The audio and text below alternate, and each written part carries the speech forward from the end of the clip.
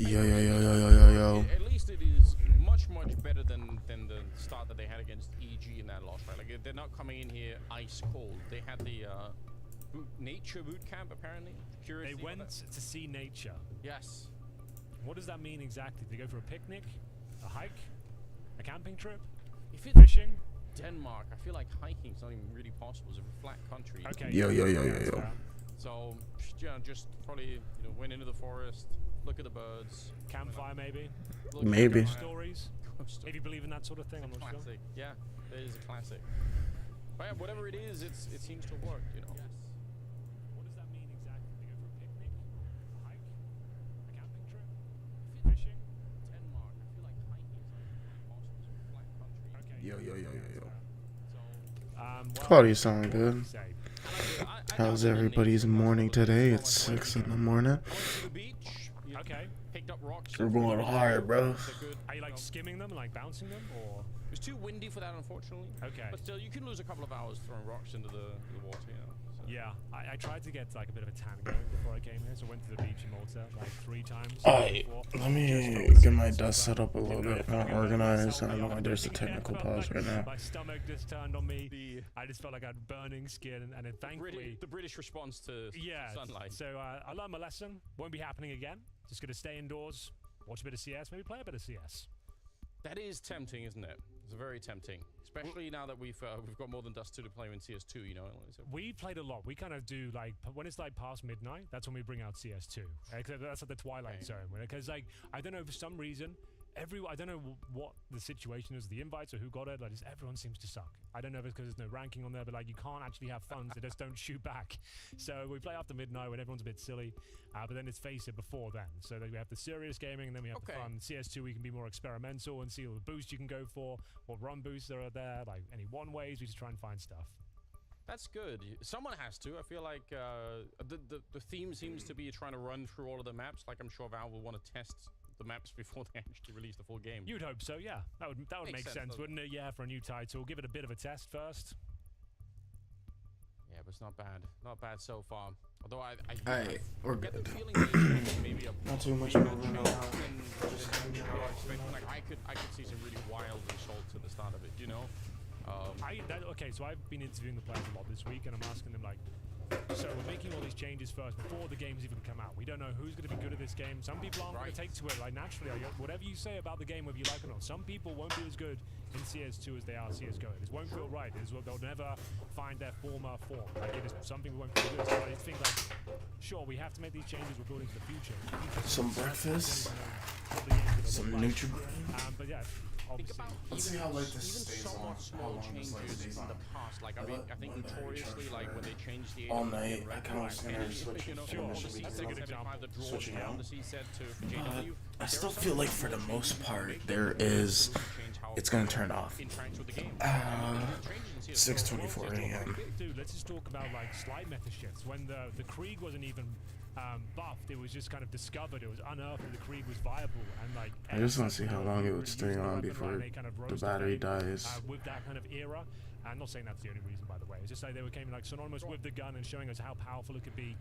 That changed. Because while I feel like 6 months, people were it might be, and that's just one weapon with a slight change or a kind of a property we didn't notice. Yep. And you're going for a different engine. well, I feel like that might be like on my behalf, just like overestimating how or underestimating how much time, like maybe 10 minutes passes by in my head, but it's probably like 20 or 30 minutes, maybe like 15 to 20 minutes, not 30 minutes.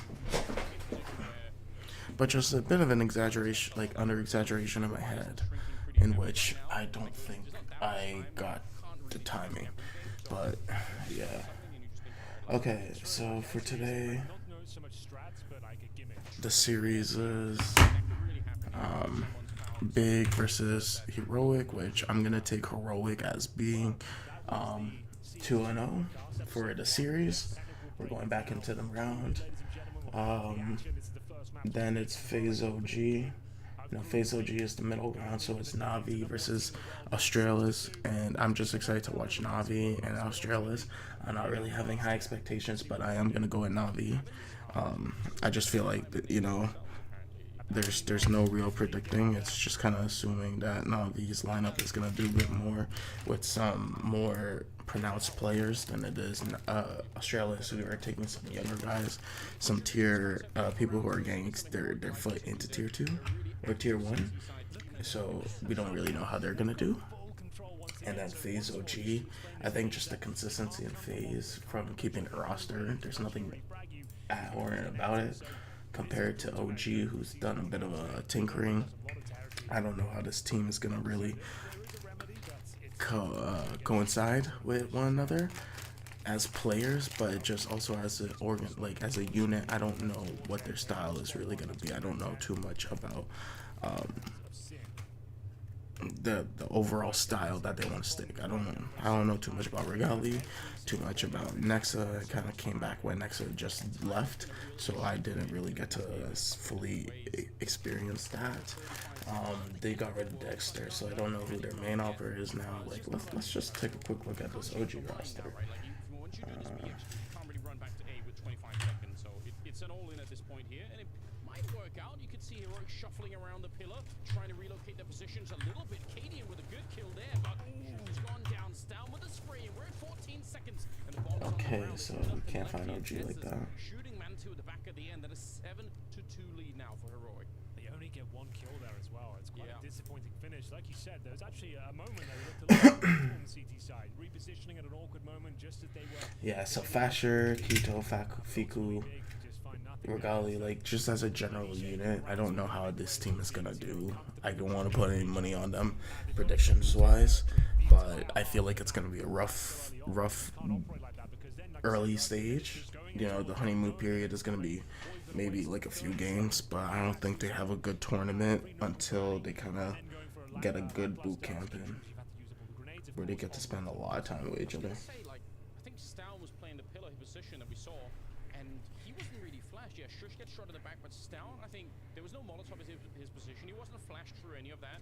Maybe a slight flash there assist for Mantu, but it wasn't really that much. Like he was generally fine, and that's uncommon, right? That's the big problem with anchoring the B bomb side on the CT side is you are usually getting flashed in Molotovs all the way back. Like you can't stand. Bro, there's something in my eye. I need to clean this bitch, bro. Now, Anders, we do have a partial buy. Tech 9s, D-Gold P250s, full array of pistols there, and a Crimbo AK-47. In terms of loss bonus, they have maximum, so $3,400 on top of what they have right now. So a nice full buy coming forward, and they can still win these rounds. Not impossible, but unlikely considering what we've seen so far. But more than willing to be proven wrong here. But look, once again, it's Yabi pushing off towards shore, uncontested. There's no pressure at all to even dissuade him from considering this push. It gives them so much to work with again, and as long as they're not getting punished for it, why would they stop? Again, it just makes the positional play on Heroic side so much easier to figure out what's going on. Again, you can see they're allowed to have 3 people at the A bomb side, which is there are times where the CT side will have 1 on. Oh my god, bro! There's so much pressure on the B bomb side on this map, but because of this aggressive, it's not whatever it is. It's in the back of my eye, so I'm not able to grab it, or like I'm not able to wash it out.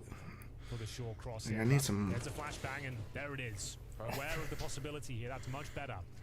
It's literally just like one thing in the back of my eye. I don't mind it so much, but it's just the issue that like I'm constantly feeling it. It's constant, just like slight irritation. There's potentially a very late flank that could be coming through for Tessus, but otherwise it's this 3-man defense. 18 seconds once again, and big. They've called for a bit of a freeze. I think they're hoping for more aggression coming out. They want one more kill, and they're gonna get it on Shush. Cadian tagged as well, and he's gonna go down to the pistol. 8 seconds left. What a shot from Process. That's gonna be a deagle to take down Stown and leaves Tessus in a 1 versus 3 here.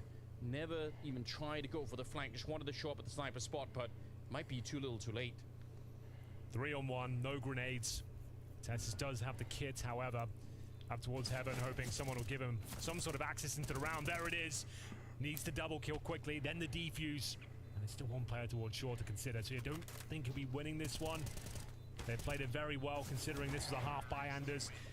Again, losing complete control of the map, but being more aware of the possibility. The good flashbang The flash jabby out of position, get the 5-on-4. And sure, another scrappy round, but we'll take it at this stage. This is the flash coming over. Brutal. Good read. Nice free fire as well. This is much more like it. You're going to give up the map. At least give yourself some time to reclaim the territory. Yeah, need more of that. And they also flashed their way into the bomb side in a way that they didn't do earlier. Yeah. They didn't necessarily get the kill, just to push. That's just a good recovery play from him. Can't just be swinging the corners. It's a 3-man setup. If you bro, I'm telling you, probably gonna lose that attack. So weird. Swing-handers, this is a swing round. Oh yes. If they can pick this one up, they are right back into this one. But if not, right, let me see if I can watch him early. Courtesy of TESS with the silenced M4. He's running wild. He's got 14 kills. They're pushing short again, I believe. Yeah. They're going to be looking for full control once more. Crimbo waiting in the smoke towards Monster. So he could thread the needle and maybe sabotage their efforts. But towards Long, Sin and Mansu. No bomb. Down in spawn for now. As they look to find a pick at least. Working in tandem on either side of the map. Bomb is real far away. And as long as Kadeen is occupying the center of the map, not a danger yet, but it could be like you pick up the bomb and you try and go to either A or B with it, and maybe you get caught in transition. That is working in pairs right now. See if you can find a pick. Yeah. If you find one on either side of the map, run back and get the bomb. But a minute and a half now, so what's the final play? They've got Sin towards Long. Mantu's falling back. And we've got Crimbo probing the B bomb site. Hell of a player, Crimbo. Yes. You can find these picks. Nice grenade. He's found them some good entries already. A little bit of a peek. Oh, the timing! It couldn't have been worse. Process. If he had a gun out there, he probably wins that fight, but that is devastating. Yeah, death by 1,000 paper cuts there. The MP9 to the shins. Just hate. Oh, can't move. Yeah, that's not a good feeling, but this is looking like a very clean round here. 4 heroic, 5-on-2. Sin and Mansu. Not really much they can do, as we previously described. The bomb was down in T-spawn. That's recovered, but no time to plant it. Sin holding towards the bathrooms as TESS inquires about his position. Might be able to take him down after time here. It's a common spot. Could check this. He starts creeping up now, but looks like he'll relinquish control. And how much money out of heroic? I guess that's probably part of, if you're wondering at home why they're not hunting more. They had like $400 in the bank on a couple of players, so maybe they're just thinking, the rifles are not really worth it. It's literally always the little things in life, bro. I had like the smallest hair, the smallest like piece of like fabric hair in my eye. Just a single strand, bro. I barely even recognized it when I pulled it out. I was just like, it moved off the top of my eye, and I was like, oh wow, I really got it. I feel so much better now, holy shit. It feels really good, actually. Bro, I literally spent the first like hour of my morning just like dealing with it, trying to like not let it get to me. Sure, sometimes they are fighting back into these rounds and hitting some shots, but overall it's been very labored for them to get close to a round victory. If Big have a good read on what the early setup is for heroic here, actually you know what, I'm gonna switch my desktops. They're gonna be circumventing the restroom side, and they might be able to get all the way to the A-bomb side almost unnoticed, but it's hard to know if they have the several receiver the mini-map, so it's a little bit easier for us to tell, but there might be a couple of rounds here where they could have done it. Big execution off the bat, I think. Yeah. Just gonna go for it. Did make a little bit of noise jumping down. Doesn't have to be the end of the world, but you got to be careful if someone's listening there. They could maybe tell that at least one player's out there, but now they definitely know. Here we go. Molotov. Okay. Maybe thought that was going to go behind the pillar, but it doesn't even matter. Good shot for Sin, but Shush is swinging into it again. Double kill for him. And still a 3 versus 3. There's a lot of time on the clock here. First time that we've seen Big plus a minute as the bomb is going to be going down. This is looking more impressive, and Crimbo good for a kill. Well, there it is. That's one way to push back the short assault. Just go for the B execution at the start, and it actually works out quite nicely. Still a chance for Cadian and TESS here on the retake, but looking unlikely, I have to say. The money was at an interesting spot before. Going to see if there's any options for them, but Taps and confirms around there. B execution, start of the round, job done, and it will be Taps and 2 big kills there, and of course, Crimbo finding that vital kill in towards the water position. You can't, there's nothing you can complain about here. Just good stuff all around. I think the first Molotov did fail. I didn't know what to say. Like I saw it. Did fail. I didn't know what to say. Like I saw it bounce and actually go towards. Bruh, I hate when it does that a little bit when I'm fucking reloading as it. you said, but it was like the worst place it could have possibly gone and block your teammates as they're about to commit. But like you said, I think Hey, at least it's on my main screen. I ain't looking away. I can't just get to watch it. I think that was thrown by the T side. Yeah. But Specifically designed to stop Shush from exactly. Right hand. Gotta get the pillow for the back, bro. That's how you know you're living the life. Had they lost around by virtue of that Molotov, sure, that's a good discussion, but we'll let them have it. You said 4 rounds as a minimum. Well, that's where they are. And Perfect. yeah, at least makes it competitive, means that some of the builds are into the second half. So they're not quite there yet, obviously, but 8-4. It's not looking too bad. It's I think respectable at the moment. Where are they right now? I'm just Really curious. be interesting for Big if they can pick it up and get the final 6. I feel like that's where the sparks could start to fly. As you pointed out, they did. They said Malta though. I don't know if they have any easy maps to play against Heroic, because they're such a well-rounded team. But I'm sure Heroic are quite happy to see this one as well. And they have the money, even in spite of the fact that they were a little bit low. It's still from us, and maybe lacking some utility on the CT side, but still a pretty good buy. Well, let's see what they can make of it. Might have to rely on Cadian a little bit more here with the big green. And I think there's a boost going on. Not for long. Crimbo takes care of that. What a shot. Makes himself known towards short.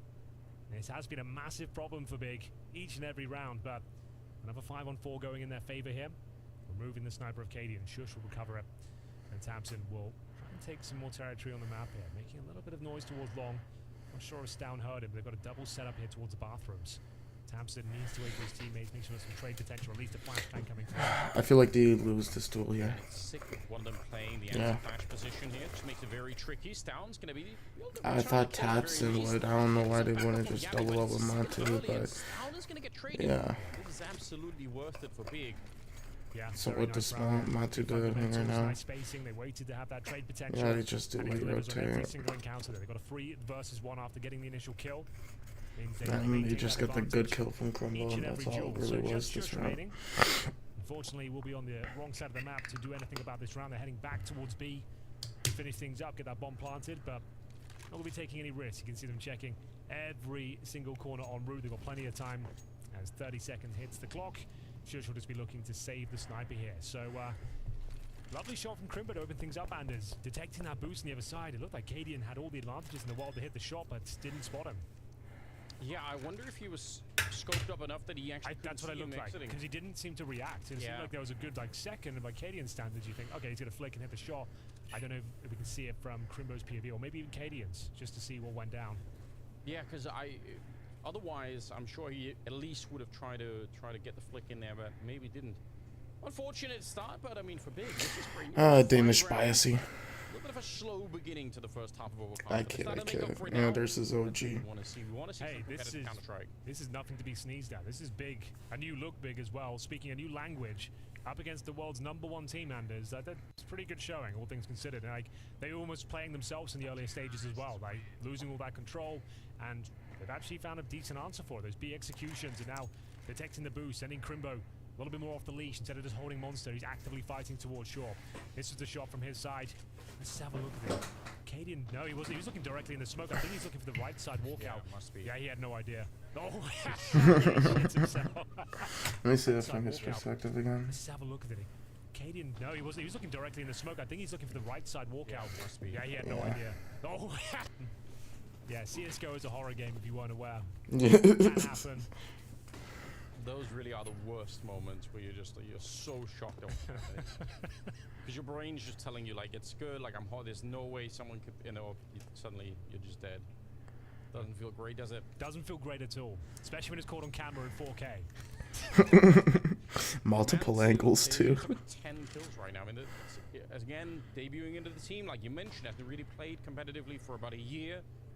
So this is looking impressive. How much time would it take to teach you German? Maybe that's the workaround. I guess at least a year. I would speculate, maybe. Yeah, maybe. English and German isn't basically the same, isn't it? Kind of. Basically the same. I feel like 1 for 1, bro. I mean, really, realistically, English is. Oh my God, that was just clean movement. They tried that with Zantares and it didn't really work out. Didn't really work. That's true. That is a good point. Well, Mantu's going to lose the fight against KD. That was a really clean shot, bro. Holy shit. Didn't really work out for them. 40 seconds and we're back to this A execute, which has really failed them in the past. They haven't really been able to do this. Well, they're up against the pistols this time. Cadian does have the AWP, and one pick has been found. Looking for the second, doesn't quite connect this time. The USP will have to do something unbelievable at this stage, and Stan will find the first headshot with the Deagle. He's been set up for a couple more here as well. Yabby chiming in. This is looking like a round Heroic could steal away. 4 versus 2. Crimbo still alive and kicking. 14 seconds, though the clock is running incredibly thin. It looks like they're done for. They can maybe find a couple of kills at this point, but there'll be no bomb plan as they try and retreat, scrambling away. Sin will hold on to the AK for now. They might as well throw the remaining pistols in here, see if they can recover yet another AK, but what a brilliant round.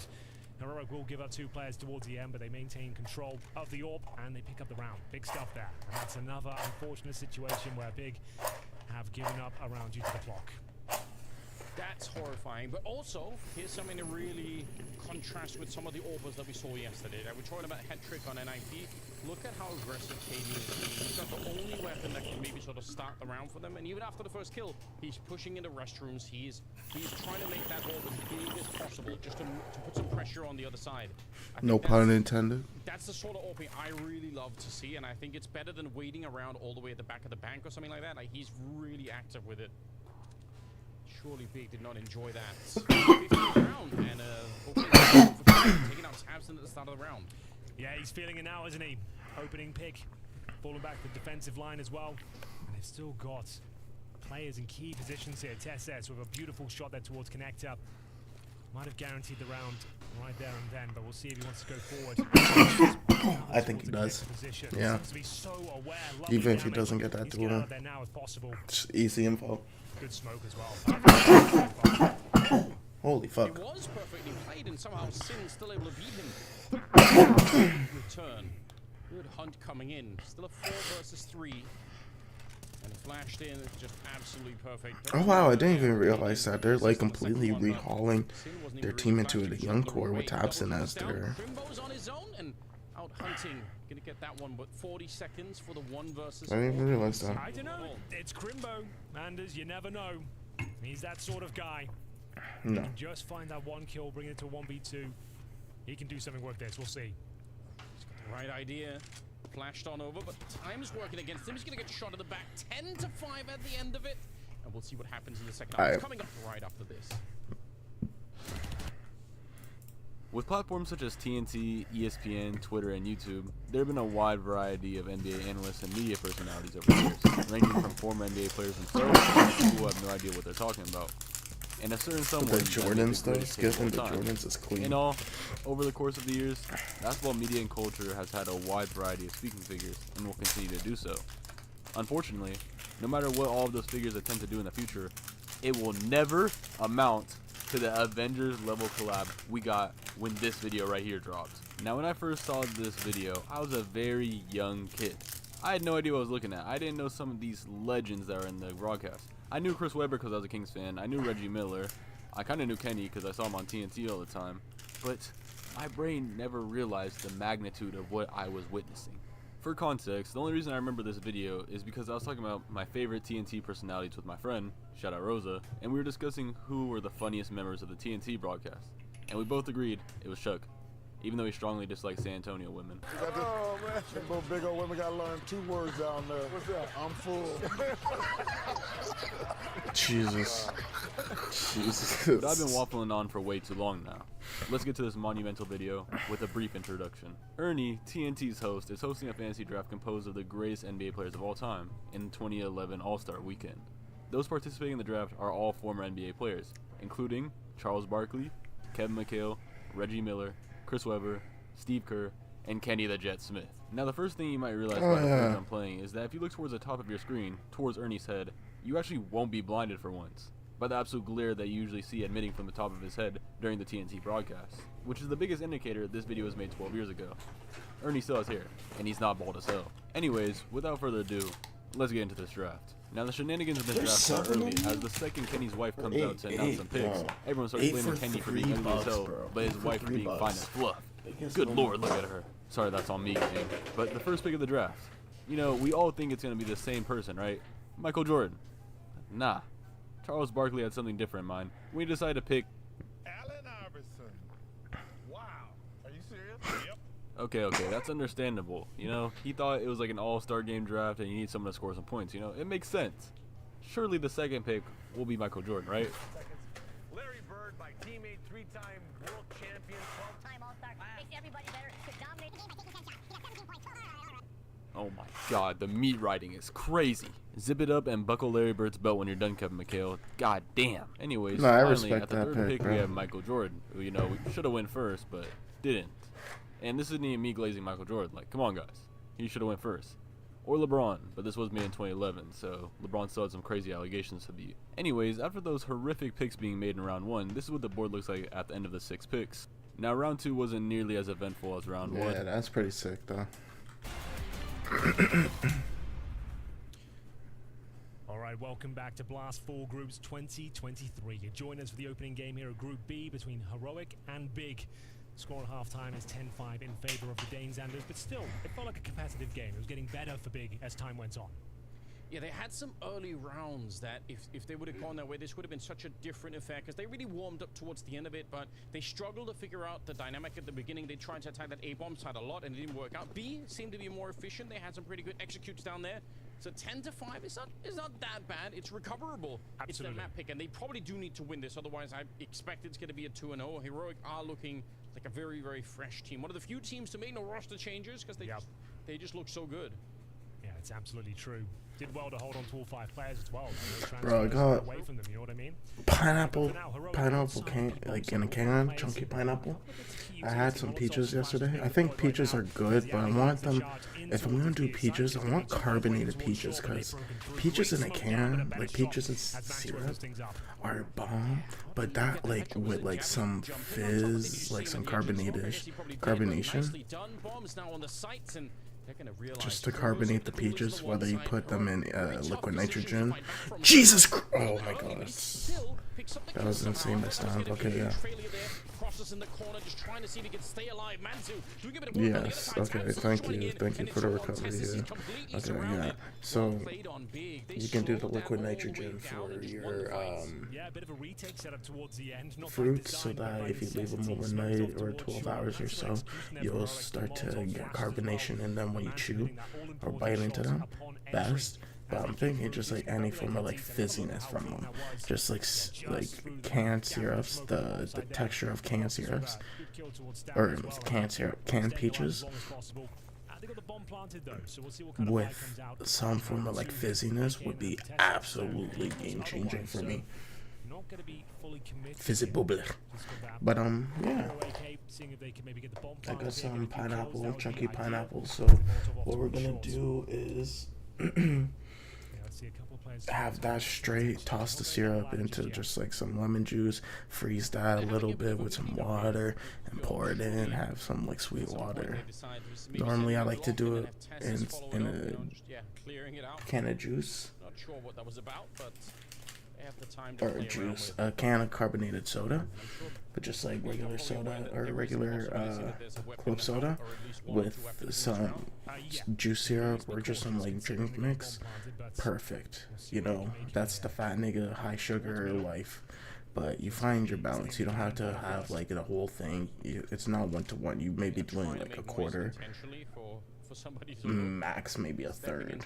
Like I would never go so heavy, but sometimes I like it where it's slushy styled and you can't get that way a little. Now you have to like go a little excessive. That, and I find, well, firstly, all you have to do is just put your can in the freezer for a little bit, and you don't have to necessarily add a lot more, but it just helps to make it slushier. But I find with like, it depends on how you mix it, because a lot of them are syrupy. A lot of the fruit juice mixes, like concentrates, are syrupy, then they are like frozen. So I try to go for ones that are like more frozen. I don't think Minute Maid was too good. Minute Maid just like instantly dissolved. Even in some cold drinks, bro. I don't remember which fruit drinks did good, but I had just one that I remember like were consistent and it was great. Oh, it was just no name brand, that's why. A little bit of a luxury sometimes of having a Tech 9 on somebody like Shush who can could be sent in to check things out. Like, it feels like it's a little bit free to jump someone around the corner like that. So, already taking over connector. And the bomb is pretty far back, leaning a little bit towards the B side. So, wouldn't be too surprising if that's where they end up. Almost no utility to go for this B execute. A couple of flashes to even get you through the tunnel here. That's risky. That's real risky. 4 players on the CT side, ready and waiting towards B. Aggression from Sin. He's got that MP9 that's trying to make them uncomfortable. Ruffle some feathers here. We've got Tessis on the big backstab, but it's going to be Yappy to open things up here. Contact player with the AK takes down the first defending player, but 3 more to deal with here. Crosshair was like, he wasn't even doing anything. He was walking with his back towards the tunnel. I have no idea what's going on. This is a bit of a chaotic round right now, and it's in favor of Heroic in a big way. Stown is the last one of the bomb side. A little bit of pack up trying to get there. Man2 going to try and do something. It's going to be Stown going down, but it doesn't matter. Heroic will end up winning the fight. I would love to see the replay of Process going down. I just have no idea what was happening. 4 players there, ready and waiting, and they did collapse. It felt like that. Heroic can't believe their luck. So this was the initial play. Yabi coming through, and no one's watching it. Get a grenade out. Yeah. No one looking towards Monster whatsoever. Maybe for a split second, but that can't be happening. Also, just something to look for. I think generally it's not a good look if you have 4 people on the bomb site and all of them get pushed into that water position like if you were in front of the bomb site. Doesn't make any sense to have 3 or more people dead. It's just you're having 1 or 2 maybe, but once you put in a 3rd player, everyone is so bunched up against each other. Like, you're just standing on top of each other. You can't really move easily. It's a good point, and this is looking good for Heroic, but maybe a double kill here with the 5-7. He pulls it off. Okay. Into a possibility in terms Somewhat of of a redeemable round. It's going to cost them, but they're going to get bomb plants, so they're going to at least be in round 4K. So they'll have enough to buy. A little bit exciting there from Process, but overall should be well handled here from the Danes. Yeah, they're gonna go hunt him down. Don't really need to, but classic Heroic Yeah. style, you know, once 32 to they really 42K. start to flex on their opponents a little bit more. So not too surprised. Or 4,200, Yeah, 32 they've to turned it around 4,200. already. Probably a little bit earlier than Big would have liked. 12-7 gonna be the scoreline here. Yeah, and bear in mind, Big have won both pistols here on Overpass, their map pick. Yeah, that's true. Hasn't necessarily given them the kind of runway that you normally associate with winning a pistol round. They haven't really been able to roll it forward in a big way. No, I think that's totally fair. We've got Tabson for now, though. He'll be in towards Connector. Just trying to cut off this access point towards short. Smoke will be deployed. Man2 does have the AWP, but just joining us, he's currently sat on 14 kills. Just beneath Tabson with 15. First showing in a big jersey. Hasn't played a LAN game in over a year. Yeah, I guess actually maybe if we pull back just a little bit and think about the context here, that's probably great news, right? Like, Man2 is doing something in the game early on, and they are playing the best team in the world. Yep. Absence here is like, Totally. there's stuff to look at here in a grander context. Yeah, Maybe- they're maybe 8, this but isn't they're not necessarily great. Such a bad look for Big at the moment. It's just a very, very I used to tough start fuck it. with these Well, as a a little bit kid, like we bro, talked about but with like, EG and Vitality yesterday. It's like, what nowadays, are you supposed to do? No, they're not it's my a bit tough. favorite.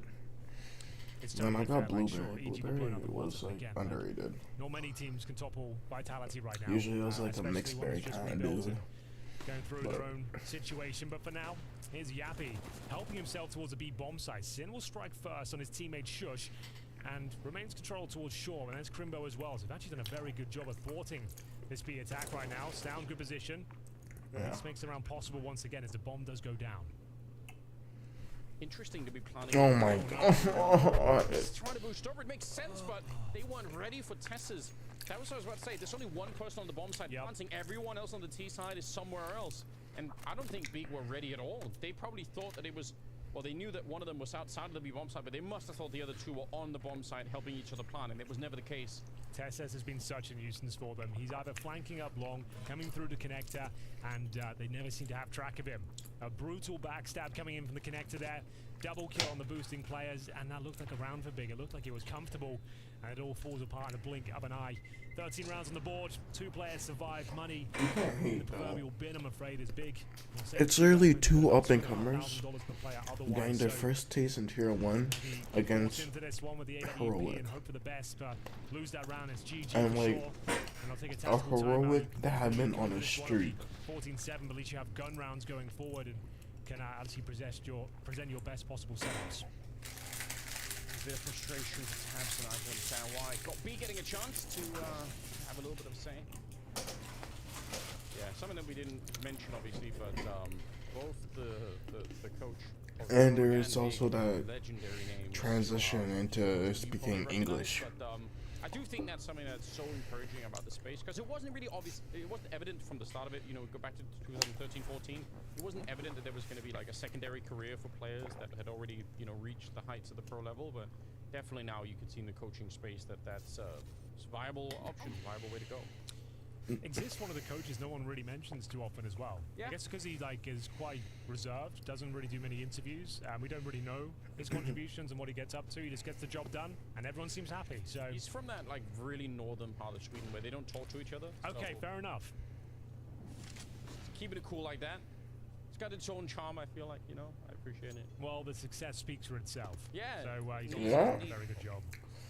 But NIP, Anders, baby. this is going to be the eco, just to know that. So they didn't invest after the pause. They've got the Orpa Mantu and an M4 of Crimbo, two of your strongest players there with the weaponry, so there's still a chance they can make this one work. They've got flashbangs to try and set them up as well. There's the first deployed. Doesn't catch anyone as we start to dissect middle here. I mean, they didn't work themselves heroic with Cadian on the AWP and a bunch of pistols on the A-bomb site, so it's been proven it could be done. Jump, spot, trying to see if they could find anything that was Tabson, but they're going to keep on walking closer and no problems there. The M4 is within range, but it's also alone. They need some more backup here, otherwise I think Crimbo is probably going to get traded. Doubt that they're going to go at him one at a time here. Oh, a little bit of a stop in front, and nice attempt from Crimbo, but it's only the one kill, and now the AWP just has to stay far away, and I think it already was. Never going to get close to that bomb site. Good shots coming out from Heroic once again. I thought there was a chance there. With that initial kill coming from Crimbo, maybe a double was available to him. And Mantu now playing for survival. Can he hold on to the AWP as Heroic will be confirming their 14th round here? Nice teamwork towards middle, basic execution. Got the job done, traded out those kills, only really gave one away. And Mantu with a couple as he holds on to the AWP with the Hunters on. They've got plenty of money. Not sure if they want to throw another player at this, but he's heading towards T-spawn right now, making it more and more difficult to catch him. Yeah, they know missed shots, and they're going to be right on him. So totally worth it to throw away two of those key players to hunt him down. Now, you're going to do that every single time. Yeah, Mantu only has $5,300 now, so it'd be a very compromised orb setup if you wanted to go for it. Nice shots from Tesses, showing some great form in the last couple. Big frags and important rounds. And Mantu, yeah, there it is, glass cannon. So he does get the orb, but no armor to go with it. Makes him incredibly squishy. You can't go for those aggressive plays, and he'll be playing more turret-style AWP. 14 rounds. Heroic, they are well on their way at the moment, and they haven't found the formula yet on the second half. It took them a while in the first half as well to discover what the setup was like, and just So deal with unfortunate. Heroic and the aggressive CT style in the second half here. Aggressive con push, they already have full water control. I think a grenade on top as well. Oh no, he was just bottom con. I thought shoes was already water. It was at us soon, but Tabson's already low, and Mantu gets one and done Yeah, here. a chance to find some success with the sniper rifle though. Setting up Mantu, that's something. He pulls one back, still a man disadvantage. Now they know Ops A is Control gonna A, take the following them duels towards on the B, B where two rifles players. are ready and waiting. They're gonna have to go massive here as they commit in through Monster. Well, grenade and tickle Crimbo. That's kind of annoying. Fighting them really broken out, and you're already losing health. No. Ooh, what a save! They might have been sprayed down. They were nearly lined up, and Process is going to go down instead. Mantu out hunting. You said he had to be a little bit careful with the AWP, but he's fighting for his team right now, trying to make himself a real nuisance. But instead, Tess is going to be able to take him down. Yeah, now he just 23 went kills too on deep Tess into the at moment. commitment. Crimbo, they know Do where you he hold is. the same position though? Does it make sense to? Tess is putting on a bit of a clinic right now. He seems to be everywhere on the map, always behind enemy lines. And Crimbo actually has an interesting spot here. They might line up for him. Might be the operative word. Heroic confirm their status of being on fire. 5 rounds in a row. Points in their Fucking opponent's love pitch. AG, bro. This is about the scoreline we expected, Anders. If we want to be realistic for a second, I this is do the miss first event Elder. with Mantu playing. This is the first event where they're speaking English instead of German. True. There's going to be a lot of compromises here when you're playing against the world's #1 team. Didn't do the nature boot camp either. Didn't do a nature boot camp, and bear in mind, like you said, Heroic have they're one of the few teams you can watch a demo about the names on, you could identify as heroic in the server, right? Definitely. So their aggressive CT sides, the fact that they don't let you do anything, that is smothering you every single round, it's very difficult to play against that as a new team, right? So they've done well. But the rounds they have won, they've shown some good fundamentals. It was good to see Man2 performing well. And this is the best of 3 as well, bear in mind. We still have potentially 2 more maps to go. It just looks like Heroic have got this one in the bag, I would say. But it does. It's one of those things though where you know you're not walking away from this game thinking, wow, this looks like a miserable configuration. No, of players. absolutely You're not. walking away thinking, okay, there's something here to play with. I feel like the same kind of thing with complexity. I mean, they obviously won their game yesterday, but you look at it, you think, wow, this actually, if this is the starting point, okay. That's what we said. Even though they lost the first map, we were commending them for their T sides, like the way they were operating as a squad, and the way the set pieces were looking. Like there's always something to take away from the game, regardless of the score. Just playing. Is it yeah, for sure. No, This is not yeah, a it's bad performance by playing Big. right Still beyond the plenty of rounds. smoking They can pond. still get to double It's digits, the you only never real know. aggression We're that very me and difficult Mantu round doesn't 23, have. however, as they have a couple of MP9s They're on and light flasks and armor. kits. Some Mantus, Barely yeah. any utility as Shush will open things up. It's finds unfortunate. I'm Mantu. trying to get the The early key scout aggression, around get the some scheme of quick things. They're info. starting to They're just push playing and so probe doors possessive. long. They've Slowly played but 30 surely seconds making their here. way towards the A bomb Well, site. it's The been bomb 50 is there as seconds well. now. Grimbo Just in front of the quiet. site. Sim will rotate. And a perfect position for Shush. He's set up for a couple of kills Unfortunate. here. Yeah, but Yeah, as aggressive as they are on the CT side, Is they that are ready for Prozis? CT side Prozis aggression themselves. doesn't You can see kill her. Yavi down in the connector as well. He was super ready. oh, he does Going to think be able though. to find a third killer. That pretty much confirms it here. Sin and Crimbo are left 2 versus I feel like 5. that's the B rotate 40 though. seconds left, plenty of time for Heroic to make up their minds. Eventually, I mean, I don't know. I don't blame Big for this. They have to roll the dice and hope that they relocate to the right bomb site, but it's gone the other way. Yeah, well, you've kind of put it out there. This is all they can do. It's a 5-on-2. Hope for the best here. That's all you can really bring to the table. It looks like a job done. Heroic should get this bomb planted, no problem. A chance for had the stats a little bit, a couple of frags, but surely, no way they make this. I don't know why they're still. Oh, this last round.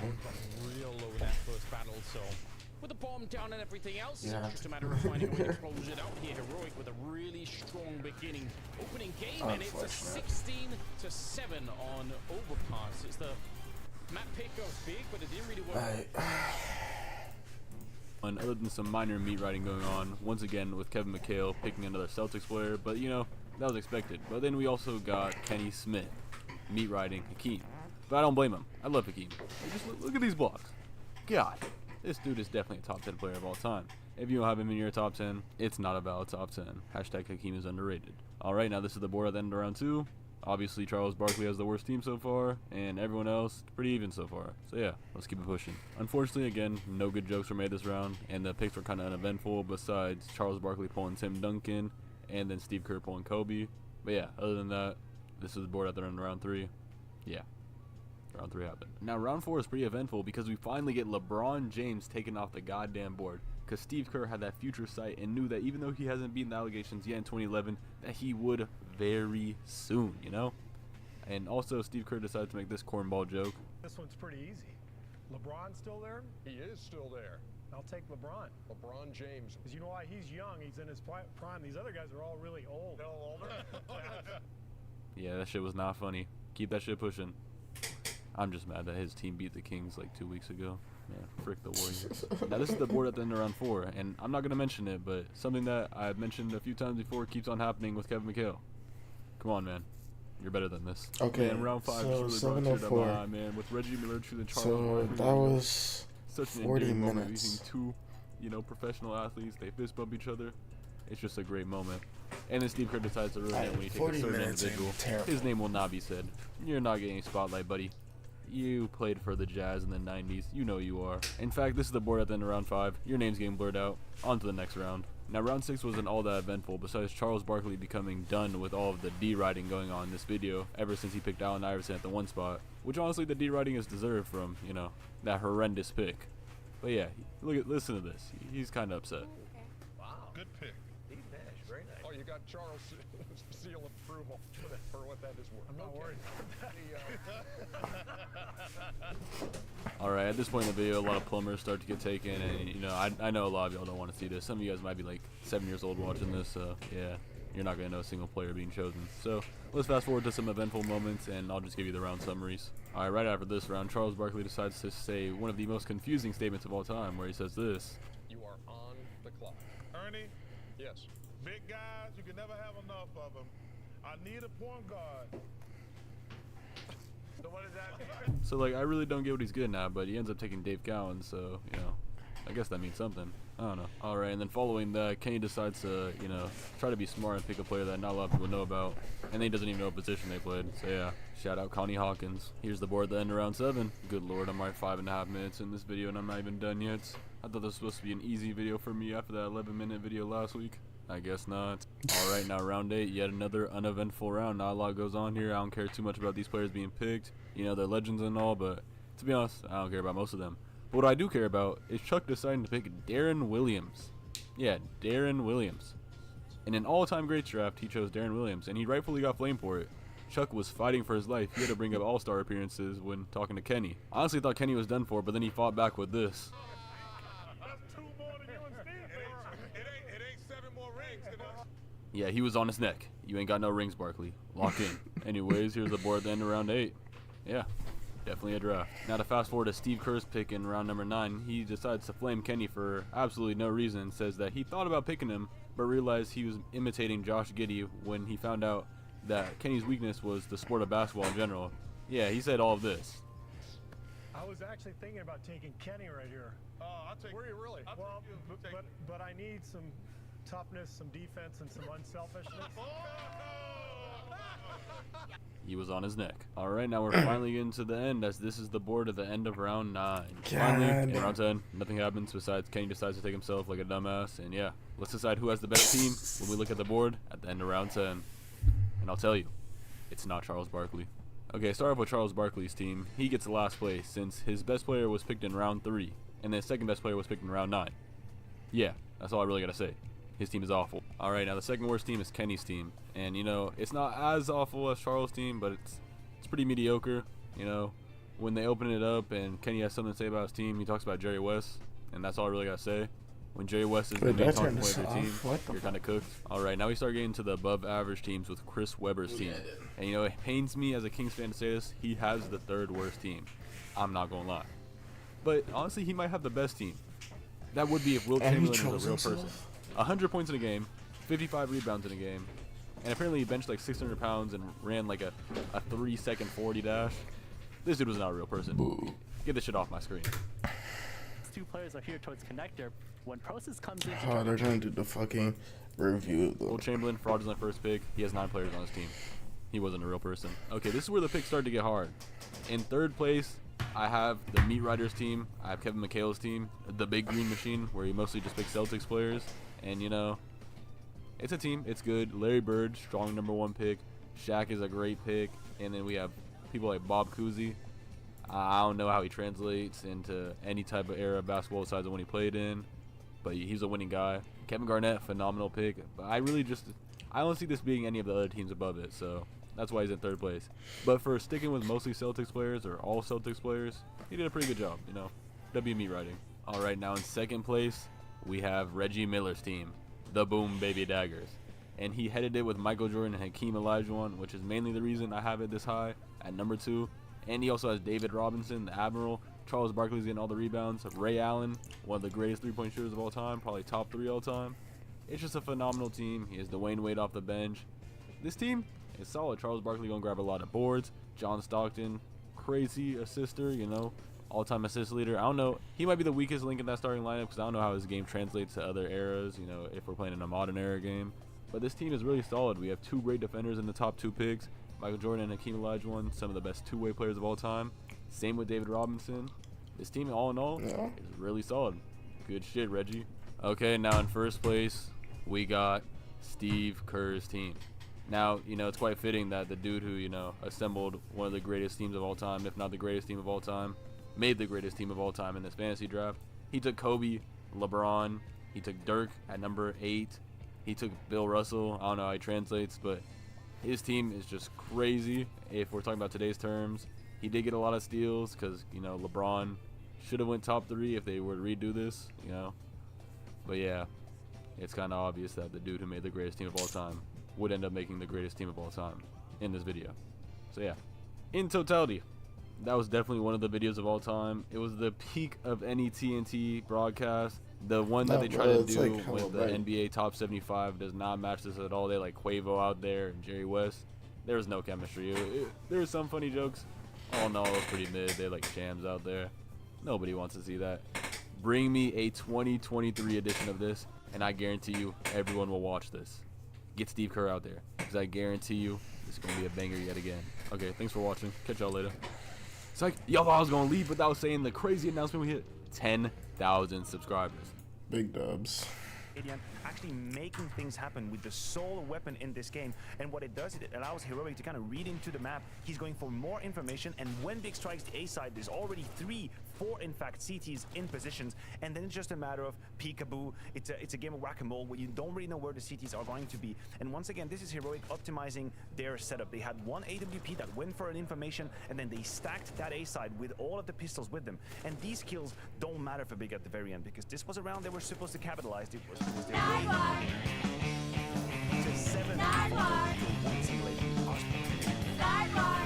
BLP Kosher, welcome to Summer Smash. Hey, I appreciate you for having me. Nardwar. Right off the bat, I have a gift for you. Guru LP. What the you slid. Bro, you snap, bro. Thank you, bro. What? Sure, no problem. What can you say about Guru? One of your faves. Bro, this is legendary. I actually just met DJ Premier, bro. It's an honor, bro. This is even honor, bro. What? Like I was saying, possibly a sample. Bro, that's... I'm at loss for words, bro. This is legendary, bro. Quote, call me a calendar the way I'm flipping paper. Mofue. What the... You know about that boy Mofue? He handed out some flyers with you. Yes, sir, bro. You slid. That boy slid, bro. You snapped, bro. That's a legend right there. I love my brother Mofue, for sure. I bought a Switch for... Old time sake. I love the references to skateboarding. You snap, bro. That's crazy. What can you say about switching and skateboarding? When you're like a regular, like if I'm righty, like I'll go like lefty. So that's like switch. Like it's harder to do it the way you're not. So like that switch like ambidextrous type of shit.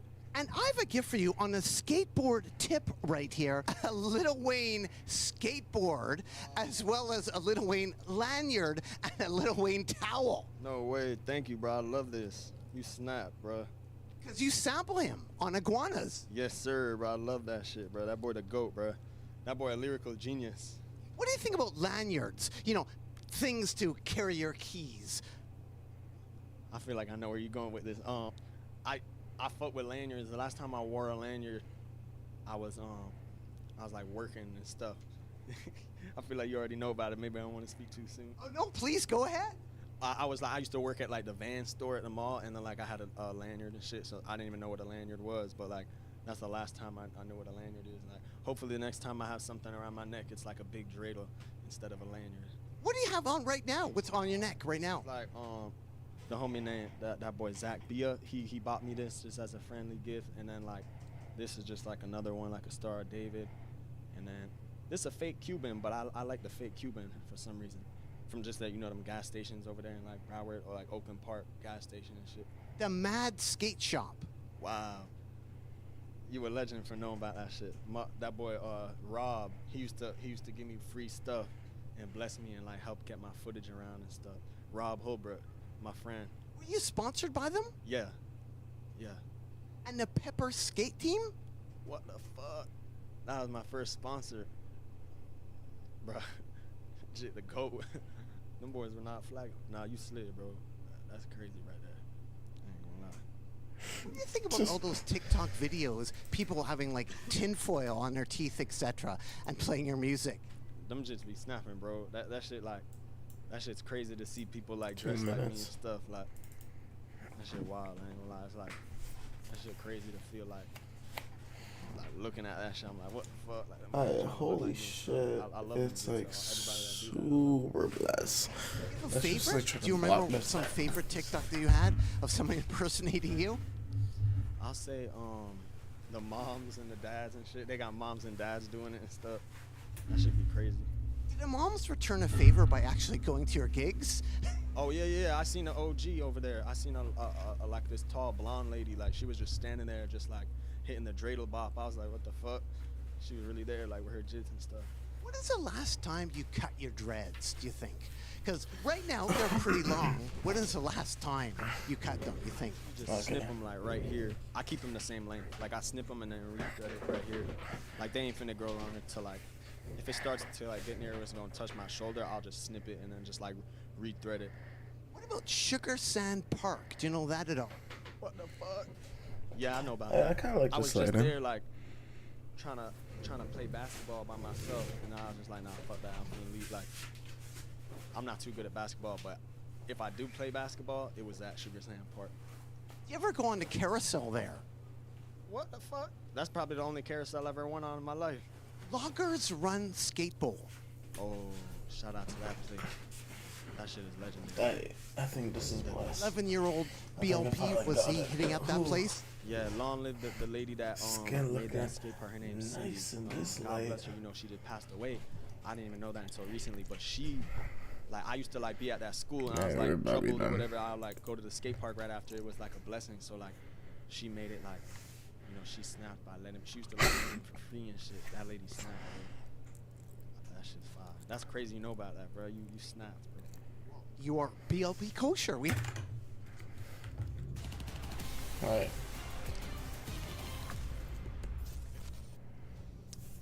We're ready. It's another game. I'm ready.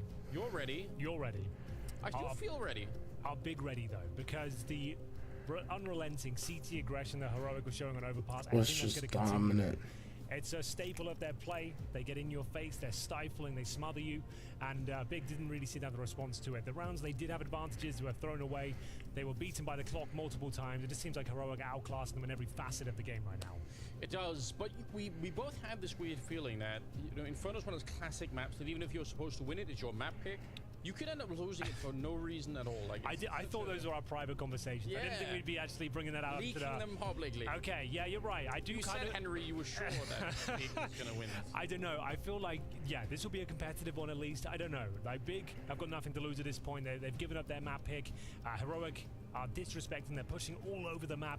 It's difficult to shut them down. I don't know, though. There's always something about Inferno that makes things a little bit uncomfortable for the favorites. We will see. Just a note as well, of course, it's Heroic's pick. Big on the CT side. They've won all the pistols so far. If they can replicate that, you never know. They need that 3-0 start, though, ideally, to even kind of begin the conversation that they can do this. And they had some of their players, I mean, Tabson and Crimbo, I feel like are the core of the team now, and they were playing pretty well. And Manti was playing well as just, you know, the newcomer to the team. So there were a couple of signs that you could look to and say, I think even at the end, Sin and Prostos even kind of made it there. They just had a very, very slow start. But obviously, against Heroic, you can't really have it. It's not possible Literally, to have a slow though. start and still win. Absolutely agree. You just gotta just to note turn that the other Tess cheek is and playing out of his mind. get ready for the A lot of second potential on matchup, this guy, whoever on goes both into the sides. losing So bracket, because active on the CT hey, side, if such a you nuisance, manage to always beat a thorn them their side. The in this backstabs map, you know, just coming through left that's and highly right. impressive. And, That's Gideon highly looking pretty solid as impressive. well. It's Like, all everyone's about just jumping up momentum. Heroic, and So everyone's carry some doing momentum. Try to well. get yourself as far as you can. As we get ready for the And, second you know, game, stick to Big the strat. They're gonna needs definitely to do kill a lot you, on and the they're CT definitely gonna side. outplay I you, guess but they it's just about reiterate sticking one to more your time, buff just joining us. and Big what operating you in guys have been English doing, now right? after signing Mantu to the squad. They've got a It's couple only been academy about a players in there as well. week So we're not expecting much. We're not long expecting the world against the best team boot camp that currently they in the had, game, you know? number one. Probably wasn't like too much, To but HLTV and, just making a dent. you're also transitioning to English, you're doing a lot of stuff, so it's just about finding some momentum for the team to get the ball rolling. Really started the show, but you were talking about in the green room hype as a player who's out there, German player. Yep. Seemed to be good, seemed to be capable, still a young player. But for whatever reason, they decided to again go to the international bend here. Yeah, well, Mantu said in his interview before the game, he said when the offer came through, they were considering going international. So that suggests these academy players might not have a long tenure within this roster right now as they do quote-unquote rebuild. Probably just filling slots until the right players come along, I would assume, because that's a pretty massive move. And no disrespect to Mantu, he's just not that caliber of AWP you would change the entire roster for. It's not that kind of pickup. He's a good piece. He can make this work, but a player that hasn't been on land for over a year, I don't know. I'm not sure I'll be changing the complete language of the squad for him. So it suggests they'll be making more changes going forward, and this is just the start of the blueprint coming through. Dupree's out there somewhere if they really want to Yeah. run wild with it. They get the checkbook out for that one, I'm afraid, and it's bloody hell. I Just don't the know how buyout much alone. How much is left in his contract? You know. I guess that's a good point. I have no idea, but I can imagine they're not going to let him go for a cheap price. I'd imagine. Probably not. Probably not. Yeah, we're just sorting out a couple of things before we get into the game, which is going to be on Inferno. So definitely looking forward to it. But yeah, I mean, I think it's one of those things you have to say. It's an unfortunate matchup to begin with. If you're big, you're not hoping to run into Heroic in the opening game, but you know that's how it played out. Well, yeah, that's just the way it goes with these sort of tournaments. You know, the same story for EG versus Vitality. Yes. Not ideal, but it has to happen. And yeah, you never expected to do anything really with that game. And like, No. they did get blown out the water, but yeah, they can't be too disappointed. Like, it's their first LAN in Europe as the new squad, and all this attention towards them. Like, of course, it's gonna happen. I saw the Heroic Twitter account were memeing on them in the break, saying that they thought they were playing the academy, the big academy team instead. That's a bit Coming up unfair. with some banter. That's a little mean. Yeah, it is, but you know, it makes it a little bit more interesting, makes it a little bit more fun. I appreciate it. Yeah, I guess to be fair though, to Big, from like a managerial point of view, the international roster thing has really worked out well for a lot of teams. So it must be tempting if you're just taking a step back from everything, looking at the pieces that you have on the board, and you're sort of saying, okay, well, you know what? If we open ourselves up to picking players from other regions, we can probably put together. I think that's the plan. I don't think they're looking at the immediate future. I think they're recalibrating into CS2. Yeah. They're trying to get the names at the right price and take their time and not rush into them. That would be my guess. Because considering like it just doesn't really compute, like changing the language for this season with just for one player. That doesn't really add up. So that would be my guess as to what's going forward. And the academy players get a chance to prove themselves. If they do amazingly well and they prove their worth, of course they'll stay. But that's unlikely. To be honest as well, I feel like if you show up and you play Cologne or something like that, just having Tabson and Godby and Crimbo on there, like you're gonna get the same level of support. It's, you know, I don't think you're gonna lose too much of that German identity anyway. Even if you lose sort of even if you have a majority international team, I still think people will be quite happy. Like they'll be on their side anyway. God damn. Losing much to try and do it. Maybe the language thing is Well, different, I guess this isn't the first time they've done it, of course. When Smooya was in the team, like, they would have been speaking English there as well, and it was another all-pad, so that they are familiar with this process. And of course, did it with Antares to a lesser extent. He did speak some German, so it's not like the craziest thing that's ever happened. It's been done before. True. It's just a surprising move considering where we are. Smooya eventually giving that up to pursue a career as a show match player. And he's doing an excellent job in that capacity. He's at every show match. Yeah. You've got to respect it. So it's a different environment, obviously it takes different skills, but he's there whenever we need him. Here we go. You know the sound of the drum. It's going to be Big versus Heroic. We're on the second map. It's Inferno coming up. Big starting on the CT side, Heroic on the T side. And with Heroic already being up an entire map, this is backs to the wall for Big. They need to come up with something nice here. Just a competitive game, I would say, would be more than we would expect. But we'll see what they can make of it. As you can probably imagine, the pistol would be lovely to pick up here on the CT side. Mansu hunting for a bit of info there at the start. As Stown and Co. start to probe and pushing towards Banana. Two-man setup here. Taps in, tucked in towards the sandbags, playing anti-flash right now. Rossis there on the corner with a Sin flashbang towards Coffin. So they're going to try and fight for control here. 1 HE. Probably fine even if it's just one player, but obviously if it's a full team swing on the other side, you land that HE right on top of them, it actually could be a lot of fun. It sits very passive towards middle from Big here. Mansu tucked away on the bomb side, Crimbo patrolling short from the pit as mid control is garnered. Heroic still have a smoke and a flash. Down with Banana control. They don't have to commit to a particular area just yet. This is actually looking quite nice for them. They're getting really close, and the way that Big are set up, even the rotation through Banana is going to be a long ways away. This double setup at the A-bomb side is looking very vulnerable at the moment. Banana split potential. Extra creamy, Anders, just the way you like it. Yes, it is. You're not wrong. Oh, this could end up really hurting Big. I don't think they're going to be ready for it. Rotate. Now they're realizing, yes, something is up. A little bit of a flash. That's a good improvisation, and they're going to take the early fight. Bomb is on the ground. Tesses, though, good return, and the pressure is on. There's only 23 seconds left in the round. Yeah, but Heroic haven't exactly capitalized upon this position they've found, but there it is. Yeah, bro, these K65 lights are like dead. Massive frag for Stown. as he brings it down to the 3 versus 1 here. It's So just what it is. tactically, the perfect call from Heroic. A little bit uncomfortable. It was a good reaction from Big, as you mentioned, but Crimbo not done just yet. He finds the first kill on this 3-on-1. No kid to speak of, but he has got 100 HP. 2 players to find, and then swung at the same time. Great call. Don't allow him to try and work a pick there, and it will be Heroic with a very impressive understanding of the mid-round there. Not rushing the situation, getting full mid control, leaving Stan towards Banana as well. The world was their oyster at that point. They opted for the B split, but as you mentioned, a good reaction and some nice shots coming in the CTs. They were out of position and out of control, and they managed to at least make it a little bit uncomfortable. But Cadian and Co picking things up. A nice double swing to finish things off as they go 1-0, and a force buy in response, as you might expect on Inferno. You try and treat it like a gun round. It's all about the utility here, and maybe a Mansu headshot, but he catches a flashbang to the face. It's an impressive amount of calm on the Heroic side when there's like 14 seconds left. They're still kind of fighting people in the B-bomb side, but they don't look stressed at all. They were just chilling. Not so much in this round. They run right into an HE. That's one hell of a nade that lands on top of Cadian. Looked like he almost blocked the rest of the team from getting blown up, I suppose. Cross is trying to make a little bit of a run for it, but runs into the map 10 instead. So 4 versus 5 here. Tabson trying to do something with the pistols. Not really going to be working out. And the scouts on the wrong side of the smoke. Not much you could do there. I mean, you can try and no-scope a couple of shots through, but ultimately, might just be better to save the weapons here and walk away from it. Yeah, you might be right. You might as well.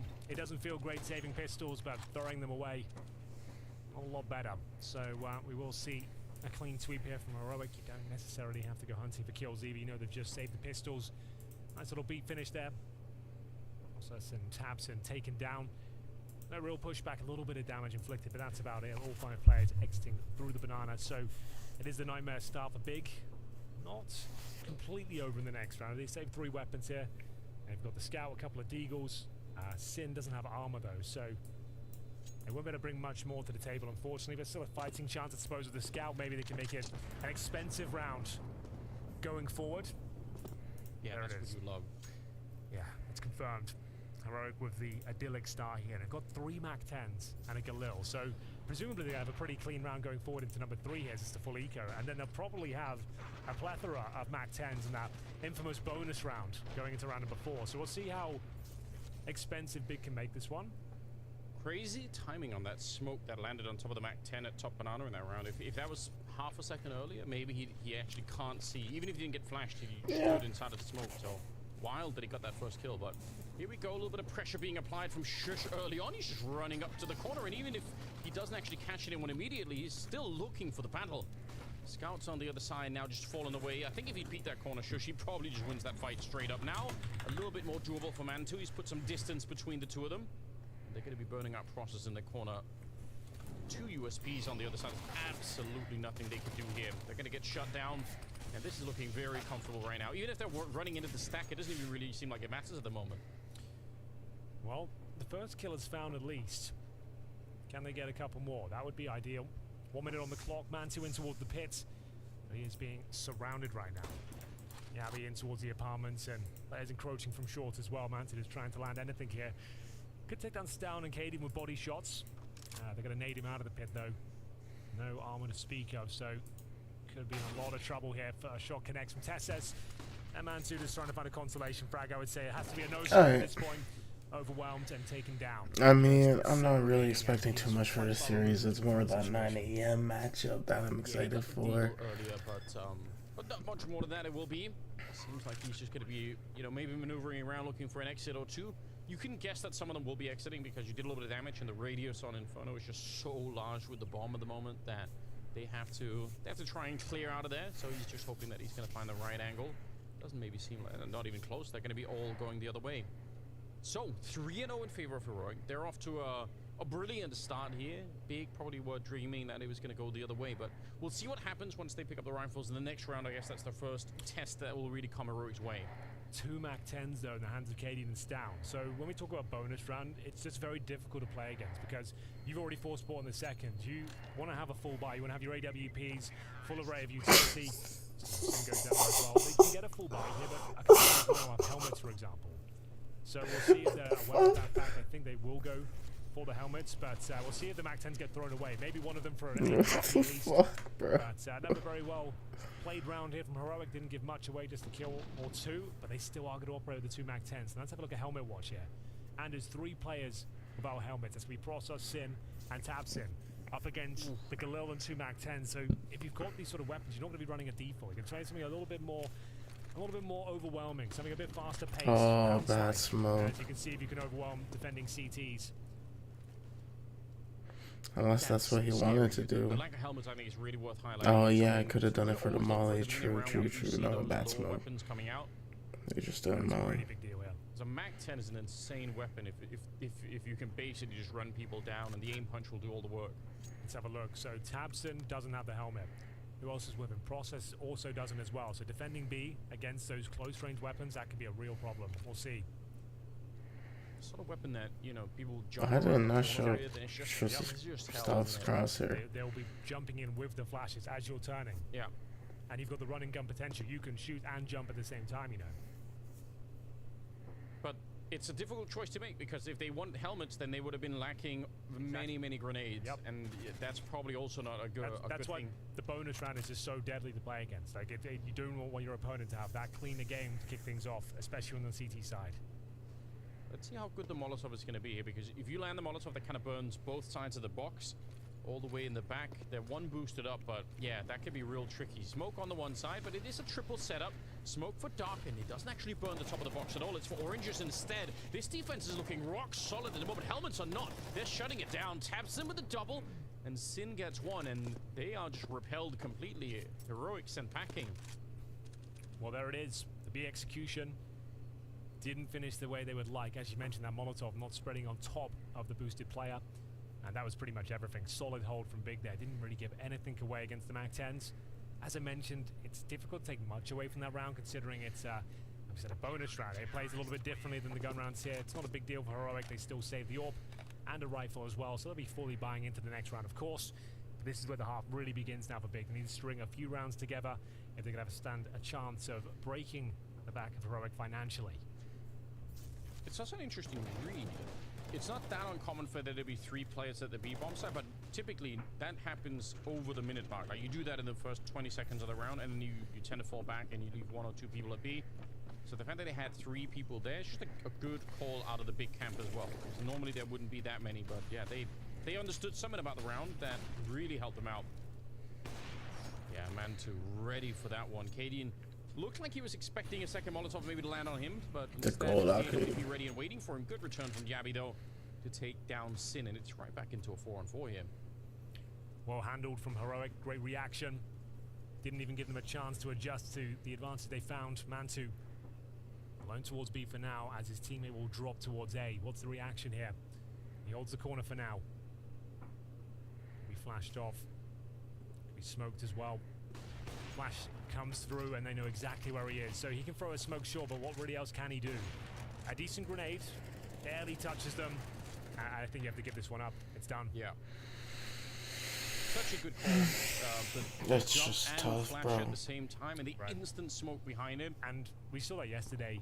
Playing alone the AWP towards B, it's great if it works. If you land that, it's just unfortunate. So I'm definitely gonna make some food when the game, this game finishes up. They know exactly where you are, and they're gonna throw everything they've got at you. So won't be gone for too long. It's a high pressure position, and unfortunately, Heroic are able to flash him out, send him packing, but fortunately Mantu does survive, so not all is lost, but I don't think there's going to be too much to this. They're really aggressive with this. This is quite interesting. A boost up on top. He does see the shadow, so he's going to know at the very least. Good shot for Tabson, and they're going to be careful. They don't have that much money themselves, so if they throw too much away here, hunting after the bomb has actually already exploded, it might be a little bit tricky, and they're not going to keep it going, so I guess a little bit of a trade at the end, but 4-1 Heroic.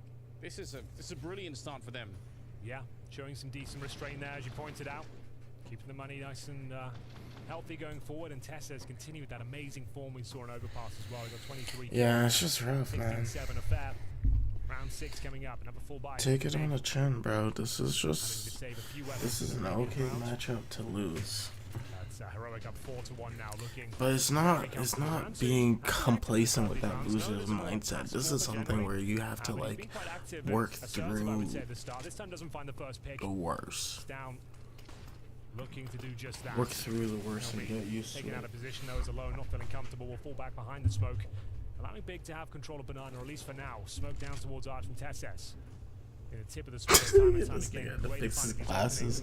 That was cute. Positions back towards quad this time. That's cute. I really like the flavor that Mantu's brought so far. Good little flick there to take down Tessus, but he just can't commit to the fight once again. He's just edged into the corner. No way out of that one. Shush will take him down. And Grimbo playing right at the edge of the smoke. They don't know that he's there yet, and he's going to be able to get the free kill on that one. Oh, Good thank return. gosh. Yabi's trying to see if he could Thank get that one, but goodness for Grimbo's Grimbo to just absolutely get ready. that duo. Haiti in 1 versus That was 4. nice. Nothing to do with the 50 seconds here. Well, there we have it. Grimbo saving the day there. A difficult position to play right in front of the apartment door. You're taking a risk. You know the swing's coming eventually. Got to be ready for it. And was he ever? 90-degree flick. Takes down 2 players, and he looks like he's got the 3rd as well. Excellent round. Just what Big needed here. Delivered by one of their stars, Grimbo. And 4 players survived. Really good, confident booster right there. Managed to recover an AK. Just a nice round to just feel good off of. Money actually in a bit of a precarious spot for the T side. You've got Shush at 2K, but a drop can come through. There will be Abai. But this was the great hold from Grimbo. Hat-trick found. And a solid pick up here for Big. Round 7. And concessions to be made. Mac 10 for Tesses and Shush down to a Tech 9 now. Big can win this, it might get them a couple. I really like the style that Mantu's trying to play. I feel like there's so little space for being a very, very passive AWPer nowadays, because I think the chances are you're just going to have almost no impact. So a little bit of an attempt. Grimbo's going to be out hunting, and he'll find Tesses. And with the smoke still down in the middle, deep grenade. That might actually do a bit of damage. Nicely done, Big. Being the more assertive team right now and putting a little bit of pressure on Heroic. You like to see that.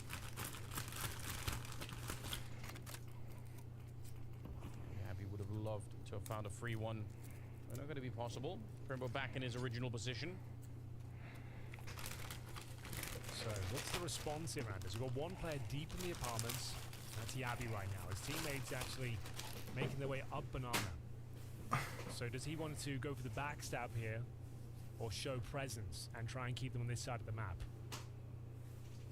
Grimbo intentionally doing the drop down to make noise, and then goes back up into the same position, hoping that when Yabi, if he turns the corner, he's not going to be quite ready for it. And oh, there we go. They heard him.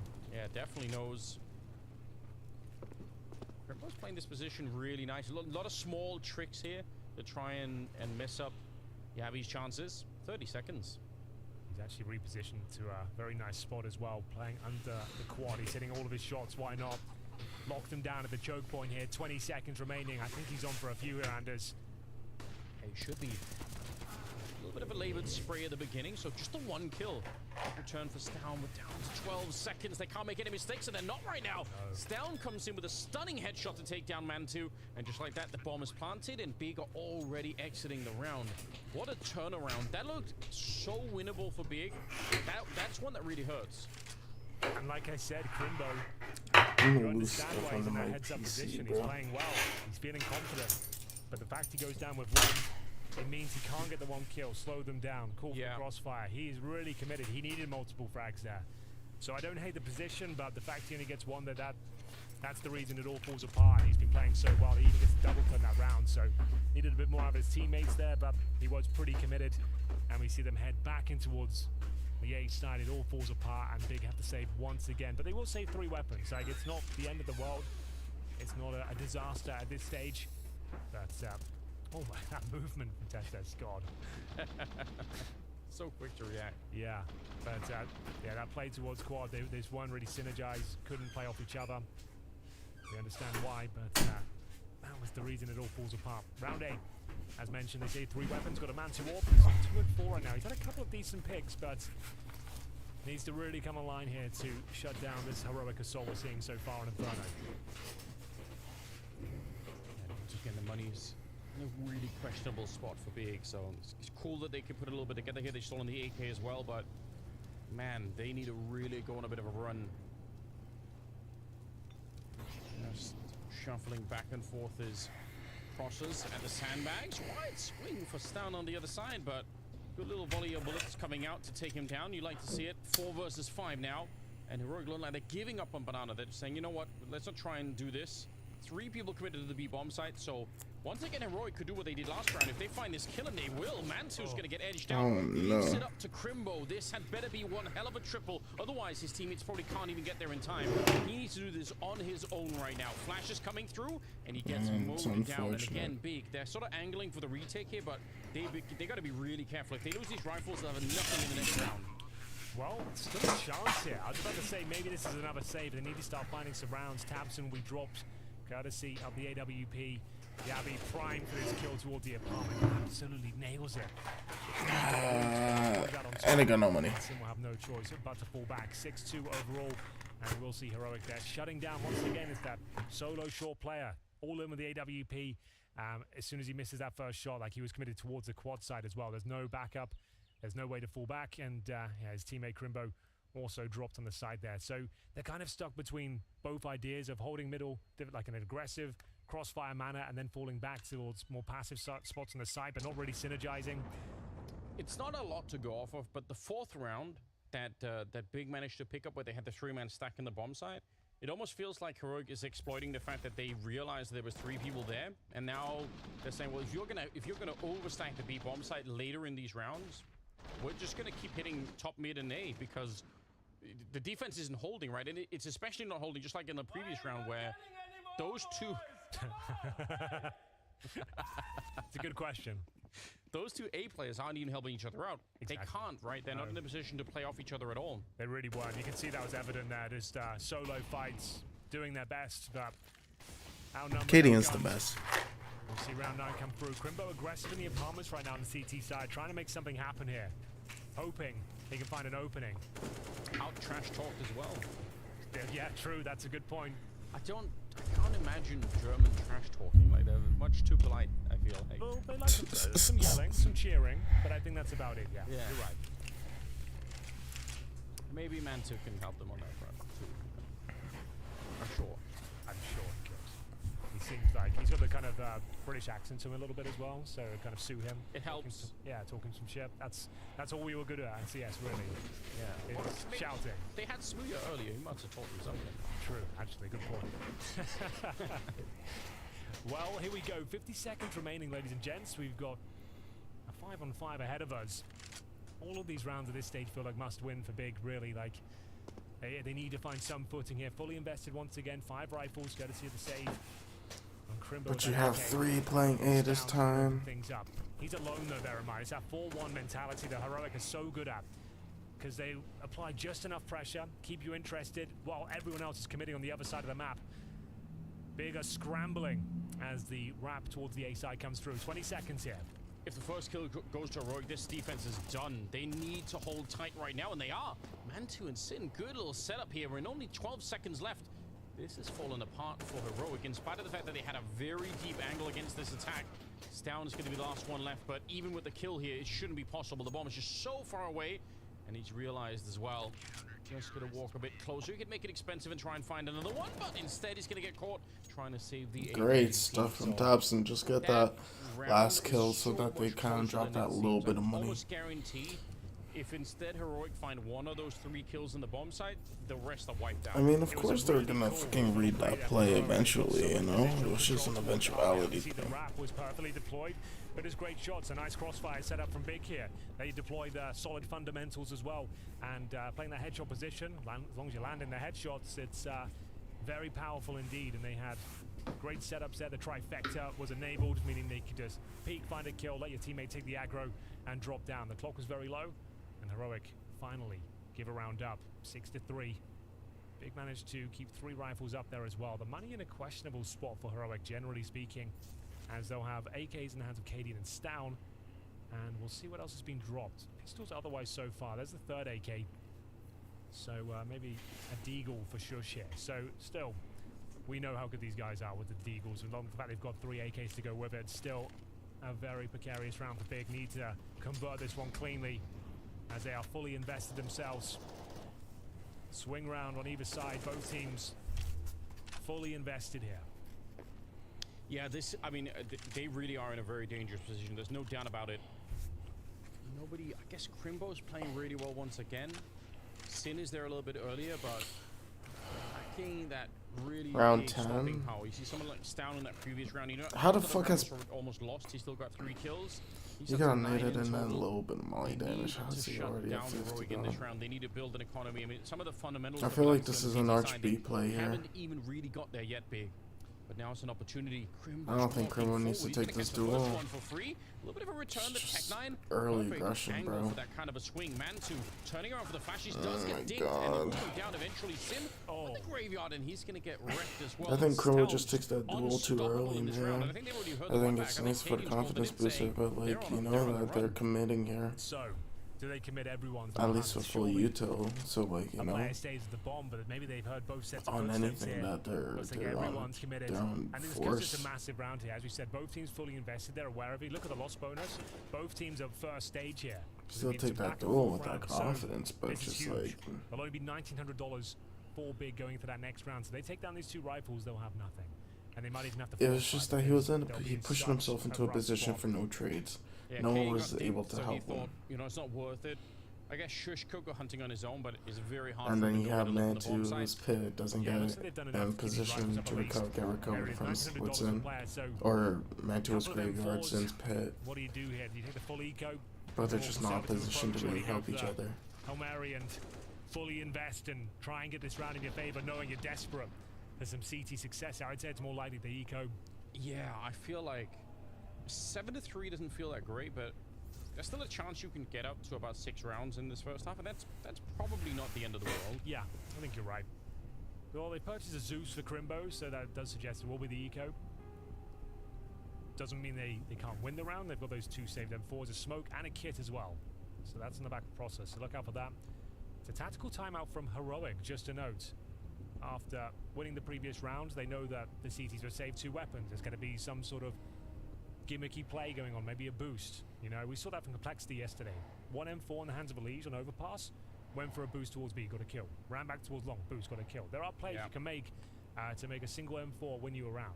So you need to be very aware of it. Big is exactly the kind of team that will spend time finding those things and you know, messing around with it. So very curious to see. Something that, I mean, speaking of which, that's something that we haven't really seen yet. That could just be the fact that they've got this new lineup, that it's taken a while. They just want to get the basics in before they start doing some of the real tricky stuff. But there weren't a lot of interesting setups like that, like really tricky grenade setups or anything like that. It was missing a little bit from the first map. So here's the first boost. Yes. It's all right. They can redeploy that one. So this is either the G2 boost or the phase boost, whichever way you want to look at it, really. Depending on which side. But it always is good for a kill. You can see over the smoke, it is pre-fired quite often, but still the CT seem to come out on top.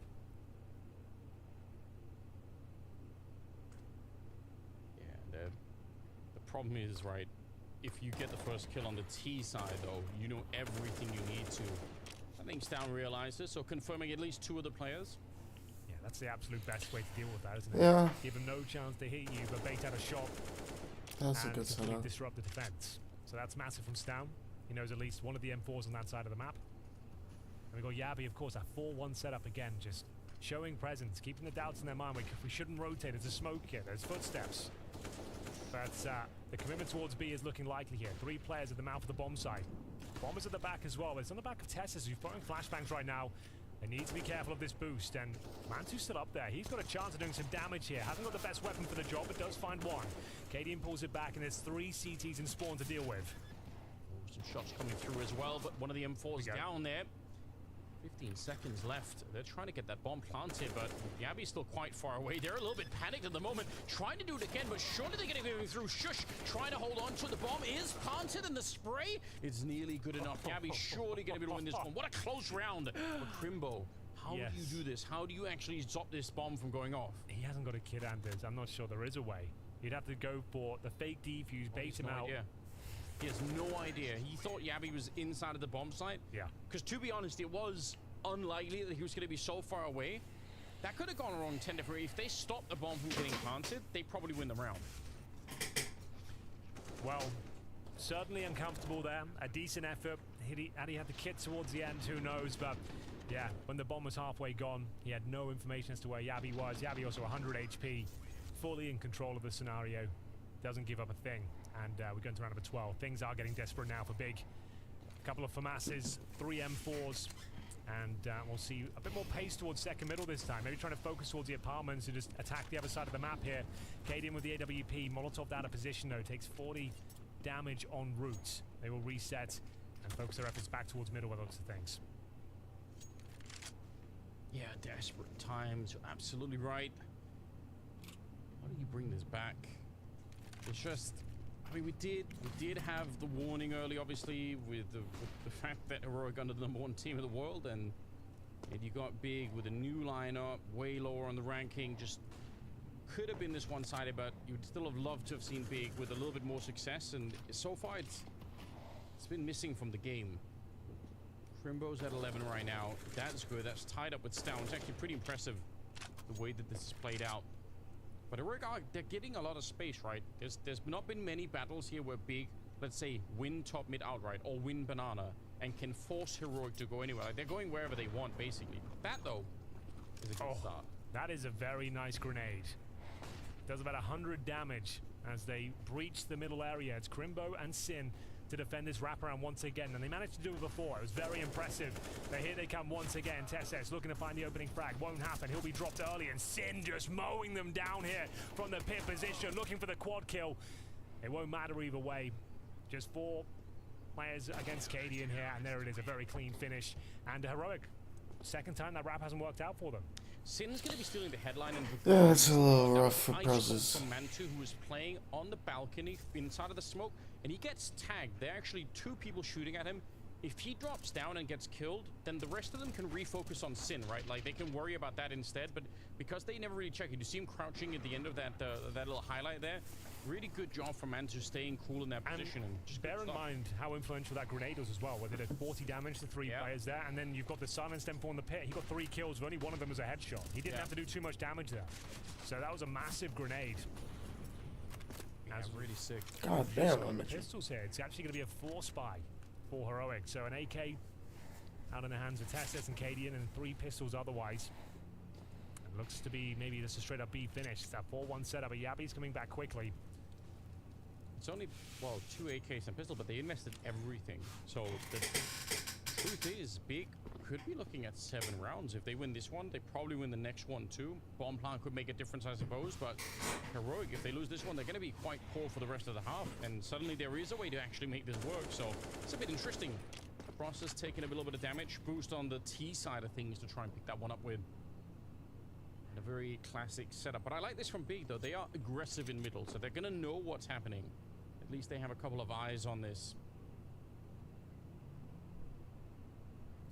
So, 45 seconds, and there's Mansu with full vision towards middle, but his teammate's been dropped towards quad. They found a kill. It's still under control here. Nice incendiary, but Stown gets a double. The P250 overwhelms. We have got Process in position. It needs the double kill. Oh, thank goodness for Brussels. Into a man advantage for Big. 30 seconds here, but still very precarious. Sin in the same position, looking for multiple frags, and lovely shot as he drops down towards the pit. Yeah, Tessus can guess where he is, but he can't really force him to take the fight here. He's going to stand up, probably just keep it cool. Backup is going to be coming in. It's Process to take the kill. Very well done. Process definitely saving them in that one. Otherwise, Sin would have been alone against 3 or 4 people. You don't want to see that, really. But Big, they're clawing their way back. They're actually doing some work here. 5 rounds on their side. No bomb plant either for Heroic. So they are going to be poor in this round. Every chance. It'd be a crime if Big don't get to 6 rounds here. Well, this is the full eco for sure. P250s, couple of flashes, pick up the pace, see if you can thread the needle. We'll take a very, very effective flashbang to cause a dent in this round, but it's deployed. It's Mansu this time, nailing the first shot, finds his 8th frag, and Sin in a perfect position to add to his total as well. Unarmored players in front of him. Crimbo jumping at the chance to get involved here. I'll try and make their way through CT spawn, but the round's already tied up here. It's just a question as to who will find these last couple of frags, and there we have it. It's going to be Tabson and Crimbo in a very clean round. They've got money either way for the Final round here, number 15, and not so much for Heroic. A couple of players will have to make do with Galils, as we will see the scoring come 8-6. This is actually surprising. Let's say Anders, Big have done a pretty good job of getting back into this. It was looking very bleak at one stage. They were, I believe, 8-3 down before they actually came online with 3 rounds in a row. Yeah, a couple of things that have really suddenly worked out, which is, I wasn't really expecting it. They looked like they were teetering on the edge of losing the economy again on Big, so yeah, getting up to 6 is not bad. A 7th would be, I think we've got a real game in our hands if we can get there. That's what you'd like to see. Boots, Oh my god. this time, they've almost lost Mantu in the mix. Very scary still. Process is Man, out in front of the Process sandbags, dies here. and they're hunting for him. They want to see if they can find him. They know exactly where he is. No kill, He is no surely kills. Dead, and because Mantu's solo, he can't really help out that much either. Oh, thank God, Mantu. Mantu. There and a good shot from Tabson, but it might not be enough. 3 That's versus just 3, opposite but for the bomb's surely Tabson, going to be going down but here. what do you do here? There You it get is, a the bomb cross plant. the bomb site here. Mantu firing off speculative shots, so have to reload the orb at this stage as they make their way towards ruins. The retake is on. All 3 players coming in from the CT spawn area. No utility left on the T side here, so those have to be straight up headshots. And there's lots of grenades available for the CT side. Mantu to lead the charge. Oh, good shot. Even low on health. He's doing so much work at the moment. It's down and Kadena left, and well, pick that up. How has this Now he's on happened? his own. Very low on Mantu and Sin. They're trying to get in there. Straight headshot. The spray continues. Mantu, how does he dodge all those bullets with a kit in the He back started pocket? the round at tagged 80. Big, Tagged like he back in a was, nice way, and we'll see if they I can think continue 20. into I the don't think he was second tagged half coming up right after this. because he got sprayed a half wall, so I don't think he. You have to know. How much was it for that? Also, some other skate parks, Ramp 48. Hey, shout out Ramp 48. That's crazy, bro. You blessed So me he right got now, bro. tagged A lot of people that 54 and dinked a second time for 81, and then sprayed for 8 HP. What is Okay, that like? it's a Calvary Chapel. You like you know I'm Jewish, but So like yeah, he was like, crazy stuff that they really he was nice. still Like, 11 I really HP that just whole hang out there. round. Like sometimes I don't even skate, but like I did a lot of like writing bars over there and shit. I'll just like hop off the bus, like if I was working and shit, like I'll just leave work, go hang out at Ramp 48 and just like skate. If a bar pops in my head, I'll just write that shit for me. Like it was lit. Like Ramp 48, like shout out to all the skateboarders and the staff. And you were BLP Kosher. at Summer, Smash. Lyrical, Lemonade. Lemonade. You a star yourself, bro. You got a big fan base. People love you. Thanks for the kind words. I appreciate that. Hell yeah, for sure. Jewish drill rap. For sure. That Long Live Jew Shiesty and Charmaine, for sure. Kind of what you call yourself in the beginning, at least. Jewish drill rap. Yeah, in beginning, you know, I was going through stuff and it's like little disses and stuff, but I'm trying to be more on like a positive note and stuff, move on from like any type of like negativity and stuff. I'm trying to move on and like be, you know, so maybe less drill, more hip hop metaphors and shit, more lyrics and shit. What about other Jewish rappers like Kosher Dills? Hey, shout out to him. I met him. He's a nice person. I met him recently. And I was also going to ask you about, I don't know if you've heard of these guys right here from Florida, the 2 Live Jews. What the fuck? Sheesh. From 1990, the 2 Live Jews. Wow. On Kosher Records. You slid. You put me on some shit. I did not know this existed. You slid hard. The 2 Live Jews from Florida. Wow, bro. Possible sample. I'm going to give this to my people. I got to listen to this in the car. I'm going to give it to my grandma. We have another gift for you right here, a Matis Yahoo CD. Do you know him at all? Another Jewish rapper. I just met his children. Really? Yeah, they came to my show, bro. Shout out to him. His children, not, he didn't come to the show, but how old are those kids? It was about to be like Shabbat, so I think they were like, no, it was right after or something. That's why it was just them. But they're nice people, bro. Wow. And that's a gift for you. What can you say about Matis Yahoo? Oh, that song, One Day. I used to listen to it when I was a Jit. That shit is fire. Oh, that's from And lastly, I have another gift for you. A legendary Jewish rapper, A to the D. Damn, this should look.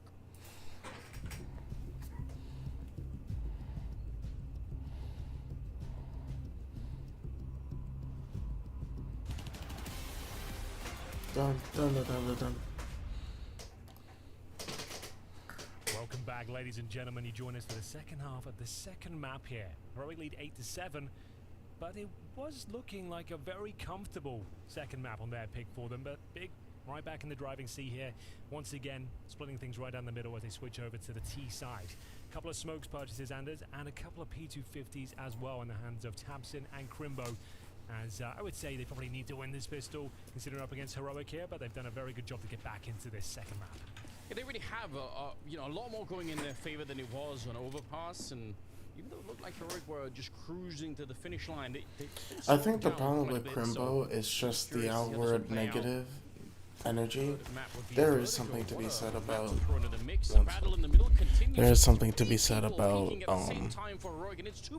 how you carry yourself outside the server and inside the server, the way you kind of communicate when you're upset. Like, very nice. Crimbo just looks like he is on the right path, but one thing that he needs to very much fix is that outward upsetness, which can be hard for any player to really overcome. It's a challenge.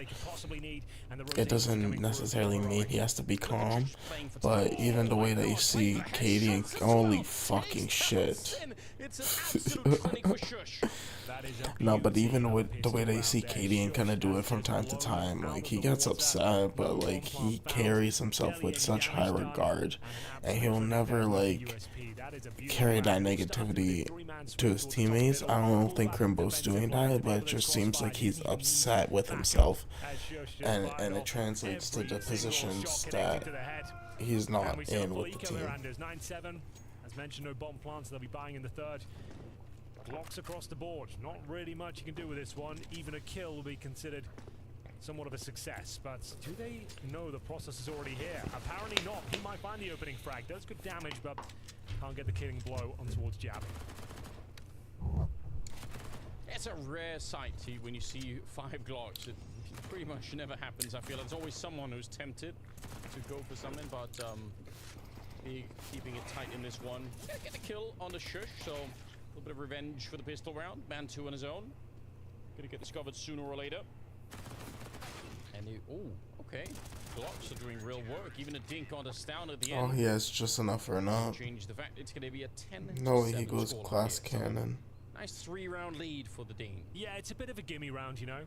As you would expect. Might want to slow it down a bit more, try and bait those grenades, but it can be a little bit boring. So either way, it's absolutely fine. They are going to be bringing out the AKs in full force here. Crimbo's got a Tech 9 for now, saving a bit of cash. Wondering if he's going to be throwing himself in somewhere, or he knows he won't be long for this world. He had enough for an AK-47, he still does. I think he's just going to be saving for that op for next round. This is some sort of set piece, Anders. They're moving with kind of do a battle op T side. This is something they've got in the strap book. I love to see it. This is why Big is a fun team to watch, even at the worst of times. It feels like they always have something planned, and they're going to try and explode out into the pit. Nice position for Tessus on that submachine gun. Going to be taking 2 big kills, and whatever they were planning, it's been slowed down so much. Well, they needed the initial part of that push to really work. That answers the question, though, right? Crimbo knew he'd be throwing himself out there with the suicide play, jumping out the Tech 9, looking to take the crosshairs away from his teammates. We'll just slow it down for a second. There is a chance Mantu can maybe do something with this one. Remember, the bomb's down in the apartment, so it's unlikely. And there it is, the killing blow comes through. So, yeah, like we said, it was a set piece from the very get-go, boosting the player in second middle, giving them the chance to throw very effective flashbangs and surprising utility, but they were more than ready for it.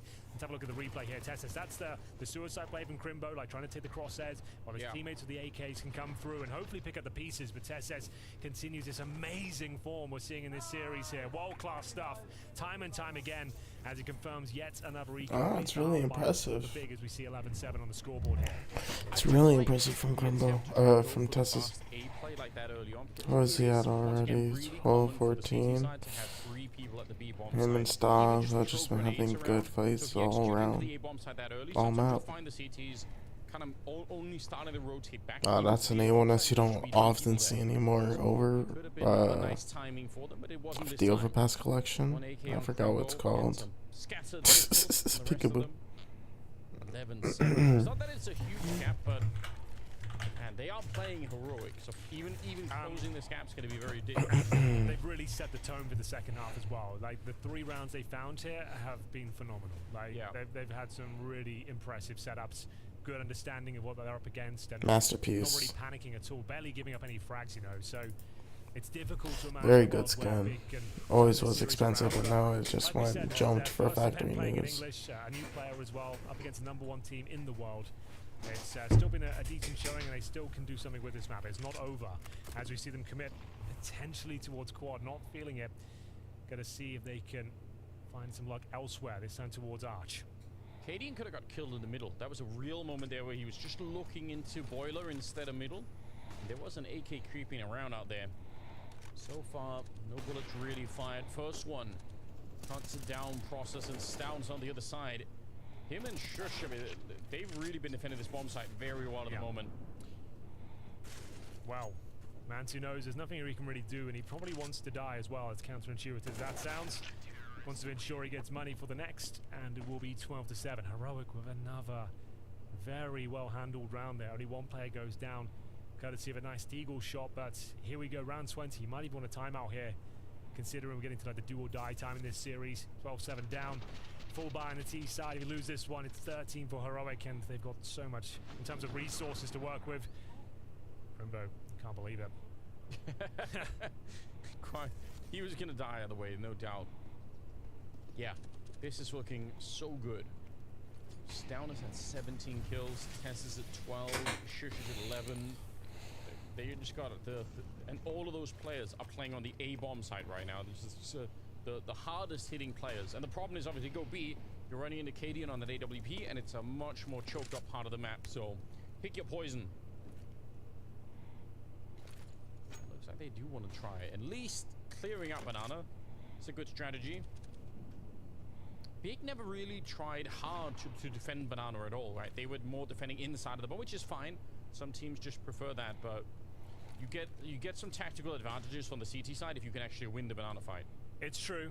There are some compromises, I suppose. If you do have to fall back, you are lacking utility for the final hold. So yeah, it is a double-edged sword in some regard, but we've got the orb this time for Cadian, waiting in CT spawn here. They've done well to take him off the more aggressive lines here, so he doesn't have full information. You can see them just boosting behind the smoke now, seeing if a retake will come in from the CT side. Still at 5-5 for now, 40 seconds on the clock.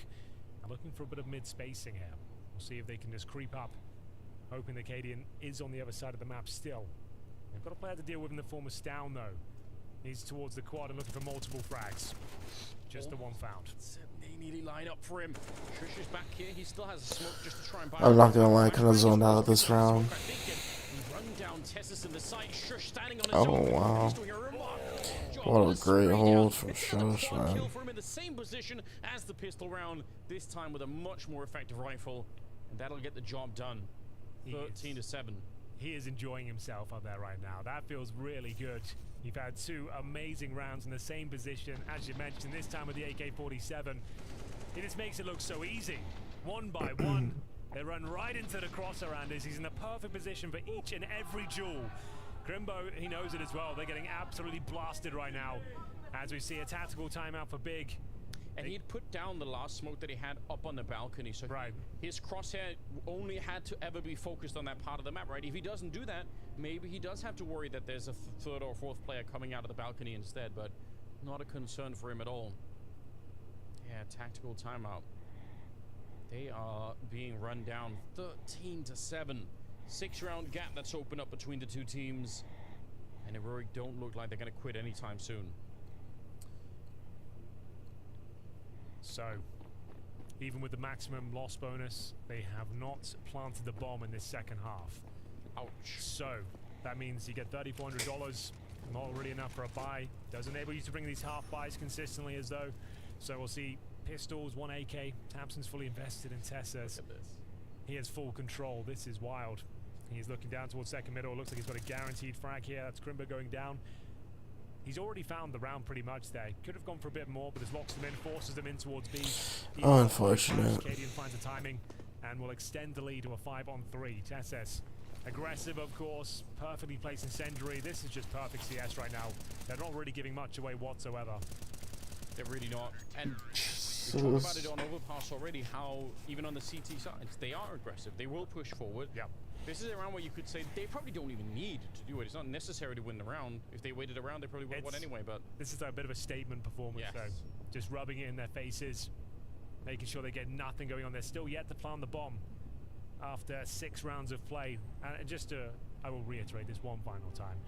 It's Rostermania right now in CSGO. Yes. Almost every single lineup, bar Heroic and G2 and FaZe, I believe, have changed their roster in some way, and in a significant way for Big. They are no longer speaking German. They are now an English-speaking roster with the addition of Mantu coming in, the new sniper, and this is their first game on LAN against the world #1 team. So let's just have all of that context injected into your veins, and let's enjoy what we've seen today. Like, you can always enjoy what Heroic are doing on the server as well, right? Like, just the class they bring, the teamwork, and the fundamentals of CS. It's always a beautiful spectacle. You're looking at the scoreboard again. It's not dreadful for Big, right? No. They are doing something here. I think it's just it's a bit of a mismatch in terms of probably where you could expect the Big project team to be at the moment. 14-7. A little bit of a swing, good shot, and another one right through. Process going to be picking up Tessus as well. That's the round pretty much won. They should be able to do this no problem.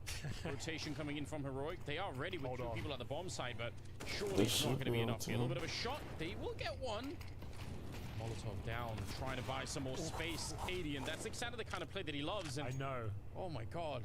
There was a moment there, he hits that second shot, you feel like the wheels just fall off for Big. But things stabilizing now. They've reset the round. They've got the bomb planted at A, just on the other side of the map. So should be absolutely fine. Money is good as well for Heroic. They went for a bit of a 3-man push down Banana. Got completely wrecked. Process with all 3, I believe. So great stuff from him. I mean, do you pick? Oh well, you have money for the AWP, so I just stick with the AK. Main character syndrome. But in a way, I do expect that that's kind of what he's thinking in that moment. Like, he's the star of his own action movie. And But just like that, you can also get your money fucked up on CT side if you have to buy an AWP. I was convinced. I thought if he hit that second shot, all bets are off. They could still win. 2900's not bad, but if you're paying for that 31, that's just absurd. The main character in his own movie. I think that's great, you know. That is quite good. I like that. So, wasn't necessarily down to their tactical approach, but Big will be picking up round number 22. It was all on excursion down towards a Banana from Heroic. 3 players all mowed down. Let's have a look at it. So Process, he said he got 3 in total in the round. So it was the first couple found by Taps in him himself, and he ends up getting 3 in total. That one on Cadian and secure the round. Mantu assisted with flashes on all those kills. He's presumably in the back line, someone's throwing them over the wall. Yeah, the window flash from T-Spawn, I think he fired on 147, and like that's the way to counter that sort of push. And we will see Cadian once again. Look at that opening pick. Down as well. Finds the AWP, and he has time to find the kill. Nice response from Crimbo, has to be said. 4 and 4 technically favors the T side this early on. Oh, big nade though. Jesus. See that. That need damage already. The fight though, Heroic there. Happy to just leave it at that. Good smoke to slow them down. A little bit of noise being made. Process through. That's crazy. He almost goes down, but he has managed to way through. Only for a second. Yabby's there, and they line up for Tessus. You could see that coming. They try to swing against Yabby, and that's where the entire focus is. No one was thinking about Tessus in that moment. And Crimbo, don't think there's much to be done here. The bomb is lost, and it's a 1 versus 3. Well, I've been saying all day long, these are the sort of rounds he wins, Anders. It hasn't necessarily come to fruition so far, and yet again, it will slip by the wayside. Very, very difficult rounds. Wasn't in a good spot to win them, but Crimbo, we know, is a world-class player when he is on. He's currently got 17 frags at the top of the board, but I think they've run out of time, unfortunately. 15-8, they'll take their final tactical timeout here in round number 24. They've got a couple of AKs in the hands of Tapson and Crimbo so far, but the money is pretty battered and bruised, averaging about $3,500. Otherwise, it's going to take a hell of a call from God B to get them out of this mess. 7 rounds in a row required just for overtime. No, it's just Tapson talking. Evidence that that's going to be happening, right? Well, yeah, unfortunately, the bomb's only gone down once, and that was in the round they won, which was the round they pushed 3 players down B. Yeah. So it was a bit of like a strange round, and we're seeing Heroic like push every single time right now. Yeah, and I guess I was edging into the discussion about defending Banana in a hard way, and the one round where Heroic tried to do it, you see the other side of it, right? If you lose that fight, then there's not much to do to recover the round. So that's a good point. Okay then, so could be the final round of the series, I'm afraid. This is the pick of Heroic, managing to get 8 rounds in their T-side camera. 422 damage from Util from Grimbo is insane. Give him a single round after that, then back to their winning ways. I just think about Util and enemies flash because that is like effective parts. Like there's always enemies being flashed, so who's throwing the flashes? How many people are getting blind from what flash? What kind of flashes are they doing for set executes? Pushing from defender side compared to terrorist side, you know? There was a flash that was coming in there. Jiggles on either side. Tabson very low, and he's getting hunted. I mean, flashbangs can be so basic at times, but in the same way, it's so methodical. Same thing with all util. Everything could be just basic throwing util, or you can throw it within the limitations of each utility, like grenades, mollies, flash. You only have set times on how far it can be in the air, right? So you need to have like an idea, you need to have a good throw, you need to have a good bind, like set jump for that. I'm pretty sure he's, I thought Shush was a terrorist. Oh GG, I'm gonna go make some food. Performance from Heroic. They go 2-0, truly world class across both maps, and commiserations to Big. I still think they turned up today. I think all things. Damn, I'm a little bit tired still. See my face here. No, not really. I look good. Anyways, I'm gonna go and make some food. I'm just gonna leave the stream on because they're gonna go and be just talking about it. I don't know how long I'm gonna be. And deadly, a statement performance here in the opening game of Group B. Great stuff from Heroic, and Big, they'll have plenty of chances to fight back as we go forward in the tournament. Speaking of fight going on in the studio right now, we will take a break and be back with the desk, and maybe even take a bit of a break, like they just said. And this is gonna be over to James next as well. Yeah, he seems like he's almost ready for it as well. He's gonna catch. He has to catch someone. I think they were flipping for it for a second. There we go. All right, Shush is gonna be the target this time. That's right, Shush is the target, but maybe Kadian's target was Yavi there. What was going on? I don't know. I think he put Yavi, and then Yavi came back, and then some action started. Is it on stream? Don't do it on stream. Not on stream, only behind closed doors. It says what to go down. But for you guys, this started off very cleanly. It looked really good. We saw none of the issues that we saw from the start of last season. So business as usual. Yeah, I mean we talked about we didn't want the same start. Like the last 2 times we had a rough start. So come out with a win. It's nice.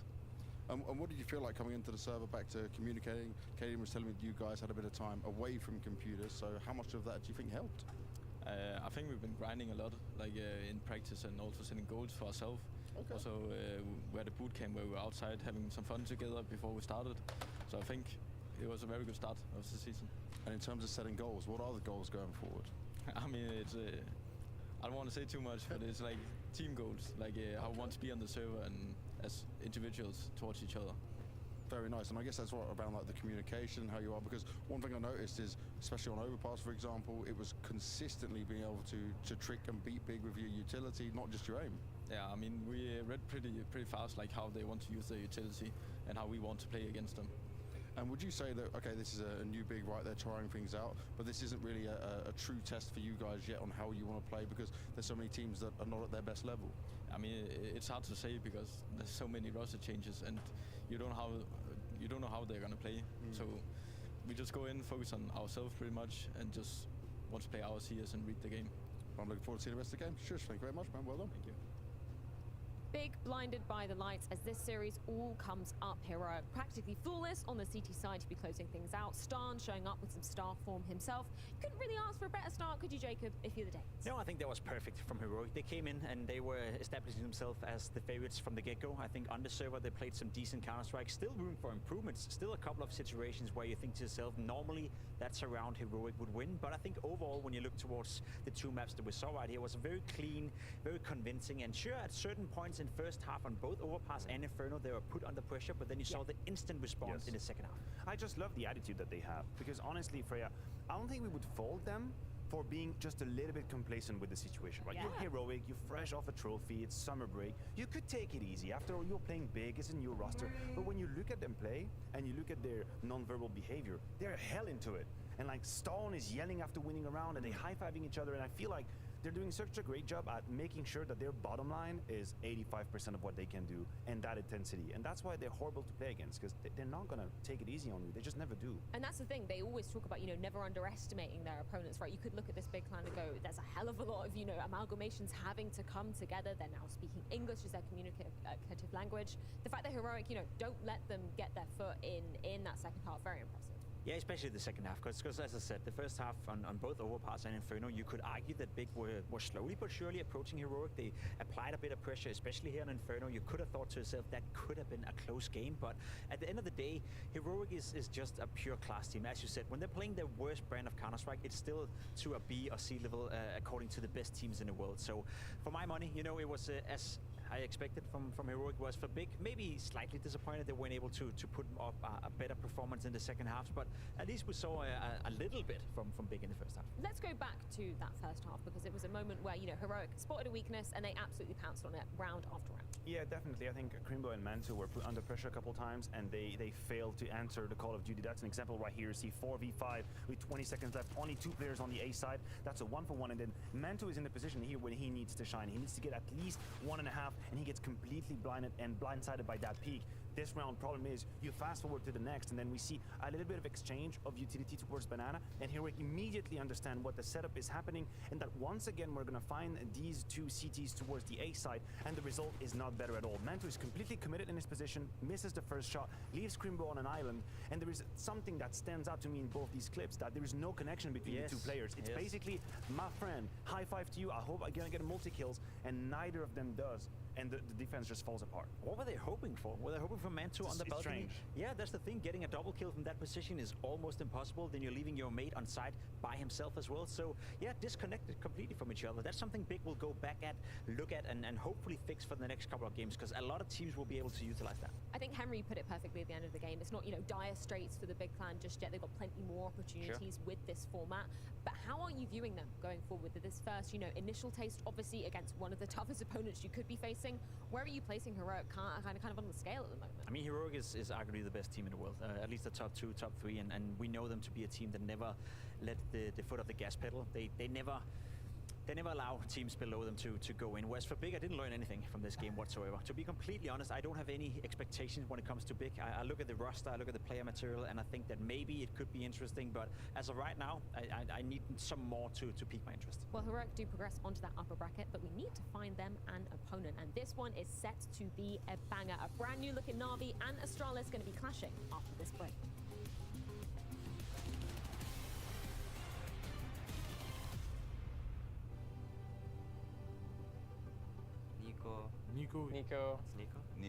Nico, I think, is like the first person that comes to my mind of players that, you'd think would have a major by now because of how good he's been playing for many years. He's been one of the prodigies of this game ever since the beginning. This is somebody who, back in his Mouse Sports days, was surrounded by teammates that just couldn't compete to his level. He was never going to win despite his star-studded performances. He was always being the best rifle thing in the game. I mean, definitely I want to build my legacy, which I haven't managed to do so far. It's a long way ahead, and it's something that I have to keep working on, and I still have a couple of years left in my career to achieve what I want to achieve. You won't have another chance to prove that you could really do it. You won't have another chance to be a CSGO major winner.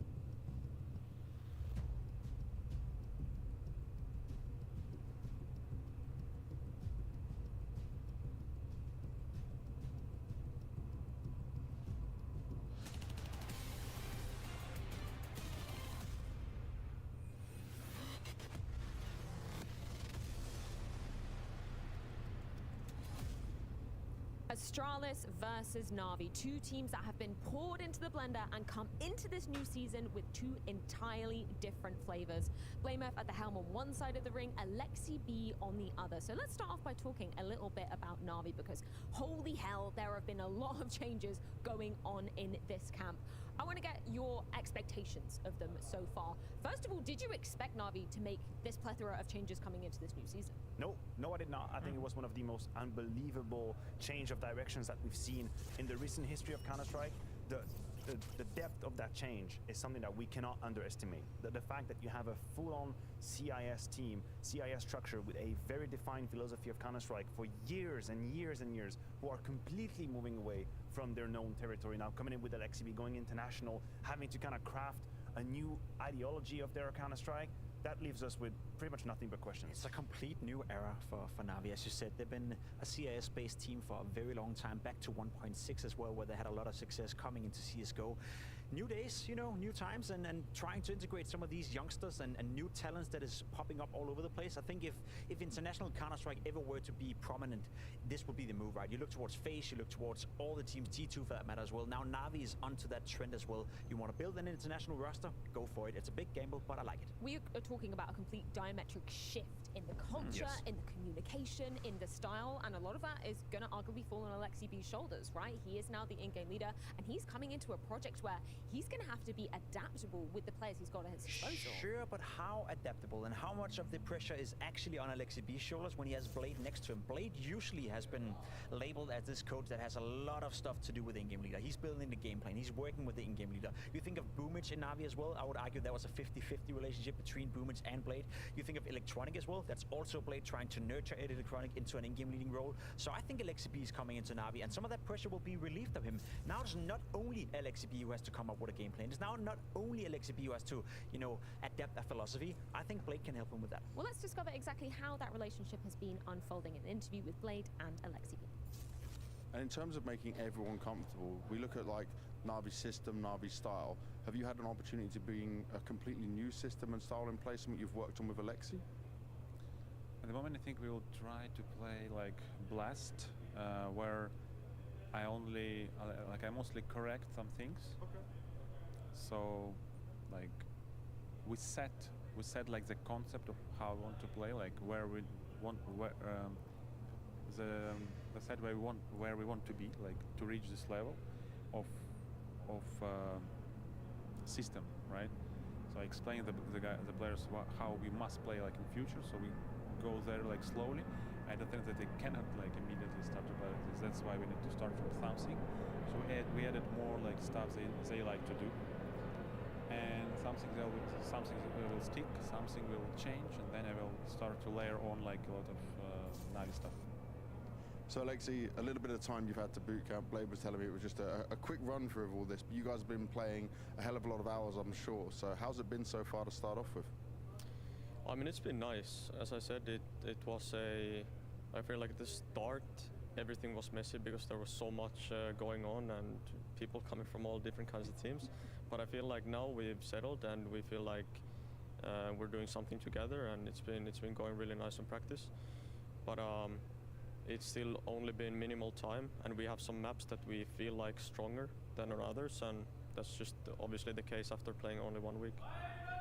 Now working together with Blade, is it Blade's system that you're kind of focusing on, or is it you and him working together? How have you found the balance? I mean, sure, we work together, but it's still so early in the journey that I think it's going to be more of Blade's way of like fixing mistakes and how to approach, and most of the strats is just like we're focusing on that we can play together and not really like do the fast way where we would have a million strats but we don't really know how to control the map and control the situation. So we're trying to focus on one thing now and just playing this tournament one game at a time.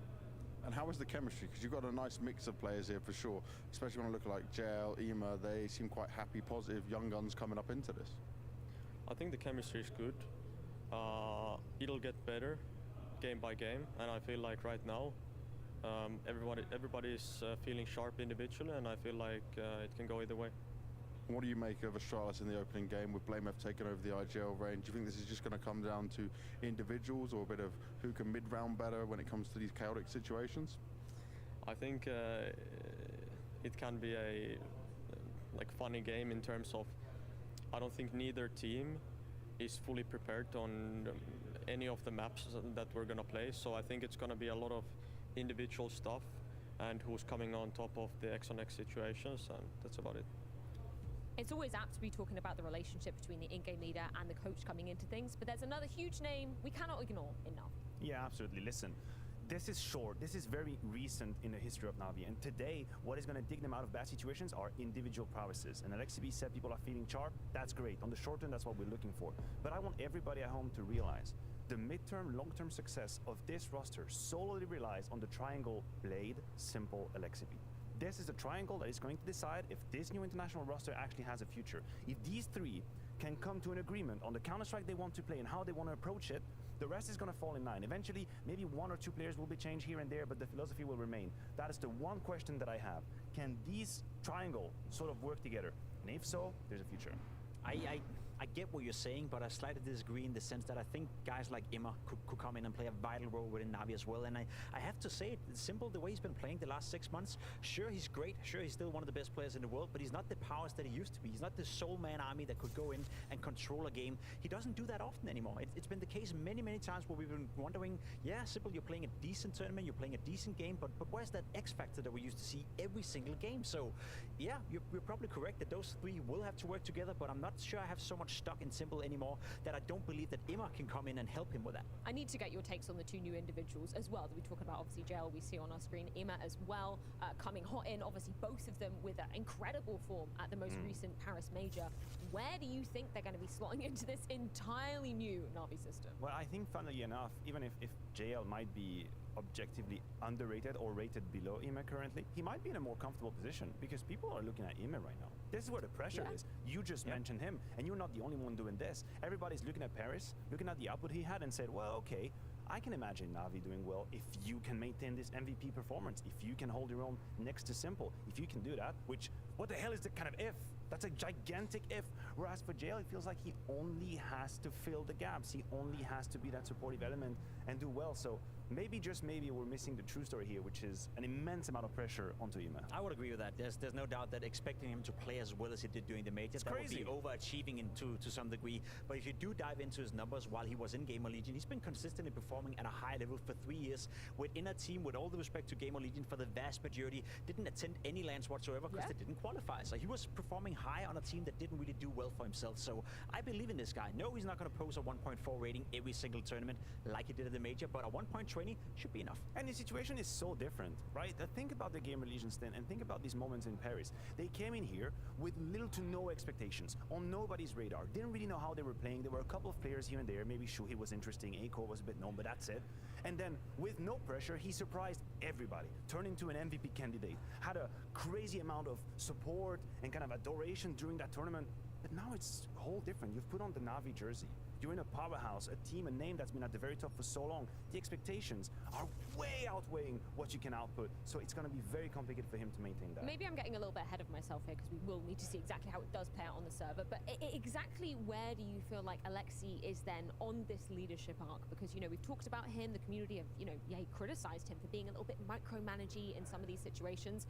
I feel like with so many big names entering the server now, he's going to have to relinquish that control a little bit, right? I feel a big part of that narrative comes from the fact that we could listen into the communications 3 years ago. And in OG, he was being very methodical. He was trying to micromanage all the players. And maybe that was a case of the fact they didn't believe in the OG's players' decision-making themselves. I think him being in G2, together with players like Nico, Monacy, Hunter for that matter, he's had to let go of a little bit of that. So I think it's a different LXCP coming into Na'Vi than what we saw 3 years ago. I absolutely agree with you, and I'm going to flip this narrative.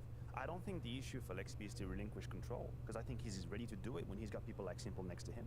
The problem is to maintain a direction for your team while doing so, and I think that's the problem that they had in G2. They were playing some rounds where there was no very clear green line to follow. There wasn't a threat. It was just about, hey, Hunter, hey, Nico, I know you guys are great, and I think you can find us a way in. But as a leader, you have to be able to kind of walk this thin line where you're giving space to people, but also when it's needed, you just grab the microphone and say, listen, you shut up, this is how we're going to do this. I don't think he did so in G2. He's going to have to be able to do it here. Flipping on over to the right side of the studio, there's been a hell of changes over in this camp as well. The star-studded Danes opting to kick out Glaive, Blameth now having to take up the helm as in-game leader. And we know Jacob, he wasn't, you know, aspiring to do this. He did this out of necessity, not by choice. Yeah, the organization came to him and asked, hey, Blame, do you want to help us? We got a bit of an issue right here. We don't want to play with Glaive anymore, so could you please help us in-game lead?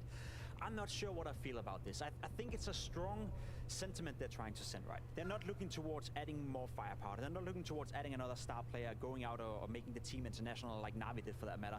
They are looking at this team right now and they bring in a guy like Borb, they bring in Stair, they bring in Blameth as an in-game leader because they want to have a team with clear defined roles. Because what has been the conversation in regards to Astralis the last couple of years? Blameth and Subnix playing on the same team, both occupying the same role, both being too passive. I think the whole role classes is going to go out of the window. Question is that at the cost of firepower? Is that at the cost of Blameth being an in-game leader? And essentially, is that even better than the alternative? Yeah, I like that you mentioned firepower, but I would like to have your opinion. I'm gonna be honest, when I saw Borb being announced, I was a little bit unimpressed. Like, it's not a signing that got me real excited. Yeah. And then I read the words that Blameth had on the interview, and he talked about how it's one of the greatest signings they could have had. His skill is immense. He's got a first bullet accuracy. Am I missing something? Am I missing something, or is it just like gaslighting your teammate? Which, in a way, I can understand. You know, you want to build up your teammate. But am I underrating? Am I missing something? I don't think so. I think what we saw from Borb in Heroic for the vast majority of the time was him not living up to par with the rest.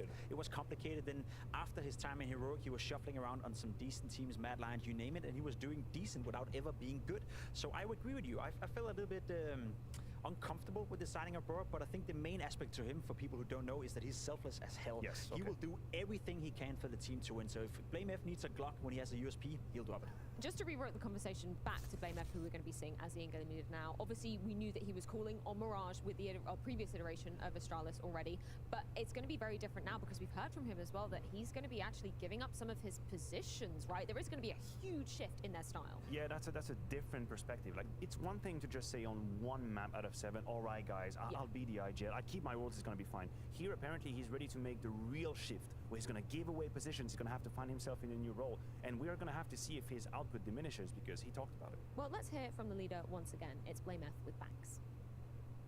Blame, it's been 20 months since we last saw you IGL. Now you've come back into Astralis to take over again. How's this transition been like for you so far? It's definitely a big change for me, because being IGL, you have to change your mindset how you play the game. You have to think way more overall, whereas when you're playing more certain spots, and you're not calling, you're thinking way more about what's happening on your spot and how you react to all those nades. But as an IGL, you're probably a little further back and looking at the overview and everything. So it's definitely a transition, but I'm trying to adapt as fast as possible. And how much of a style change is it going to be from Astralis when Glaive was calling to what you're going to be doing? I think it's hard to know, because we're also trying to go in a direction of where the players feel comfortable right now. So we're trying to go in one direction right now, but we don't know if that direction might change a little bit depending on those officials. Maybe we figure out okay, that's not the best way to play for this team and everything. So I think right now it's not totally set we're playing this way and that's how it is. I think we're trying to make sure that our players feel very comfortable playing and yeah. And in terms of you giving away some of your positions as well, right, because things are changing, Stair coming in, a player you guys wanted for a long time. How's it been going in practice? How are you feeling this out so far? I think it's been going pretty good, but obviously I can also feel it's a big change, because it's not only me who's gotten a lot of new positions, it's also some of the other players. But the other players should be liking the positions, they're getting, Boss for example is getting way more of the positions he wants now than he had before. So we're kind of hoping that everyone should be feeling more comfortable and playing better, but we also know that when everyone has new roles, that you need some time to learn those roles. And yeah, we had a couple, we had a week's practice, I think. So we had some for sure, we definitely gone through all the maps and everything. It's not like that, but I also know that for myself, just playing new position that I haven't played in a couple of years, it's just going to take a little bit of time. Blameth looking at Stair as one of the newer stars coming into this new look Astralis. Why is that, Jacob? Why are we hyped about him? They've been flirting with him for quite some time. You know, the first couple of rumors about Stair joining Astralis and Astralis wanting him to join started more than a year ago when he was still in Sprout. Apparently economics, financial stuff, yada, yada, yada, made it so that he only joined just now. I'm sure they would have liked that to happen 6 months ago, maybe even 12 months ago.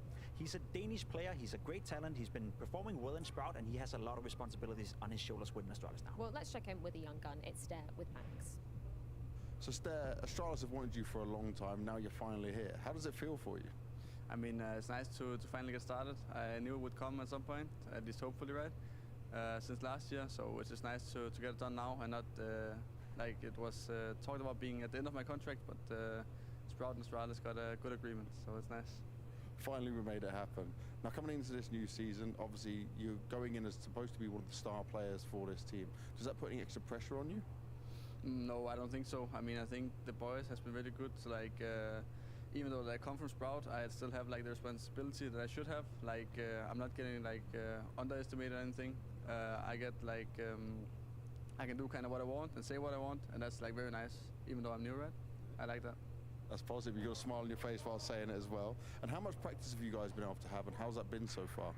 I mean, it's been very rough. We started off with like a 5-day boot camp, like almost like 12-hour days, just only playing, right, and then going back to sleep.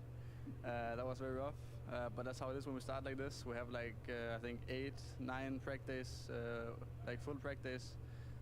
So it's very hard, but we try to get the best of it, right?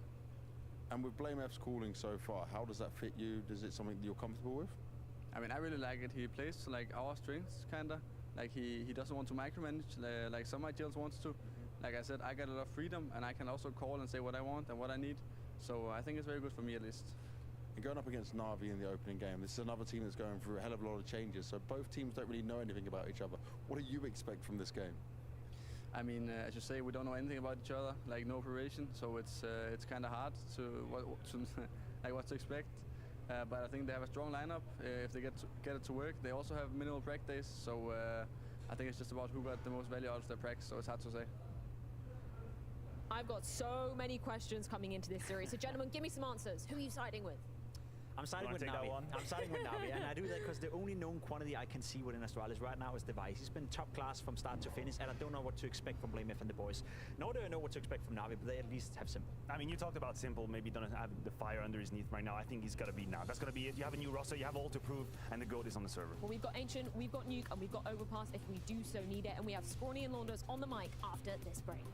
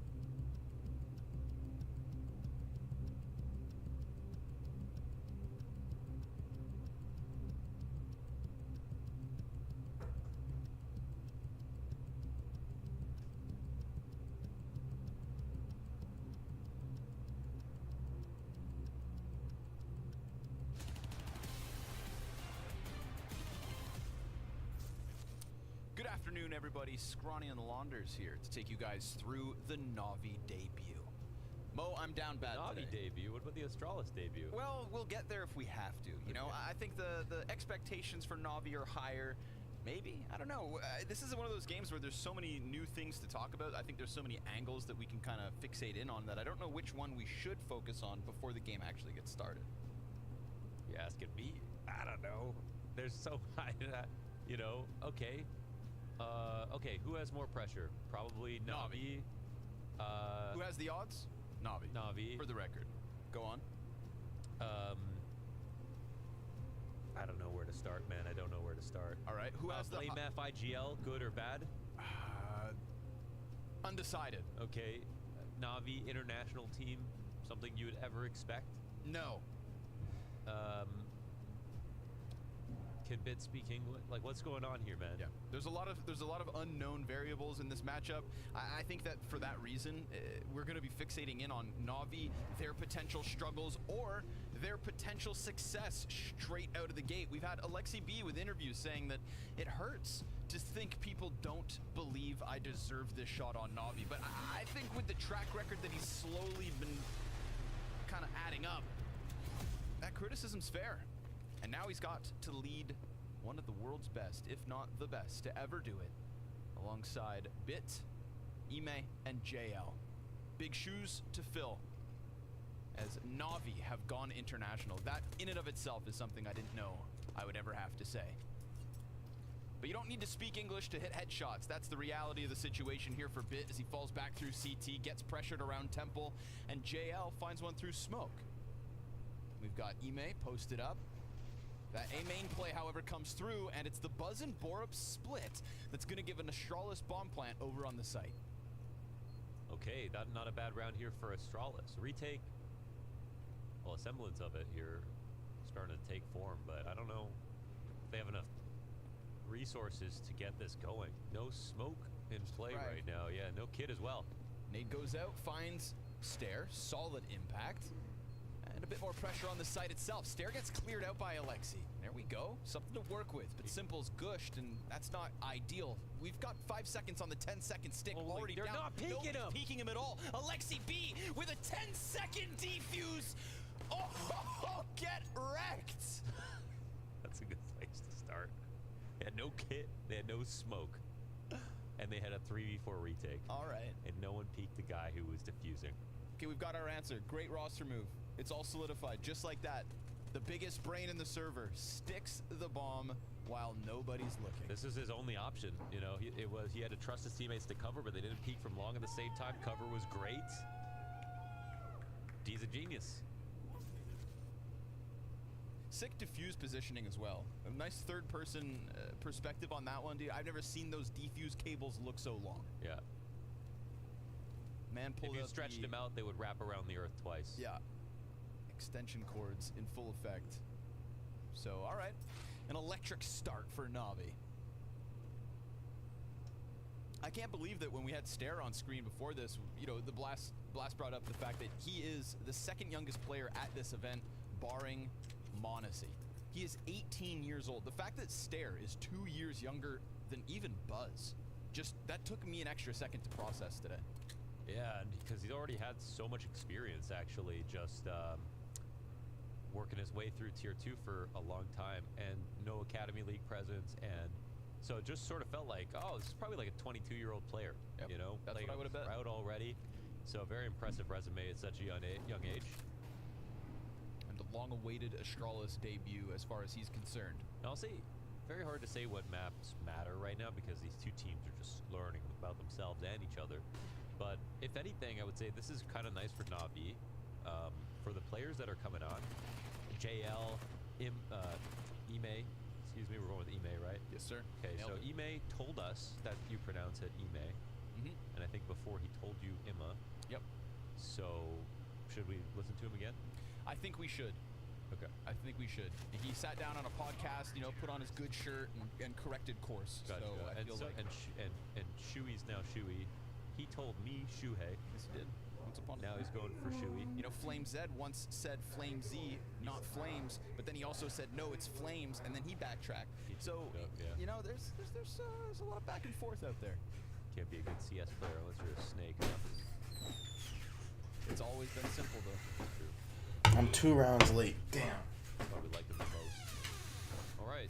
So, but yeah, for the 2 players that came in JL and Ime, they like during the Paris Major, like Ancient is where they had some of their biggest wins. They were clearly very, very good at the map. And actually, what's interesting is that JL eliminated Alexi on Ancient, right? And that's sort of why they both were teamless for a second. Why JL got the call to Navi, and why Alexi got a chance to play for another team.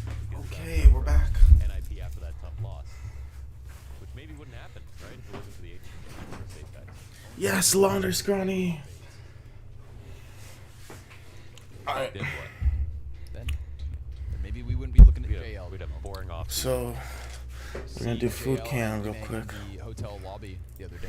I said, extended that branch. I said, it's really cool to see you guys So, again, because you never know when it's going to be like the one-off. We got I have creamy not cast eggs. Apex I like my outside eggs a of little Paris more Major, on the custardy and so side than all those the cooked individuals, side. I don't know when I get to watch So them play. I just But for undercook having them both of them here, slightly, it's just cool that that's and success. It while just goes to they're show you while one like great you can tournament just can rest change your them, life and your and they'll trajectory as a cook pro player.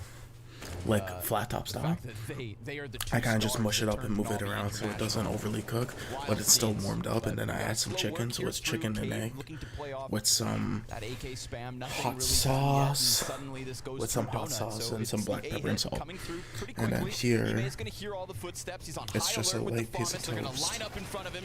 Double kill for him and for a Simple. little bit of And it pineapple, is Blame F's Desert Eagle to chunks keep this one going. Just enough time with for the cinnamon, bomb plant because the A main some player is so whipped pushed. butter, Bit just to sprints kind in. of Blame give comes it off some the melted plant, eggs, no because I money. just did sugar, And no a little bit further sugar and chance, as cinnamon, it is Navi to and convert cooked to the and just warmed up the Dying after time, pineapple. but doesn't happen. Clean scenes here for Navi. He may look very good on the Fomis spray as they were But exiting before we the hit, donuts, it's and bowl time.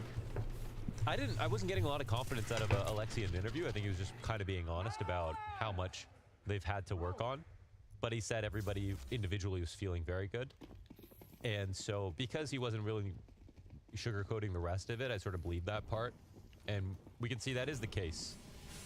Now, yeah, there have been many players in history to have great deep runs at big events that we never hear from again. So it's hard to get excited about every single one that happens, but got to take him case by case. And when we saw Ime play at the Paris Major, he was, you know, honestly fantastic. Smoke held onto here for Borup as they do pop out A main. Flash is good. Stare catching, bit looking. Upgrading into the AK himself. Also picked up a smoke grenade. That'll help him contain mid-control. Lets him turn attention back, and Simple nearly dove that bomb fast enough to stop it. Stare's gonna win the duel. Remember, the one gun picked up. And suddenly we've got a tough spot for Navi. They've got util to put on top of the bomb. No problem there, but still no kit on this round. No kit. Another 10-second defuse needed. If these T's don't come peeking at the bomb site, we've got problems here for Navi. Alexi catches Stare. He gets back on top of it. Ime's going to need to cover. Kills device easily. Spam off of the mark. Alexi down to the 3-second mark. He's going for it again. And those shots aren't going to connect. A second 10-second defuse. 10 seconds coming thick through from Alexi. in 4 rounds. Why not? You can't compete with. They found another smoke, I think, when they were executing. I thought JL actually fluffed it by smoking on top of the bomb instead of smoking inside donut because they couldn't defuse that safely. But here comes Alexi, saves the day, and they make sure to cover the other choke points as well. So the bomb plants are nice to get the money a little bit higher here for us. 10 seconds of excitement boiling up.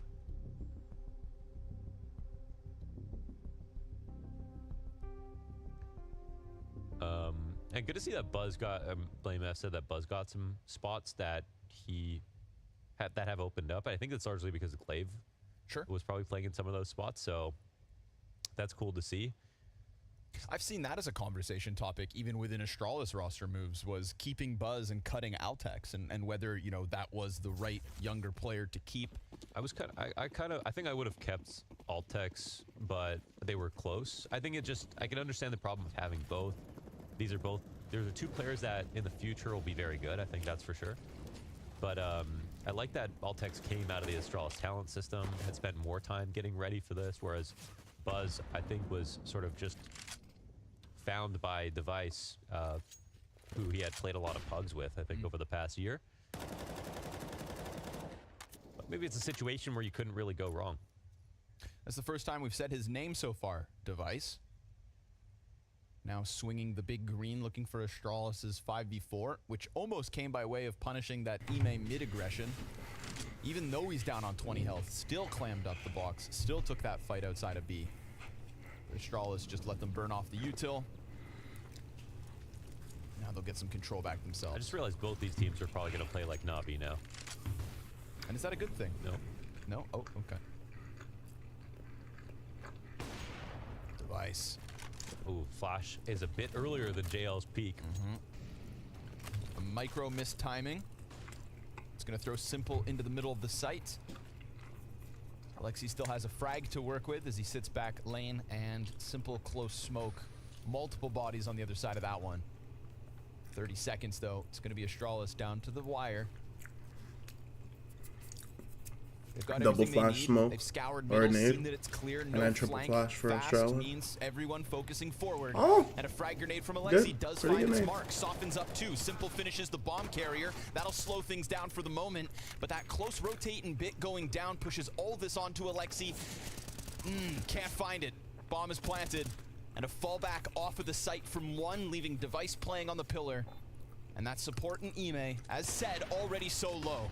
It's a little rush attempt from Alexi, but this one's done, and it's Astralis with their first. Yeah, there might have been a chance there if Alexi kept walking to take out Device in that situation, but just to replay it, I misspoke. It was JL peeking a bit before the flash, and I think, or maybe the flash didn't go deep enough. I did see Device look like an after image flash from his perspective, but not exactly sure. But I think that's where they find the opening to take B, so we should probably go back and check that moment out again. Either way, you mentioned Device, and he shows up and he wins around here for Astralis.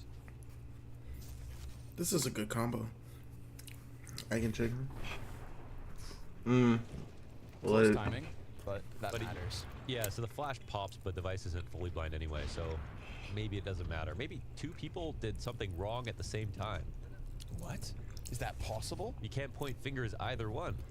You saying that it's not always about blaming one individual and that two humans can make simultaneous mistakes and then reflect on those mistakes, accept the common ground that they are both at fault, and then grow as people? Is that what you're saying?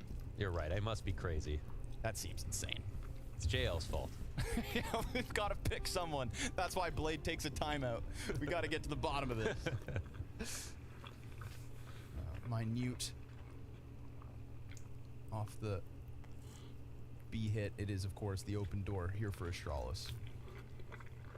And by calling like Navi, I'm saying, you know, blame F, calling in a way that he would play around. So maybe a bit slowed down. And then Alexi already calls pretty slowly generally. He does call some rush rounds, but would say 70% of the time it's slower defaults. And Navi already were akin to that style. Alright. Which is something that I actually could understand for why they might Simple want to try him. eggy dead breakfast. Alexi is a micromanager. Out He of plays all a the lot of slow egg defaults. breakfasts, That's very Navi-esque. like that make runny scramble is my favorite. Custody. Blame tries is to go my running favorite. in, but I mean, sectioned off. It usually is hard Ime knows because you his can't time is get, limited. you don't He'll get a lot of fight all the flavor. way to death. You really gotta Stare season it. burns him out. But that's still Stare Especially down when to you 40. got Device ham now or scouring cream. into donut clips bits. But And that's like an ace player. I'd give that like a It is solid bomb 7 spotted out at of the 10. same time, so CT is For aware just of that. eggs, Alexi gets aggressive a over little towards bit of lane, olive but oil, him versus Stare, and a 2 versus 2 salt, towards pepper. site. That's it. And then Big chicken. pickup from him. That's good. That was a bad peek from Stare. Device and Buzz gonna hold off, and another lost duel pushes Device into the clutch.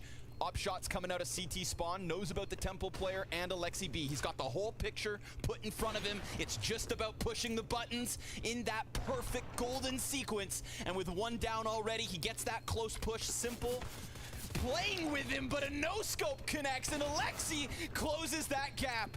This time, still no kit, and so no clutch. Can't do 3 10-second diffuses in 1/2. Would you look at that? Nice try, Device. Great shot with the no-scope, and a second round on the board for Astralis.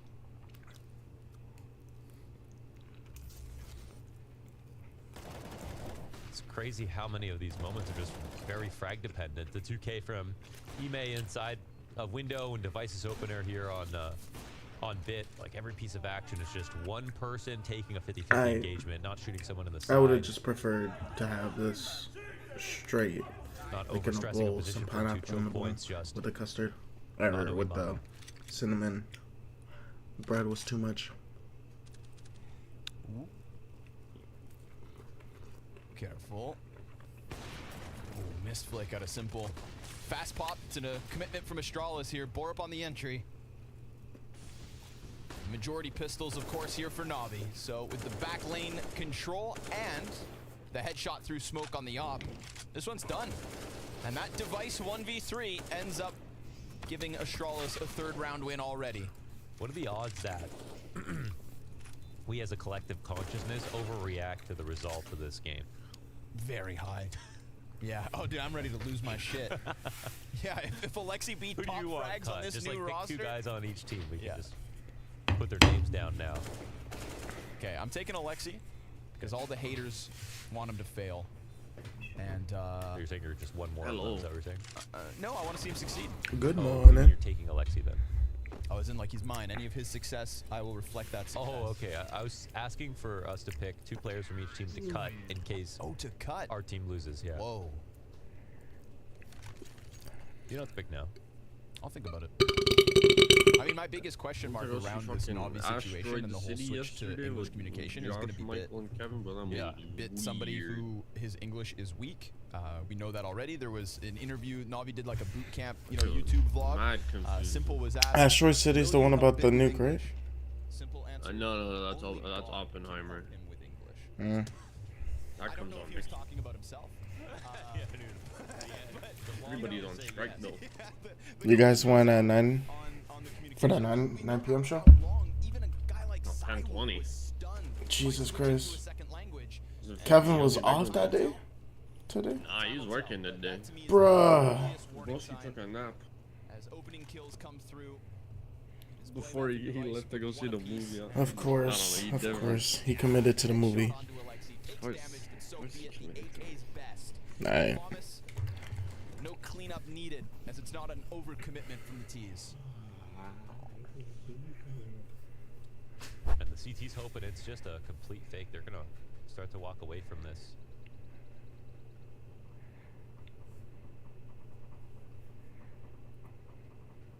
I was gonna do that Amazon scam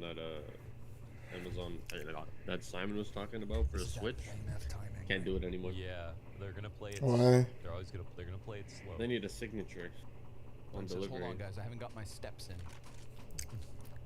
How do you know? It tells you. Of course. Of course. Yeah, there's nothing wrong with it. Yeah. It's gonna tie the game off. There's nothing like morally wrong with playing slowly, but yeah, no one's going to hell. You can still be, for you can still playing be like mad. Play You can still be mad. Yeah. For it's a play style that definitely ruffles some feathers, but nobody's. I'm fine. Alright, I'm probably just gonna always for eternity. He has the option to fucking use A-firm on matter how Amazon, and mad I'm you not. get at them in your face at I'm games. fucking stranded out here. Everybody gets away with it.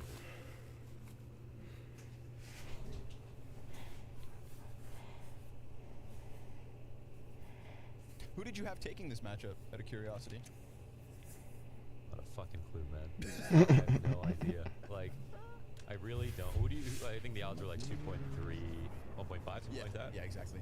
I mean, I guess that's fair. Like, if Astralis were the more stable roster in terms of less moves and no like change to the IGL, I might actually say like, who knows? Maybe that's the upset that happens. But since they've made enough changes too, I feel like they can't be. Like, I do like oh, Blame here's F our though. I time to think take down Blame F is a Navi, good opening game pickup. of the season. Right. And I mean, IGL Complexity kind of had that limelight, but I wasn't around during that era, so I couldn't really speak upon it. I do know that they kind of just came out of surprise and did do some good. Oh, wow. Oh, wow. Oh, well, that's just Nico. Like force up, but bit of Nico. But, yeah. Oh, no, it was a bit of force up. Hey. Still, it is what it is. The deepest position of all here in this round. Yeah, I think they are playing some spawn-based CS right now and taking advantage of their mid plays. So that's worked out pretty well to get them to 2 straight. Now the money, a little awkward for Na'Vi. So, hey, they can play fast. And slowing down in the mid to late rounds, that makes sense while they're still trying to make sure they do everything correctly, right? I mean, if you've got the time on the clock, why not do it?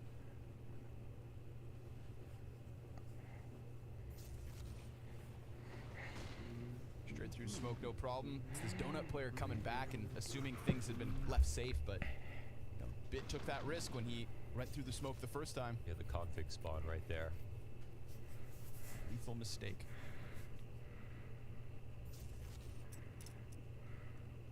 So Astralis with 5 in a row. Responding to Navi's 4. Guns back up. So far we got a game, but I like the fluidity of Astralis at the moment. Ooh, don't like that. It's straight up through the B ramp that they face JL, and his A4 sprays down 2 with ease. What's the recovery plan here for Astralis? Because of the nature of that B ramp push, you have no control elsewhere, so you have to follow through and hope that somebody's just going to give you the frags to equal this one out. And so far, that's the case. Device catches the second, gets himself the 3rd frag, Stare onto 4, and they bring it back 1v1. But Ime, it is eyes on bomb versus an 18-year-old Stare. A near Paris MVP performance in a 1v1 with a minute on the clock.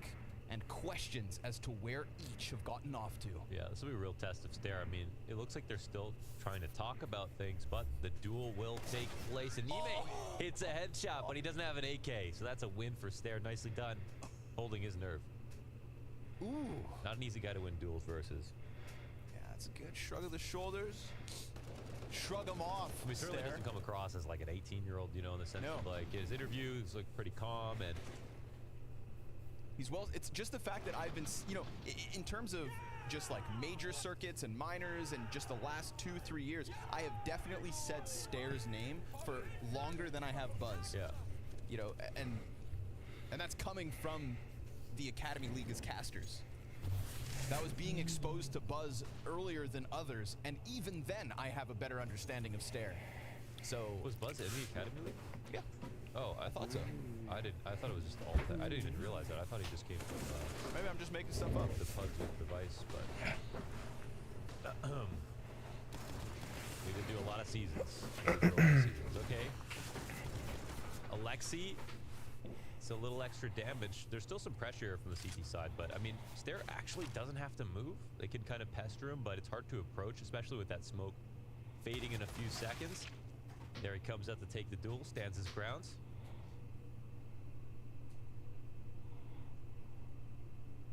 It's a good thing you're here to keep me honest. Yeah, Buzz definitely never played for Astralis talent. Okay.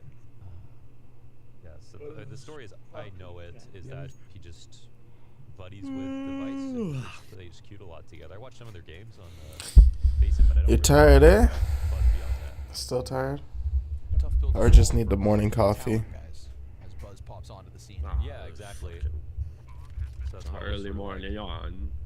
All text. Okay, buddy, you're on You know what? This just confirms that's why I have spoken about him less. Because he wasn't even coming from the talent. No, absolutely. Imagine that. It's cool though. Like I've said it before, it's like, you know, it would be weird if Device is one of those players, like if he's gonna vouch for you, we should all just like see, you know? Like if he's gonna throw out a vouch, Benefit like of the doubt. Yeah. Oh, this is nasty Stare. It's gonna work too. It's good stuff. It's a good looking T side right now. Astralis do like an ancient. Simple with the D-Gon Buzz, but that's 7 in a row coming through for the Danes. Remember, this is Na'Vi. What the fuck was that? 10-second stick diffuses. If not for that, what would they have? No. On an individual level, Stare is looking like the sharpest in the server. Oh, that's streaming already. Top fragger First for thing in the Na'Vi, morning. Alexi B. Yeah, blast party. Blast watch party. You know, I think that there's still a lot of conversation around Na'Vi when it comes to, like, you know, Bit and his communication is a red flag. Ime and JL having great events, but not plural in terms of successful international events. Yes. That's the question there. Absolutely. I feel like Simple, there's less doubts because obviously one of the best to ever touch this game, has played on English-speaking rosters, has gone international in the past, NA baby, and now has returned to this formula within Na'Vi, you know, is expected to still shine. We don't really doubt Simple's individual performances because he's Simple. But if this doesn't hit the ground running... Oh, fuck. Oh, fuck. Without Elige yesterday, that very well could have been the NIP win. 3 top fragging performances out of him, because he is a star. Let's see it, Simple. 7 and 9. JL giving another attempt to mow them down top ramp. God damn it. The spacing does not work to his benefit. His nade, though, does catch Stare. And Device will return the favor. Last time they picked up that 3v5 inside the bomb site, it was a double kill from Device. Bora peaks, and that's the end of him. Looking comfortable here for Na'Vi. This looks like a very winnable retake, especially with Buzz cut out of the bomb site. But he at least burns JL with him, so it's 1 on the back lane, 2 stuck inside of Cave. BlameF the only one with health here to hold on. And that bomb at the halfway point, Alexi has a kit for the first time on this half, I swear. They jump out from the... Hold on. Simple clears the corner. And now Device, yeah, too low. There it is. Simple 2 kills in the retake. Na'Vi have an answer. Yeah, Simple dealt with that really well. You know, even if he messed up that peak where he was smoked first, and BlameF got 1 game, things could have got really hairy because... Bro, just keep hitting the microphone stand, bro. Good play from him, and yeah, there's a bunch of players trying to make moves in this post plan, and it's definitely true that if the CTs have too much utility, Space a bit more casual. You cannot play from the ramp and from cave. You have to play forward. No. So if you don't work the map at a default for a long time, told you one then, bullet okay, Jason, but maybe, I we died. got an extra couple smokes, like One we got bullet to push a Jason. little bit, but that's also where it became a lot easier for Na'Vi to retake as they sat pat patiently. And Here we grabbed go. those Somewhere frags. around here. It's nice. Straws looking to keep up the tempo, but change the target. Oh, Device catching Simple on the re-peek. Problems in the bomb site. Still a couple defenders, but they don't need to push their luck. They don't need to press this issue, not at all. Bit dives flash, expecting some kind of a jump up. Alexi looks towards mid, catches a duel against Borup. Oh, but what goes around comes around. Oh my And gosh. with the counter wall bang. He said, I love that wall bang. As Stare simultaneously gets Alexi B this doing is- pretty I love good this. in his first show. Off contact A, the fallback mid peak, and not just Borup on his They own. did have the show BlameF match, there, and Stare slides but in that was into kind the of just open whatever, space, right? just playing with Against Na'Vi Vitality. and forcing them to accept this reality that a hard reset of the economy looms. Yeah, right now Straws look great. They are doing everything correctly. Like you're saying, when you see them pull off 2 ideas in the same round with the default going, and it's not all in on this 1 peak towards long, and they find a good way to set up their opera all at the same time. There's not much more you can ask for from a D-side team. And to be honest, I think JL he's using similar spots sometimes in the B side. He's getting pulled away from the B side. You gotta start your morning with Valorant, man. It's Friday morning. There, even though he's got a good amount of kills, he had a 1-2K You spree. got to. Mechanically, he's fine, but in terms of working the map, you got to give it. You don't have to. You got to. It's a must. Looking to clear them out. Bit holds on to Simple's op. And that's a hell of a responsibility, but pressure from both ends. Important save. Oh, he's hanging on. Blame clears him. Because the last seconds of every round belong to BlameF. Yes. Oh, they traded shots. Oh, it's crazy. I didn't even realize Simple got a second shot on. Yeah.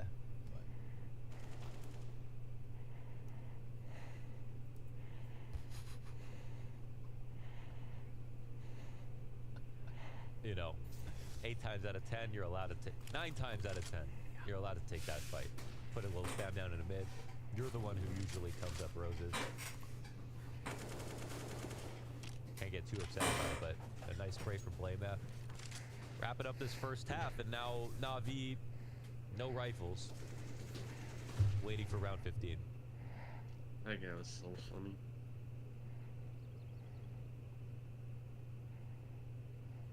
Throwing the deagle up.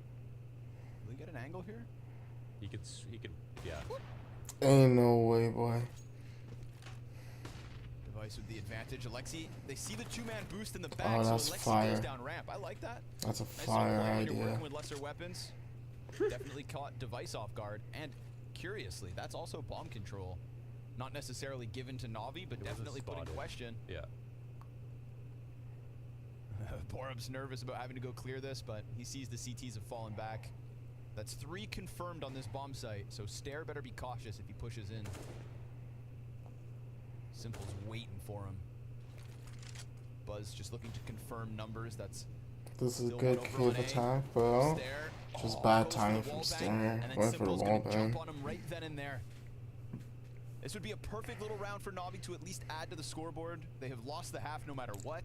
Whoa, where's that bomb going?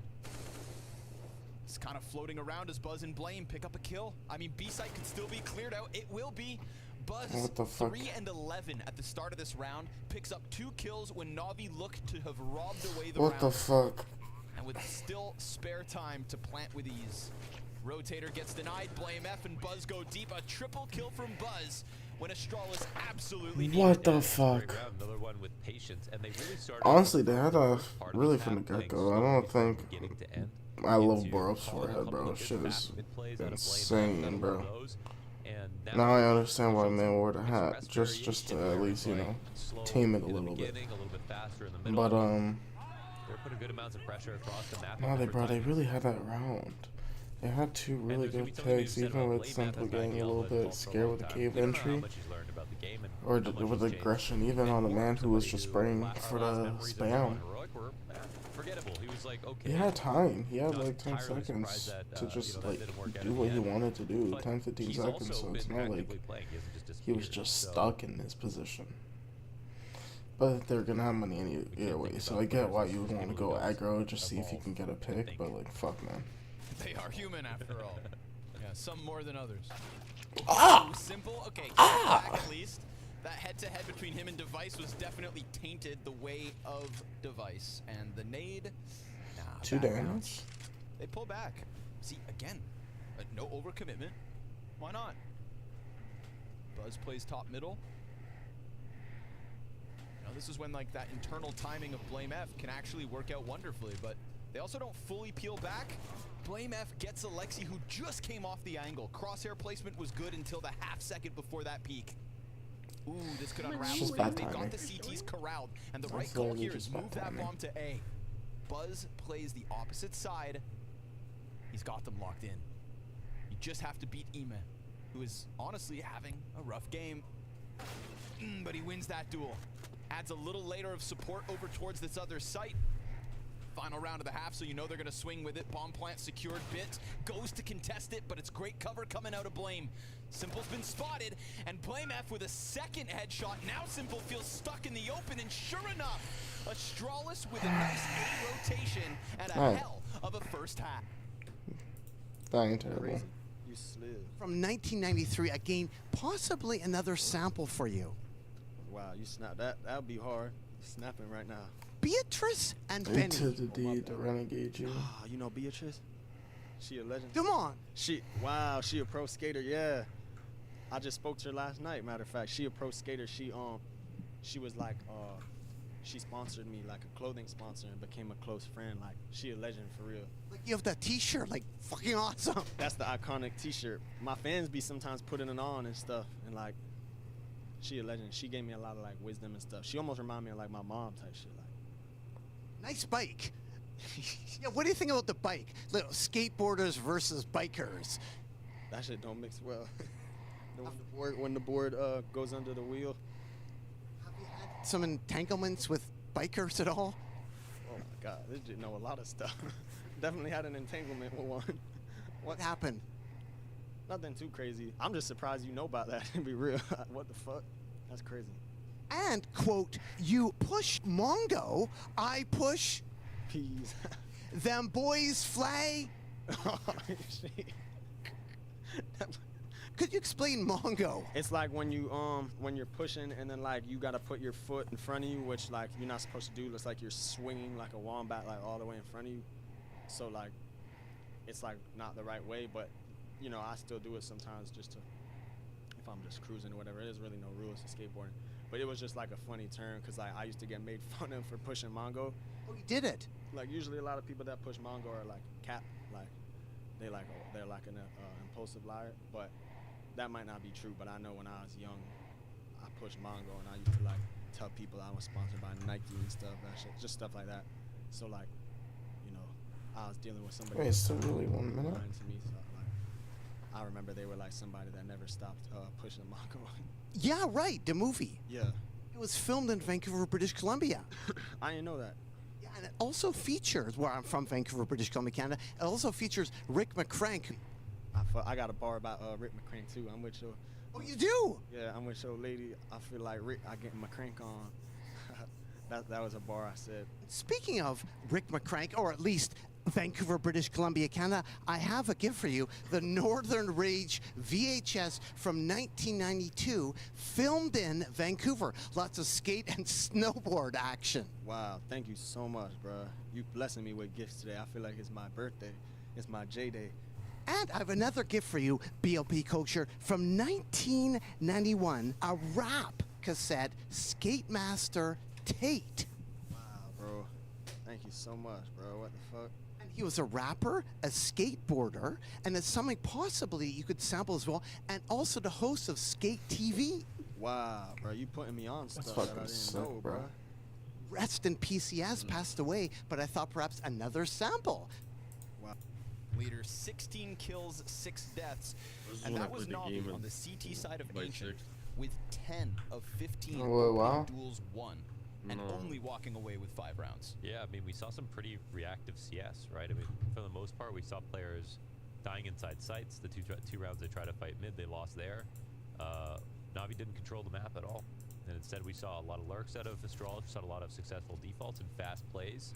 So, hey, T-side will be very interesting. You know, we'll get to see what style of CS Navi's going to bring. It's certainly going to be different than their last iteration, and they'll have more of a say in how they want to control the map.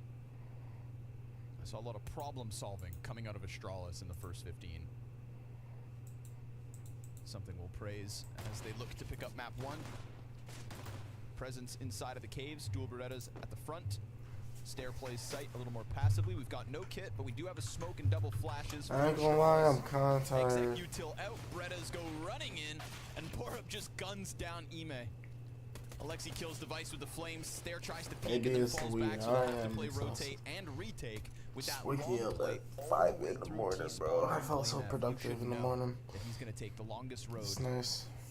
But is Just it chilling enough to this slip back- in between just the chilling two this chair, players bro. I holding could that take back a line? nap. Simple and Bit have left an opening for Blamev to slide through. It's But the issue with just- second defuse, and he's just waiting and waiting. Gets too And Simple comfy. has rotated back over towards Cave, so now Bit, he is fully exposed on this flank, and he's looking at sight because the Cave players can't help. But by getting shot in the back, now he dives into the corner, and you'd think this sight control should just be enough. That defuse just not soon enough, unfortunately.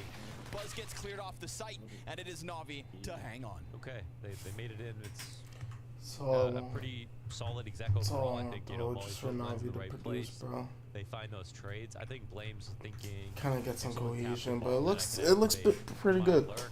You know, Comes it out looks with pretty the solid shots, so but far what they're 10 doing. seconds to have to defuse it. Why is it so popular to come in these pistol rounds without kits? Would have actually had a chance there. I, for one, always buy kit on pistol. I never, You bro. need that guy. I usually don't buy anything. What about these guys? Yeah, Blamef's got his own ideas, and we're getting an example of it now. I see. This is what happens when you change colors. Just a nice old This would fast probably be style. the least that a CT's ever walked across a map in a live round. And Only Blamef going called it. backwards. Yeah. So slow they went backwards. Look at these poor suckers on Navi. Trying their hardest to Can clear I all guess? the How does Navi big slowly weapons. die So just scary. and pick out red room smoke, flash and donut.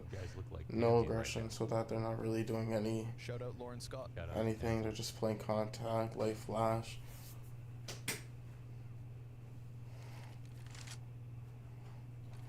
They're still nervous. They're calling all still these scared. strats, figuring out how to use their utility. They're not scared. It's just running their set, you know. Eyebrows. Flying off, flash, smoke into the short, clear In donut. some way, they did get played this round. Just so You know, can they kind tried of- too hard. You could say that, but like in the same breath, they don't. They could have bit run around, but you really wouldn't want to give up the Galils. Everybody's low on economy, so you might as well just use the util and clear out slowly but surely. It's not worth dying. Does it seem? Rather just save and get max money and spend for your util next round. Yeah. And in this situation, they're not moving at all. Fine, you can just ask the question. I was gonna say how daunting. And in this situation, you can just see in this situation, because when you speak two languages, everyone's like gonna that, be it's with like, you hear 5K. English, you need to No comprehend 4K. the English, and to comprehend it, sometimes you have to translate it back So into at your least you native gotta buy language, off and then you this answer round. the question in your native language within your mind, but then you have to translate your language into English in order to speak. All this, we're Thinking talking, a you know, different language. sure it might be fast, man, but it's not as quick as just I mean, we flicking that native mother tongue. We complain about like 1 millisecond of input lag on our monitors, so like think about why about the translating language, a different language. Yeah, it's not easy. But the only difference is that like when you play like if everyone plays FPL, you have a different lexicon just for CS. So that's the thing that makes it a little easier. Like Patsy on Liquid, for example, he was talking about like he thought himself he was gonna have problems, but played enough, you know, international pugs basically that he already has the vocabulary for CS specifically. That's a fair point. So that's something at least. Long angle to play with an A1S. They disassemble the boost before the nade comes out. All good. I can't tell if that was a fart or you smirking. That was multiple farts. No, okay. Let's see it, Alexi. What you cooking?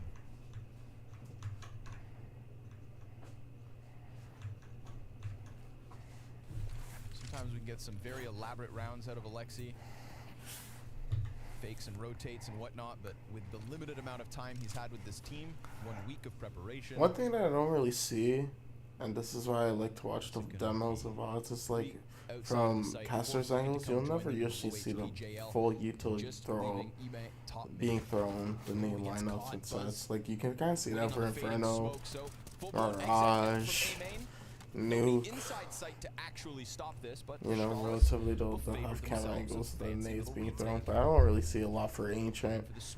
Usually it's always on catwalk. It's never like the A util, the mid util, or anything like that. And nobody actually coming at him, so Yeah, that's the best way to put it. It's only like sections where like they seem like they're gonna be advancing fast. Oh, wow, holy fuck, holy fuck. That's just an unfortunate crossfire from Temple and The Donut. way they were coming in on all these angles, there was no easy fight for Navi to take. They did a really good job of covering There each was other. none. You gotta appreciate That was just tough. that retake. It looked very practiced. Entirely. Man, Astralis, they're striking gold right now. Feels like the chemistry is just on point, you know. Like, bro. And we know a lot of these teams, they took a real break and they got a small boot camp at the end. Some got to play more than others individually and more as a team. Almost everybody wishes they had more time. Everybody For the does. significance of the, you know, changing an IGL and 2 players. And a Especially month-long massive break. undertaking, but Astralis look like I haven't skipped a beat. It's not even that it's a month-long break. It's just nice for a refresher, but it's just weird being out of circuit, you know? Question, stare. 19 frags now, top fragging. You get rejuvenated by maybe like a 2-week break. But then you get the whole month and then you're only boot camping a week later after a fucking month-long break. Not working with the op now, just stuck in the side of Temple, but Bit comes through, not clearing, and with the last bullet, Ime gets dropped. A repeat. Device just straight up dual simple through smoke, drops bomb, and never puts left. Astralis on 12. He just never left. He just never left. I don't know if they just cleared him properly. That's a whole different round. I don't know. You know, he was probably the one who was scared. With reason to be. Oh man, nothing going right here. But the first two players that he ends up taking his fight against are Bit and Ime, and both of those struggling in the kills. Yeah. Molly burns him in the corner. Bit doesn't full clear it. Ime still looking for that second contact. Then the repeat probably just frustrates Simple, getting caught off like that. Counter-Strike's already a hard game, but you don't clear some angles, it'll make it harder unnecessarily.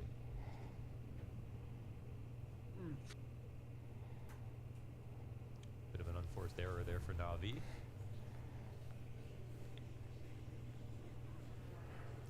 My oh my. Just gonna say this a million times, I'm loving the Stair debut. He looks very composed.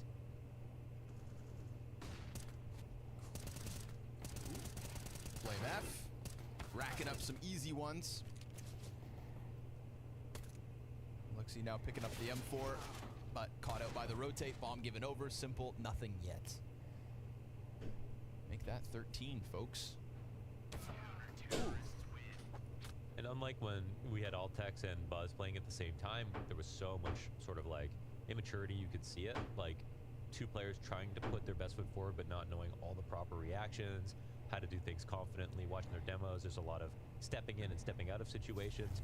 Now it's kind of just Buzz, but like Stair actually has already a lot of experience, even for his age. And you can see it. There's way more conviction in his moves, in his swings, and his nade usage. And as he said, with Blame, he's able to chip in. I actually want to see what Lexi V's kitty ratio is, because it was like 13-9 at its high, at a pretty good peak. But, you know, they had an upsetting set of rounds. But he's been looking like he's been doing positive.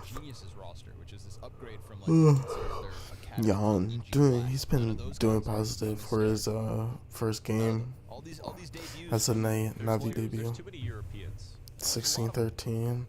Yeah, it's unfortunate. Just been racking it up. All of deaths recently, but you know, compared to Ime and Bit.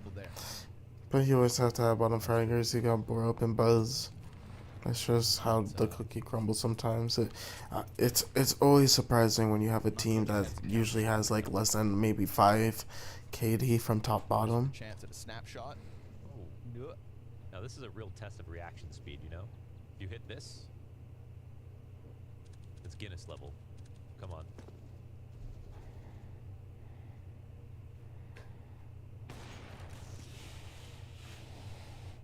Still coming in for it, though. Yeah, he wants it. And Alexi, he's let his guard down now.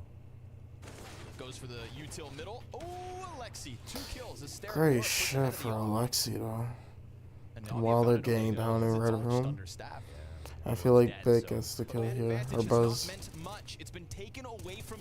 Yeah. Back to a 2-on-2 situation. Why not have it happen? But you know the op is still in play. It's been equalized 2v2. Bit and JL need to synergize, communicate, get on the same page to take down Device and Buzz, 2 guys who play pugs together regularly. That's where synergy should be high. I want to see it. Oh, he's patrolling. Oh. And, so is Bit. Yeah. Nice shot. Right between the eyes. And now Buzz. I mean, he has every right to go and try this 1v2. It's a fresh smoke, but I'll see. No kid. Oh, he doesn't. No. You see, it's everybody forgets they're questioning Bit's English, but they forget about his 3rd language, and that's just headshots. Yeah, and I guess in his role on T-sides, I mean, communication is important for all 5 players, of course, but he's not got too much very stressed out sort of fast communication in his role as a lurker. So if it takes him some more time to think, maybe they can afford that. So we'll see, but that might be a little bit too charitable. I don't really know. Everybody in Counter-Strike has to be able to play 4 or 5 roles in a round sometimes. Sure. Well, I don't question Bit's work ethic. I think that's one thing when we saw him come into Na'Vi, he had his notepad at all times. That's true. Like he's a student of the game, and I think that generally people with that skill set can apply it to things like learning languages, I've heard he's watching films in English. I heard he's text messaging in English. You know, he's that's good, yeah. He's being forced to in that regard, as much as I'm sure he wants to. We know Bit's rookie debut was phenomenal. He knows what the highs feel like, and as a competitive person, he wants to get there as soon as possible, just like Emade wants to get towards mid, but gets denied by Blame F, who he was kind of getting smoked. Kind of getting owned. He had a couple of really good rounds earlier in the first half, but Sorry, I'm starting to like get into a bad position. And 17. Trying to lay down too much, you know. A couple lost duels to the A where he hits the headshot and AK just bests him. Oh, I'm gonna sleep right now, bud.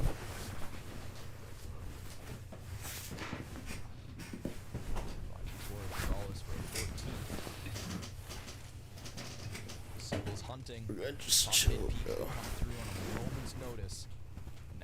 See if I can find something comfy here.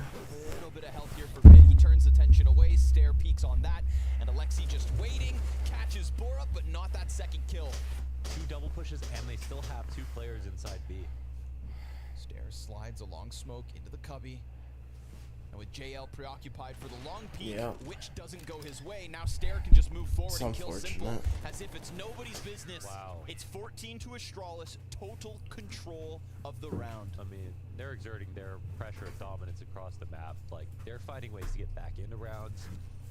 We see 2 different ideas on these double pushes, where they have the opening kill, and then they have 2 sides of mid, inside of window, ready to go, ready to retake mid a couple of times. I mean, they have a game plan, you know? They have an idea for what they want out of the round before it starts.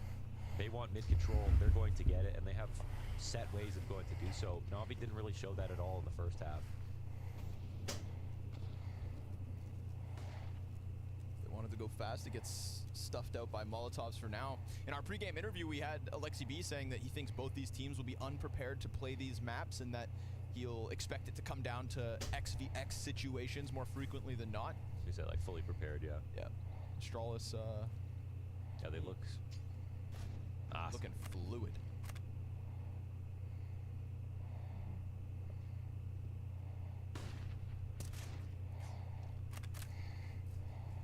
Deagle contact, but nothing made possible. Borup just wants to pull back, and Simple's not going to let you get away.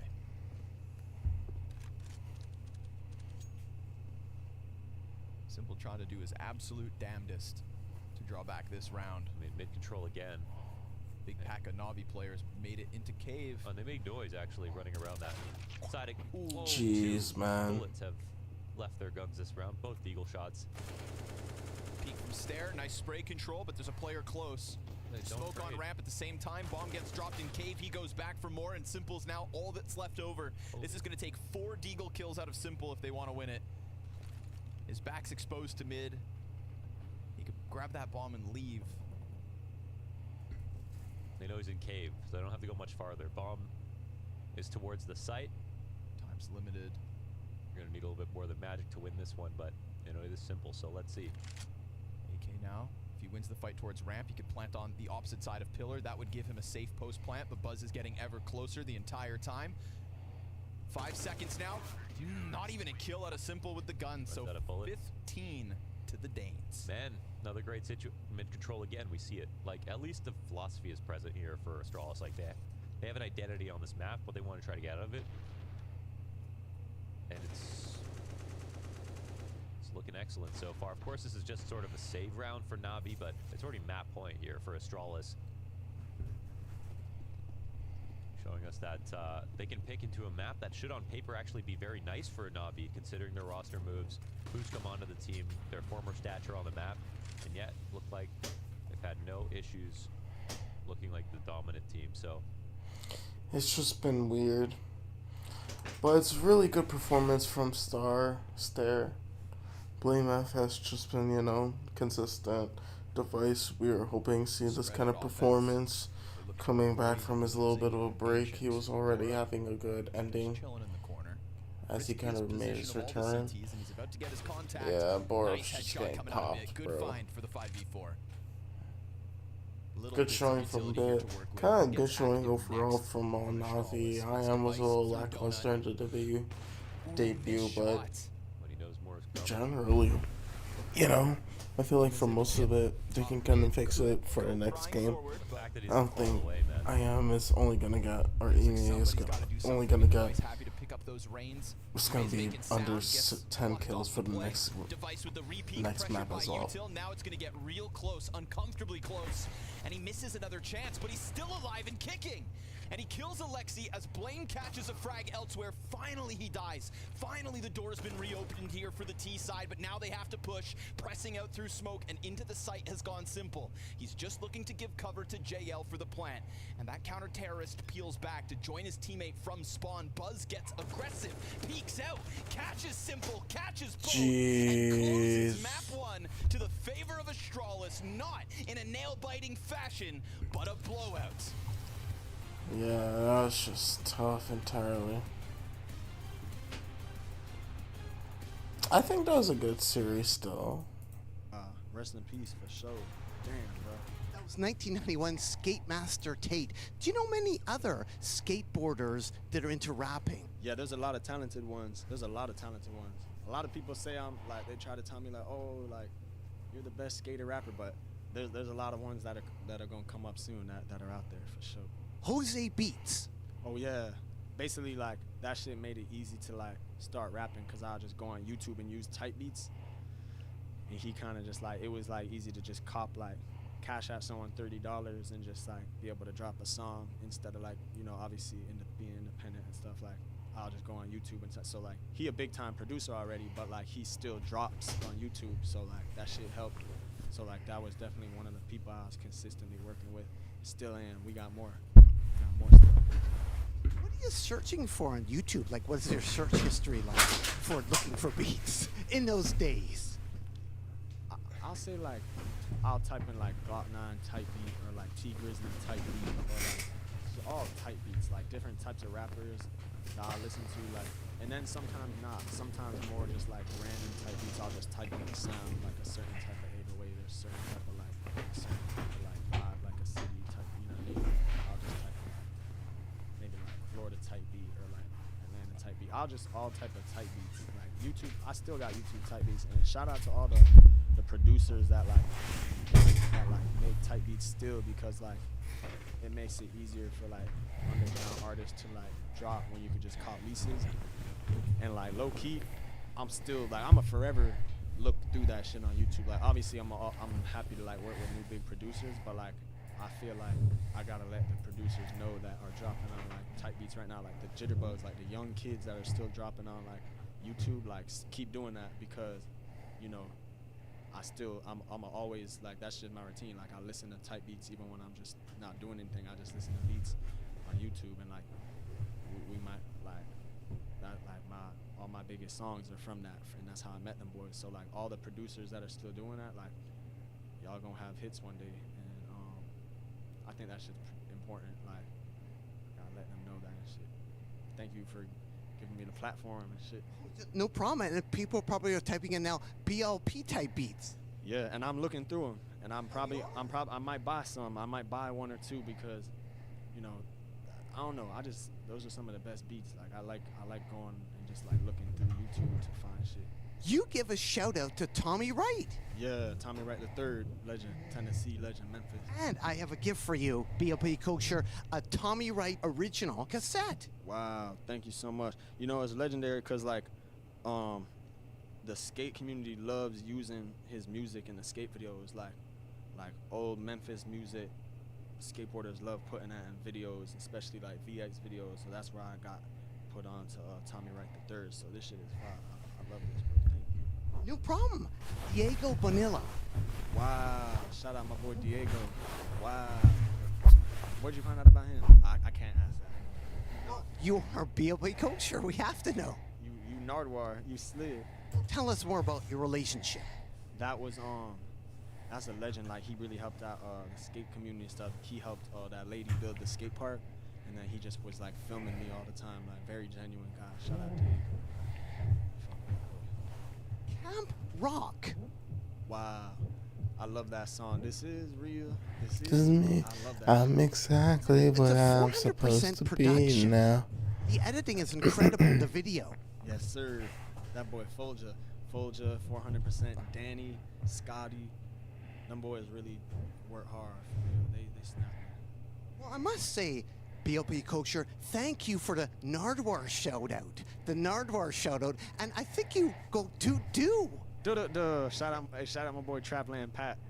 He like the first artist out of my city like embraced me publicly. You know, he didn't have to do that. He didn't even know who I was. And like, we from a similar area. I'm from like more up the road, but like, he just like, you know, he's the legend out of Deerfield, and he, feel me, like, he just showed love, and he been real ever since. So that's my dog and shit. And like, shout out to him, bro. Like, it just goes that way with like a lot of people. When you're from the same place, it's easy to just be competitive or whatever. But he just showed love out the gate, and I appreciate that, boy. So, you know, y'all go tap in with Trapland Pat, bro. That's my dog. Thank you also for the Nardwar illusion. Absolutely, bro. Do you threw that in there? Yeah. Is that do? Oh, you know about? Oh, you already heard that shit. The song. Yes, a special leak. Oh wow, you heard it. I didn't know you heard it, bro. I'm glad you heard that though. But thank you, because you threw down Nardwar, the lyric Nardwar. Yeah, I get the info like I'm Nardwar. You a star yourself. You got a fan base in Florida. Ever since I was legit, like, a lot of people would tell me like, you got to do an interview with Nardwar one day. Like, you like a rapper yourself. Thanks so much for the kind words. I appreciate that, and thank you again for the song shout out. And anything else you'd like to add to the people out there, though, BLP Kosher? Don't limit yourself to the people around you. Like, there's no limits. If you feel like you're 1 in a million, stick with your gut and follow through with the plan and stay true to that shit. Cause you know, a lot of people block blessings when you're around certain people. So stick with the plan and stay true to yourself. To all the jits, to all the children and stuff, follow the dreams. Don't let that shit get skewed by reality. You feel me? Why should people care about BLP Kosher? Why should people care? Like, people gonna know eventually, but I'm trying to do some important stuff. I feel like the grand scheme of things comes later with everybody, but people should care about everybody though. Like, there's a lot of deep, you know, artists out here too and shit. Like, it don't really seem like it too much for me right now, but you know, people should care about everybody, not just BLP Kosher. But caring about BLP Kosher means caring about your people and not your people. You feel me? Like, caring about random people. You feel me? Like, how you treat random people is important. So I'll say that's, if you care about me, care about everybody and shit. Well, thanks so much, BLP Kosher. Keep on rocking in the free world and do.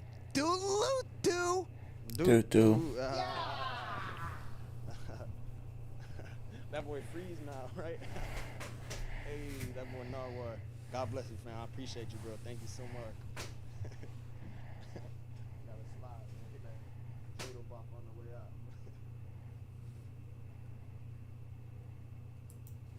Thank you. Dreidel bop. I ain't never seen no Dreidel bop. That's the first I seen a Dreidel bop. That shit goes wild though. I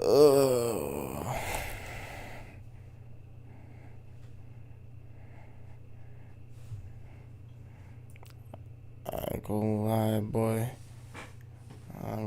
boy.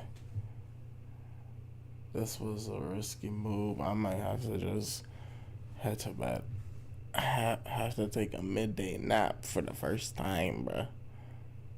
I ain't normally taking no naps.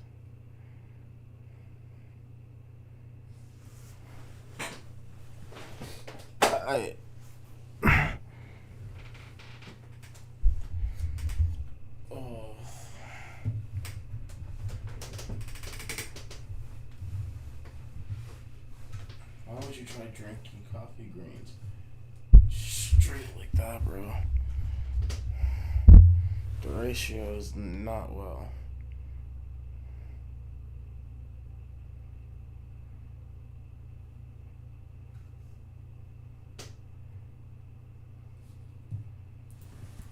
Let's look at some $100 million house. $100 million house tour.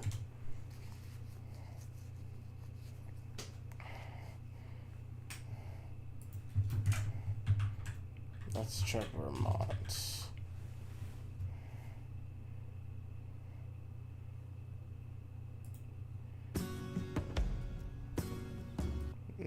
I'm already good, bro. Let's check some shit like this. This is what $218 million buys you in Palm Beach, Florida.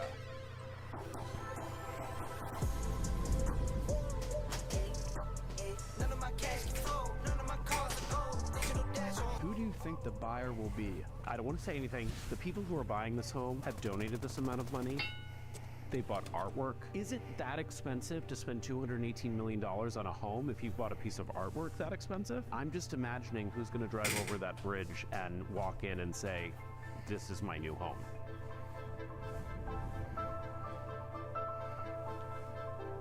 The island measures in at 2.2 acres of land, located in the intercoastal waterway of Palm Beach. It's man-made, built by dredging crews in the 1930s.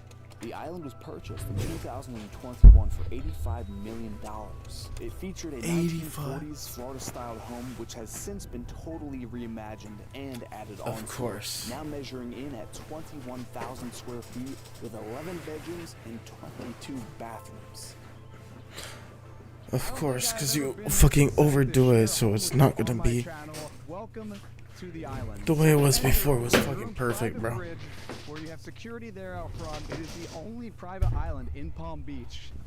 Little perspective here.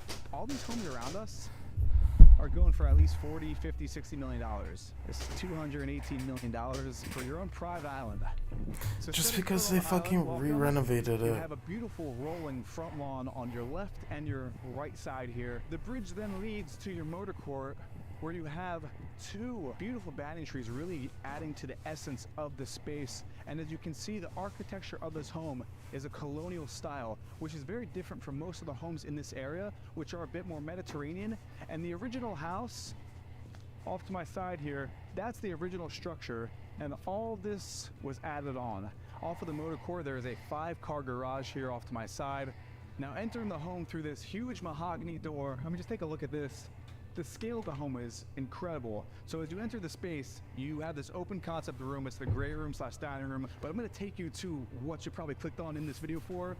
The whole wall of this space opens up, leading out to your loggia, where you have a view of your 98-foot-long swimming pool with hot and cold plunge at either end. Bro, why is it tilted like that? Wait, what the fuck? This is what two left and two. So the harbor isn't. Bro, why is it tilted like that? Swimming pool with hot and cold. Is that made like that on purpose?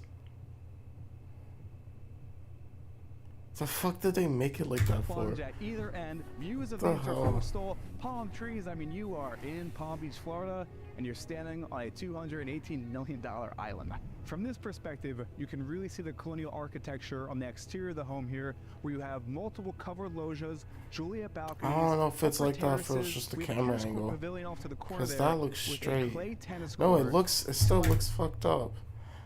What the Far fuck side, did they make and it then like that on for? the other side of the island, we have Why? yet another swimming pool, and then in front of me, check out the size of this dock. So the harbor isn't quite deep enough for a mega yacht, but you could easily be taken out to your mega yacht. I mean, this is, it's a private island. It's a private island. So of course you would have a beautiful dock like this. But let's make our way back inside to check out the rest. And heading back in, you can really see now beautiful iron frame doors here. They pocket in, so you could have indoor-outdoor living if you wanted. Have the whole wall open up. You have your seating area off to the left, with again nice gas fireplace, television overhead. If you look up, coffered ceilings, giving it that very elegant feeling, that colonial style. Below our feet, we have white oak, which really gives that beachy theme. But again, this is the center of the house, and you can see on the drone shot, we're going to outline exactly where we are for reference in the space. For now, we're going to make our way to the right, which is, you'll see in a second, this is the kitchen wing. So check out this kitchen. Center island here with a breakfast bar, seating for 4. Then this would be like your informal living room area. At the far end of the room, your little breakfast table. Then you have this kitchen. Italian marble on the countertops, and the backsplash in the hood of this range here, gotta love a pot filler. You probably won't be doing your dishes if you buy this place, but if you wanted to do your dishes, great sink to do it in. On the far side, these are freezer drawers. Check that out, not one, but 2 freezer drawers. Whoa! And then this right here, this is an ice maker. 2 freezer drawers. Like this, the equivalent of half a freezer. This way. We have your chef's kitchen, which is better than most restaurants that I've seen in New York City, with the stainless steel island here, another 6-burner Wolf cooktop here, dual oven, again, another pot filler here, and then this huge, beautiful roll sink. Of course, more dishwashers in here, induction Wolf oven here, and behind me, another refrigerator, another freezer. Oh, and then a walk-in freezer, of course. Just casually, just has a walk-in freezer. You have a commercial grade freezer in this home, brand new. It's not even on yet, but you have a walk-in freezer in your house here. Pretty crazy. And if you I wonder how much that electrical bill is. Here's the little prep area, again with that marble, open concept shelving, and then you have your wine room here, right off the kitchen. This whole wing is for the kitchen area, kind of the domestic wing of the house. Off to my right here, we've got a powder room to the left, and check out this laundry room. You've got 6 washer dryers in this space, marble to fold your clothes. Like, this is the top of the top of the top of the line of homes. And even we've got another sink here. Like, just, it's such an immaculate space that's so grandiose. It's tastefully done too, I have to say. So we're gonna just keep this as one shot to really give you a frame of reference of the home and how large it is. I almost got lost for a second. I was like, what's there? That's the chef's kitchen. I mean, the place is so big you can get lost in it. We're gonna head outside again to the loggia. This is basically everything we just saw indoors, outdoors. The marbles switched up a bit, so you have the blue marble here on the countertop to really accent the water and the pool. Alexi and Borup somehow playing I ring just around the missed rosy the first outside on kill. the God AC, damn it. And in the end, it's going to be a strawless 5v4 retake. So that could have been way worse. If Alexi's still alive upstairs somewhere, problematic. We saw great ancient retakes, but we always know Astralis can do ancient retakes. How about Nuke? JL goes walking up the ramp, has his head taken off.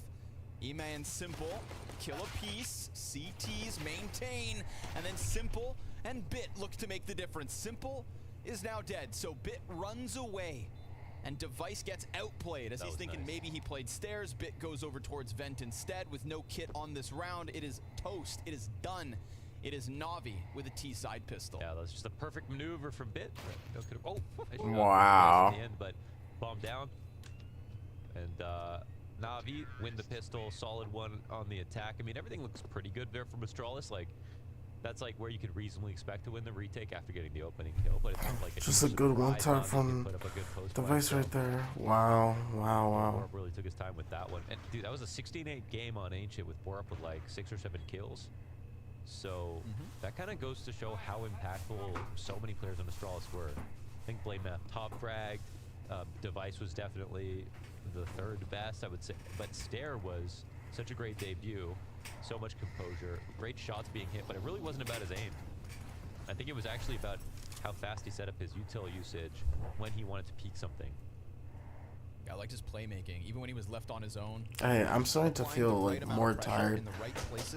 Because my right chair's so ass that I can't even properly rest on it. And not to repeat ourselves, but that's because he's been on the brink of it for as long as he has. You know, playing for Sprout, you are exposed to good teams in Europe. That's true, yeah. Borup in the rafters, knows they're out. Ooh, Famas gets away from him. Bit picks up the duel with just the MAC-10. That's an open A site now for the bomb plant. Borup's able to stop something on that site, then maybe the rest of the players can flood out Vent, fly out Heaven, etc. But instead, it looks like Astralis cut their losses and want that scout in the next one. Yeah, like you could micromanage that peek and be like, oh, you should have probably checked the hut while he knew Bit was wrapping around after he let him go the first time and then whatever. But ultimately, should have also hit the Famas spray, just lost to a MAC-10. I mean, it's like, I would have too, but it's relevant, you know what I mean? It's not relevant that I'm not good with the Famas. So When Stop bringing CS2 it. comes around and you have to build your loadout, are you keeping the FOMs? I don't use it in the first place, so no. Wow. This guy. You know, it took like 6 years to find out that the AUG was always too strong. Sure. I'm just gonna find out on day 1. Like, if there's one lesson you could learn from the last iteration of that CS:GO had all these open secrets all over the buy menu. There was just no one who wanted to try them, right? You saying there's not one gun that's on the CS2 buy menu right now? Yeah. That's not overpowered? I know what it is. It's the MP7. Yes, sir. Not the MP7. It's up for debate. Ooh, that landed. Scout through the box. Just soften up. Okay. Well, listen, you played your chances. You know, I learned today as well. Device, don't gamble. Shoot too many scout shots through that smoke. Simple. Just need to stretch out my arms, bro, cause it's my arms. Grabs that scout. My arms moves got all the way more over to tired the than ramp. It's a anything. huge rotation. Hell of an expedition. And unlike in the pistol, we've already got Astralis' players down here on this B side. So with so many members up in lobby for Na'Vi, this is good. Ime crosses, they show the presence with that wall of smokes outside, and then they just keep their eyes fixated on the upper site instead. Let's see, with a clear train of thought thus far. But we'll see what the guns can do in the next one. That's really the next test.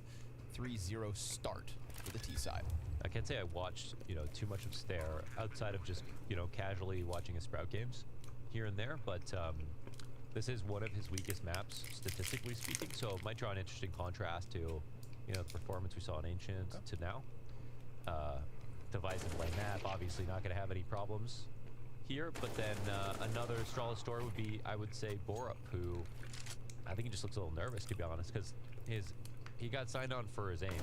That's what he's always been known for, but he's not hitting the shots in front of him. So I think he's one who's clearly feeling the pressure a little bit.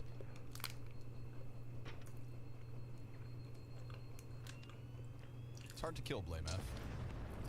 Gets away with he's like 130 HP, so it's that muscle mass, dense.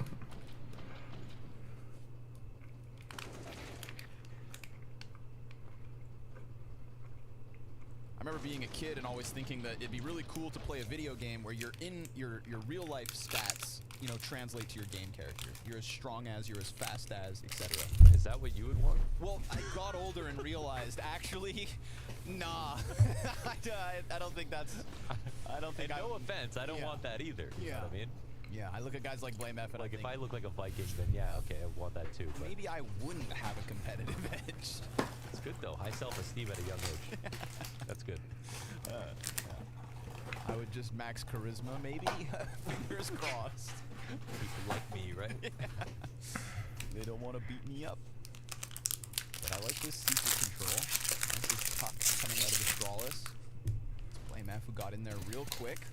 Early warning sign, great distraction, and the Galil, their own gun against them. A consistency from Na'Vi so far has been this test towards Secret, and Blame F takes that test and passes with flying colors. Just a couple of bullets as well out of that A1S to serve up a perfect distraction, and now looking at a flawless round. Unfortunate. 5 up out of Astralis. Guns make a hell of a difference. Wow, nice one from Blame F. I mean, he talked about his stats maybe taking a hit. When IGLs talk about that, they're talking about the amount of time they have to spend looking at their radar. There are different periods of time where sometimes the upside of being an IGL on alert is that you can look at your radar all day. You really don't have to think about your crosshair all the time. But the downside is you have the least first-hand information and usually have to wait for ideas from your other lurk on the map or the pack on the map to give you information so you can make a play for the whole Bro, team. what the fuck, though? But I would say in terms of stats, like, maybe he'll be in a good spot to actually not take too much of a hit. You never know. Besides, most of his stats are on CT side. That was my hope for Blame F. That even though he's aware of the possibility of that statistical drop-off, his impact could take a hit. He just wanted his fans to know. Yeah. To watch out, you know. It's a possibility. You know, especially when you've seen so many others before you fall down that same path. So far, so good in the... There's no correlation between, you know, BlameF's high stats and Astralis having massive success, you know? So maybe you can provide more as a caller. JL goes for the peak, but Device kind of sliding between positions simultaneously. Smoke on main, but not for BlameF's angle. He decides to tuck it in anyways. Gonna give them that open floor, let them get closer. Have support soon enough from Buzz, but Buzz also cautious about the possibility of the ramp hit. And he can run away from this, and Blame has a great angle here. Taking on a lot of responsibility. Multiple players to line up. He's still changing positions. Now he's been spotted, so he... Oh no, he shot too early. Should be dead. And is, sure enough. 3 players coming at him. Buzz has an angle. Yikes. Nothing. It is bit with the second headshot, but there is still that clock to contest with. And Stairs inside control. No kills. Out of all of those pieces in position from Astralis, look at the health that's left over on Ima, Alexi, and Bit. Yeah, the round was over if he gets someone killed. That bomb would get dropped and have to get picked up again. Control side still taking over. 8 seconds left over. So Alexi, he saves the day early like he did over on Ancient with his 10-second sticks. And yeah, BlameF got a bad timing. That's one thing. Buzz's spray was just not good. That's another. Also, if you're going to use the A1S, Damn, I remember the sun was just getting up. A4 is the only gun to use. People have swung way back in that direction. Yeah, I left for tuna. I was gonna have some cold tuna, but I left it in the freezer. I forgot to get it out after I made my food. I was gonna add it to my egg dish. But instead, I forgot about it, and now it's cold. Got that headshot in the end. Damn, to commit to that spray through your teammates when all you can see is Buzz's head at that distance. That was get right here. That's a beautiful little spray from there. He sprayed in English right there. I would like to see it again. Let's put production under pressure. It'll take a few seconds though. Yeah, it will. Yeah. No, I mean the spray. Oh. But you know he got there. He did get there. Okay. Why don't we say like arove instead of arrive? I don't know. Save some time. Told you I put my stats in charisma. Not strength and not intelligence. Like George W. Yeah, baby. Fool me, can't get fooled again. You're just an affable man. Alright. Bit not wasting any time as he goes over top. No sneaky secret presence out of BlameF either. Man looking like the A-site intended target, but it's the Rafter player in Stair that's going to drop him. And now Borup is stuck between boxes. Up close, Alexi dead. And JL gets the trade frag. A-site now belongs to Na'Vi. Numbers equalized. As BlameF snips Bit off the play. It's bomb front side site, JL on the opposite end, and Buzz. Well, no pressure. Oh my god, there's no way. They can't get the bomb back though. BlameF. Got it. Simple got the ball. Oh, was he sitting on it or did he just take it downstairs? Just almost took it downstairs and delivered it to BlameF, but he gets away with 16 health. Flash out through main, Simple comes back around, kills BlameF. Buzz, not the second. Ooh. Oh, that was messy. That was tough. Almost delivered that bomb to BlameF, and he knows it. Yeah. You know, maybe A4 has more A4, bullets. baby A4. Just saying. Yeah. That round was what it was. It was crazy. It was crazy. It was rambunctious. It was fun. A little bananas, a little bonkers. And even then it comes down to 20 HP. So, solo M4 Blame.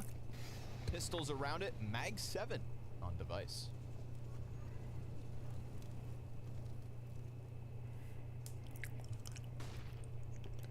Souvenir Anubis.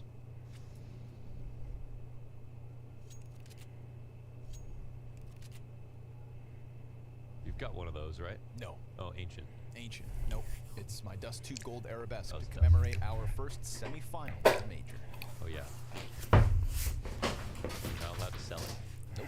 Even though you're rich now with that investment. Yeah, I feel bad for the guy who bought it off. Poor guy. He trusted me. I just messaged him on Steam. I said, listen, man, I see what you got. Let me buy that. He said, are you really scrawny? I said, yeah. And then you asked for the scrawny discount. Oof. Ooh, nice Simple angle shuts here. down pistols, all good. He did send it first, though. He just sent me a multi-$1,000 skin out of trust. Yeah, I wouldn't trust you either. I almost, I thought about it. Thought about what? Nothing. Interesting. Quick ramp play, down they go. Yeah, sorry, Astralis. You had your chance in the last round. No worse feeling than having to rotate with a Mag 7. Yeah. And your only option is to get up into lobby, and you got Simple waiting for you. Does Stair have an interesting keyboard position? I feel like I can see both his hands in the... No, never mind. But they were almost like overlapping for a second, but... Looks standard. Fnatic picked up all the weird guys. Yeah, that's true. The misfits. That's not true. Fasher's on OG now. We'll get to watch his debut later today.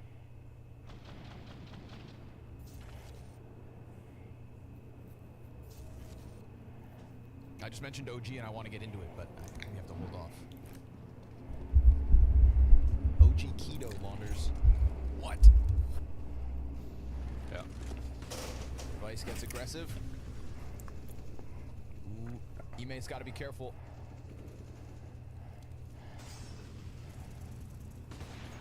Oh, jumps over with the flash, and he gets away at least.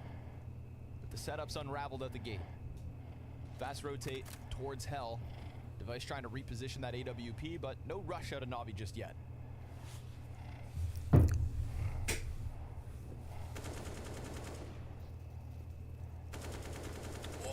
Okay, substantial damage coming out of Simple. Wow, Device was deep outside. Now they're taking over ramp all before a minute. This is good movements here from Astralis, but will they get the kills? That's the big question. 1, yes. 2, no. Why inspect your gun like that, honestly? Simple. Oh, tearing another them up. 3K. Yeah. One-man army here from Simple. That's what we needed to see. We're talking about Simple on Nuke. 13 and 4. You see his view model is just taking up like his entire screen on that swing. Maybe it was an accident. Did see Borup hit the inspect and hit a crazy shot earlier, but I don't know if that was him. Either way, Simple taking control. Simple fans rejoice. It's a round to be proud of. Because he looked rather human back on Ancient. Yeah. Yeah, and that's the other tricky part of the conversation with Navi. Sort of like the objective, sort of looking at this from like years and other sports angles and comparing him to other people. You would say Simple's probably in the second half of his career, right? He's had such a long peak already. He's already had a weaker year this year than he did, of course, in 2022, which is already miraculous at that point that he could pull off a #1 again. So with this much change, and if he's going to taper off at all, what does that mean for 2023? That's a massive question. And that puts even more pressure on like Alexi B's shoulders, for example. No, it doesn't, because it's the rise of CS2.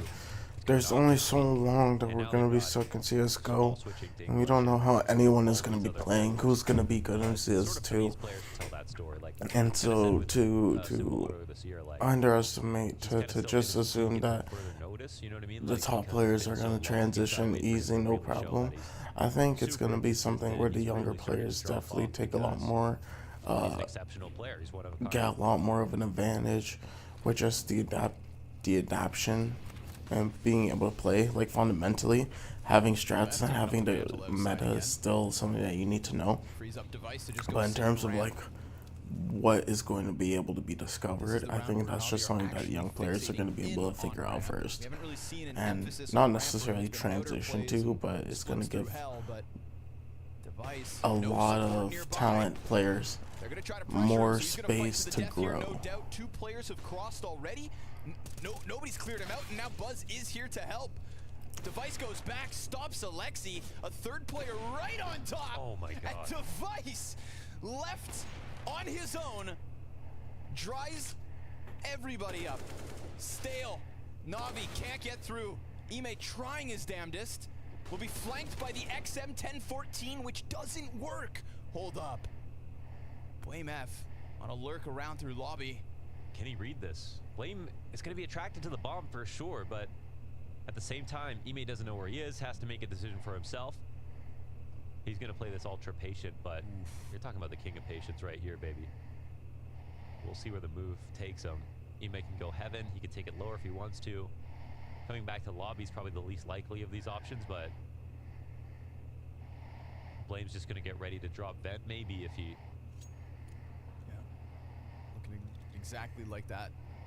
No smokes, just flashes for Ime, who has already lost a 1v1 in this series back on Ancient against Stare. Now he's playing with the health disadvantage, but at least he's got a slight bit of time to reposition. And that question as to where Blame is at still lingers on his mind. He's clearing upper still. He actually doesn't know that it's the lower side. Okay. Now he does. Yeah, now some noise being made. But that's going to put Ime on high alert. He's so ready for this duel. It's going to come down to that duel. He's playing in the sight. Waiting for the shot. Oh, okay. And he gets it. Blame F, unfortunately, turning over the wrong rocks.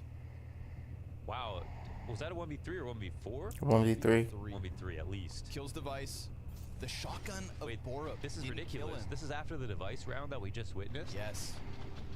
Device headshot. And then this flash and Borup comes in. Wow. Whoa, he had to switch guns too on the last bullet. It didn't even look like he finished the frag. Wow. His teammate just said Ema. Just saying. That's true. I am, it is.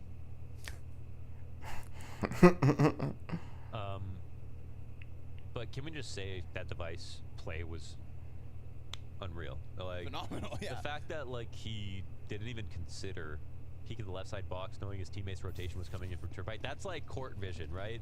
That's why Device's frags always look boring, because he's never freaking out. And he knew exactly what could be covered. Just trusted his actual teammates.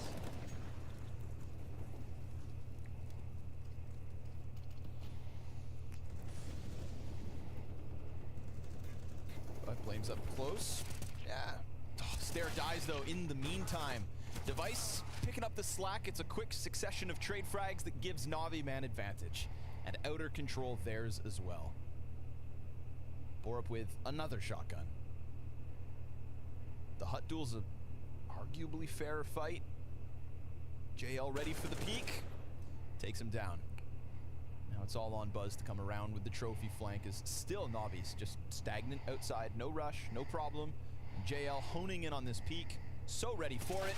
And he'll win the duel. 2 kills coming out of JL. This is a rock solid T side from Navi now. It's 9-1. Yeah, it's obviously a little closer than it appears. Like, we so many of these rounds ended up in close situations. Just Navi came out ahead in every single one. We had the JL clutch upstairs. We had the Im at 1v3 where Borup, you know, doesn't come flying around a corner with a shotgun before the round's over.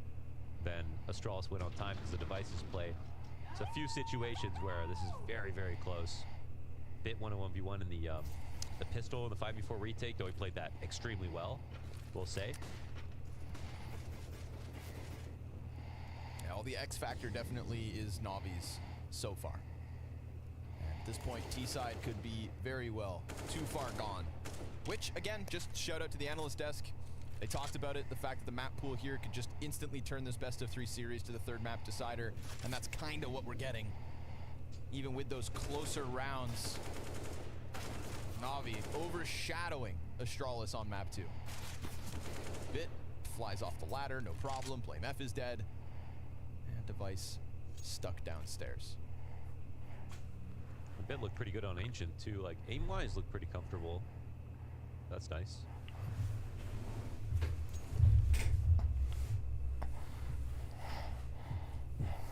Didn't have a lot of kills, but you know, Navi also did get owned. Yeah. So unlucky.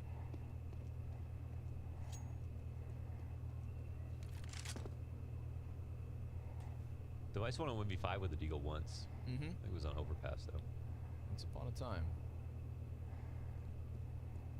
My favorite Device clip will forever be the USP versus NRG at the major. Just like that. You know, the soul of NACS is, it's been through a lot. Yeah.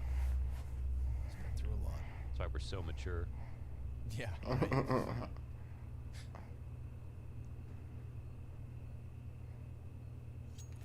10-1 Nobby. Map 3, of course, overpass. Assuming Astralis don't make the greatest comeback of the 2023 season so far.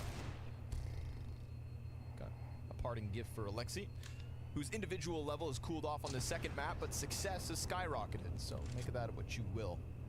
That's one big upside to Alexi as an individual. Sometimes he can take over games completely. He's sort of obviously inconsistent, as most IGLs are, but that's one of the guys that literally just hit 30 out of nowhere. Yeah, if you go down that, you know, classic list of in-game leaders, he's definitely towards the top of it. Outshines Hooksy, Kerrigan, JT.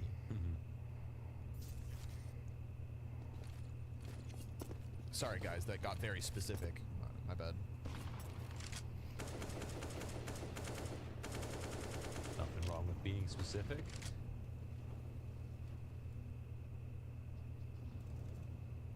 Personally, Snappy and Glaive. Yeah. I feel like you could put Hampus kind of in like the Alexi B pot. Yeah. But maybe even more inconsistent. Emis found his contact through Mini, but dies. It's a gun round and it's a 5v4 for Astralis. Their silver linings have been far and few between. This could be one of those, but Stair's gun's about to be empty. 5 bullets left. That reload could be when Na'Vi pounce on A, but with an op behind them, that pressure coming through from Xtrfy, looking to lead Astralis to a second round win. Alexi B's got other ideas. Doesn't that vent look tempting? Ooh, you've got the bomb. Now you start to wrap around Hut. You've got 2 CTs left to find, but they're both on the flank. You know about Device. The second, though, still an unknown entity. Yeah, they're getting vent cut off now.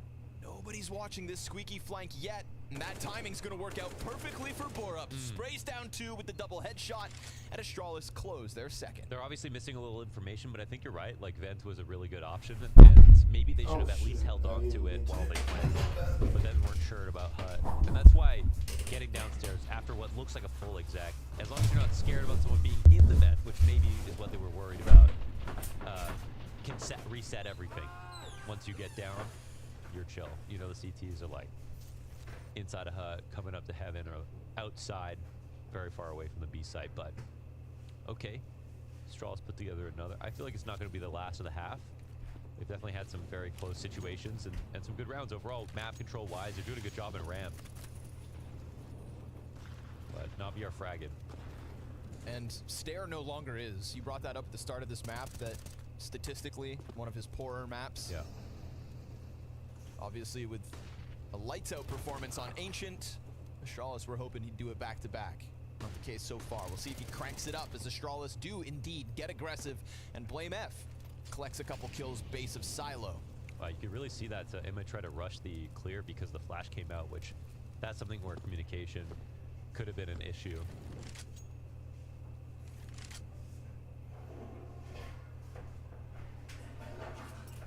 He's playing an electronics role outside as the outside clear, but that was also his role on Gamer Legion, so natural place for him to be.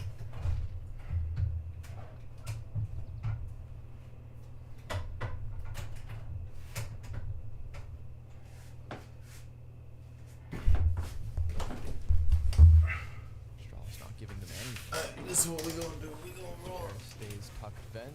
Flame. We gonna gets pop swept this. off. Flash finds We the can corner pop 'em player. like that. Looking for the contact. Show 'em the Attention bottom. away. Stare. Ooh, peeks preemptively. And Alexi, that potential right there. Double headshot to draw it back. Flame F catching him through the smoke though. How's that go down? Buzz catches one through Hut. And suddenly, when it looked like Na'Vi had a bounce back within round 13, it's left simple in a clutch. Very much outnumbered. But putting together the picture If only he had more health to work with. If only there wasn't a player sat inside of Hut ready to gun him down. Buzz collects 2. Damn, so much of that comes down to Blamedeath getting a timing shot through his smoke, and everybody gets confused, and it's from a guy they can't even see. And then 2 players, different choke points, deal with the rest.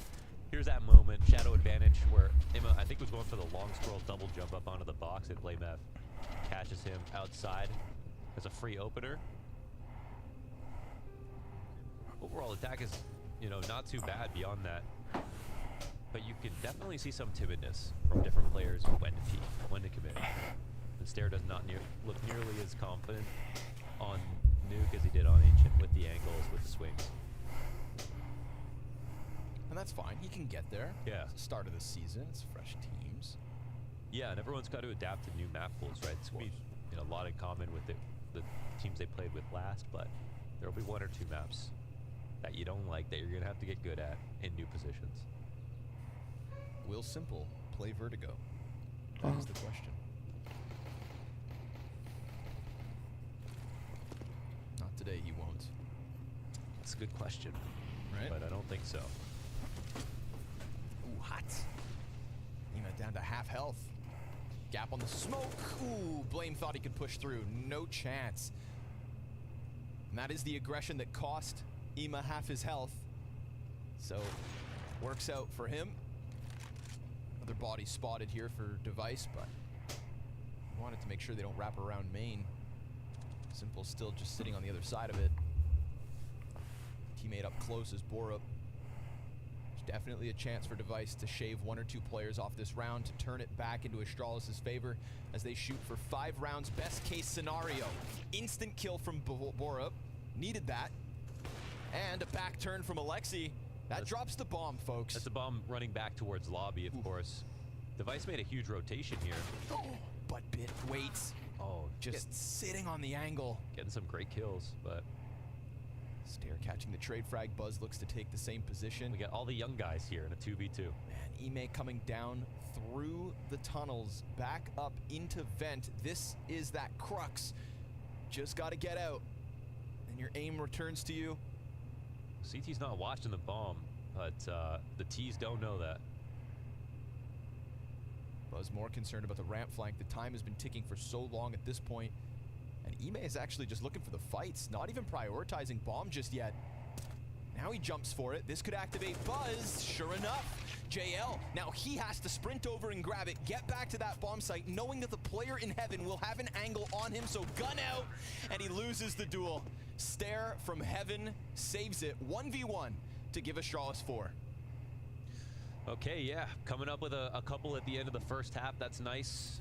Another close situation, though. It has been, you know, quite messy. Great trades here from Bit to keep the round moving along. But a nice one from Stair. Playing this aggressively. The bomb could have had a second to get in front of the bomb site and get planted, so taking just an off angle instead of playing it scared is, I think, a very fine thing to do. Yep. And now Borup, 3 rounds this half. He's got an auto shotgun. I don't know what's going on with him, but he is playing upper, so there's an argument for it. It's inflation, man. Yeah. It's hitting hard. Not to mention Danish taxes. Yeah. Surprised they start with USPs. Shotgun out and ready. Final round of the half. Let's see the pop here set up by Na'Vi. We've got an op over towards Vent. This could be a round for the shotty. Yeah, sure enough. Headshot to Bit, but Ime brings it back with a double. And Device still sitting behind Vent, cuts them down. Alexi knows where he's at. It's a tough peek to go for, but he baits out the shot, swings it wide, and takes his head off. Trying to keep this one alive, Blame F peeks main at the right moment to close out this CT side with the minimum 5 rounds to work with as they'll take to the T side.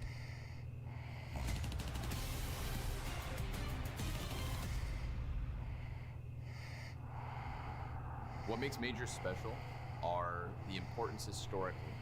Some of the legacies that have been forged, that have been started. I mean, it's the most prestigious tournament in the game. Every team is striving to qualify, to do well. It has a real process of qualification where everyone in the world gets an honest shot at competing. But the one thing everybody always works for each and every year are those rare majors. and that's what we're all here to play. That's what everyone wants to play. What I believe that every Counter-Strike player wants to achieve. That's the one thing that everyone wants to try and win. Being able to write their legacies, become legends. They mean so much more. You're immortalized in the game. This is the pinnacle, the zenith, if you will, of the CSGO calendar. If you're a top team, winning a major can save your season. This is your opportunity to really show yourselves, to really show that your team can shine. It's the bookend at the end of everybody's chapter.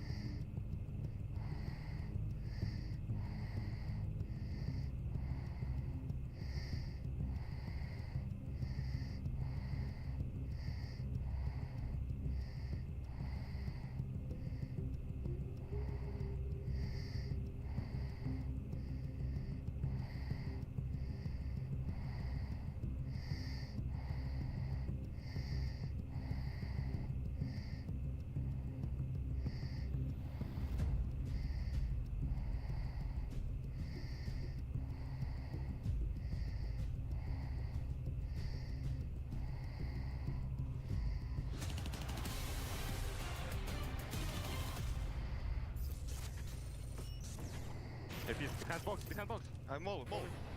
No, Should close be box, box. close box guys. Under heaven, No one. close box. I'm picking under heaven. Under heaven. Help. And close box, left side box, I think. Yeah, she's close. Yes. Dead door.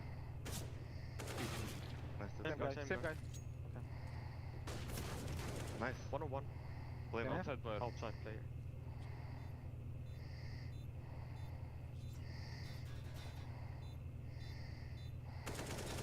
Nice! Dima, you're back. You're fucking back. First clutch in Navi. Let's go, brother. Nice, Mikhail. It is surreal listening to English comms here for Navi, but I mean, it was looking calm. It was sounding good. I mean, Behind box. No, close box to specify. They got him out of there eventually. Device not able to close out that round despite a beautiful three-piece. That flash, though, that to me, like watching that back, that flash into ramp when he turned to clear trophy, just stuffing Borup, who's got a shotgun that close. I mean, that's the one that opened the door, takes him down to the B site, plants and closes. With the last bullet, need we add. Absolutely. So, as Alexi said, first clutch in Navi. And an excellent half for the camp. 10 rounds to the 5 of Astralis, who are hoping for a spectacular T-half themselves. yeah, and you know, I think if Astralis were going to win this before, it would have definitely been on CT side. So this will be very tough. Good. Headshot on device on the fallback, controlling it well, slowing it down. Alexi's in position 2. They're gonna try to fight this back, but Bit is a nuisance. It's Borup, so far the only one out of the T's to get a kill here. JL pressure from single, can't stop plant. And that ramp flank, ooh, it's getting into position now. The double door player cleared off, Flame F with the plant, but nothing more than that. It is 11 to Navi right away. Yeah, the plant's nice, but Navi infamously have had like average T sides and a fantastic CT. I think everyone's gonna be very, very comfortable on the CT side, and I think that the comfort is for Astralis is also on CT, so well, you know, the Blame F masterclass on Ancient was just a few minutes ago. So let's see if Navi could have predicted that Navi, or if Astralis could have predicted Navi would take it here.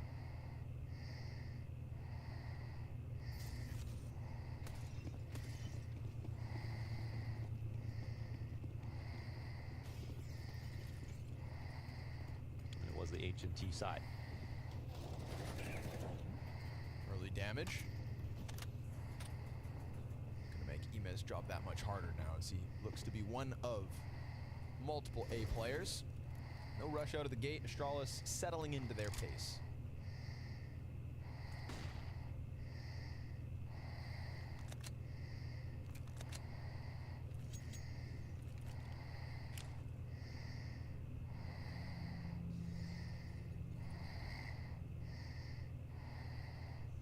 Well, he's gonna have to catch Bit with timing here as he just jiggles with the nade out. It's enough to elicit the frag. No real issue there. Buzz takes up the front line. Support comes through by Simple. It's a push out. It's a bomb down. It's a double kill out of Simple. But unfortunately for him, Bit offers up nothing. Got a player low on each side. Looking fair enough. But we've already got 2 players down on B, so a pretty quick scramble out of Navi to get downstairs. Yeah, Smoke on control room. Not going B. Gap. Oh, there's a gap on that smoke. Uh-huh. Substantial one as well. It just holds Alexi. It's a little awkward for him. I mean, it holds him in place until, of course, that smoke expires. But the T's have not actually made a decision yet, so... He gives up holding the angle because he's worried about the split. What if they threw that smoke on purpose? Well, they would have got what they wanted. Eesh, they run through, and he's able to end Bora pretty quickly. Pressure out of the stairs, yes. Stair himself hits the headshot. JL, still no bomb plan. He gets baited into the peak. Blame F comes off of it. And remember, Ime low health from early on, that main spam. Bomb is in. Flank could connect. He's gonna have to catch one off guard with such little health to work with. He's already saving now, right? Yeah, like 18 surely. Health. He Can't get Blame F out of there. One chance to get that kill. 22 health for Blame F, but Ime cannot fight any longer. And is there even a better gun for him to grab? We don't know. M4A4. Okay, that's good. So Astralis win that one. JL kind of rushes the situation a little bit, and also doesn't seem to know exactly where the bomb's planted. It was just on the opposite side of the door. But Blame had already gotten off the bomb. Like, he was ready for that door to swing open, so outplayed it 2 different ways. The force buy off the bomb plant works out. The approach on ramp looked good. I mean, that's even with Simple's 2K, but they covered both the ramp peak as well as Turnpike as they were approaching, and I think made this as hard as possible.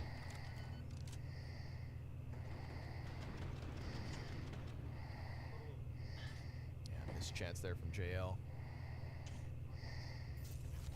Natfly has infamously said that every miss smoke is on purpose at the pro level. Yep. Which is definitely not true, but it's a great way to cover your tracks. Yes. But you know, that miss smoked was bad information for Navi as they went for the re-aggression. So whoa, okay. Bora contested through Squeaky. Nice deep flash, but Buzz gets a little lucky. And the headshot connects. JL's Deagle slips through. AK to be grabbed. Off of the spam, the damage from Bit. And eBay actually works out. And Simple has slid forward, but a missed shot. And Stair's gonna clean him out a credit card.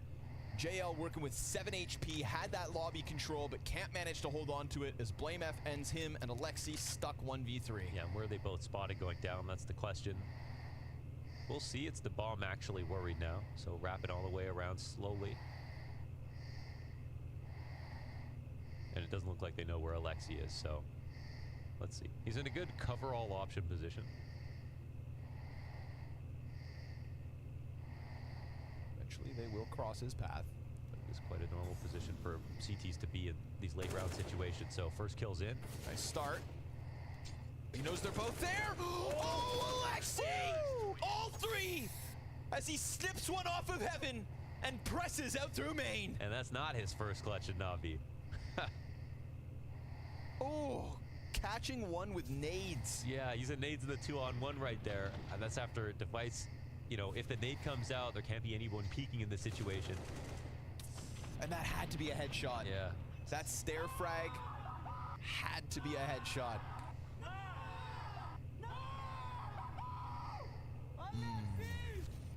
B.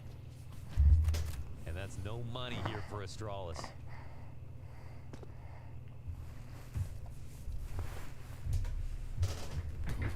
That's a big one.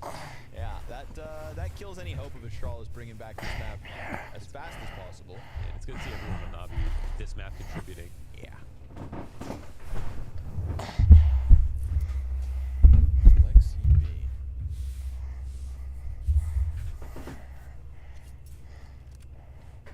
Could be a game-winning 1v3, you know?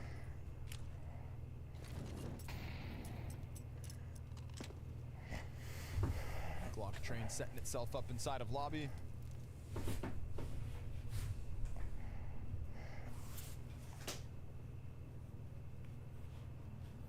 Uh-oh. Gale turned away. Again, it's Glocks. We can't get too crazy. And still 2 frags out of Astralis. Bomb pick back up. MP9 with it. Heaven players extending. But the main peak will end all this. Yeah, get it done. It's 13 to the CTs. Okay, so bit of a reset. I don't know, after that 1v3 from Alexi, what's the money look like here from Astralis? Well, the Glock save, you can assume they're going to try to buy. No half investment whatsoever.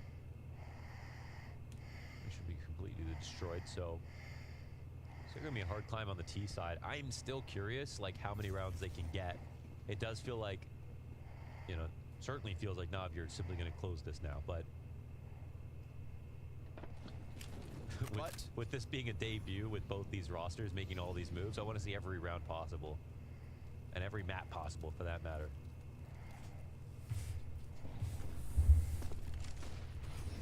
JL up top. Doesn't need to see him.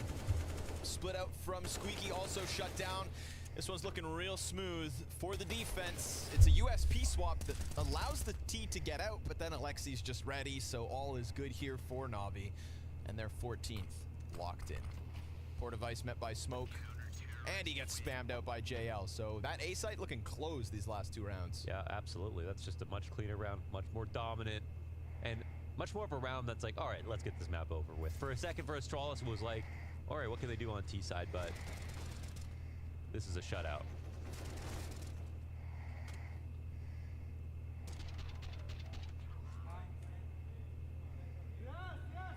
What the? I've never seen Blade with that much energy.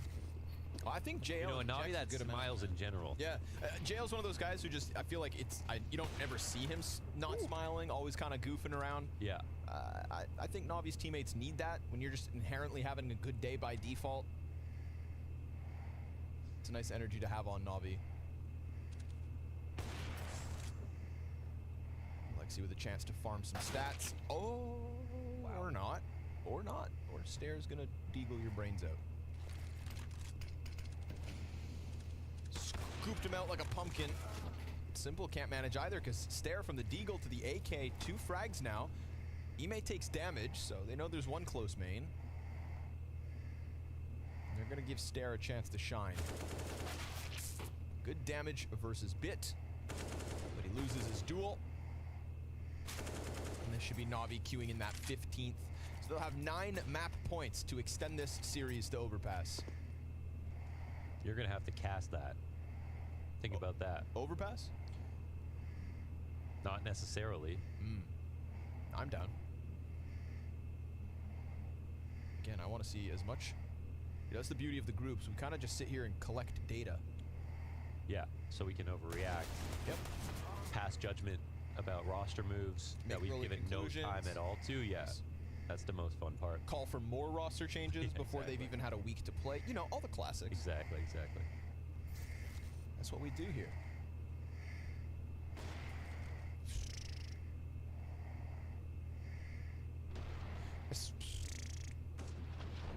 And Bit had armor advantage. 15. Simple 22 and 13 at the moment. Definitely a better performance than what we got on Ancient. You'd love to see it for Navi's sake. Uh-oh. But she ain't over yet. And Alexi barely alive. I think they might be unsure about lower now.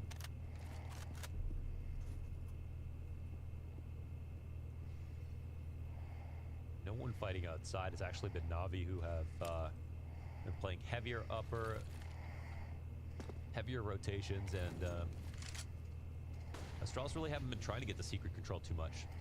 So it makes sense, matching their pace.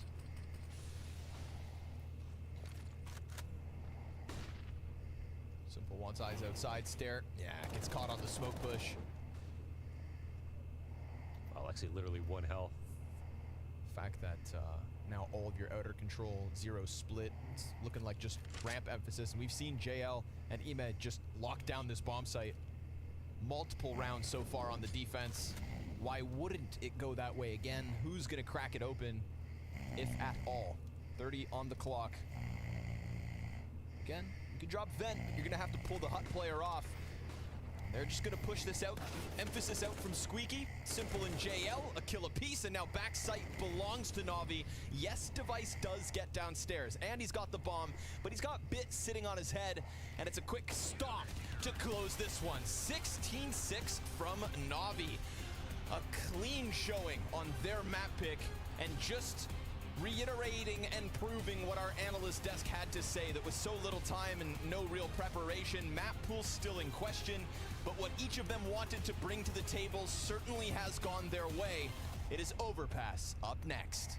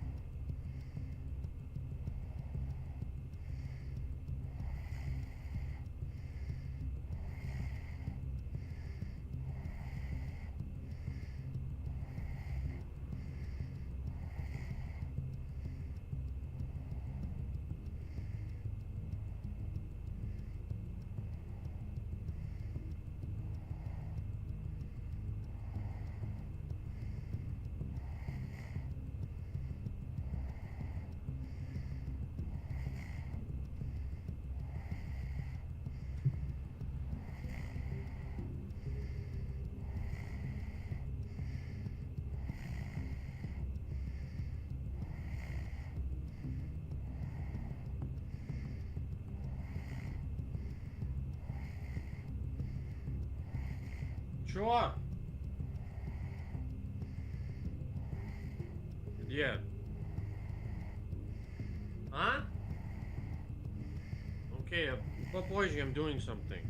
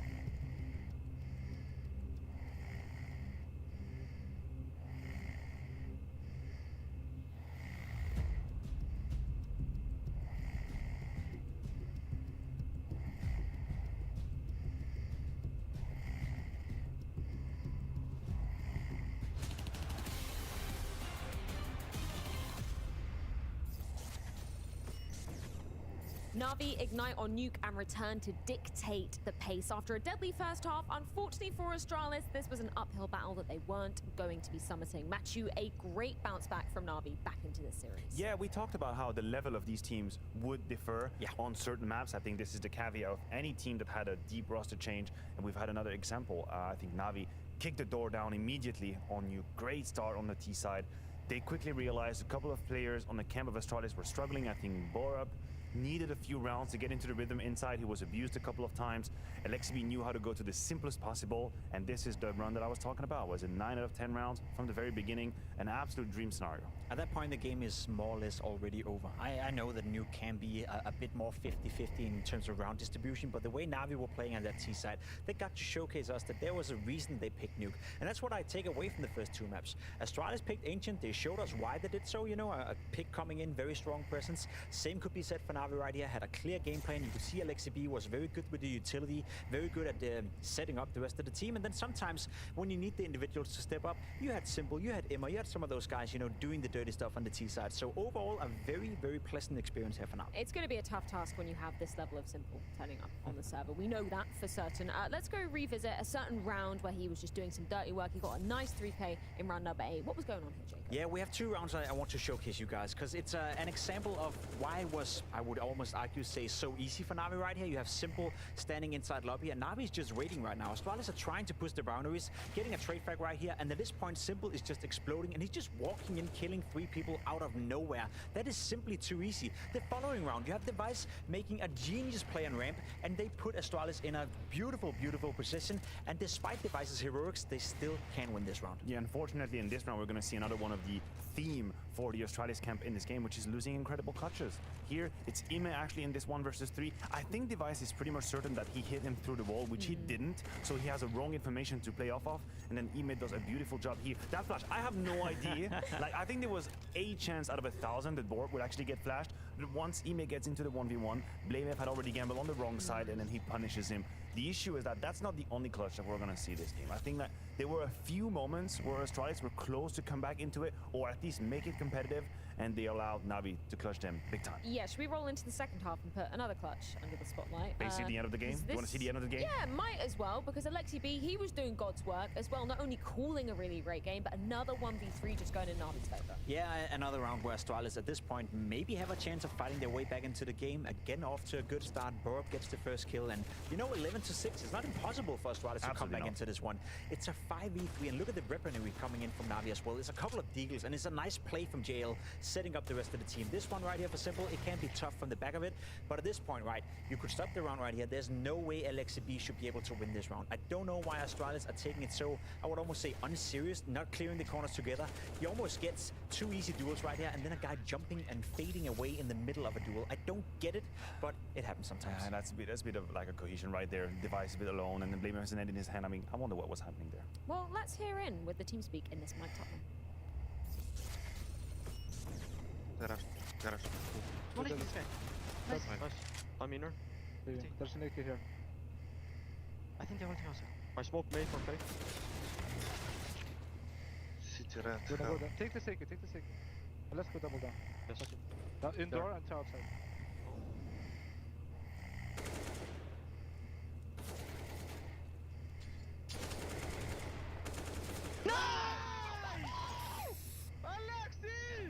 To win this game. Nice, bro. Nice, man. Yes. Nice. Holy.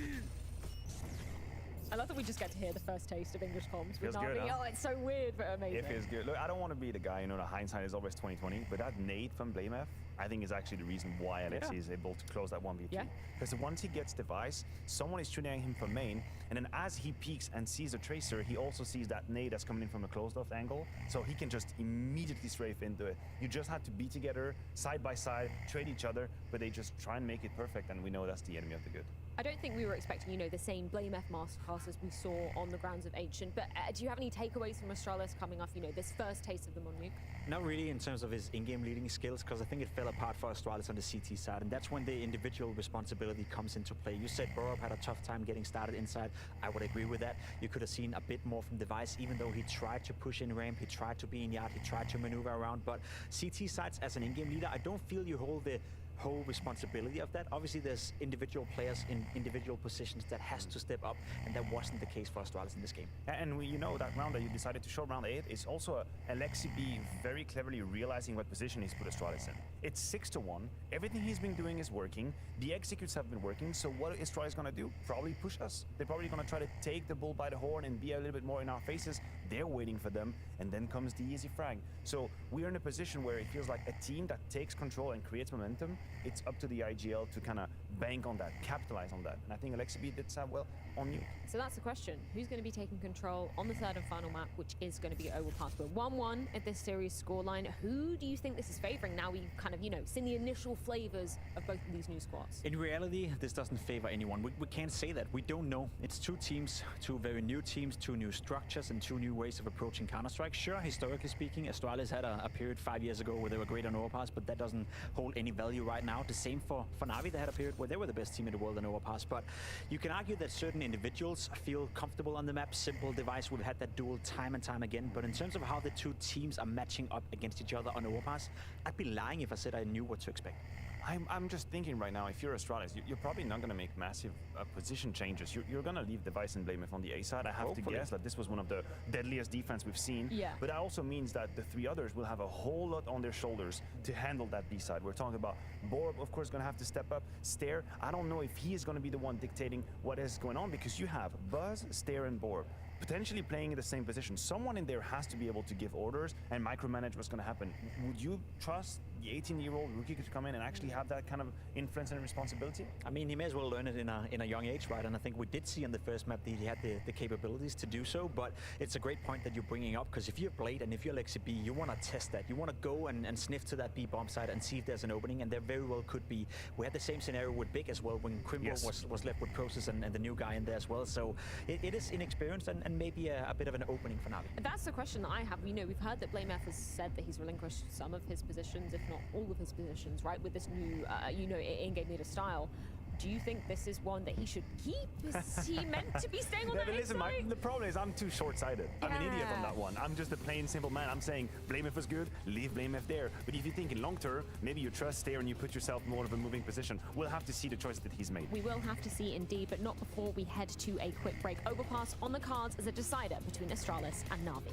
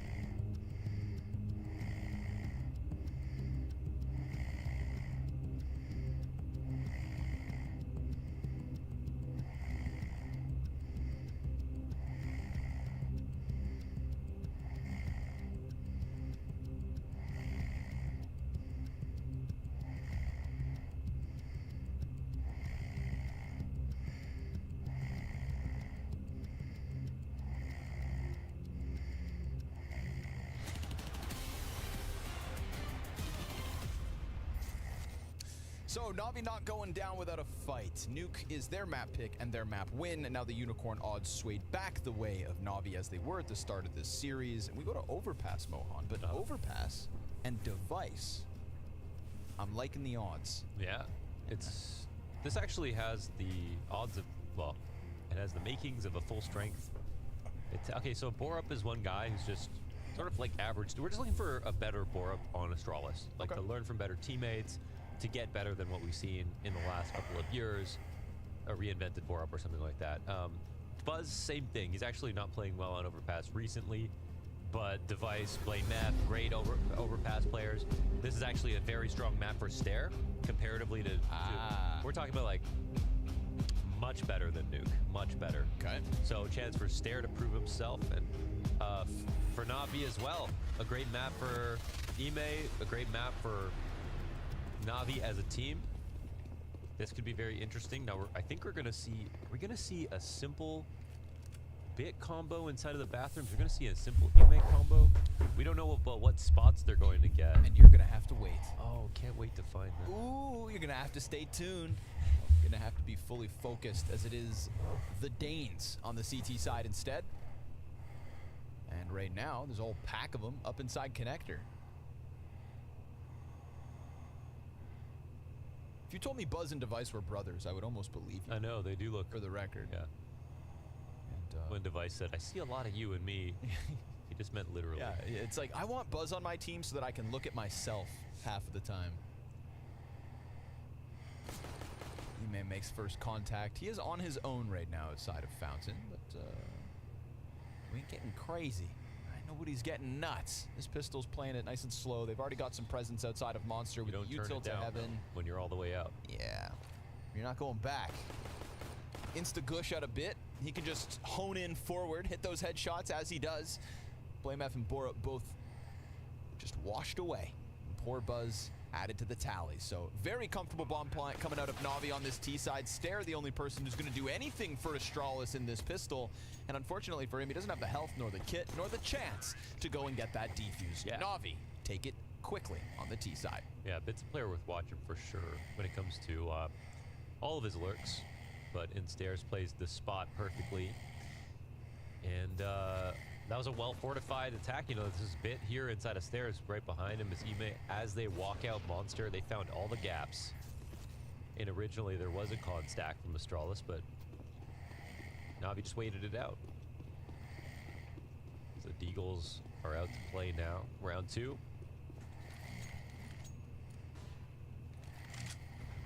It's a pretty hefty investment here from Na'Vi with the 1 MAC-10, so they've got a lot to protect.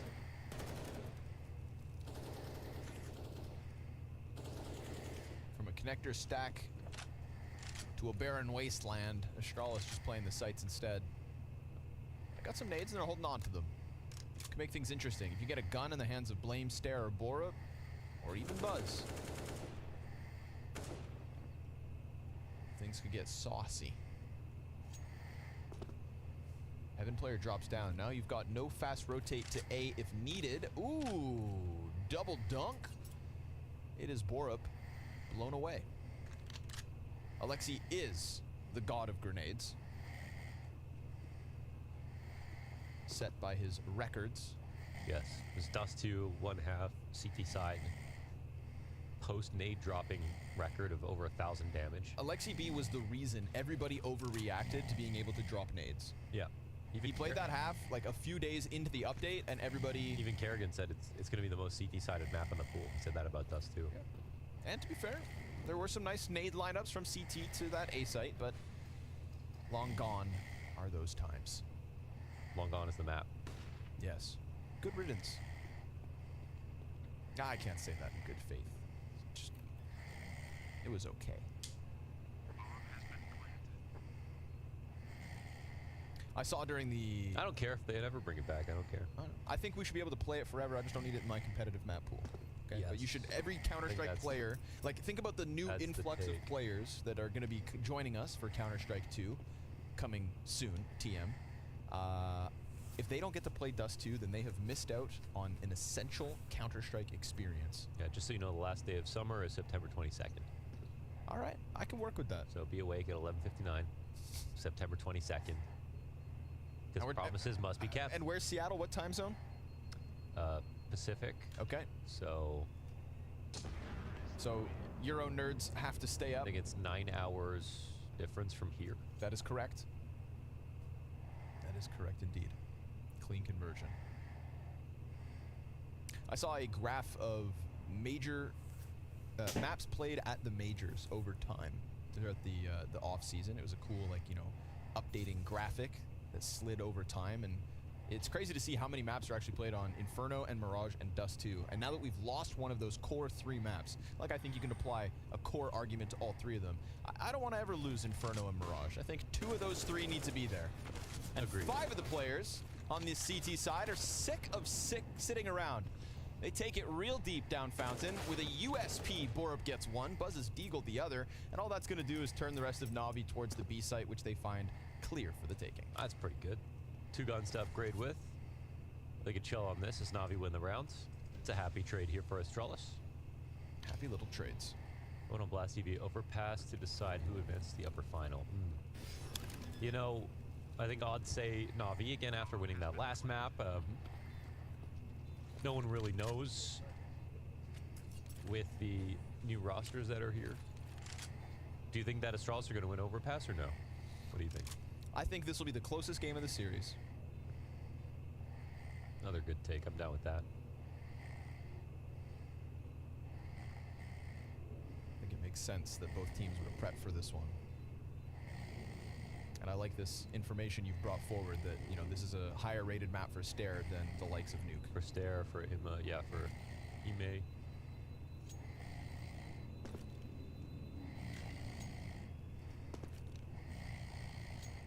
bomb pops, 3 alive, double AK save. You know, a little bonus here for the Denmark, for the Danish team.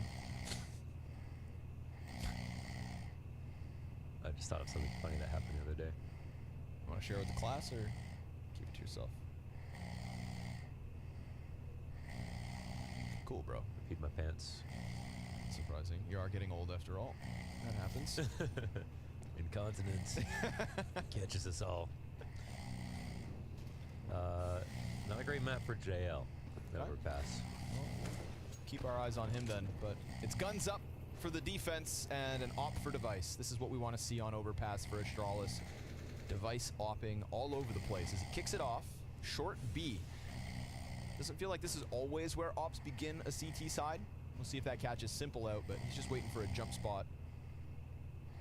2 patient oppers. Only one can walk away.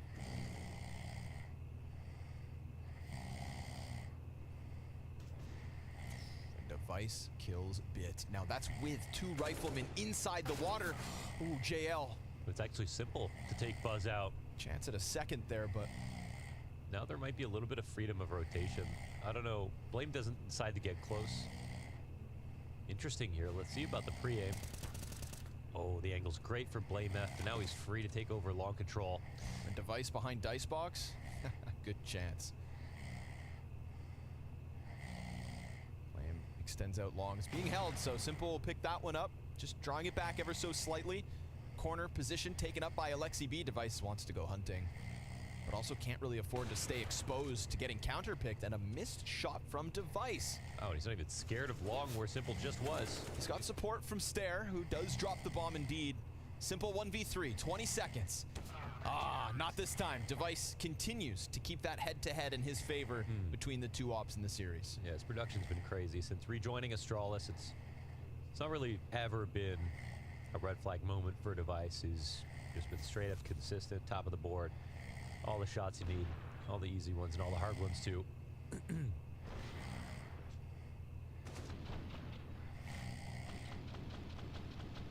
Nice little disengage there for Stair. Never let him know your next move. That's how you stay ahead in this world. Oh, okay. 8 damage. And he got past the molly. They don't put it out, so they might not think that he's here, actually.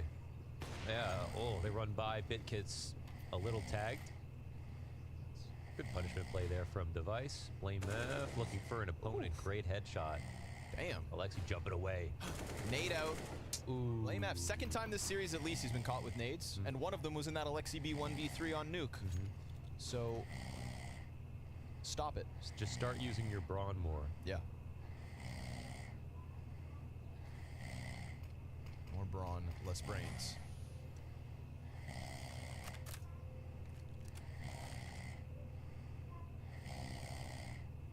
Reopens the door for Na'Vi in round 5. We saw Astralis' CT side on Nuke get an early round win, only to then be upset, reset, and pushed out with the majority of that half. Doesn't feel like they can afford it again. Ime starts to get closer, up and in the face of Borup, and a second. Buzz just has his head taken clean off, so it's a double kill entry and 3 frags on the round. One-man army from Romania. Nasty for me, man. Like, that's where he looked fully comfortable. He knew his entry protocols. He was set up with a great flash. His pre-aims were beautiful. You could definitely tell he was ready right there. So what more can you ask for? Both players in the site blinds.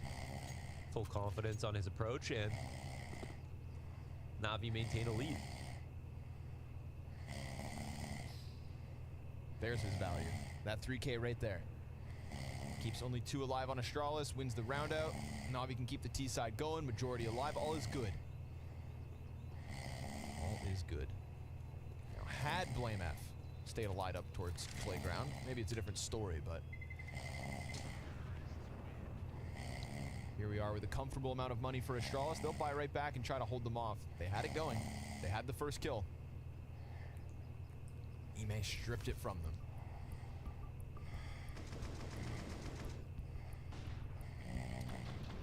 That was a smoke, so I guess he was going to smoke off Playground to just safely fall back.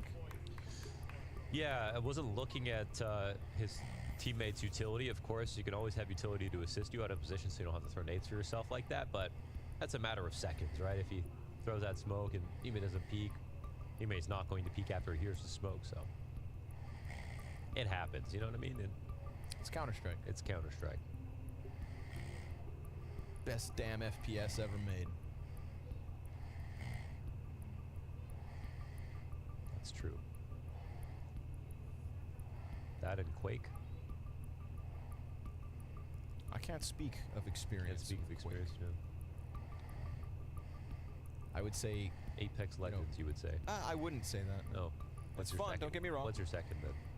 I would say the best 3 FPS titles ever made are Counter-Strike, Quake for its historic importance, okay, and BattleBit.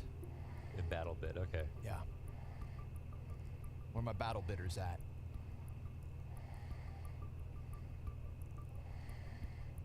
Squad leader, we need rally point. Haven't tried it yet. You'd love the movement. Yeah. It after Counter-Strike, What it has engine the is best.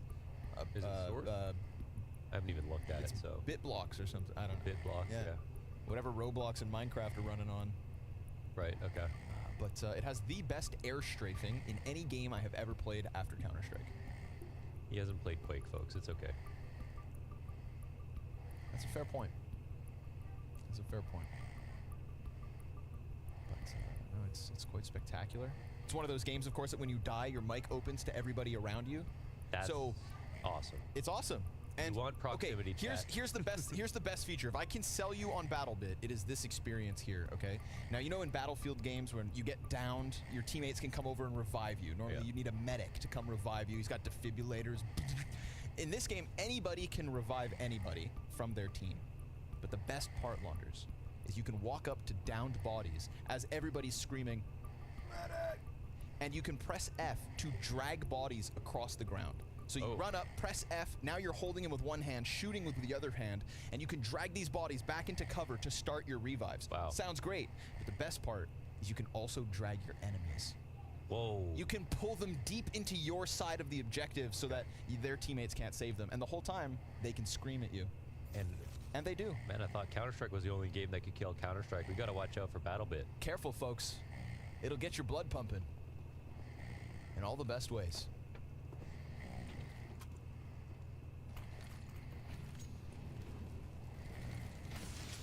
Back into short water, JL. He's going to have a boost to contend with. But it's the off angle. Oh, That's close. JL stops watching it. Stair didn't peek out far enough. His gun's gonna be showing. Yeah. Oh, Surely they don't look up. No way. This is so crazy because they Did just they make passed contact him. with They don't Bit? clear this. They're gonna see this gun. He kills Bit first. Bit is so confused. His teammates are readying a boost right beside them, and somehow that happens. Man, those rifles could have touched tips. You know what though? They're not going to expect a counter boost. A counter boost that was already in play. Oh my god. No! Alexi B tries to hide, and that gets him killed, and Blame F comes in from behind. Yeah, this short control has just missed the mark by millimeters and by milliseconds. So many moments here from Na'Vi that could have net them an opening kill. It's their own fault though. Yeah. Walking in underneath that boost, all they had to do was look up. You know. Shoulda, coulda, woulda. But didn't. And it cost Bit first. He did no wrong. He's assuming that's being watched. He's got 2 players short. How the hell are they on the boost? Yeah. And Buzz, nice presence of mind. That's what Astralis need. Second round win, convincing. All 5 players up. Economy grows. Door is busted off the hinges. It is no longer a Na'Vi T-side dominance. It's rather a question mark because Tech 9 on Alexi, Deagle for Ime, and JL. No opening on short this round.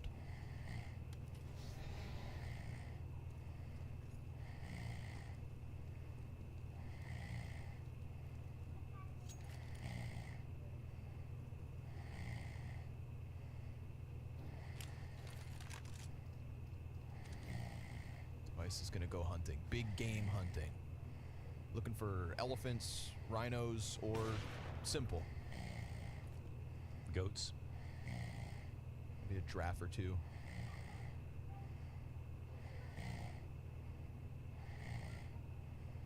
JL from outside of the B site in the water to the bottom of connector on his own. Everybody else for Na'Vi working closer to the A site, and these bathroom players, they've got Device locked in. He tries to go for the peak, but didn't expect Bit to be so close. Now, double CT setup behind Optimus, and they're just gonna try to tether off each other. Stair blinded. Blame, he comes through with the trade frag, but the dice box wraparound out of Bit. It's an additional kill from Bit, a critical one at that, and a 3rd headshot out of him. 6 and 3, Na'Vi take the A site. Yeah, you brought it up. Not a lot of kills on Ancient in the first map, but since then, Bit has really steadily just been showing off how crispy he is playing today. It's been only headshots, I'd say, for the most part. Like to look at that HSP. That's some vintage Bit happening. Bit's love language, man. Headshots, yeah.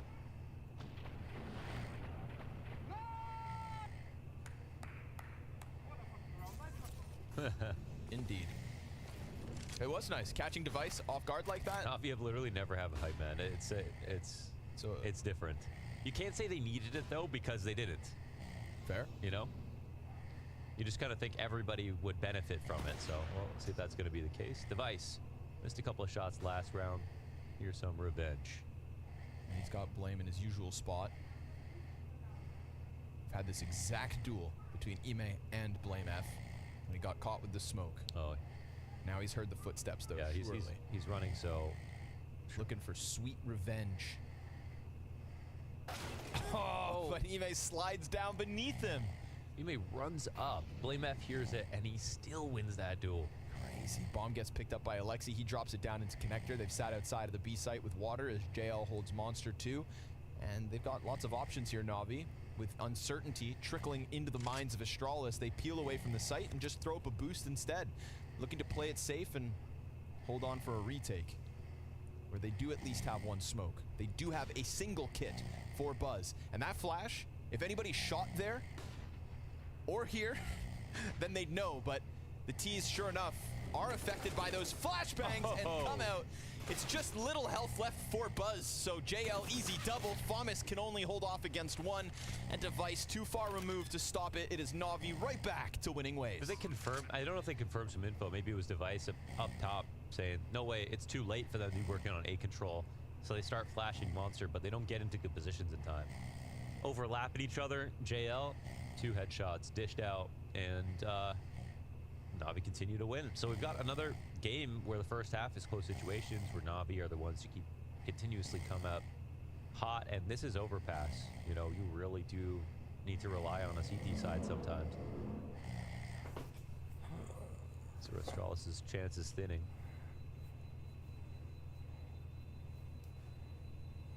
Dude, dealing with all such a bitch.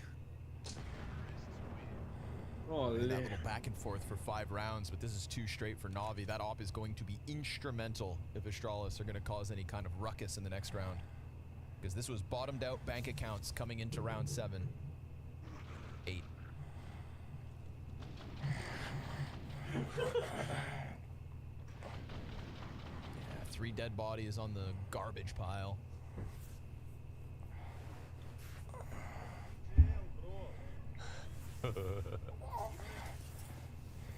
Again, a lot of tilt in the first map, but maybe they didn't need it, but I think a part of all of them wanted it.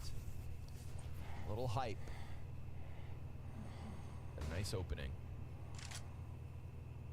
I thought it was pretty curious during the off time to have that interview with Simple where he said that, you know, he didn't discuss having Alexi V join the team, and he wasn't really a part of that, you know, building phase. I always assumed Simple would get say, but according to him, decisions made above his head. it didn't say that he didn't get say.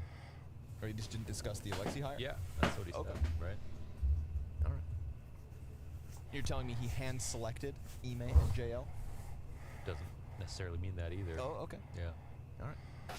Oh, what? Wow, that's a nice pre-aim, man. And why not? I mean, this is a very quiet round coming out of Na'Vi, even though they've got all the guns advantage. And now Stair is going to be a real threat behind them. Doesn't have Kevlar. But remember, it's all about device. It was always supposed to be about device. And now that they've found that op, oh, Simple repeaks. It just swings wide. And it works. Molly on the dice box. Now, Stair has left. Borup's holding on. Lacan. He left a long time ago. I don't know if JL listened and heard him, so he's going to lead in the attack in a beat. Oh, and the perfect pre-aim himself. Very nice. That's a huge opener. Clean as can be. Op gets grabbed towards A, but no further defense on this side of the map. Na'Vi doing a good job of getting away from that op, chasing down the unarmored Stair, and leaning on JL for another successful B hit. Get him out. 7-2. Passing judgment on Na'Vi after map 1, it was obvious, you know, 5 roster moves, but coming into map 3, it's hard now to jump to conclusions. Oh, man, after that first map, I could hear the pitchforks getting sharpened. Alexi was already looking over his shoulder. Blade vigorously taking notes. Now they've stabilized and kept Astralis out of... Whoa! Good job.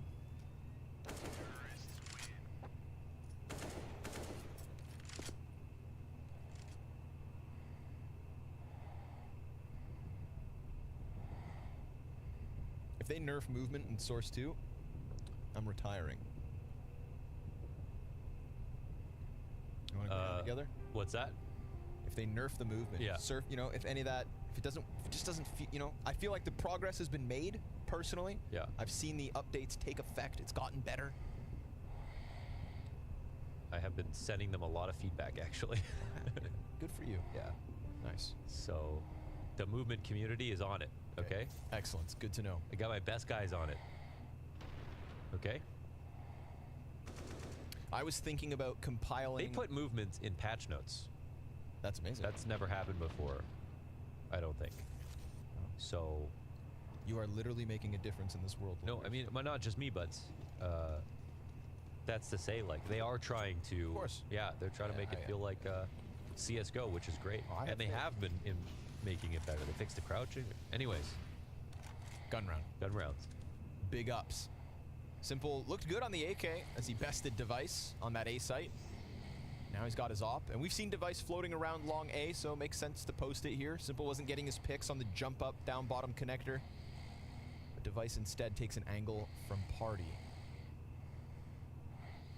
which is just different enough to maybe catch Simple off guard, because usually it's Blame holding that exact same spot. Instead, Blame plays behind Fountain. Big man, still able to hide behind this. He's got a big skinny. Ime's been getting the best of him. this time Blame F gets a little revenge. And there's nobody else here, as there usually isn't. That solo Ime play outside of Fountain, this time cleaned up by Astralis. Nade could be big. Yeah. Alexi down by a third. Stair waiting for the connector play, where Bit, sure enough, still is. Get aggressive. Buzz and Borup, they've done something similar before. This one's clean. Oh, and Bit, he just turned away, but Alexi tried to recover and can't. 3 kills, simultaneous, coming out of Astralis to take a little wind out of Navi's sails. I really do appreciate when they get uncomfortable, they move. You know, they move and they move together. They're really good at taking that map control on CT sides and crushing the map in a very careful way. They could have played that opening advantage of just getting him down with Blame F, but that won't necessarily always win you the round. So now it's just Simple holding on to the op. There's certainly a way back into this game, and like on a day as special as today, who knows what can happen on your T side. You know, already seen some good T side rounds from them on Ancient. We don't know how well prepared they're going to be on Overpass. But it's, you know, they almost need the rest of these CT rounds to even feel good about the half.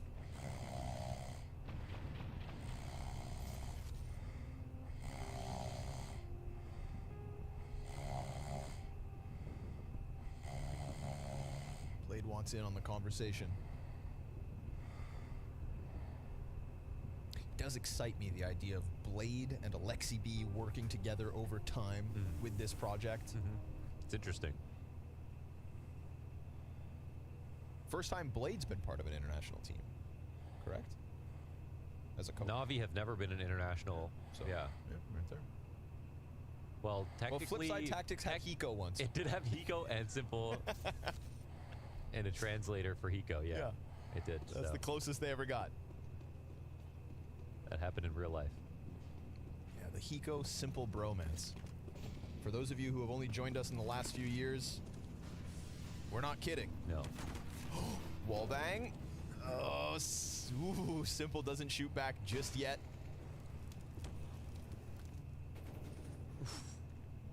Blame retreats out of connector device. Free shot. Headshot to. Whoa, one bit still crossed. Oh my God, does that molly spread enough? It should. No. No, he's found it. He's got himself a corner. Standing on the paint cans. Worth a shot. For now, he's got it locked in. I think Device needs someone to watch his lower angle. Oh, they're trying another one. Yeah. They'll flush him out. One way or another, they'll get him out. That was sort of resource intensive, and now at least Bit will have to respond with his own smoke. And he gives Device a deeper angle. There's still that threat of JL outside Monster. Device trying to stay on top of that. But even the way Device is clearing it, he's checking right side pipe. Device is so good at finding an advantage. Oh, missed chance. Pushing it.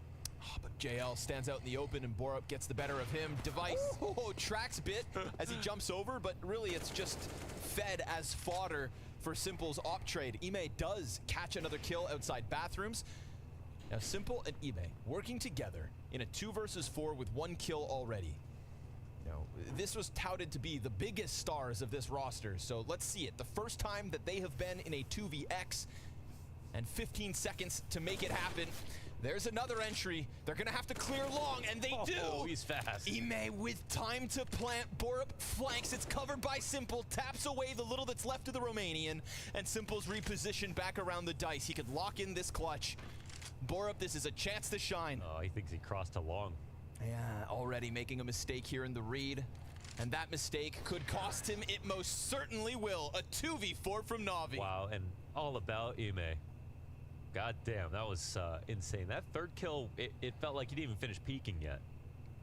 That's how quick it was. And he has been coming up big versus Blame. Little gap, shadow advantage on that one. Look at this one, man. Takes out Bomb for a second, thinks better of it. And then Borup's just chasing ghosts. 2v4. Sick round. Mac 10 here for Bit. Buy up again for Astralis, but this is nearly a 10-round T-side from Na'Vi. They got to put an end to this success. at least they get to put up the buy again. It's a shame for Device. More than once in this series, he's had a pretty massive round that's just been turned over.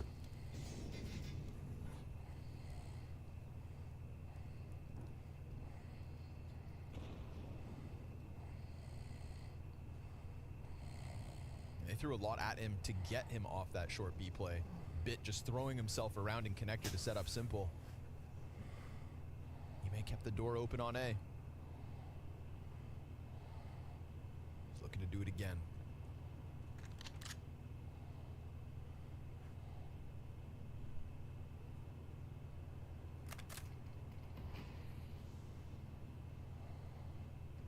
Players still holding off on short. Nobody outside Monster. JL's been over there doing his thing from time to time, but they've already gotten pretty close to this A site. No long control here for Astralis either. Flash activates one. Ime now knows that there's a player right next to him. Blame F on the fallback, making all the noise in the world. Ooh, had a chance to get something, but nothing. Instead, it is a 5v5 20-second hit on A. And Ime's getting dangerously close to just catching the ball off guard. He's gonna pounce out, blinded, and so dead. Blame F, it's just the double spray down. Stair could try to press his luck as he comes out through smoke, gets held. Alexi into the kill feed, now positive with that double. And Buzz just stuck inside the smoke. Simple keeps eyes on it. And he's gonna catch Alexi off guard. Simple in this corner should find the return frag. Oh no, poor kid. Oh my god. Oh, Simple's playing with him, knows he's gonna come out of bank, just tracks it wonderfully. Waits to get the op too. That is Simple. That's not just disrespect. You know, he makes sure that the op comes and can't save in that situation. That's a really nice play from him.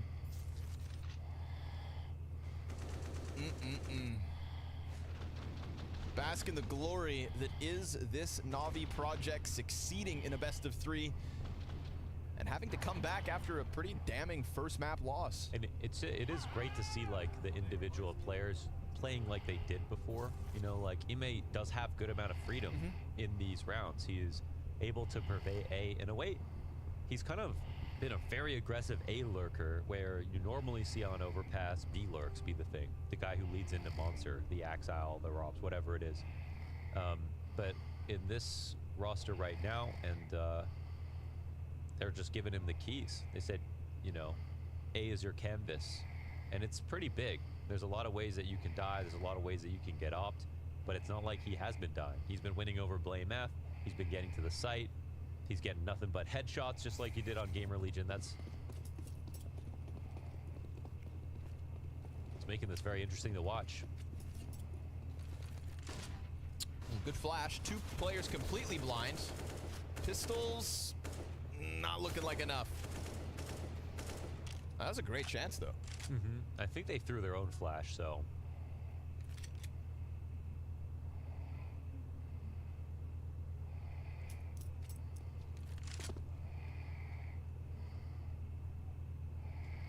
Running down. There's a 2v2 to happen here on the B site. Before the rest of the team gets in position, I'm not trying to sell you snake oil, but there's a small chance. Oh, here's the bomb. Bit's gotta go. Device? Nah, he'll get caught by. No, he won't. The barrel. Oh, okay. Okay, there he gets shot from both sides. All good. That's 10. 10 on an overpass T side. Statistically, the most CT sided map in our pool over the last X amount of time. And so, things don't look good here for Astralis.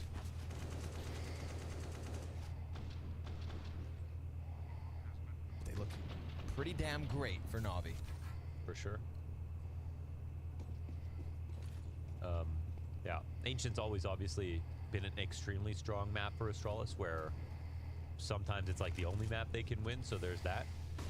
But it doesn't really matter for all these teams. No one feels confident in their whole map pool, even beyond their ban. And there's certainly going to be some bans that change, as you brought up. Like, you know, is this the day that Simple starts playing Vertigo? I think probably not, but, you know, it's not out of the question for sure. So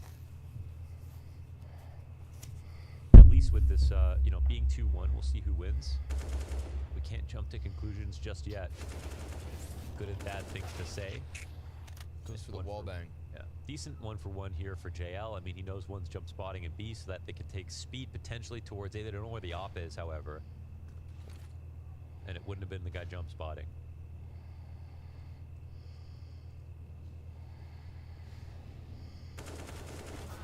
Oh, Big can't finish it. He made Blame. a meal of that one. Just gonna stay focused top stairs. This could be Ime walking into his death. No, he does not die to blame that. But you know what? He deserved that. Oh, how many times has Ime had an M4 and died to the AK headshot after getting a headshot of his own? Here, it goes back the other way. He's swinging.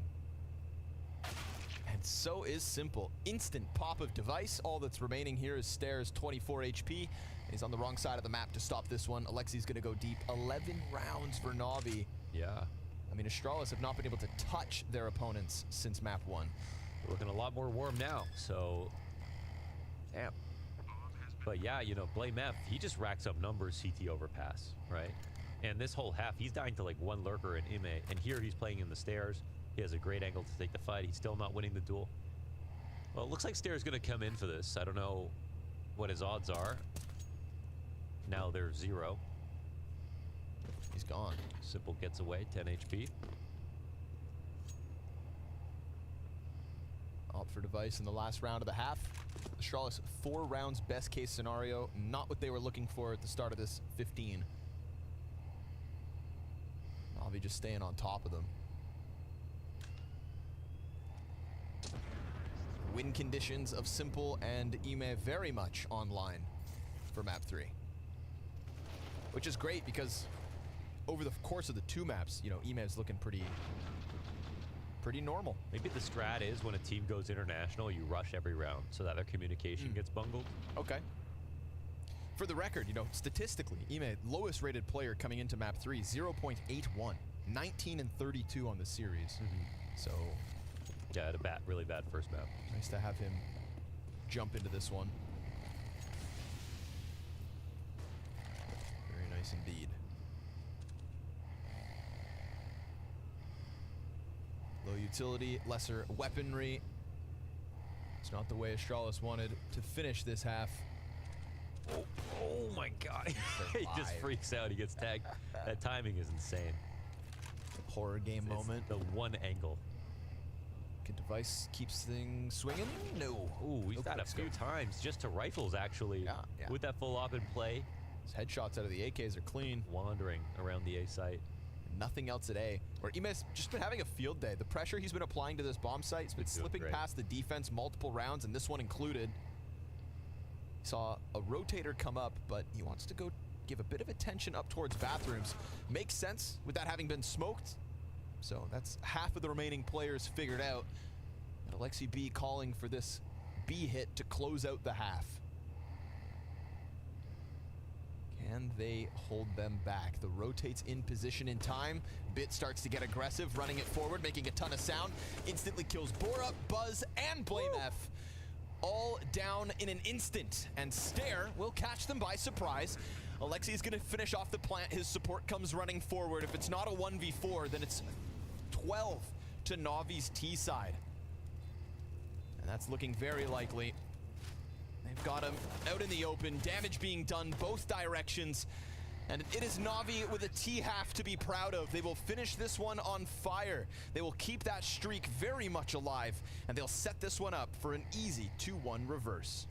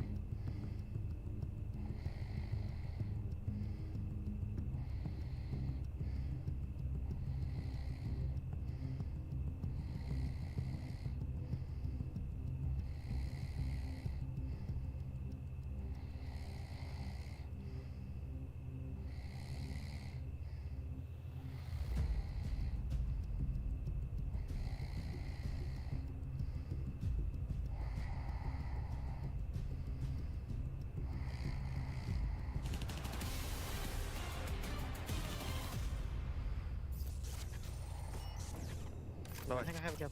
One shot shield. Nice. Get on it. One more banana, I think. Get to this, get to this, get to this. In toilet smoke, I see. Wait, I'm waiting for this smoke. Touching. Touching. I think he's long. 15 seconds. 15. One more in there. Killing long. Planting. Nice. Bait me, bait me. Behind. Down. One behind. Nice! Nice! Sick, Ima. I fucking love that you clear this guy, bro. Sick! But listening to team comms and like hearing the same people like root for different players across different rosters, across different years, will never get old. I mean, you're so sick, Ilya. There's reasons to be hyped about him. Man's put up a 1v3 on Nuke, was part of a simple and eBay 2v4 here on Overpass. Yeah, and that's how he was looking at the major as well. Showing his value indeed. And these aggressive A-lurks are kind of unique, you know? Yep. Like the level of aggression and the fact that he's solo most of them. Oh, I mean, and that uniqueness clearly caught Device and Blame F both off guard. And if you can counter Blame F and Device on Overpass, you've basically countered Astralis. Yeah, true. Simple's gonna take it in the pistol though, already fighting Fountain. His support's coming in from long. And the T's double back to deal with that, but Device dead in an instant. So Blame and Stare 2v4 to try and do what Simple and Ime were able to do themselves. Flash is good, bomb is grabbed. They stick around here. The fight's going their way, in fact. A little bit. Still 3v2 for the second. Thinning it out until JL has decided enough is enough. Blame F, 2 more to go. He's got Bit getting ever closer. That's going to catch him off guard. Oh, or not. You've given Blame a chance. You're coming down bathroom. Oh! 2 shots in a 1v2 for Blame to give them pistol. Pulled up and waited. And Alexi was like, I got to catch him before he goes downstairs because then my problems multiply. Oh, baby. Falls right into his arms. Each of them get 1 tapped. That's a nice clutch. Hey, let's make a map of it. Huh? Let's see what we can do now. I mean, still dire straits here for Astralis, but I can at least get the mood back up. It's a nice play from Blame. That was his last magazine of USP. He had 7 bullets in that 1v2, and he only needed 2. Clean. Still a massive ask for Astralis to come back in this map, and therefore this match. But hey, you take it. One of my favorite things to see so far in the Na'Vi TeamSpeak mic'd up moments is JL having to silently celebrate every time somebody gets a kill in a clutch. He's got fists next to it, but he's suppressing himself. Yeah, he's so full of energy. It's hard for the hype man to not always be hype.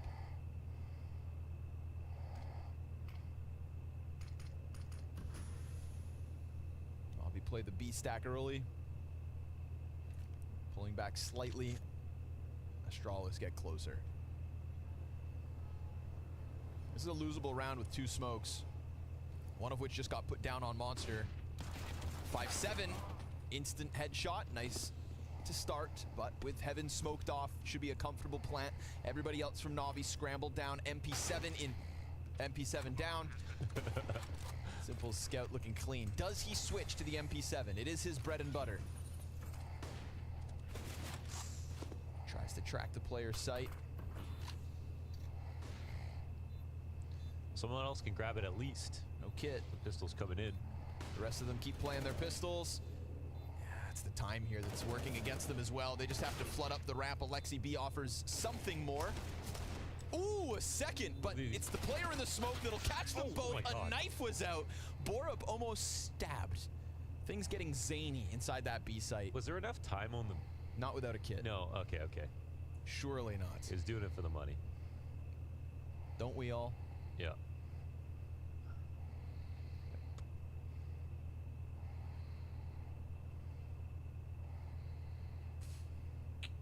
Costly though. I want this game to get as ugly as possible. As in a competitive way, or as in like a messy? Down for I'm down for like the Magisk level shit talk. I'm down for the 16-14. I'm down. I want everything. I thought you meant like Pimp shows up, kind of ugly. You did pay the pimp. I did have to pay him today. Don't want to get smacked.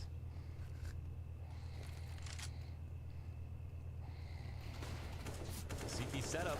Yep. Same place, same time. And well timed on that swing. Good dink as well. How's that a dink? Little P250 kill on the fadeaway, but can't get it over. Close, but no cigar. The bomb is actually crossed into awkward territory because they're walking out monster right now. The CTs are pushing in. Kill goes back both ways. Alexi not found. And we've got a player inside of B, so Blame can go and search this out. Alexi doesn't know what's happening.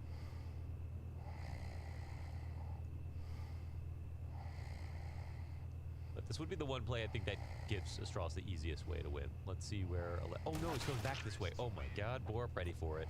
Ready for everything, okay? So 6 to 12 in rounds here for Astralis. They're going to put the pass behind them. It's time to see if they can win versus a bye.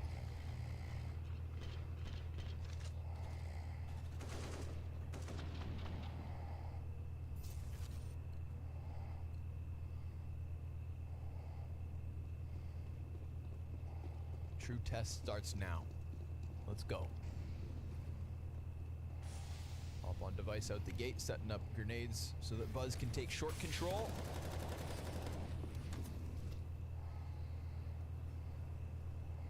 Boost gets dismantled.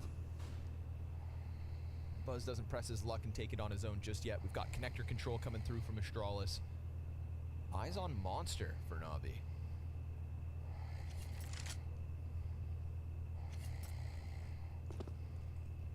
T side to CT side, Ime just playing that A site on his own. Simple's coming up to join him, and that's our answer. It's Simple and Ime on A site.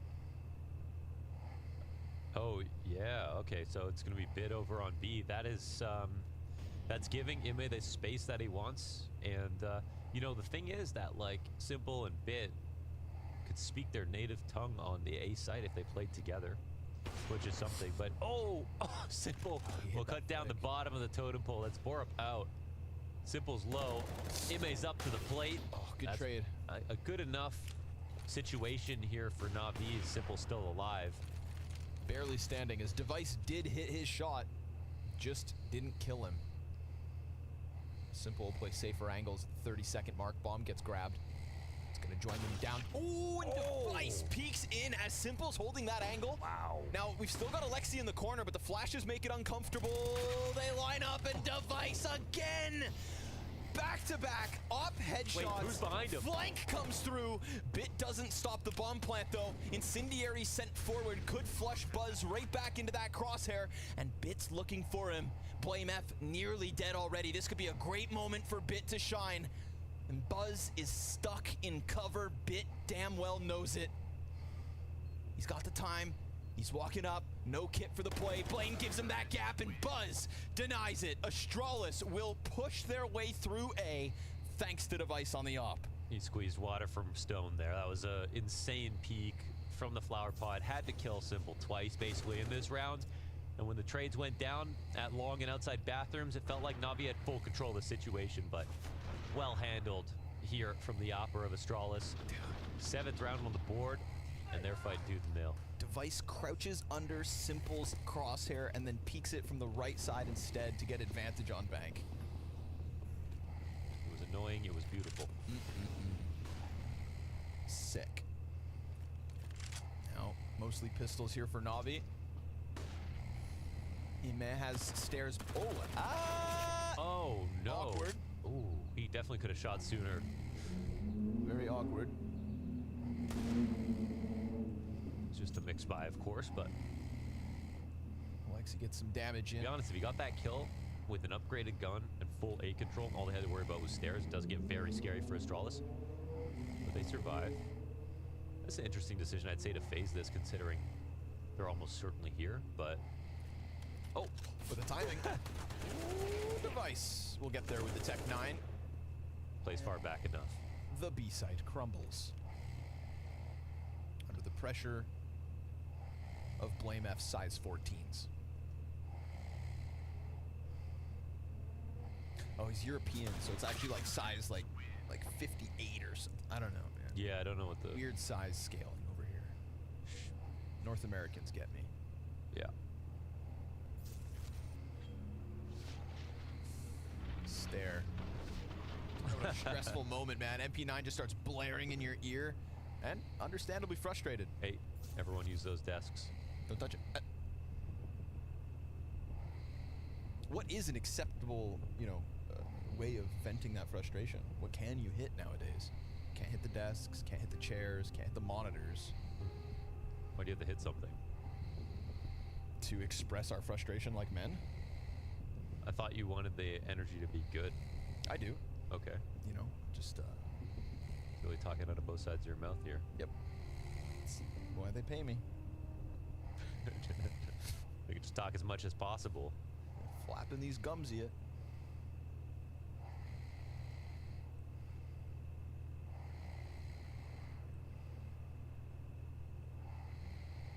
Quick timeout. There's a chance for this T side to make a little comeback, to get more reps, to make Na'Vi sweat. It is 5 straight, and only 4 away from tying us up.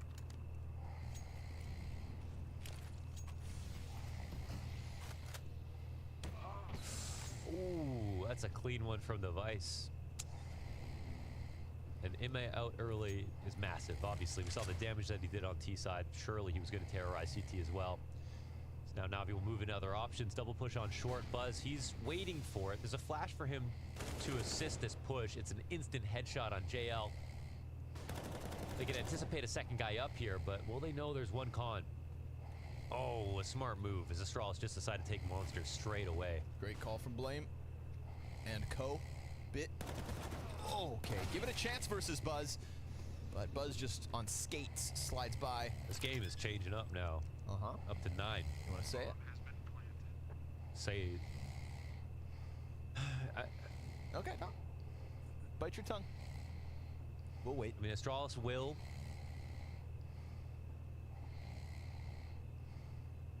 Does that make sense, or did I just cut out? Sure. And also, there's a good chance that they... Are you crazy? That's not going to happen. Well, if... Then certainly. You may have a point. I thought so. Alexi B hanging on. They're coming for you. Buzz wants blood. And he'll taste it. There's 9. 6 in a row. Okay, a T-side comeback on overpass seems crazy. But this is Counter-Strike. Round by round.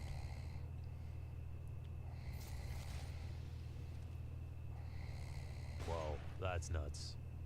I was thinking he's running over top of a smoke that I wasn't even sure you could actually see someone over, until they start really perching up to try to fight you. Barely got a glimpse of him. He may die in that last round, the MP9 push, but on the rifle, even more tilting. We'll have to wait around to play with a better gun.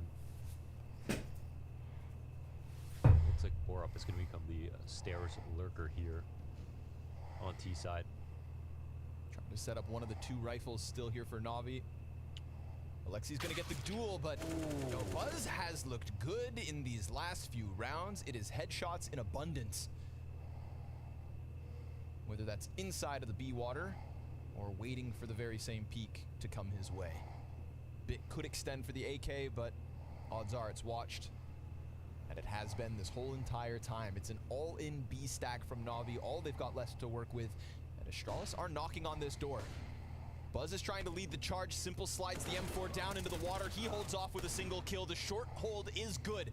Ime, 1v4. An AK to be grabbed as he knows that there is still a commitment coming to the B site, but he gets lost in the water. The swampy mush just bogs him down. They couldn't find that AK. Yeah. So no chance to play, but man, the timing on the attack is wonderful. As long as they're in short, it's actually fine. They had the perfect scaling flashes. They got the opening 2 kills. The only thing they could really worry about is like going too slowly, getting too spread out. Instead, they keep it nice and fundamental. And Stair shows some confidence in just attacking right away. So 1 pause will come down. 10-round game here from Astralis. I mean, if this ended, of course, this would look pretty bad for Astralis. They had a good first map into a bad second map, but now this map is delivering for both teams. Surprisingly enough on T side, and we still have more to learn. Can Na'Vi close this out? You know, they had a bit of a blunder on that pistol round. Mm-hmm. That is fair. And here we are, 2 rounds the difference. Yeah, that Blame F pistol clutch would suddenly be worth so much more. A 1v3, including 2 one-taps. It was the ancient CT side that they fell apart on. Oh. Round by round. Setting up very quickly for a B play by the looks of it. CT's here. 4 of them out of the gate on B. And Buzz is just going to charge in. But there it is. Clean opening from Na'Vi. They stuff the aggression from Astralis, who maybe bite off more than they can handle. Right out of the gate, they thought they could pounce on that B site. But as said, 4 players there and ready. Yeah, there was some collateral damage with that device flash as both T's running in. Got blind. Ime controlling the spray, doing a great job. Very nice. Making sure this round isn't up for debate. Blame F, last one up. Wanted to call it a tempo change right here and then. I think Na'Vi's setup was actually such a perfect answer for the kind of call Blame F could make. We saw Blame F on T side Ancient do a similar thing. You know, spend 3 or 4 rounds slowing things down into a full-on B ramp hit, and that got shut out by Na'Vi. So I think they could smell it coming. And it seems like maybe the utility was missed. Sometimes, again, hard to point fingers. Was it the guys who ran in that were on a bad timing, or was it a flash in the wrong place?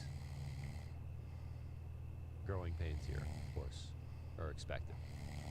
Kinds of pains you can afford, usually, but not when you're down 12-3. Out of the first half, it's tough. Yeah. And Blame... This would be nice for Blame, because they have money, it would be nice for Blame to get kills, because... Right there. I think it's worth a search, because it kind of puts Na'Vi in a position to, like, sort of instantly lose if they get close enough. But instead, it's a 4 alive round. Not enough efficacy on the flash besides, again, hitting only the Astralis players running in. Cutting off one side of that split with the short control, thanks to Simple, just made holding off Monster that much easier. Could things have gotten zany had Ime not held off in bathrooms? Yeah. But he did his job, as he has throughout this 3rd map, looking good. 20 and 17, still top fragging for Na'Vi. And Astralis will settle into something a little slower than the last round.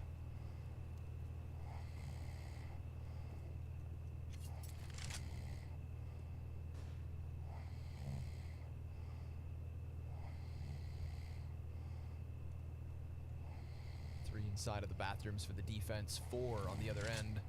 And a smoke grenade to create Simple. Still hit that. Damn.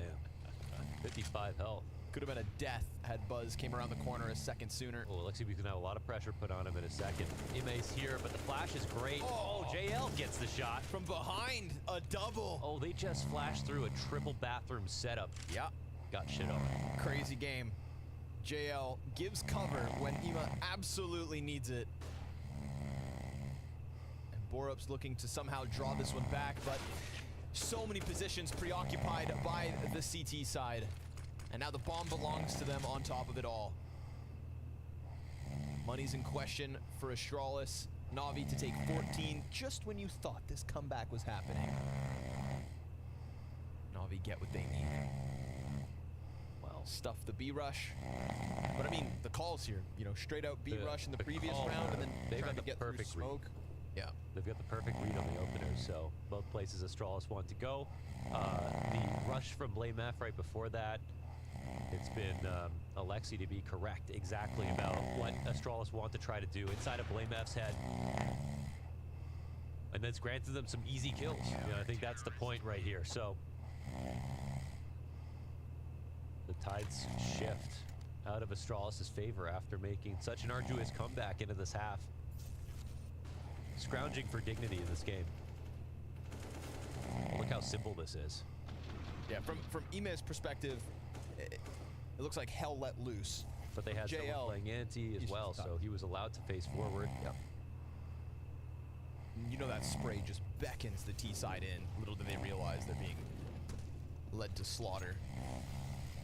So 2 away from the win now. Na'Vi just gonna forget about these early CT-sided woes if they can close it here and now. put an end to Astralis on 10. Alexi down inside a connector. It's him versus Borup. And he knows, oh, Borup almost punished for half clearing that, but he'll get away with his frag nonetheless. So Astralis knocking on the door of this B site again. Device awaits some kind of contact. Met by more smoke.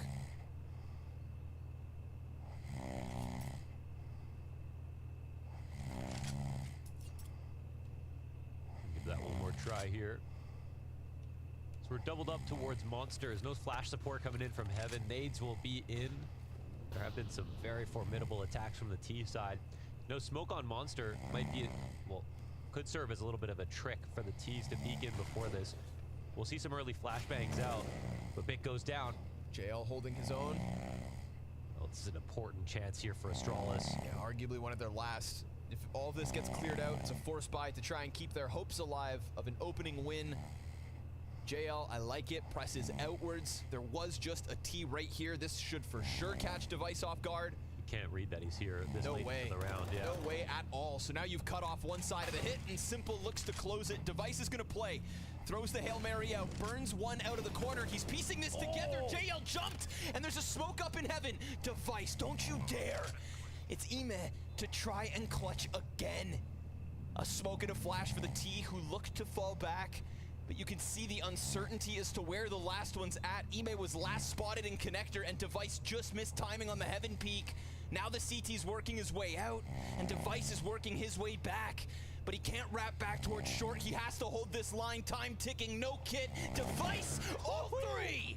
Shuts them down from one side of the site to the other. And he decided to stay in the ring. That's a beautiful play. And the way that he had confidence swinging out against heaven, taking out JL, hitting him on the jump spot after his molly went down. Oh, gets him as he falls back down. And that smoke that was still popped up inside heaven, exactly what he needed for that specific plant. That's a tremendous lifeline here. Game back on. It was 3v3 for a second and a chance for Astralis to win in that position, but a 1v3. And that's actually two 1v3s now to pair with Blame F's 1v3 on the pistol. Borup smack 10. 3 1v3s. We're talking the series and want to include Imes. Right now those other two keeping Astralis alive and kicking, keeping Na'Vi off. That all too important 15. Flashed back and without his star rifler support. Simple taking up a more passive angle.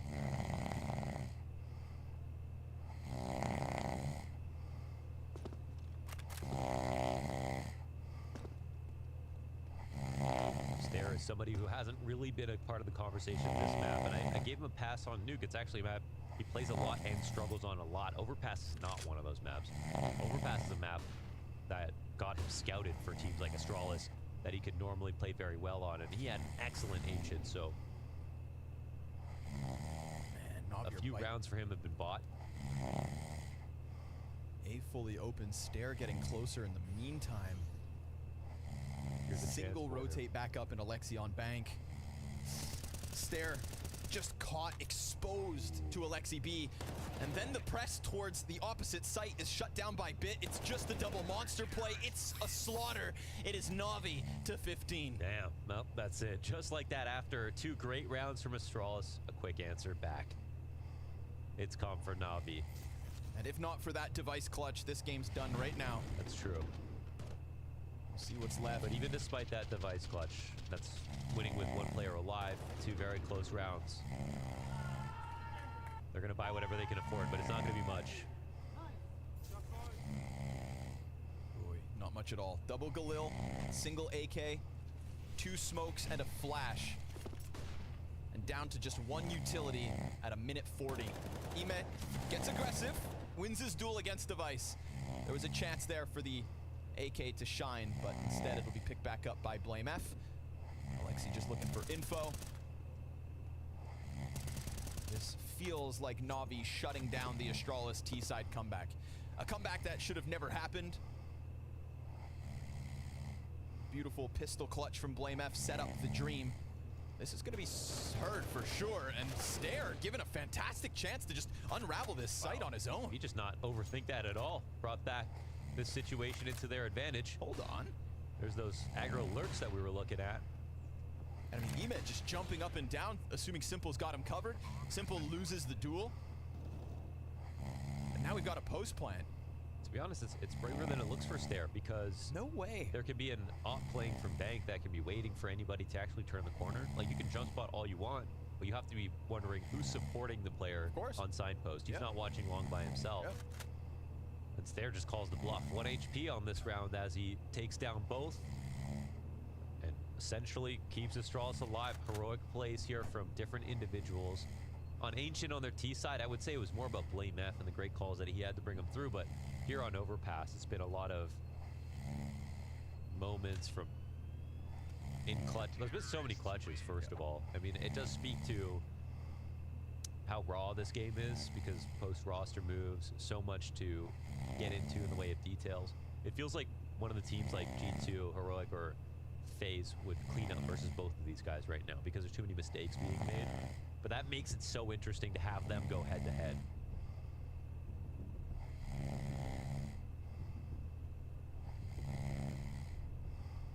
Even though the expectations were on Na'Vi coming into this matchup, the hopes were high for Astralis, and I think at least they're showing some promising stuff. Definitely. I think because we got those strong calls from BlameF on Ancient specifically, it's like that's all right. That's a feather in his cap. Stair right there with Device and Blame, who both struggled to have a third consistent star. I was expecting some rounds to be called slowly, but I was also expecting some rounds to be lost to the clock. And we didn't see that today. Not at all. So, I mean, contrast that to Big earlier today, where multiple times they're literally losing because there's just no time left. Like, I would have expected, as you said, like BlameF's style to feed into that problem, but nope. And maybe that's because he is such a master of time. He's like Jane, you know? He knows exactly how much he's got.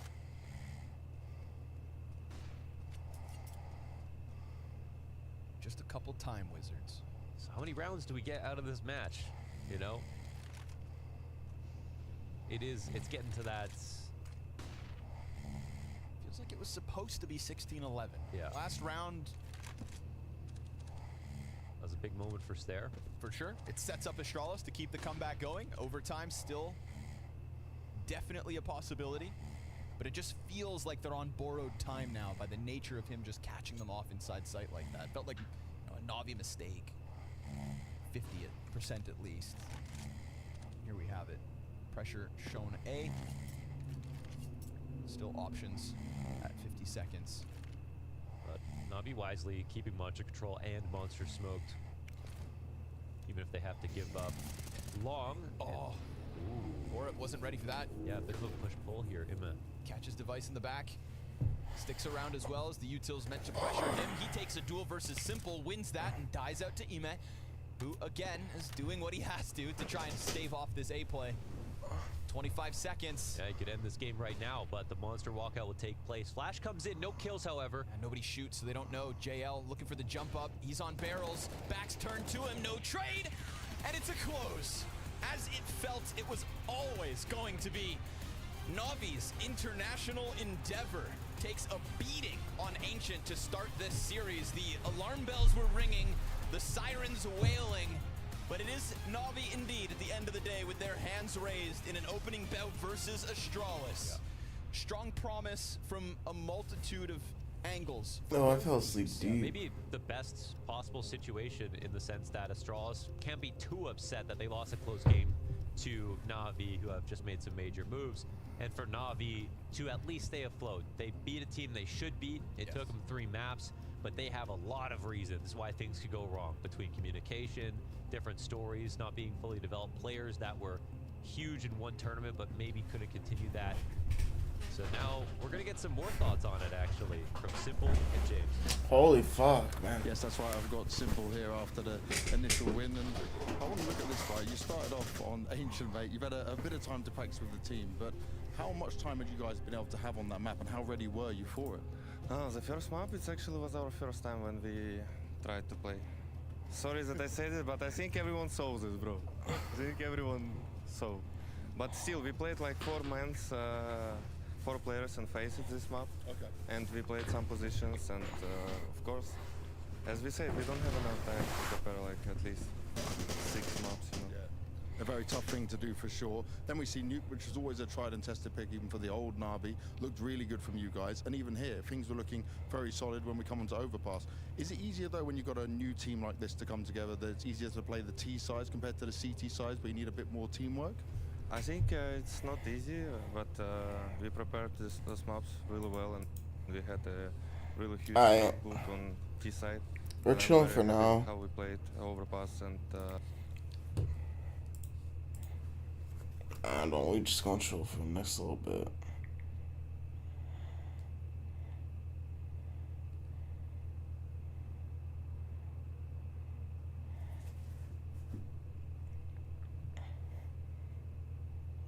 We got one last series that's supposed to be starting up, so I think it's gonna be probably the next 20 minutes or so, and then yeah, after that, different.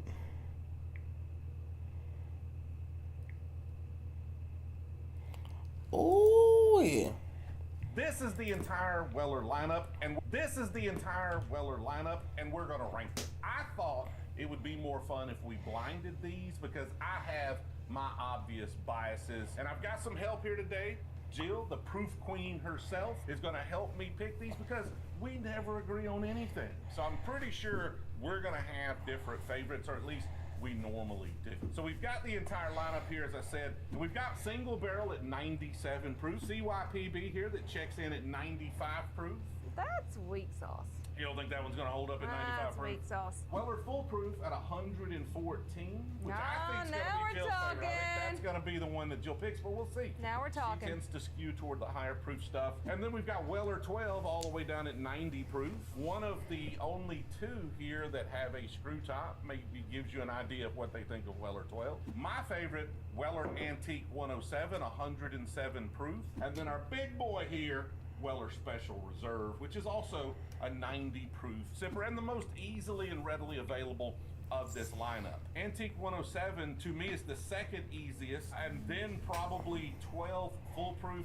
Maybe opposite, I do tend to come across an awful lot of full proofs, and these 2 guys right here are nearly impossible to obtain. So does rarity and value, because these have the highest secondary value, does that make the best whiskey? Not necessarily. So we've had these blinded. We're gonna pour them. We're gonna go through them one way, try each one, come back through them the second way. As we're coming back through the second direction, we're then going to rank them, and then we'll reveal which one was which at the end. Although they may edit this to where you know as we're going through it. Who knows what the editors are gonna do? They're always doing all sorts of crazy things.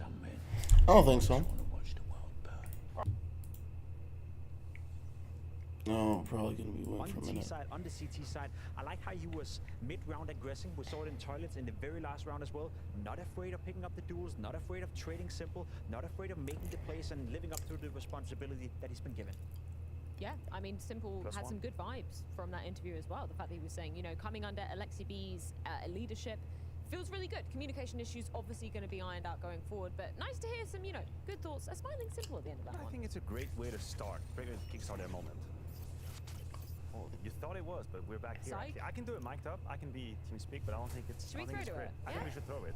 Let's throw to it. It's a winning moment on this mic'd up moment. You know about me? Stole it, 1 HP, 1 HP. Nice, I have long. Here long. I have to go. I'm going to left. Bait me. Molly shot now. Molly shot. Play yourself. Deep Flash molly. your monster. I'm going close. Boom. I'll pick after the molly.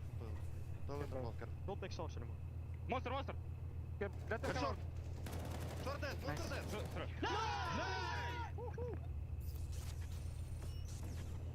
Production just wanted to give us, you know, yet more insight into the English comms coming out of Na'Vi, because I'm still kind of mind blown that we get to hear that. Great though, good comms in that. Yeah, I mean, sometimes you'll see the intensity goes high up, but the importance they can actually listen to each other. 24 goddamn minutes. I think they've been able to do that. And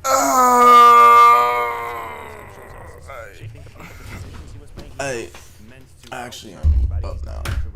I needed like a little bit of a nap, because bro, very stable, very reliable. Waking up for 6 in the morning was tough still. Are you satisfied with the kind of temperature check we've seen from them thus far? Is it how you expected it kind of to be weighed across the board for now? Given the opposition, given how much time they've had together, only 6-7 days of practice coming into this game, yeah, I think I'm positively surprised by how Na'Vi were conducting themselves on the server. There were some moments in the games where you could see that they weren't gelled together, but we're going to see that plenty of times, not only at this tournament, but probably also at Cologne. This project is going to take some months before we can truly see the strength of it, but as a first time coming into the game, against a team like Astralis in this setting where they're also being forced into losing the first map, playing a map they haven't practiced whatsoever, I think they conducted themselves more than okay. As I said, JL had a very acceptable first performance and we saw the resurgence from Ima, but I feel like Ima and Bit are the two players to which you have to dedicate the most, not resources, but take time outside of the server to make sure that they reach the maximum potential. Because we know it's going to be a little complicated for Bit, not only in English, but also giving up a couple of his positions, having to make Okay. The quicker you get him up to speed and being able to just use his skill, and you get him in a comfortable position, you have it. That's your formula. Should we summarize this matchup with just some key bullet points from each side of the equation? Jacob, I'm going to start with you. If you were going to, TLDR this for the side of Na'Vi, what did you learn from this game? I learned that Na'Vi is slowly but surely trying to move into 22 minutes. Then we're gonna chill on the whiskey. Oh no.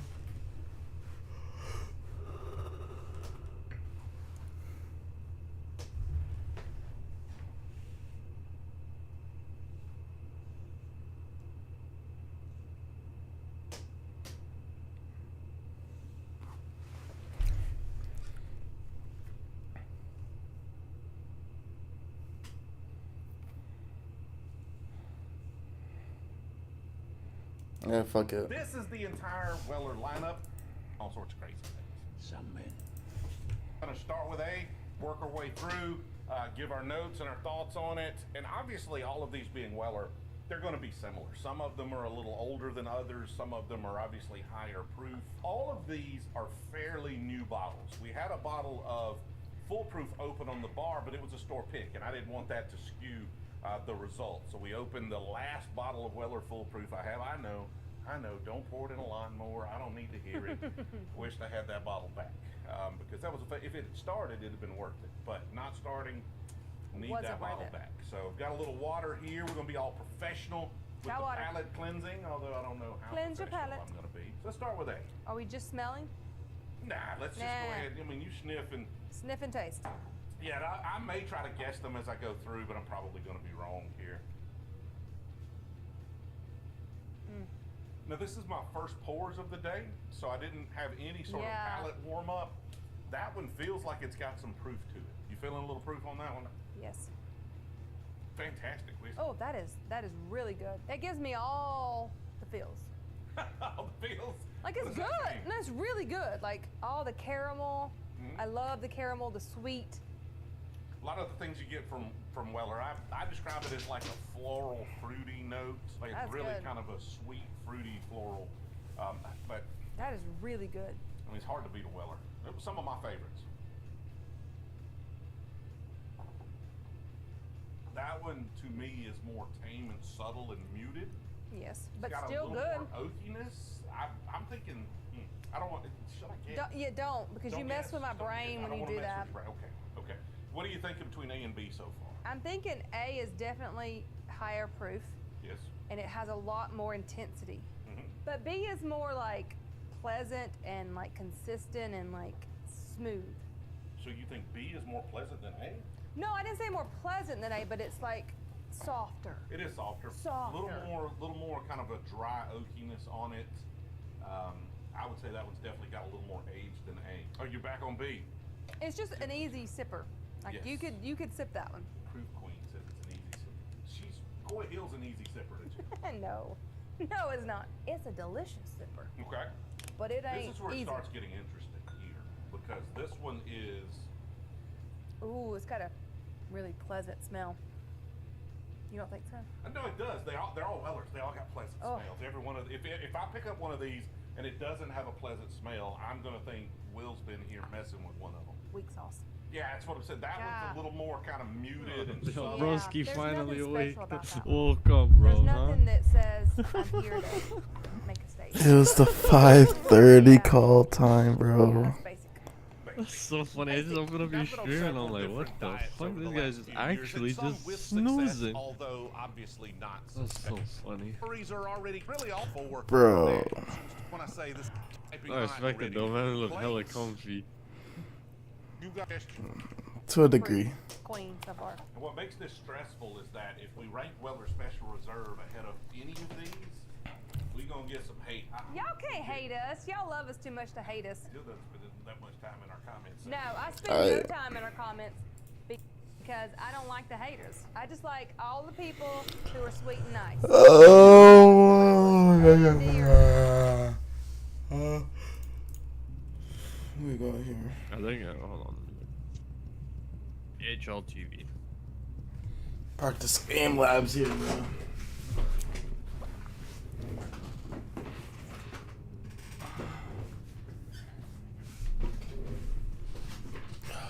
Fuck. Let's see what they're saying on desk. Ugh.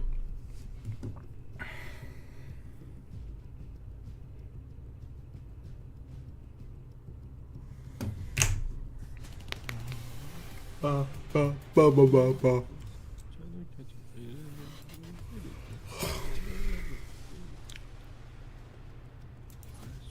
This evening's action concluding with FaZe versus OG, a team with a last coach change out versus a squad with practically an entirely Bro, I completely forgot about the coach change. Alright, we got some time, so what we're gonna do is just play a little bit of aim labs here. Bro. Oh. I'm like energized, but not fully energized. So I'm still feeling it a little bit.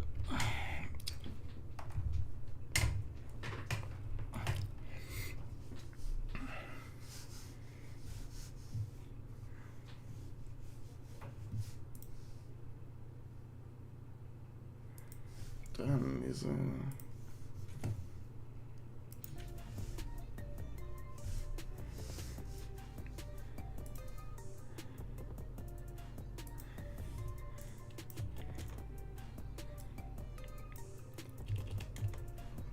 oh, okay. My driver's license somewhere.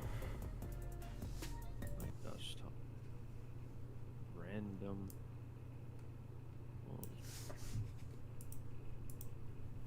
Alright.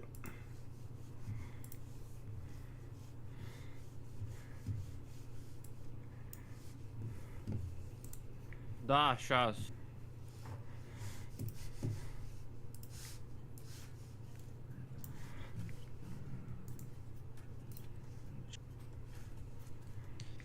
Nah, bro, I need that little nappy nap though. Just helped. Just helped out. Fucking. It's just rough. Last series we came out earlier. What's all it is?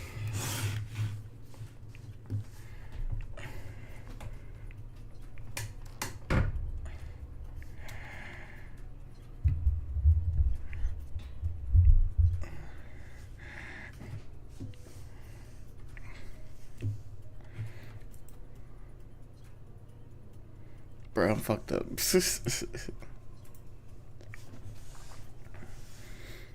Oh, what the hell is this?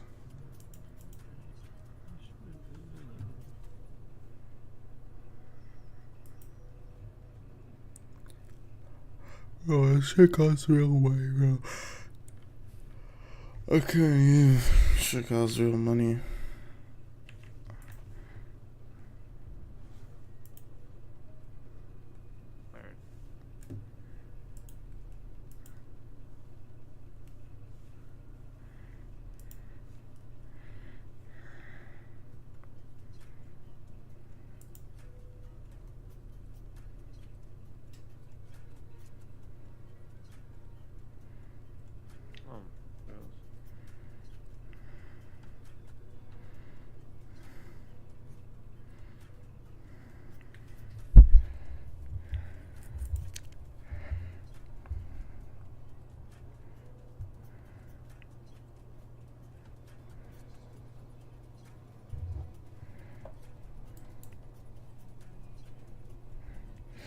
Alright, this seems kind of cool.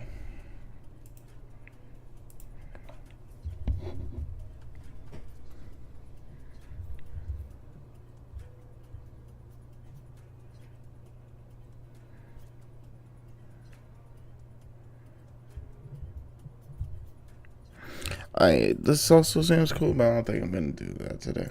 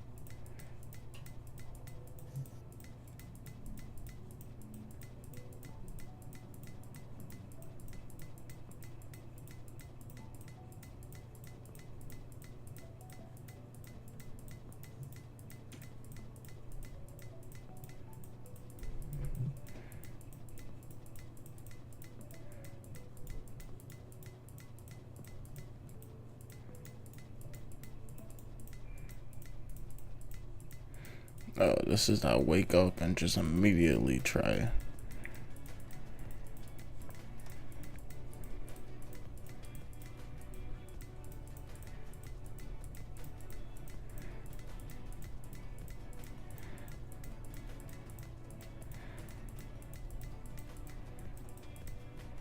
For anybody asking, we got about another level, 11 minutes until the next match starts.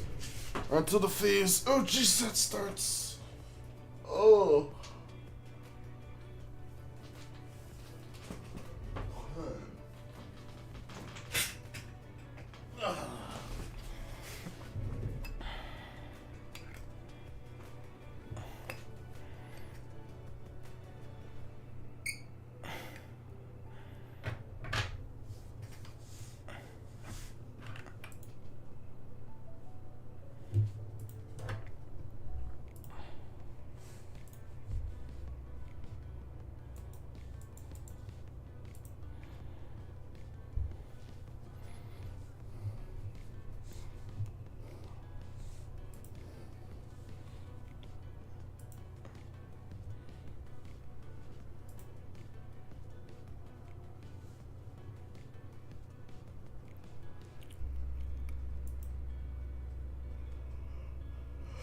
Oh, fuck it.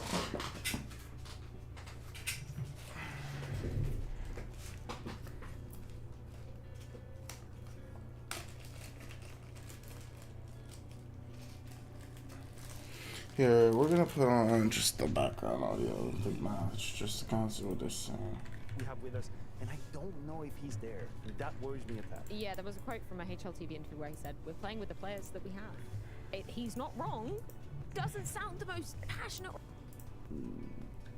We're excited, Listen, right? go back a year and a half when they brought in Neil fucking Fico. That was the same case. A lot of players were rumored in towards OG, and I think he said something along the lines in an HLT interview. Yeah, those were the best players we could afford. So I'm not really sure if Nexa is fully buying into this team, but I think he showed me with the old iteration of OG that even though he doesn't have the pieces that he may want, he still made it somewhat work. Yeah, let's move on over to talk about FaZe, because the big headline with them, obviously, Robin stepping back from the coaching position. No changes for the players inside the server, but that was literally announced this morning. Robin won't be behind the FaZe boys. Yeah, it's a little bit of a shocking news, of course. A little bit. Robin has been a very underrated coach that we've had in the scene for the longest time, just because he's one of these coaches who it was a bit complicated to know his ways of working and the impact he's had. He wasn't exactly vocal about his ways, and so we never really attributed him the merit that he deserved. When you think about some of the trophies he's lifted with FaZe, that's pretty crazy. I see him as the Carlo Ancelotti of football, in the sense that he's once quoted that I can't teach Ronaldo, I can't teach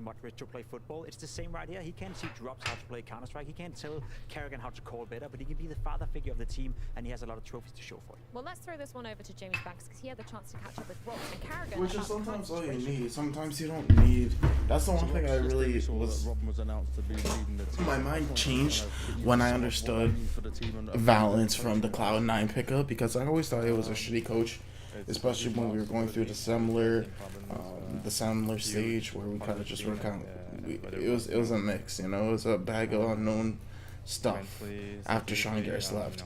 But Valence in these recent weeks and like in these recent years, I started to kind of like look at it with the perspective of like he wasn't there to like be a coach in the traditional sense of like telling you what to do, making up plays every time you guys need a bit of a fix up, giving you something that can rejuvenate the team. I think what Valence did, which was really good for that Cloud9 team, was the ability to find what the team was doing, find percentages of what the enemy team was playing, peeking, attacking, doing all these different little things on the map that you didn't have to now force your players to do, but you give them the key information so that they can make the decisions to make that play.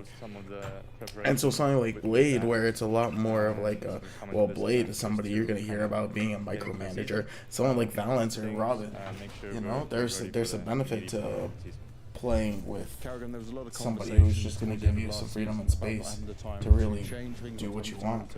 Kind of rest the tool for you guys. So obviously the player break was mighty important, but what have you been able to do going into this season? I mean, honestly, there was a bomb drop yesterday with Robin stepping down as coach, which wasn't planned, but things happened. So we're gonna do our best. For us, as it coming into the season, warming up. We also extended the break a bit to give some more time for the guys to recover from last season. So yeah, we just have to get into the groove, get into the season. I think we did the same. Last year when we come here, we do our best and just improve day by day and talk to each other and get ready for a roller coaster of a season. And you said that the Rodman situation wasn't kind of expected for you guys, but you also lost Innershine, your analyst, during the break as well. So right now it's just the 5 players? Yeah, kind of. Obviously we are figuring out the solution behind the team. So yeah. Yeah, because everyone knows that phase is not where you want to be.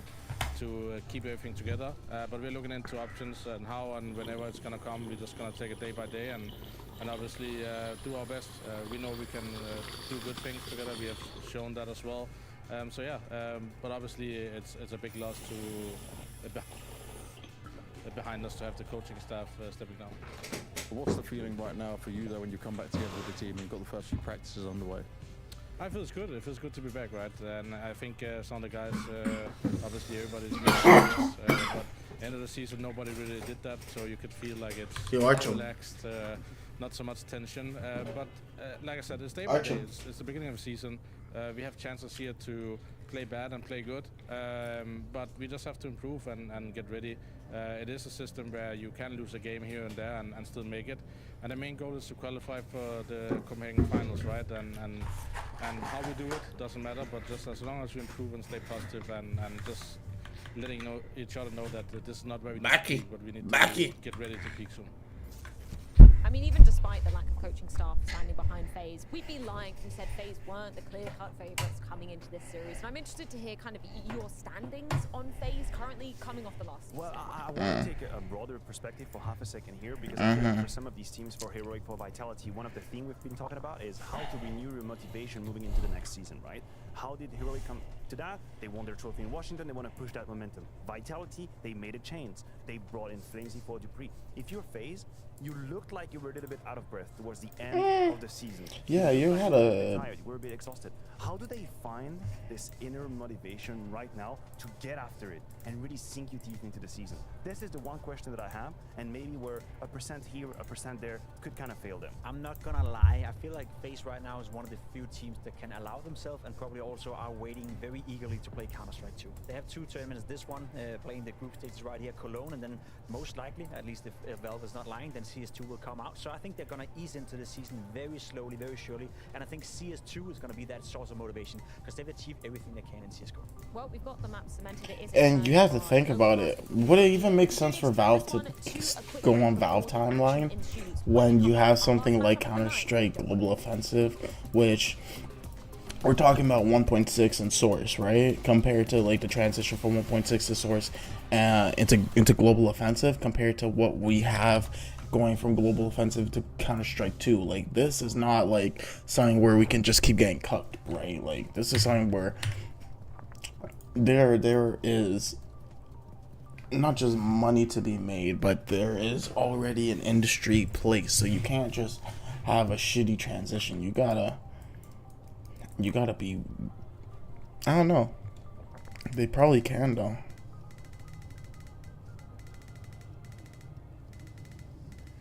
Oh, okay, I like this one.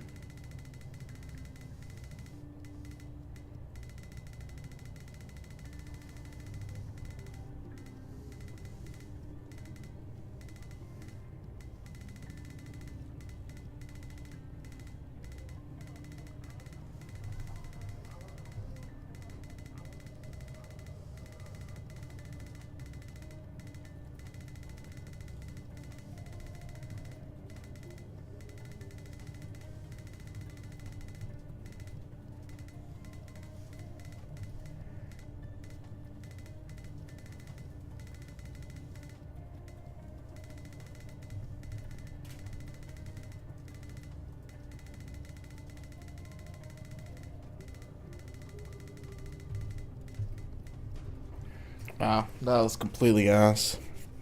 I feel like 200,000 is highest. Now 116. I want to see these #1 guys, bro.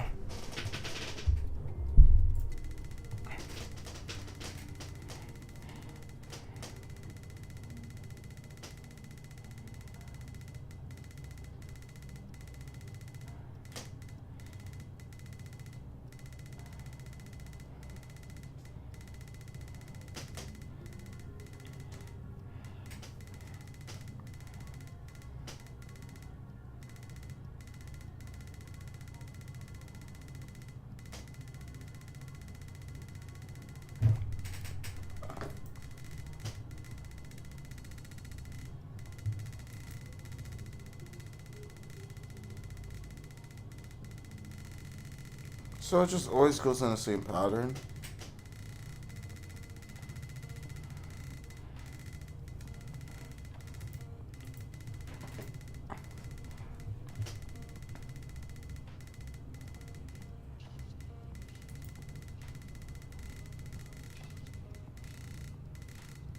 Relatively, there's some change up between them.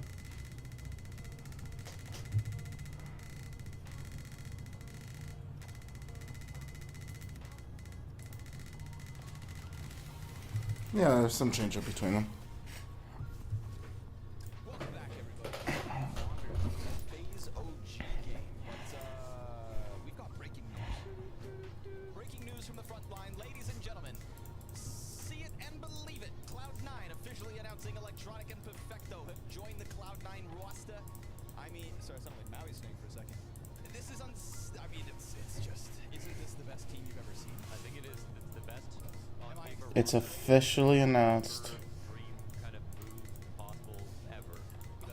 Shiro and Axel, 2 top 5 players from last year, with Electronic coming into gold, one of the second best anchor maybe in the whole scene, and Hobbit, major winners sticking around. I mean, that's about all you can ask for. That really is. You know, the whole Flame Z Vitality roster move is the one that I kind of had at the top towards my list. No, this was the biggest move of the all of WrestleMania. Cherry on top.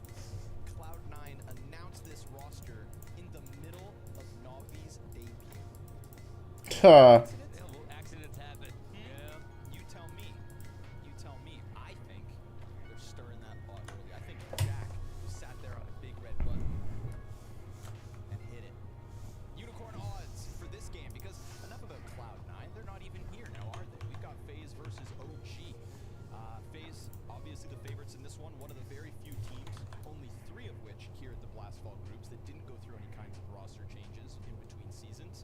And so we expect more of the same phase while we have, and these aren't my words, but it's the words I've been heard thrown around, one of the most underwhelming roster moves of the offseason. Thrown around by me? OG.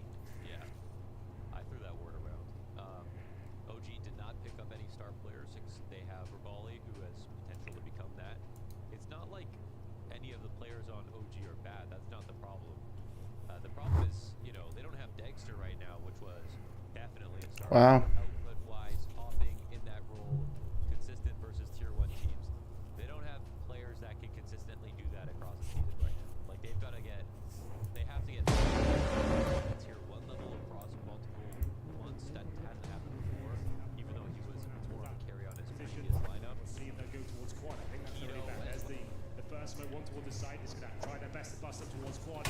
Nice opening here. Win the round. Land 1, 2, perfect spray from Perfecto. No, why is the bitrate so low, bro?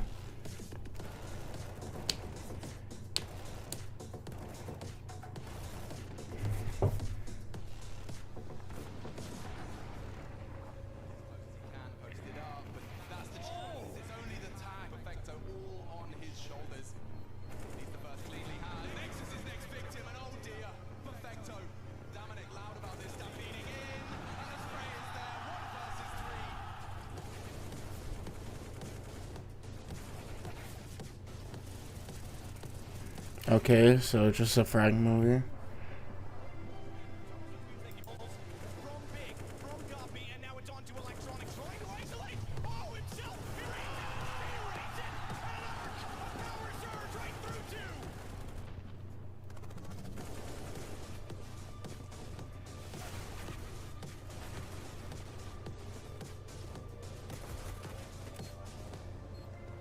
Some clean transitions though.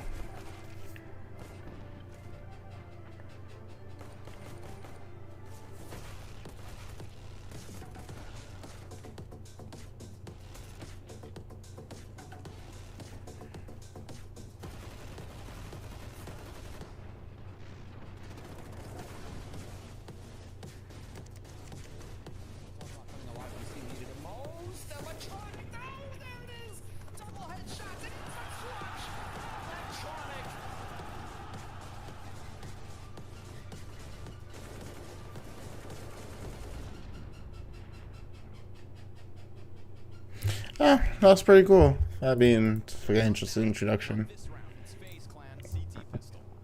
Ribali from the Academy League actually played on the Fnatic Rising lineup, and for a period of time he was like young to the point that he was having trouble because he had school, he had work, and he was coming home late to be able to play, and with very little play time was still able to impress.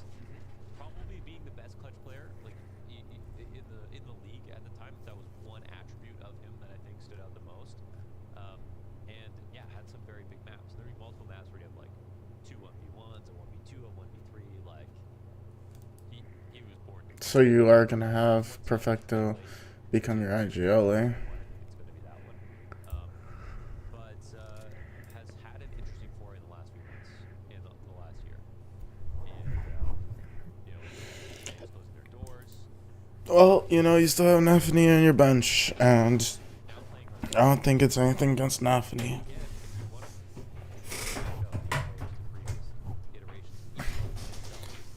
Oh my gosh, it's always so off kilter. Let's see if they can make the best of a bad situation. And it was always going to be tough to replace the likes of Flamesy and Dexter. Absolutely, right? Yeah, of course. And especially to do that on a budget. It really does feel like OG have been used as a springboard by those two players specifically. You know, NeoFrag left this project or wasn't re-signed. I'm not sure of the details. He goes into the Breach. Yeah, now that's an interesting move. Piku stuck around. He came back. There's a little part of me that, quite honestly, is excited for Keto. Because even though on Big, I felt like he was making so many sacrifices for the players that were meant to be the stars, that we didn't really get Keto to be set up as one. Yeah, and we'll get to see his roles. Every once in a while, you get that just amazing Keto pop-off. You know, the Deagle 3K, the big map that he can put forth. Will that become a regular occurrence if he gets more star-studded positions? It's kind of how they have to look at it. Like, here's a chance to invent ourselves. Yeah. We'll see. This is breakout in international CS. Fasher double kill off the Galil. That bomb plant does create a double entry, but Rox holds on to the corner, and the flank around from Rain is fantastic. So Regali, 12 seconds to clutch. Clears the site first. He can go ahead and swing. He'll get rushed as that bomb is ever attempted to be planted. He could just go for the... Got it. Ooh, but again, he should get rushed. He doesn't. Kerrigan? Well, he thinks he doesn't have time to plan. Now the AK comes back up. It's an AK versus MP9, and Kerrigan wins the duel. All right, it comes close. Yeah, he figured out a way to somehow and was too somehow still get bombed. That would have allowed him to reload his gun, but Kerrigan deals with Hello. Morning, close round lost. Glad you woke up. They'll keep it Yeah, going. haha. I guess, you know, for the OG guys to be optimistic. And you know, I think whoever proves I to had be a good little belly star, laugh if for they're here and we can't see it, you know, and I'll just speak for myself, I don't see it. Then if they can prove that, they'll get it, Amen. and then they'll get to carry, and it'll be reflected. Woke up at 5:30, and at least if and I had the first whole hour. I had like some fabric hair stuck in my eye that I just kept feeling, and I couldn't get it out, bro. Free up at 5:30, bro. But I assume it's going to CS tournament started at 6. No way you woke up at 5:30 to watch star player Counter-Strike. Bro, we're 6.5 hours deep, bro. We're doing the watch We're party. still going? We still going, bro.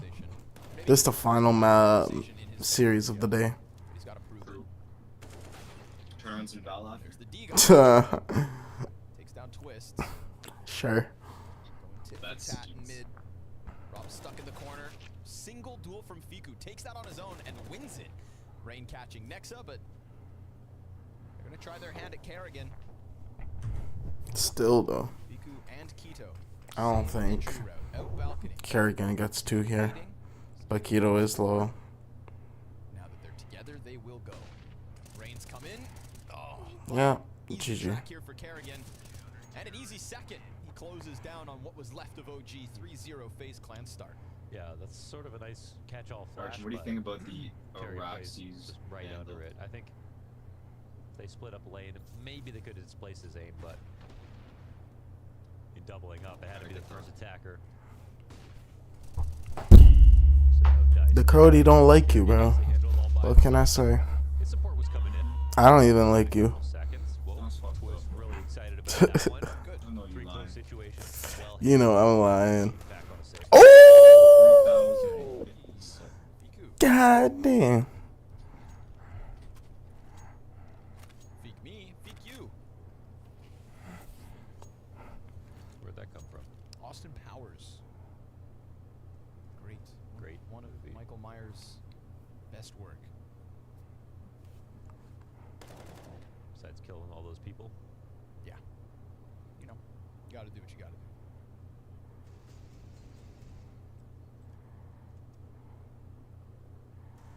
Creep out balcony, huh? Site's looking unwatched for the moment. You just pop right out. Stairs for the take. Go ahead. Come on in. The water's warm.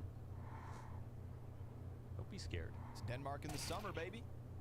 It's truly free. No strings attached. But Rops turns around, catches a glimpse of one dropping. Golly with the deagle. We've got They're deagles, potential between the three. It's all deegs coming up for OG. More to be had. No. Weapons grabbed and Where's the bomb plant at? is in sight. Smoke comes down. I mean, they could definitely try this. They know it's a 2v3 on the site. The remaining player will come. Yeah, they don't win this here. It's the safest place for him to go.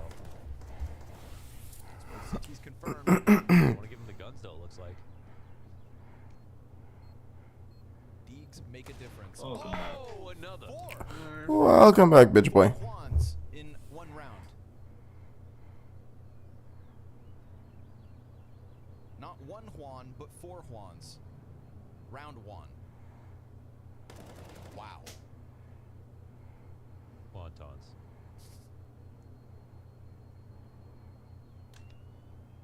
Alright. Not supposed to win those kinds of moments. You're not supposed to be winning these kinds of duels, man. It's kind of crazy sometimes when it just happens. Get down into pit.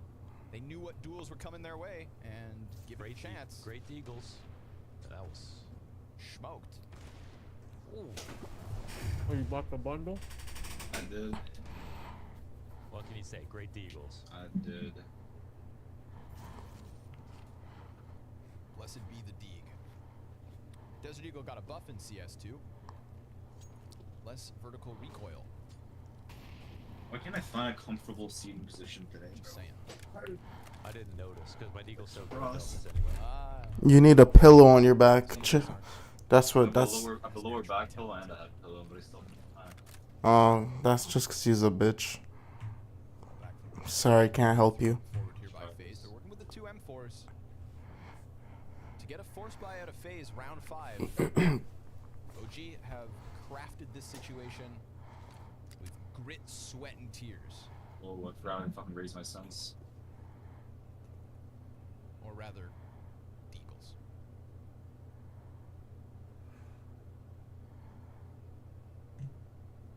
CT util down to a single smoke. That's the one Brokey's holding right here, right now.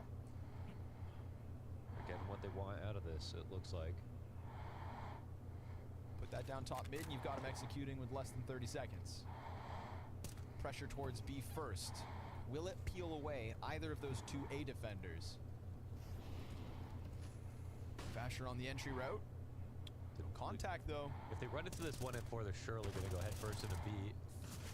But the bomb's still very far away, and the pistols come through with one. Deagle gets a second, and now if that makes them stutter, back to the A site instead. The bomb is still in OG's halls. getting stringy. Keto catches Brokey point blank, but it's the player up top. That's the and thing, bro. Ross Like, aiming is gonna from like service the speed bump to the A distance. site, slows them down. Sure enough, but Fiku will have time to plant, and Rain with an ultimatum: play the 1v2 or save that M4 again.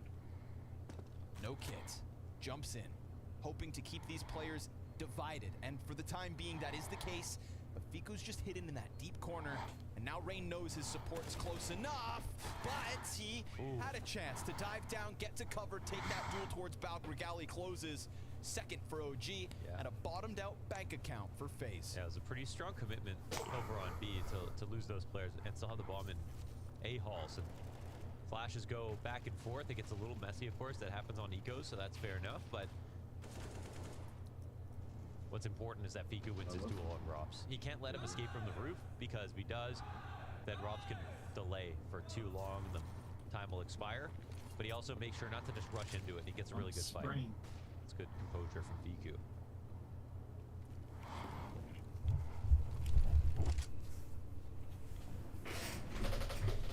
You know, thankfully, as a viewer, FaZe have given us some of the most entertaining maps of Counter-Strike throughout 2023 so far. Now, for their own sake, that entertainment comes from close games when maybe it shouldn't be the case. And this one could very well be tied up early on. This is one of the teams written off by the vast majority of the community more than anybody else. I don't think it's written off. I think it's just they haven't. Yeah. Written off is just a bad way to put it. I feel like there's just a level of unpredictability with a team like this. They can do so good or do so shit.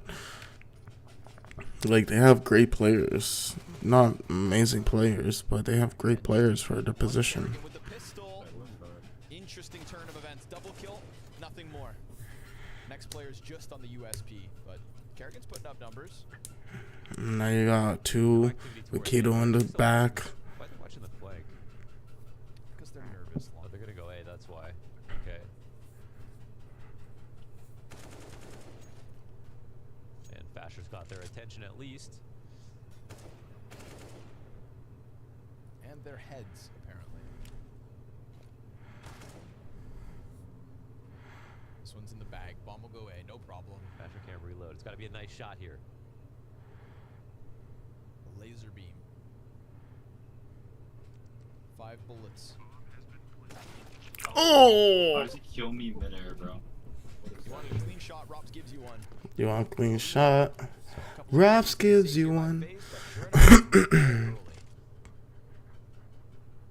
You know, another talking point for me with Keto is, remember the last time Big didn't think he had what it took? He was sent down to the Big Academy team, played a season or two down there, and then returned to the main team. After dogging everybody, bro. Definitely rejuvenated. You could definitely see it in his play. It's curious that, again, in this situation, presumably, they wanted to give him the boot. Did they extend that branch to go down to the Academy League? And did he decide, no, I'll go somewhere else instead? If anybody gets to interview him, to the bottom of that. Press him, Banks.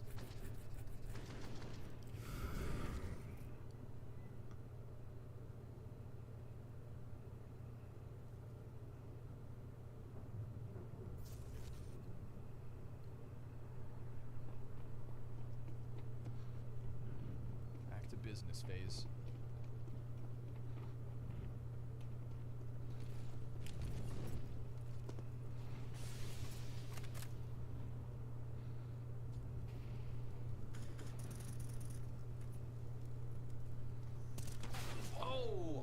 Little extra jump right there.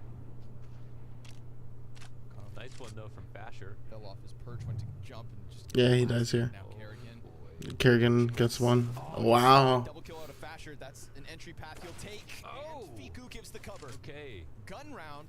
3 immediate frags. They have taken very little damage for this. Yeah. One of my favorite spots is just playing behind that car, behind that plank of wood. That car, just going in between the barrels where you can't get directly peeked, but if they wide peek towards sandbags or into that little ninja cubby, down banana, top banana, they'll fucking see you, and that's just easy contact right there. Playing behind with somebody behind the car when you're in that position, I don't know how that would go. I don't know. Oh money, new hoes, oh money, new hoes, yeah. Of course. It'll cost them. Anything kept? No, I lost by 1. OG take that 4-3. So who's intermediate head coach for interim head coach for Vegas?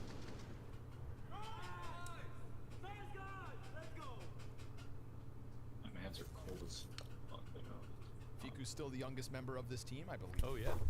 I started saying that sentence and then I did a double check. But I think the cool thing about Fiku, definitely, like, also a smart closer in my opinion, and very strong gamer in general, not just a guy that only plays well, you know, when it's clutch time. So, do like that they kept him. And there must have been a number of, well, with the amount of changes that took place, of course, we've seen so many deals fall through, so many things happen that weren't supposed to, and that's just what it is.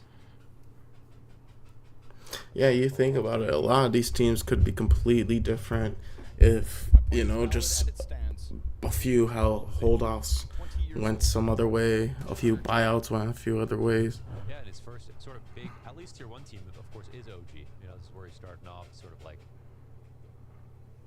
Wow. But pressing out. You know, I feel like this game could get messy. It's getting a little stringy here in this round. Bomb has to take the long road all the way through Alt. Rain could have pressed down to bottom middle, doesn't. Hello. Which means Balk jump for the bomb carrier into the plant. Winnable.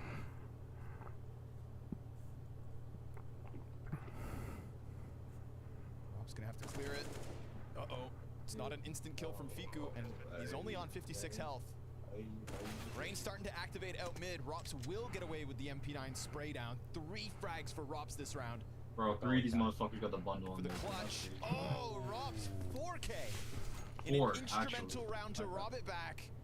And to put them back to a tied game for all. What? He's sharp. Dude, Rops 4 motherfuckers on their team got the new bundle. Times where it was twists, but like definitely. Well, it's definitely not cray cray. It's fucking Valorant. Yeah. It was not cray cray. It was Valorant. I want to see him get this. How many bullets he spray on this Regali? 1, 2, 3, 4, 5. Oh, that's like 7 bullets. No recoil though. People say good luck, have fun, followed by a smiley face. Bro, this guy said kill yourself. Received a full match mute for console. Wow. That was fucking quick, bro. Speed run that.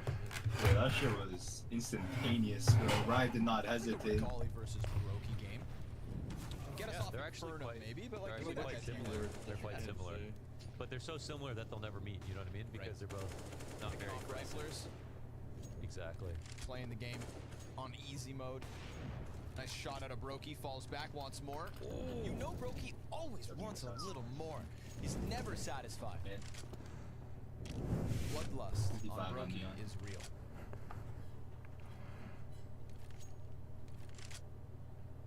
The shift feels nice when I can control it, and then there's times where I just fucking like zoom past their head. You don't play games like that. Never would I. I wanna run away. I wanna run away. And we are at this place. I want to run away. Cause you and you and Oh, Kerrigan's already fucked here. Two missed shots. Brokey's now on the sidearm, getting it done regardless. Regali with another clutch attempt. If he can get this kill on sight, he's got time to put bomb down. Sure enough, but he's got to jump on it. Yeah, it doesn't jump on it. That's a fucking sure. And they now have bomb control. And that 5 seconds spent towards Coffin was what could have been the plant. Now he's going to get gunned down. He's going to chase the kill instead, and Rops will hit the headshot. FaZe maintain 5-4. Yeah, they play it passively enough to make sure they can play the clock down. If bomb was in their view in CT, so here's the play from Brokey. Loses a little HP, throws, or sorry, Kerrigan loses. Brand new bag, but I did not pay for it. I can do with any gun. P250 kill, rifle kill. Whatever he's got, Brokey's ready.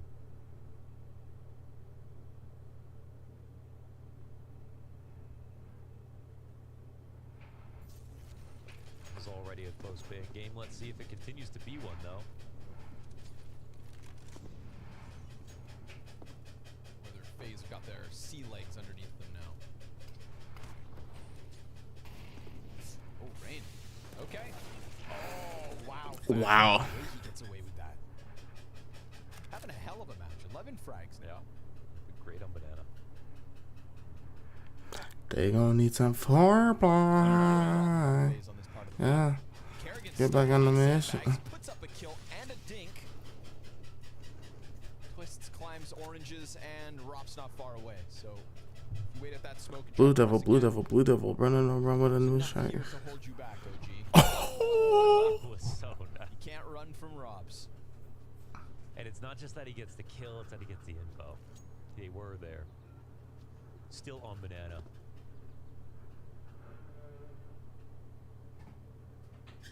But they think that they were all Those Jet is away. primed for maximum damage. They've stuck around. They've left some gaps, yeah, for sure. I think they have to go back and clear out some A space. Otherwise, like, why couldn't OG go back to calls in this amount of time? Twist doesn't have another smoke, so once this fades, he's got 3 members of OG coming at him. That could be a good setup here for them. Oh, doesn't shoot first. Wow, okay. Gets vision of him. Stops that right there. And with no defense out of Twists, this should be OG. In a post plant, Molotov makes it that much more comfortable. Keto waiting for some kind of a boost. Will FaZe throw a retake at this situation? Money's not great. A lot to lose here in this 2v3. And it's already dire with no utility, with that potential flank coming in from A very much on their mind. And OG don't even budge. You know, they got some good info there, but I think when they knew it was Banana, they needed to have their A players clear out something inside of brackets or something to give you confidence to have an overstack go down, because they still were right? So, you know, surprised to see FaZe leave a gap like that, even despite getting the information.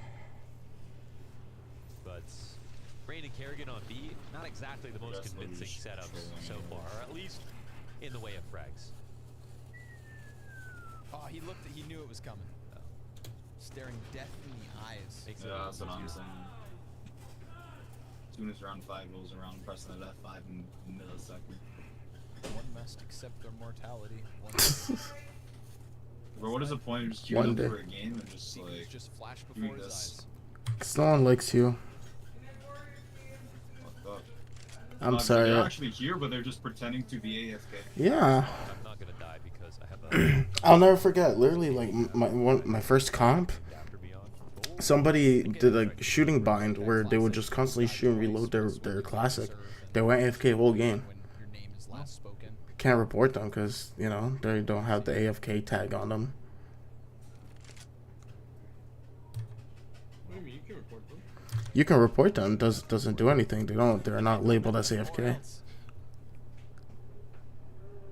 Okay, present but not participating. Yeah. Basher gonna get rewarded here.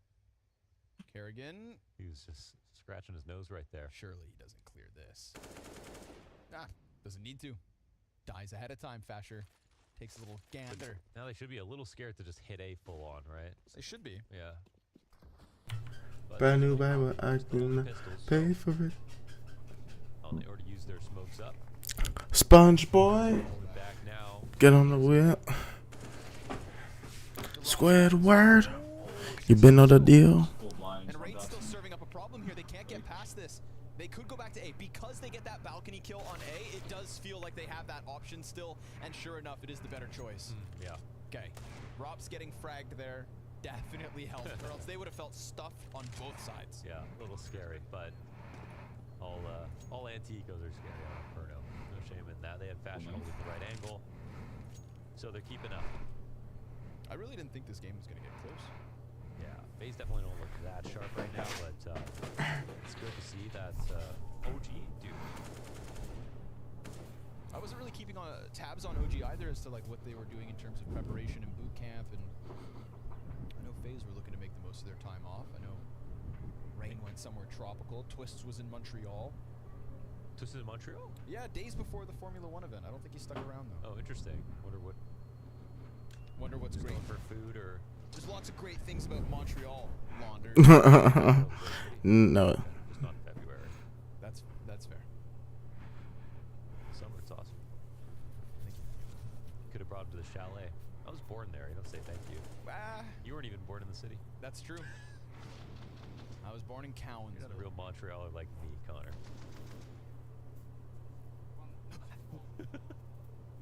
Telling you guys, CS:GO in the horror genre.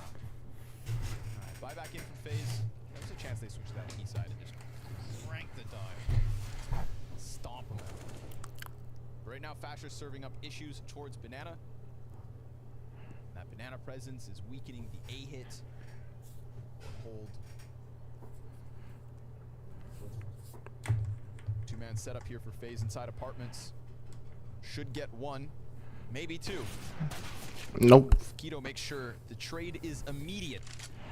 Man, that setup actually looked crazy to me. I would like to see how that plays out. Because like, if Robs gets the kill, it's great, but he's staying crouched in that position. That's gonna get. Yeah, you guys actually cleared. have the It seems smallest fucking cocks. harder than not to get away. But also no eyes on short. Man's mad. Players just walked up short and catch Kerrigan in the open outside. I'm trying to You FF and get out of three this shit, bro. And they're just nobody on lane, nobody in You're just stuck. Holy fuck, bro. I'll never forget the story I heard of a Korean. I think it was, I don't know what region, but she was an Asian streamer, and she had 2 trolls on her team, 2 trolls on the other team, and she was stuck in a 3-hour game that she couldn't leave because they wouldn't FF, and she was getting constantly trolled. Kerrigan was just speaking German for a second. yeah, that retirement came out of nowhere. Really did. She got held hostage for 3 hours. He was just like, I'm out. Why is he even rising his And I'm in that camp of people who I feel like, Robin maybe never got the flowers he deserved, with the wins. Yeah. In the last couple of years, kind of overshadowed by hard to know Kerrigan being touted. Yes, and it's hard to know what coaches do. And I think with Kerrigan, there's this sort of perceived image that he was doing most of the work on multiple teams. Like even when he was on Mouse, he sort of. I think he was doing. Yeah, I think that's what he said basically. So hard to say for sure. But either way, I mean, they all obviously had glowing reviews of him as a person and a coach. So we gotta trust the players in that regard. Yeah. They gonna need some foreplay. Yo, Ali, honestly, best nap ever. My chair is fucked entirely. Like, it's bent on one side, so I have to put weight on the left side of my chair, or I'll just like tilt. So we managed to find a spot, kicked the feet up on the desk, had the pillow properly laying on my back and my neck, so it was nicely rested. It was good. It was really When good. are you gonna stop, bro? What is the fucking point? Yeah. Just the single fact that you're crouched. Okay. Oh, timing. Fast pop. Ooh, Robs can't even get the second, so Fiku hits the ground. And with his rifle ready, Twists is a dead man. And they can't go for it again. I think this time around, you know, this time around, it's I don't just even more know a matter that's of got timing. it. They did leave balls completely open, so it was crossing the point of time where FaZe Yeah. were sure that it was going to be. Hey man, something you towards gotta it. do what you gotta And do, you know. Twist I wanted to lay in my bed, but it's the exact same I would shit, bro. assume he was It's the ready in exact the same smoke shit. We halls. just compromised. That's all it is. You compromise.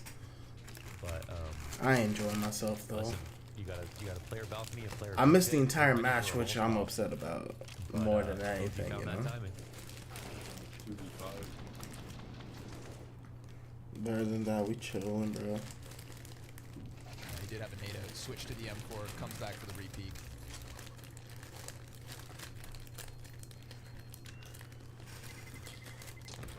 But this is a good series. Simulator continues. Surprisingly, you know, Forward and so something interesting. They make the bomb explosion bigger. Yeah, in thank you. CS2. B? Okay. Every year they should make it a little bit bigger. Until you can't save on Inferno.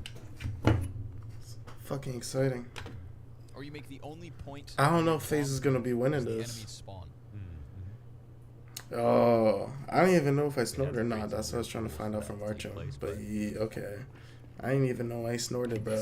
Life's crazy sometimes. It's open. Who Life's expects fucking crazy sometimes. Rain will find Nexa. Nah, but that was needed, bro. I went to bed at like 12. Woke up 5. Exhausted. Literally just exhausted. And as soon as I found a spot, like I was kind of like playing around and testing the waters, and I found a spot that was somewhat comfortable, bro. That's it. I ain't got no spliff, bro. I just got some grabba that I'm rolling up. Got little pieces of grabba. Oh, 3v5? That I'm about to burn up so I can smoke it. It was just burning, bro. 142. CTs ain't coming for you. Down by 3 already. Yeah, they shouldn't save. But around 14 already. Next round's the last of the half. But It's actually kind of surprising though. Nexa is of course caller for the team, so it's time for someone to take over maybe. It is nice to have Nexa back. I always felt like Nexa's departure was quite shocking. You know, Quite. Just, he departed OG pretty unexpectedly. Felt like maybe he was losing control of the situation and just decided, I'm out. How about this though? Unless you're working right now. Really got closure. 30 seconds. They're not. I mean, come on. No point in saving when next round's last round, and they have this much money. Oh, they're gonna fly up banana in a second. Dragons, but Rain yeah. haze, maybe.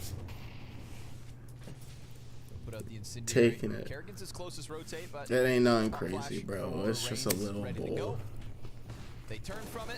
He Fucking swings, Kerrigan ain't nothing double, compared to and Josh. Regali's got himself another chance to clutch. But bro, we about to hit that 7-hour mark already. You know, this is just an early morning team. Cool 1v4 to top it off. Early morning And grind. the players coming. That's a clean duel while smoke's up. Oh, yep. Oh, yep. But the guns I honestly didn't even feel like I was gonna take a nap though. I felt pretty confident in myself, like that I could fight it. But bro, Yeah. So that's okay. They got damn, 19 he is up. working. The round Right. is delayed for the banana hit, which is their comfort zone. But FaZe numerically crawled back into the half. Great opener here for Rain, of course, get the first 2. This is the worst They have fucking trouble time. killing some of these attacking OG players.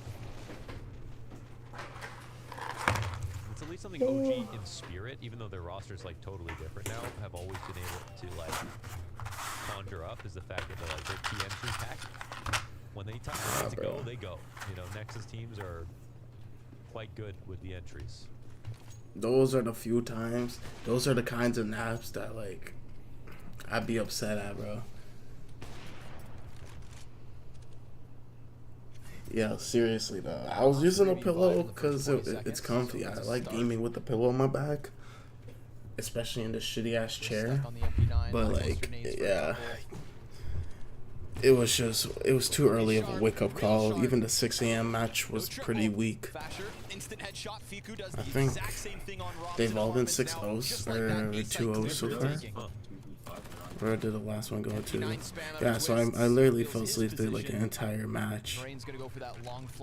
But the first one was 2-0, bro. It was easy money. It was just like, bro, why didn't you even wake up? Got 2 players stationed inside. But we committed to this. We committed to the 6 a.m. stream. I started a little bit later. But like, bro, this was our goal. Nah, bro. Wall still fucked up. You know, a third of the bomb left. Hold on. Got you with that transition too, bro. Wall still fucked up. This is a 9-round floors are a little bit. That's a fucked up last floor. An OG that many had written off. But like you can tell, I haven't even properly cleaned the set yet. It's just something that we kind of been able to manage. Still though. Ooh.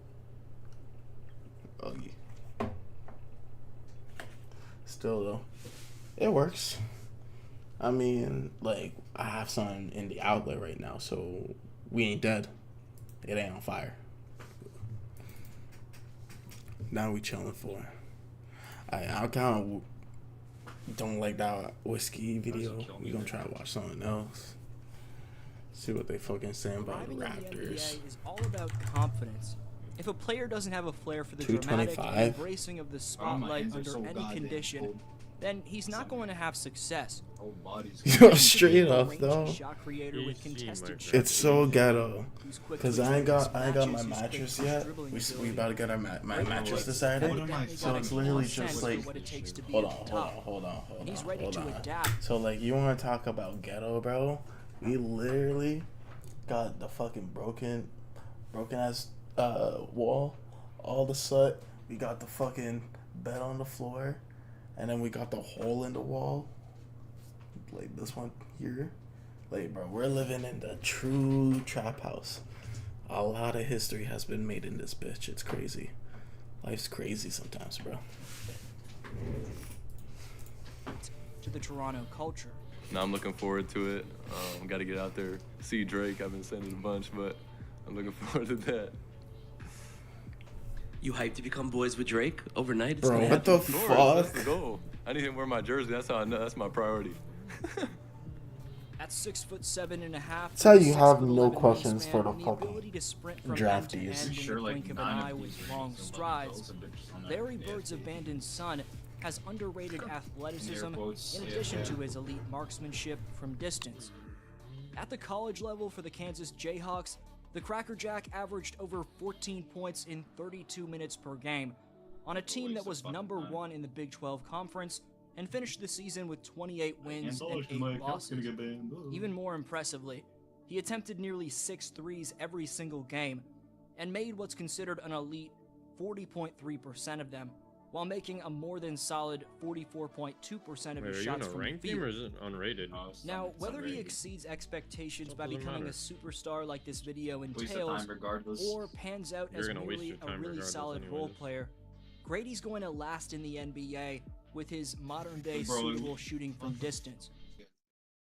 I wish it was ranked that actually be fucking heated though. Better get me elo back at that point. Let's see, where is this? You should run. Spike planted.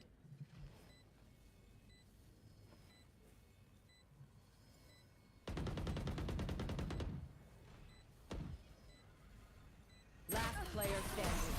Flawless.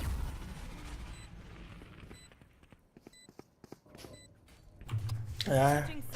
Oh fuck. Worse knocking up, bro.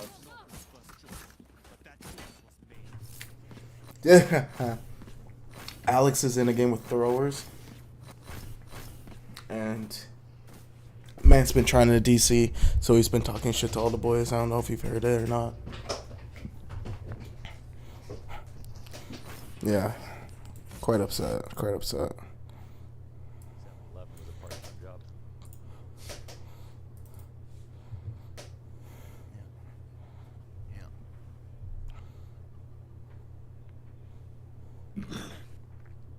One thing that was really good on even the rounds that OG lost, they came close to so many clutches that it almost always came down to 1v1. So that put FaZe's money in a terrible place. Yeah. Topical. Robs gets close on Valk. Very quiet with this pistol. He's got the util soaring over. A-site getting a little nervous that the full commit's coming. He's just gonna probably grab the spike. They want Rain to get some arch contact in. Oh, that's contact, all Through right. the smoke you go. Yeah, full body. Smashes Fiku, but Beretta's. Oh, up close. Nothing. Nothing at all. That's sad, bro. That shit's so sad. Yeah. It's so goddamn cold in my house. What the fuck is that? going on? Rob's just gonna he's gonna own, isn't he, on B side here in the apartment. Why grab the blanket? Everybody's having good terrorist sides on Inferno nowadays. No, actually, like it feels like it's fucking one of those minus 30-degree days in winter. No. I mean, I think everyone's slightly T-sided. They're just very T-sided. Let's see the scoreboard, Alex.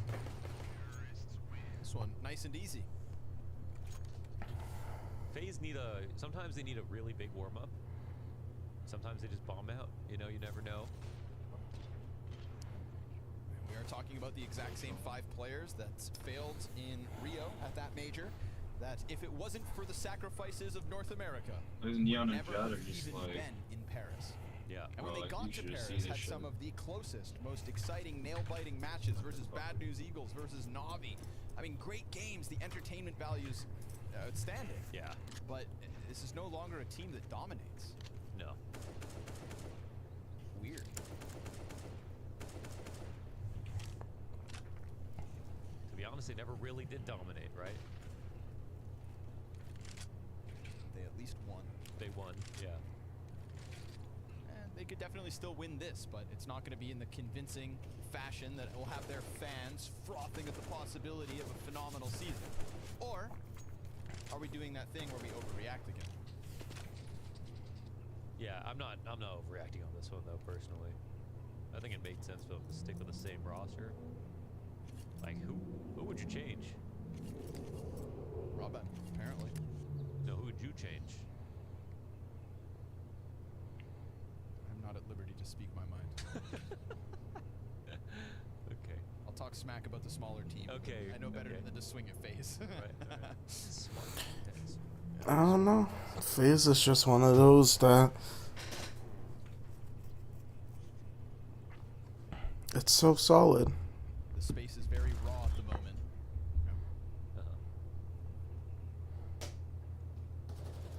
But I mean, okay, well my answer is no one, so that was easy. I can say that with conviction. Yeah, sure, yeah. In a way, Classic just won against the judge, bro. That's my sick. Look, what do? You have veteranship, young players. A mix between them all fraggers, high performers, high paycheck players. I let it ring. They call me back again. Me orc. Me spam. No mods. No Could be ban. important. Me orc. The joke is that Connor doesn't have chat open. We don't have chat open, and he also doesn't know how to chat. Hello? Teach him that. He didn't know what that meant. Sounded like a little kid. Yeah. It's a very, very passive round. He said, "Hey Siri." Back again. Hope you like fireworks. Bro, what if it's So a we get to dude this that one. just fucking 9 found a way to dox me? on the cusp for FaZe to tie this up. That close. Be And fucking it's wild. smooth sailing. I doubt it, but No guns yet for OG it's either. possible. So the test is yet to start. It's at 9-9. The second half begins. Bro, they called me 3 times in a fucking row.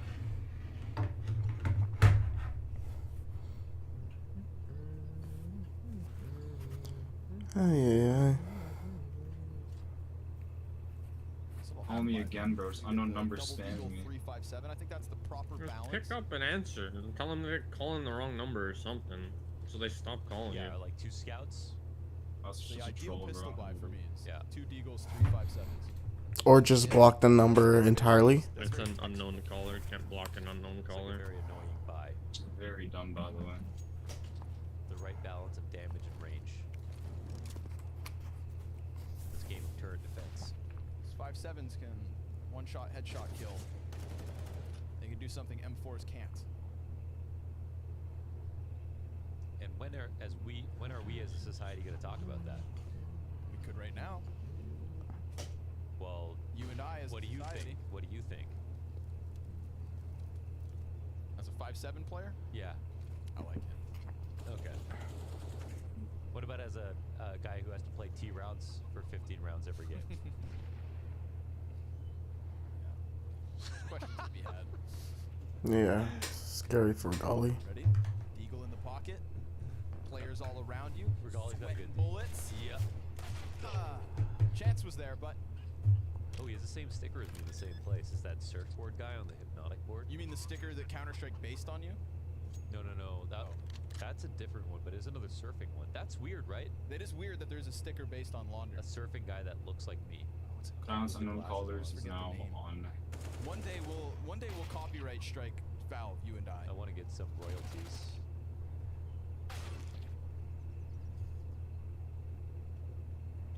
Hey, now I need to figure out what sticker that is. We saw some great keys. Here it is. Oh, NT. All right. Yeah, we'll see who gets 10. It's the Surfs Up sticker. Surfs Up. If you're at your computer right now, quickly Google Surfs Up CSGO sticker. You will see literally launders surfing. I mean, first of all, you are the movement guy. Kind of taught a lot of us about B-Ops, KZ, and by extension, surfing. Yo, All the same category. It kind of looks like you. I mean, it really looks like you. Yeah. You've got the same glasses. Yeah, I have those glasses. I'm just saying. Yeah. That's a Counter-Strike conspiracy. Yeah. We're all tied up, folks. Game starts. Let's go. Round 19. Guns up. And we see Brokey trying for banana control. Not once did we see Regali take his off aggressively on that side of the map. It was Basher that served up the issue for FaZe. Kerrigan and Rain unable to hold on. So we can sit here and just talk about FaZe maybe not getting the ball rolling as fast as they'd hope. Robs is still 20 and 10. He's putting forth a great map. Robs has more gifts to give. Oh, there it is. Talking about gifts, twists. That's the worst way to go. Puts a bow on that one. Oh, there's nobody playing a pit in the setup, and the opposite underneath halls. Very dangerous situation. Yeah, this is one where the balcony player just slam dunks the back of Regali's head. But to be honest, there's 2 big weaknesses here for OG. The lane pop and B site entirely. So they've got to shift around a little bit. Maybe Regali can figure this out. He's turning. Robs on the jiggle. Movement up banana. Nexa very much alone here. Oh, he saw him. But it's just going to keep him stuck, and he misses the shot. Then the B hit does come in, and Nexa offers nothing. Fiku spams smoke. Something to work with here. Rob's just getting away. And they know that he's running. Jet's actually playing. They can't stop this plant. Not some. Keys are spread out. Keto, I think he's gonna. Well, he knows that Rob's gonna be there soon, but he actually found an in-between timing. This is gonna be watched. Maybe he can make a play. Oh, Rain turned his attention. So close. In the small likelihood that someone had slipped past, but in fact did via Robs. Yeah. So nice calls here from Kerrigan to rotate everybody back to that B site. And unfortunately for Nexa, man, you're playing site alone. You're 4 and 13. You didn't get a kill. Oh wow. If it wasn't even for Fiku's smoke spam, this would have looked that much more convincing. 5 up on FaZe, perfect rotates, squeezed both sides of the map. Their T rounds are coming together as you would expect. And they take the lead. I think I've heard Twist say that if you're going to see an upset take place, it's going to be versus your CT side. Which I think at a lower level, it's like the opposite. You like do a CT side comeback easily with randoms, but at this level, I think the way he sees it, on T side, they have full control of the outcome. You know, if they lose, it's because of them. And I think they're definitely kind of flexing that muscle right now. And OG will actually take a first timeout on round 20. To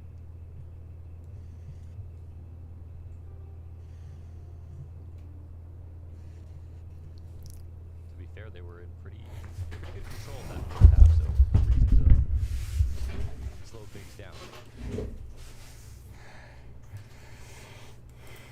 It's not there. I see an empty mic behind him. Yeah. Oh, that's kind of sad. Oh, that's so lonely. Oh my god. Wait, but he was here? Wait, I hope everything's okay because he was he here earlier? Maybe I imagined seeing him though. Both at the same time. Yeah, I don't remember. I don't know. But the way the headset, Seen him at so many events, so the way the headset's propped up, man, it's like his absence is so obvious. Yeah. God. All right. Glaive lives down the road. Give him a call. Yeah, I saw someone someone from my reply said wait to close phase, which is honestly what a great idea. Just saying. Fiku postured up to stop them as they come around the corner. He's got another player here. It's him and Fasher straight down beneath him. Missed shots though. Oh god, that leaves Fasher in such a terrible position. And so the nade's gonna blow him to smithereens. He was just there to throw. Just being in an unfortunate position that you can't get out of. Kill for Fiku is very unfortunate in this. One of the two guns was gonna have to come from him. CT coffin soak. Rotate 2. Testing Robs inside a boiler. What does Robs do here? They've got a lot of map control right now, but the right read is in place here for OG as they start to skirt 2 over. Just the guns are low. Time could, however, play against them. Thing is, with enough utility, 35 seconds. You're not really aggressing at all into alt. to deny any Molotovs as well. So they're just gonna fully come into the B attack here. Bear this. That's what they need. Clean one from but he stayed in the open because of the Molotov. Nexus Deagle kills Brokey. Yeah. Oh my gosh. Offers a second. Nexa 4 and 13 to now this, but Robs has time. He still has time to win this. Nexa takes position deep sight. Robs walks into the scope. Wow. Nexa 2 apiece. Wow. That's massive. Exactly what they needed to do. Fiku with the first kill to slow things down, but then it's that Regali rotation. Wow. A couple of great kills here for Nexa to stop him in place. Round by round, boys. Play your Counter-Strike games round by round. You could be 4 and 13 on the receiving end of a 4 versus 2 push into a bomb site, and still you can put up your impact. Nexa proves it then and there, ties us up at 10. Money's still good for FaZe, buyback instantaneous. And things were looking good up until the whole coffins problem. Like, bro, you're so mad. Get off my dog. Because right in this moment, that A site looks prime for the taking. And Fiku has his hand blown off.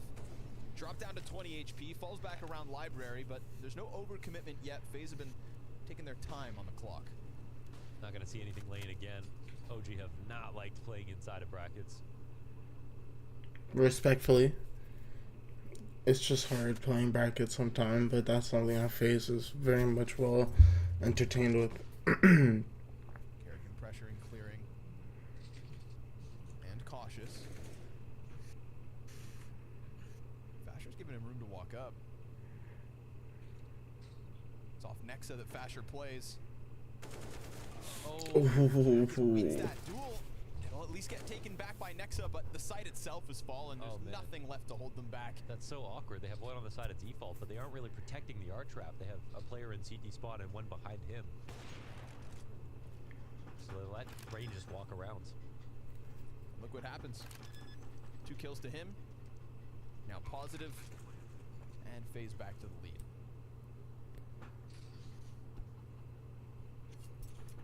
So it's sort of a quiet death here from OG as they walk around through Arch, walk into CT spawn, but keep the attack going while Kerrigan goes for a lurk. And then, of course, Fasher's spray goes a little awry. They kind of put things in place to catch someone coming into spawn. It's just unfortunate. It's just a clean execution. You're playing 2 back, so you don't really have anything to hold against the R trap. Yeah. And that's just something about giving up brackets is that they have so much control, especially early into that round. so that when they're playing for mid game, you kind of are just stuck in this island where they can't really rotate because they have some presence. It's fucked. It's tough. Yeah, see right here? You're literally not even positioned, not even thinking about it. It's the easiest 2K of Reigns' life.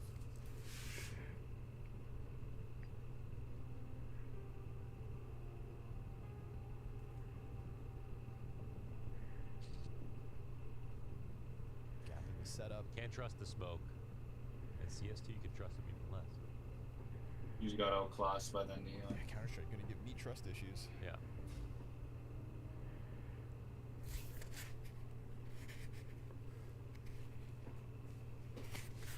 I got that ice box where my heart used to be. I got an ice box where my heart used to be. Oh. Round win for OG since Oh.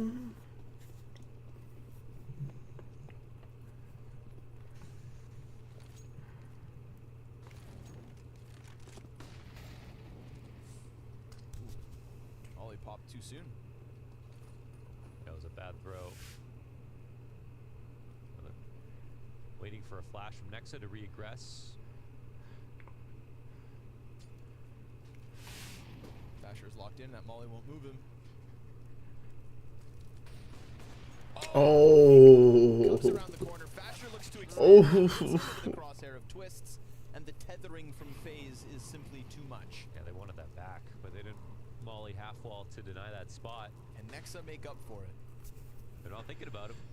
Ooh, they line up, but Brokey, he doesn't miss those kinds of shots. No, he doesn't. Very clutch in that regard. But yeah. Up in his face What an like that. unfortunate series of events. Nexa, right? They knew that he was coffin splashing, and he just ran there so quickly. But okay, double up inside of halls. I mean, they know it's 2 A players. They're not anticipating anybody else here. Should be a clean plant. Yeah, you're for FaZe. if you aren't Just thinking about the just save. tune in and watch it, but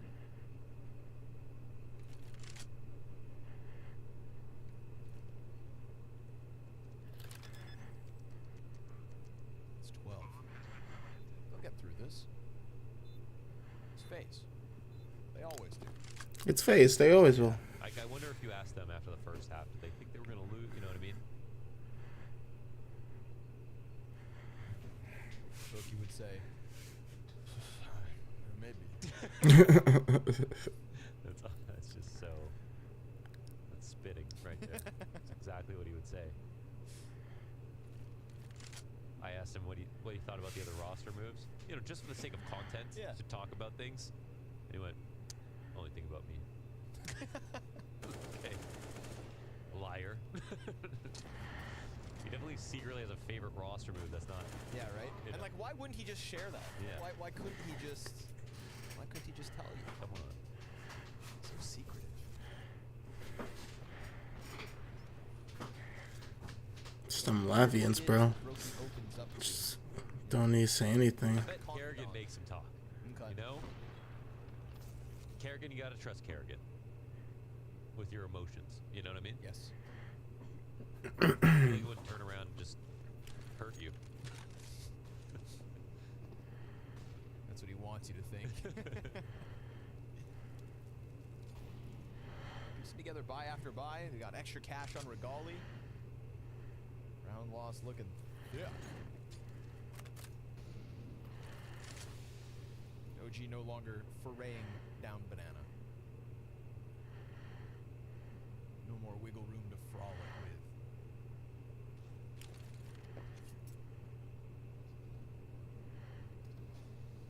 Indian man Bharat Jain has bagged himself $890,000 by panhandling on the streets. He's now dubbed the world's richest beggar. 3A. That's all they really want here. Wait, how much money? $890,000. Just twists left banana. You know what's fucked? In the UK, some guy spent 25 years, alright? He'd show up every single day as if he's working at the clock, and it basically was like parking, like, you know how you go to some parking lots? They have like a little booth, and they have a guy in there, you gotta pay to go into the parking lot. He was that guy, but they were never hired him. Alright, so for 25 years, he showed up every day and charged people like $4 or $5 to park, and pocket that money. He pocketed $2 million and was never found. Yeah, that's cool and all, but I think my tattoo's starting to fade a little bit. Always nice. I think that FaZe had something good going. They got the players on A to rotate off towards B, But just like 2 letters. careful enough. Of course, if he died in that position, that would have been it. But You know, I think of all the players on OG that are brought in, it's crazy that we're putting all this faith in 2 million is kind of crazy though, to not be found. I mean, if those the people that stole the Bitcoin, that couple that stole the Bitcoin can get caught, anyone can. But it's cash. Yeah, bro. You're not catching that. Something Cooper, DB Cooper. That man, I think it was like $750,000 that he stole with the bomb. And then he just fucking jumped out the plane in the middle of the night.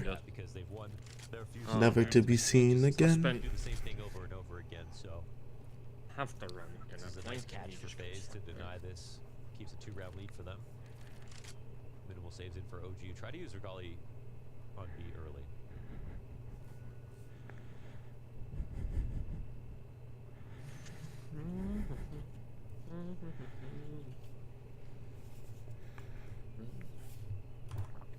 Final end score predictions based off of this. I'm going to go 15-12 for FaZe. I just see this being... You are promoted to creature status. I see this being their one round that OG has to run. Like, they need this round because if they're fucked, like, if they lose here, even if they die more than, like, 3 people, it's still an L round. Just because they have such low money that they're going to have to be in a compromised situation. Okay. You know, you still have Keto and Regali, but still, you're not going to be having util full head armor, and even 3 of them right now don't have head armor. Which is fine, you're playing against AKs, but like,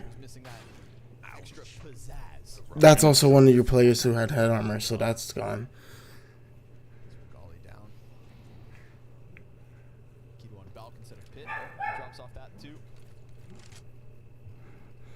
Like, just based off economy wise,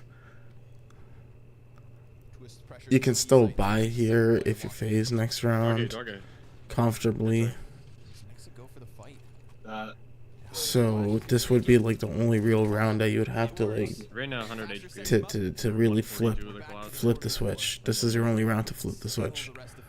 And now they're committing 3A 55 seconds. Insta kill. And Keto gets 2. Oh my gosh. Keto, get this. Oh, okay. 2-on-2. This is still tough. This is still tough. You really need to win this for now. Behind you. In this one. Muted. I was right. I wasn't muted. Doesn't seem like he knows 2 are on site, but he's OG's close. No. Unless you're right clicking it, someone's mouth. Pretty good crossfire, honestly, even if in the site.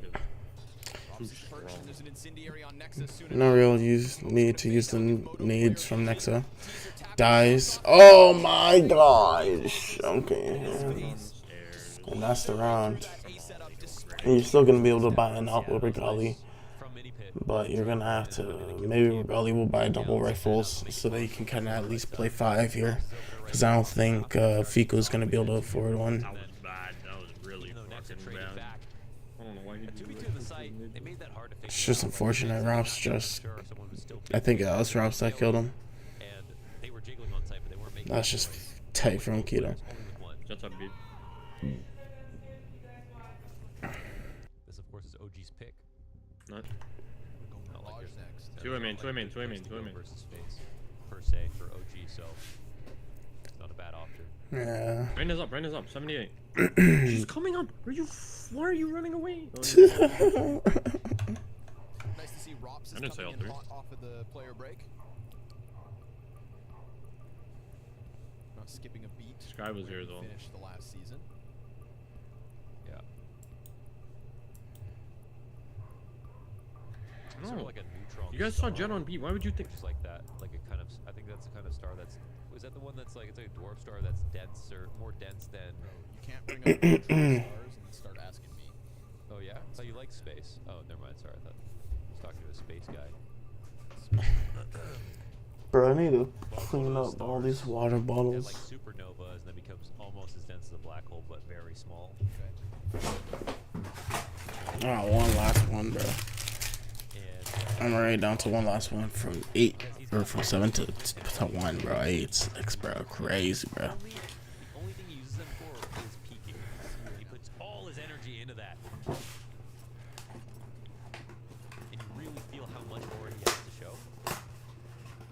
But instead, he's this tiny little dwarf star. But it's intimidating. It's like Adesanya when he blew through his nose in round 5. You know what I mean? Right.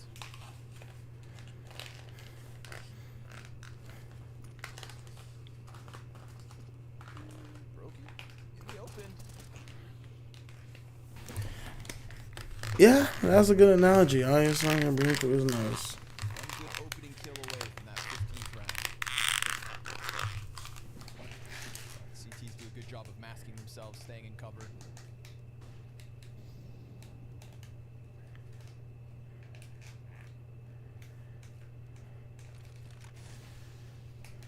And they pull the player off A.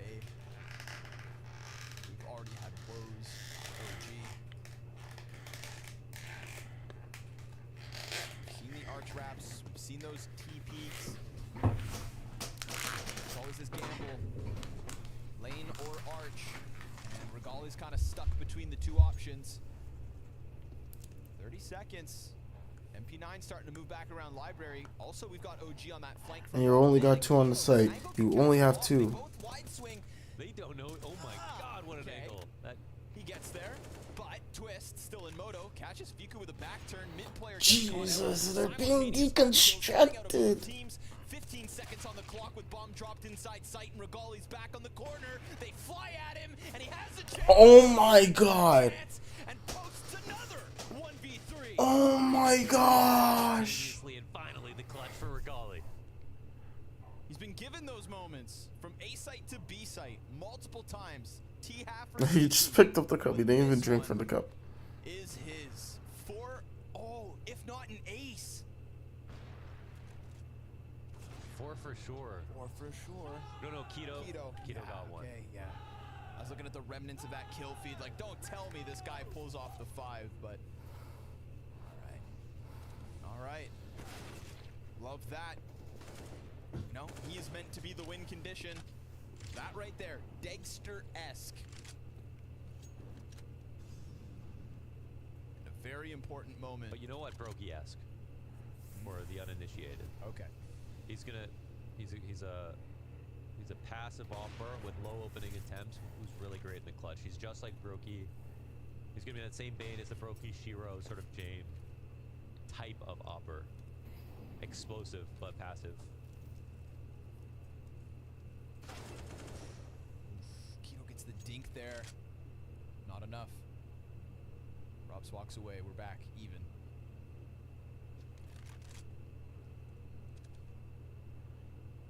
Man, that A site looks so understaffed, but FaZe are pulling back.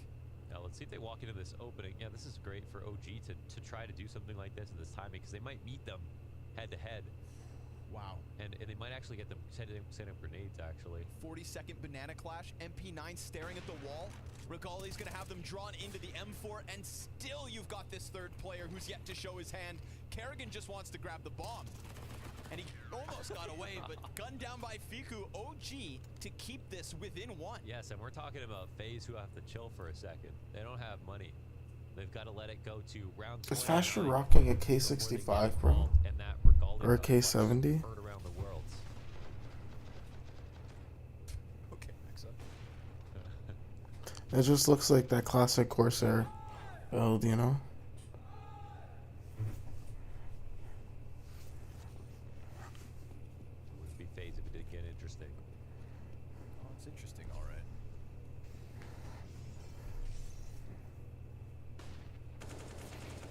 Well-timed flash for Fiku to farm.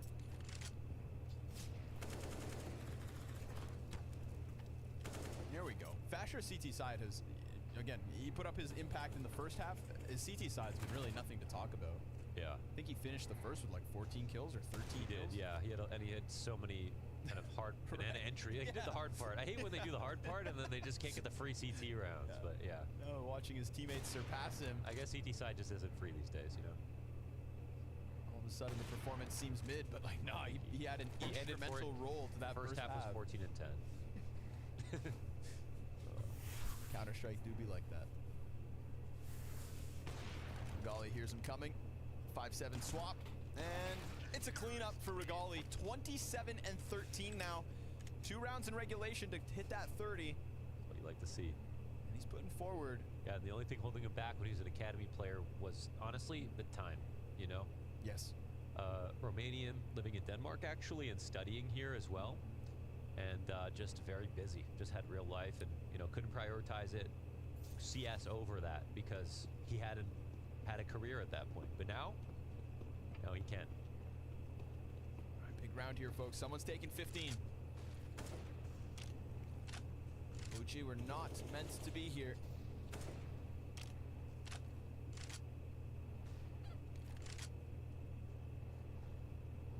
Everybody's had their moments. Regali more than others. FaZe letting this one slip. Uh-oh. 3B setup for OG. That's all it could come down to, right? They're hoping for, I think, yeah, they're going to re-flash and retake banana right now, so they'll see nothing. FaZe will hear this, of course. Right pop at the right time. Trying to pull players back from B fast enough. They've left Regali there on his own. Yeah, they're shifting, but they're not getting into pit. Oh. They knew it was coming, but just a second too late. And just too sharp is FaZe on the double entry. That's going to force OG to go to the save and to play for OT instead. All of that buildup, all of that back and forth, and an instant 5v3 on the A site just gives FaZe 15. I think the plan just looked a little too standard from FaZe's perspective. They heard them retaking banana, and they believed it wasn't some kind of bluff, and that they weren't actually stacking it while re-clearing it, of course. I mean... And FaZe is just at no stance where they want to take any duels.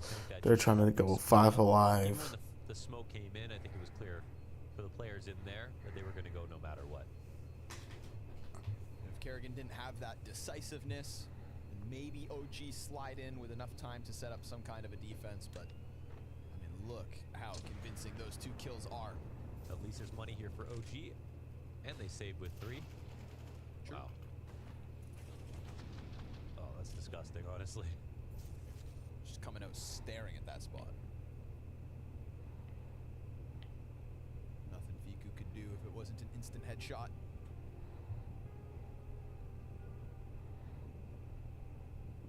See if they try any aggressive openers on this round, or if they want to set up Regali or keep him alive.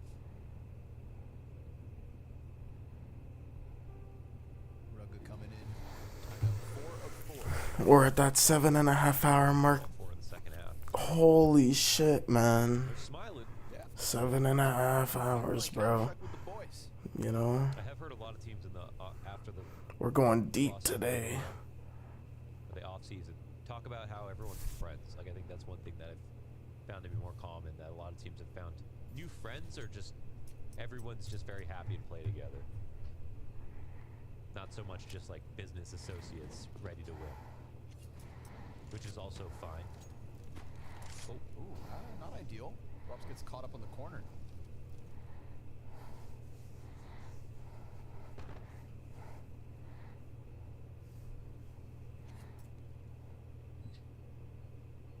Boost. Nexus keeping eyes on balcony. So underplaying Arch to emphasize Where's this the lane. fucking retards off? Okay. Maybe we're chill. Maybe we're chill. Here for FaZe. Just close it. Get onto Mirage. Blow him out of the water. Silence the Blow 'em out of the water. Wait in the water. Wasn't able to get any impact in that last round. No chance. Nobody to even shoot at.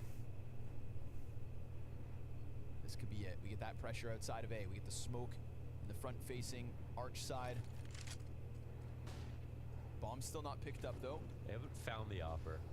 Raleigh's staring at this wall, but oh, there's Rob's going down on that half HP. Now they hear the B split. It's something different now. Rain's running it. Regali, he's going to get pressured from both ends, but there's still that smoke up on Banana, so if Rain oversteps too quickly, he's done. I don't know if he knows he's heard. Oh. The timing, bro. Comes through CT. GG. Catches Regali just as he turns, and then tears up every single player that faces him. Of course, it is Rain when you need him most, and Brokey's about to close it. FaZe pressed down to round 30, and they throw out something new. Rain wrapping around Arch through the CT spawn, just catching Regali with a nade out. Nexa wants it, but it is Rain that shines brighter than all in this 30th round for FaZe. Yeah. Some would have never expected OG to even get those double digits. They pressed them, and Regali was the reason why. But the other What do you want from me, huh? I muted all of you.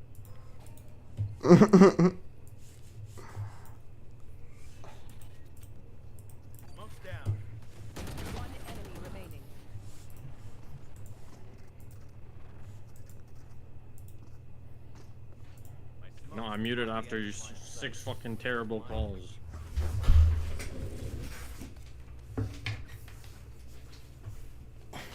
You're gonna fucking open your mouth. At least say something that's correct. Don't matter.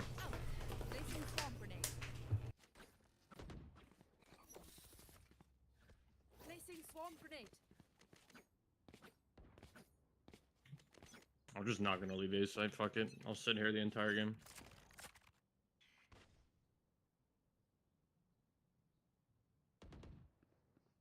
You should run. Bomb grenade out. Fucking dash in already. I'm not scared.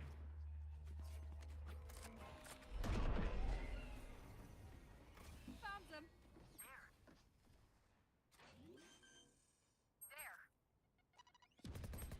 Spike planted.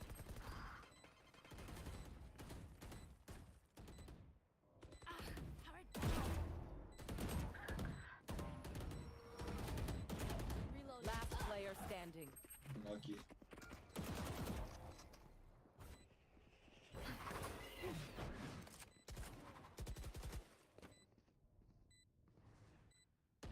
Nobody's gonna peek here. They're gonna jump through the fucking window. Congratulations.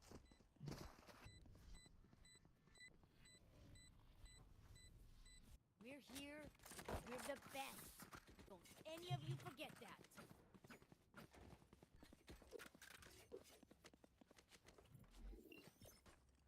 Turret out.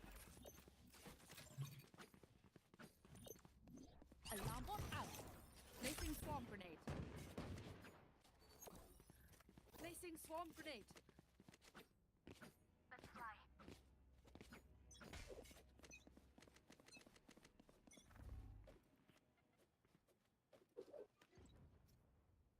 Watch this.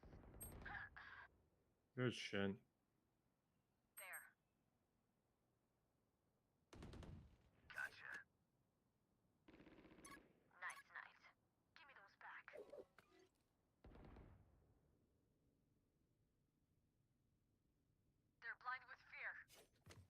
One enemy remaining.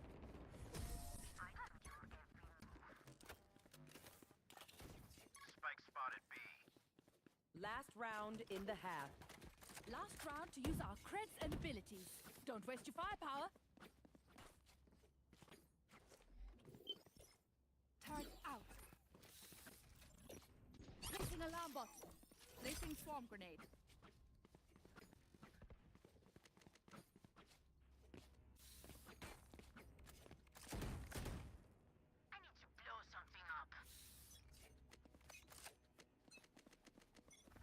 My way.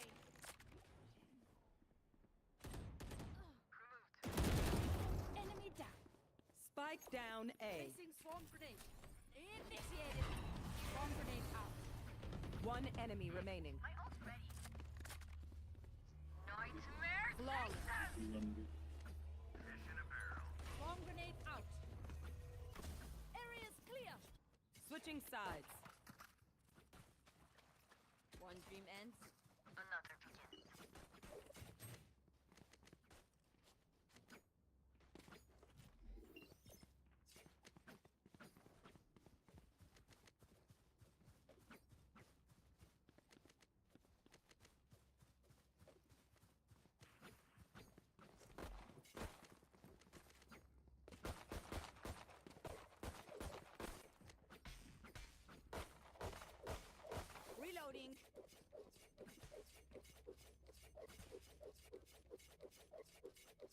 Time to take this hill.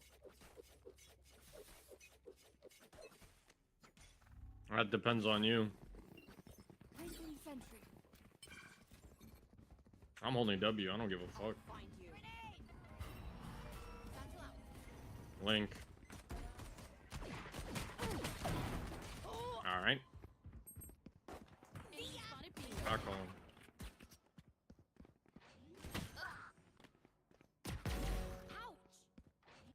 Last player standing. Spike down B.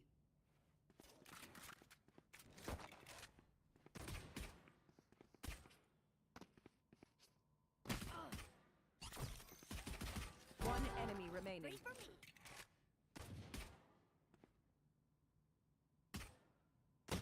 Just fucking take the bomb and run away. Dude, why are you so sped? Holy sh... You're actually sped. Just take the bomb and leave.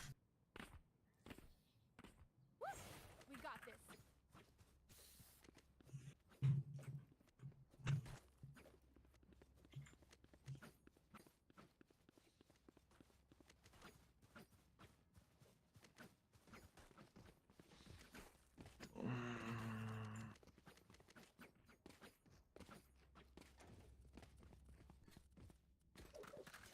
Let's flush them out.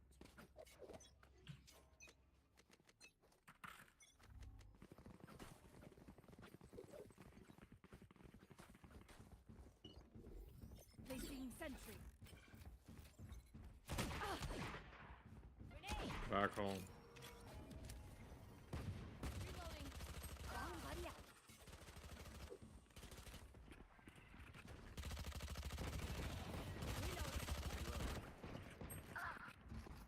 Last player standing.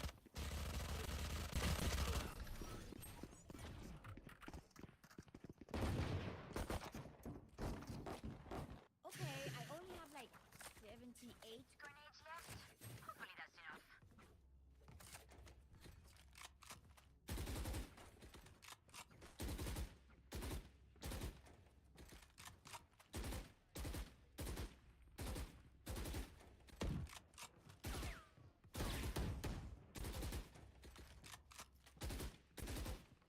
Their fears betrayed them.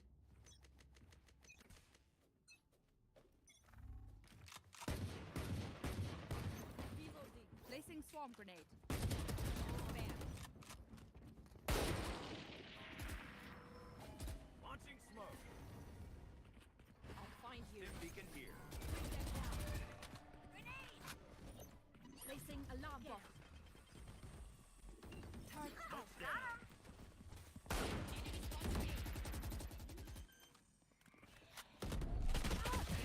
Spike planted. Reloading. One enemy remaining. Did I get inside your head? Pry open their minds. Find the weakness. Need a drop.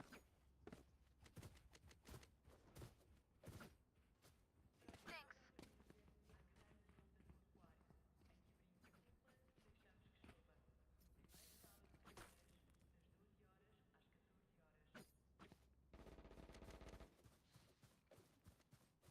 Keep up. Alarm bot out. Got the spike.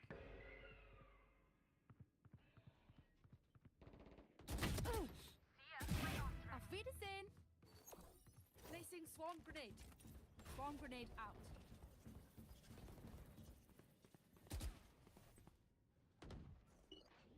Turret out. Spike planted. Sleep. One enemy remaining. Flawless. Bro. That was all skill right there in that spread. Race it to the spike sites. Yo, bro. So Magnus Carlsen just watched this tournament live, or he won this tournament live on YouTube, and he's doing this post-win interview. This motherfucker, I promise you, gets super blunt before every match, bro. Like, he just looks so fucking... Magnus? Yeah. There. Quick peeks now. Alarm bot out. You've lost all credibility. Get out of my way! Placing sentry. Seg spot. Ah! Placing swamp grenade. Hard guy. Nice. I hope it hasn't been too toxic.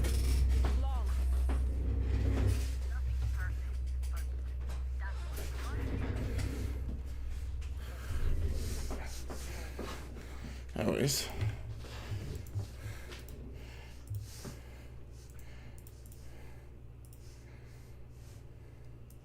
Not 4 more minutes. Alright. Somebody else going mid. I'm gonna multing Shots off the bounce fits the Toronto Raptors' needs to perfection, as he's got the chance to turn Scotty Barnes into practically a primary screen and roller. The two-man game between Barnes and Dick has a chance to make waves.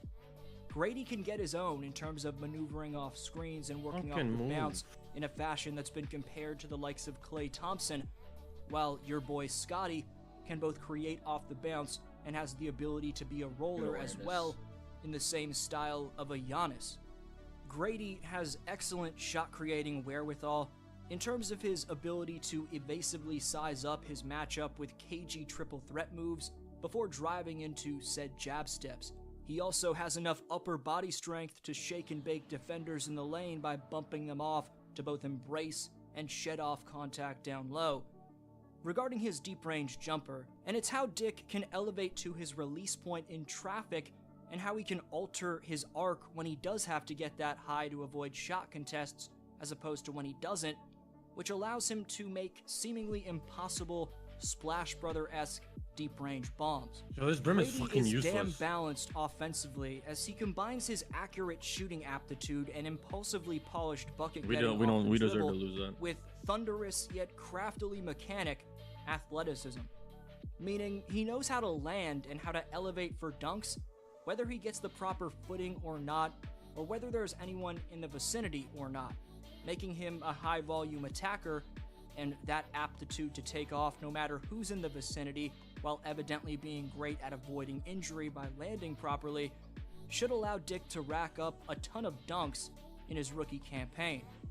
At the NCAA level in Lawrence, Kansas at Allen Fieldhouse, the both Big 12 All-Freshman and the All-Big 12 member not merely experienced playing under a packed crowd of 16,000+ for 18 home games, but he gained experience embracing that type of audience. Whether it was getting riled up himself after hitting daggers from deep, or hyping up the crowd after a poster, give him another gun. You could tell he loved every second of playing in front of basketball fans in his home state. Like any man selected in 2023's NBA draft, whether picked in the lottery or late in the second round, how Grady is accepted, nurtured, developed, and built around within his organization will be key to his growth. That's why it's crucial Masai Ujiri and Bobby Webster clear his path in terms of making the correct roster retooling to get the most out of Dick's upside. Mentally and physically, by the time he arrives in Toronto for training camp, they need to have players who are going to be open to not just respecting him, but who are actively trying to develop him. Because that's how much talent Grady has. The kid's sharpshooting range, quick twitch mechanics in terms of both that shooting and his handle, in addition to his confidence, are special enough to be franchise-altering.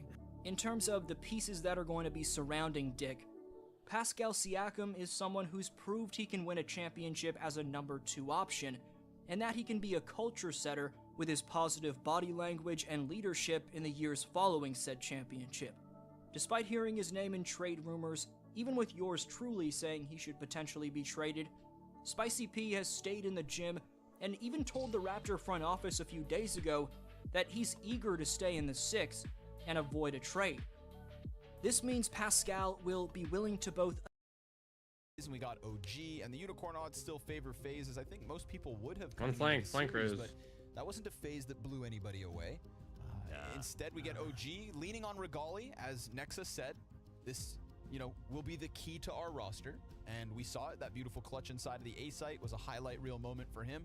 Definitely had those sorts of moments brewing. If you think about how many 1vX's he found himself in, sure, he picked up one victoriously at the end. But if he had done that on a T side here and there, we could be talking about a different outcome. 16-14 is how FaZe walked away with that. Yeah, well, it's sort of the story that you might expect. I think that Regali's got really good peaks right now in terms of, you can see he's playing this well versus FaZe. The consistency's not quite there yet. Hopefully that comes. But still, the supporting cast is the big question. Like talked about, Fasher coming into out of that first half, 14-10, looking solid on T side. Only a couple kills on the CT side. Who's going to come in next behind Regali? And Regali, will he be consistent here on Mirage? These are the two questions I have, but otherwise, this is definitely FaZe's game to lose. They've started to get rolling. Let's get it going. Well, Rain starts where he ended. Beautiful headshots to close Inferno. Taps Keto out of this one. Sky swung me, Jet swung me, KJ swung me, doesn't matter. Nothing else. It's random. Suit, man. No quick pop. No rampage through the A site just yet.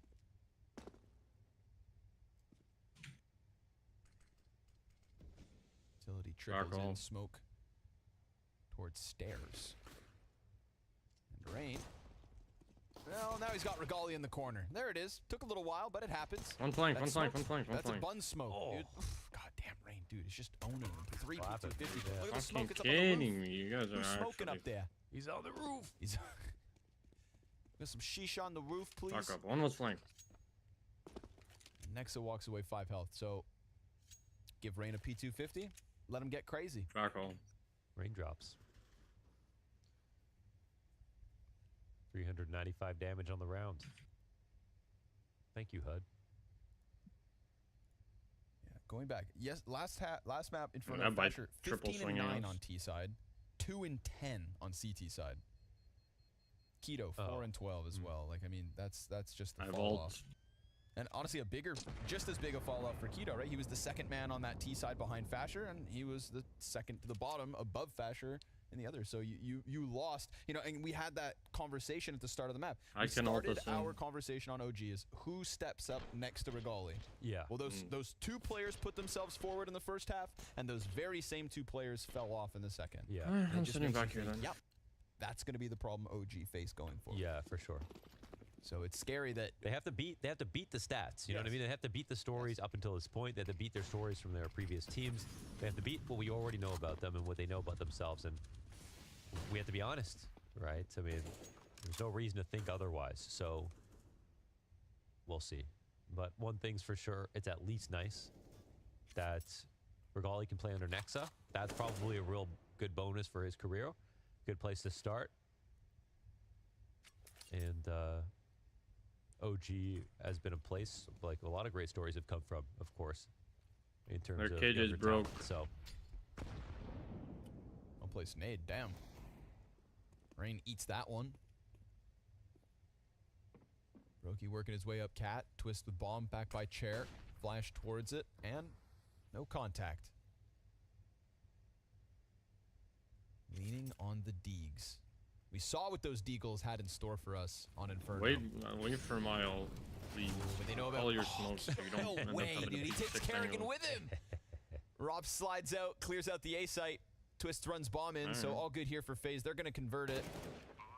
They could very well take down what's left of OG as well, but wow, props, Keto. Fucking kidding Took him down with you. That's all you can do, right? What's the Steam achievement when you kill someone after you die? Oh, I don't know. It's from the grave or something like that.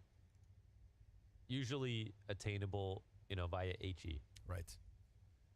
You want me to ult? I mean, technically, you can't kill someone before you die with a gun in CSGO. There was a long video, I think, analyzing whether or not if you clicked at the exact same time, what would happen, like in the exact. And I think it actually comes down to a little bit of pure randomness, whether or not you get the kill. If you shoot at the exact same time. Ooh, I don't mind a little random. With no latency, no nothing. Yeah. Coin flip. I'll take those odds. I'm a Barrier lucky corners. son of a gun. Damn right. here, right as he dies. Yeah. And then obviously Rops just makes it way easier. Insta-kills Fasher. So, FaZe 2-0. I expect better things from FaZe here on Mirage. An immaculate double satchel.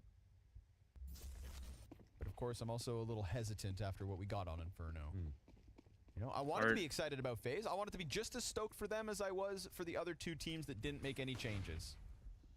I was ready. But now I'm kind of squeamish.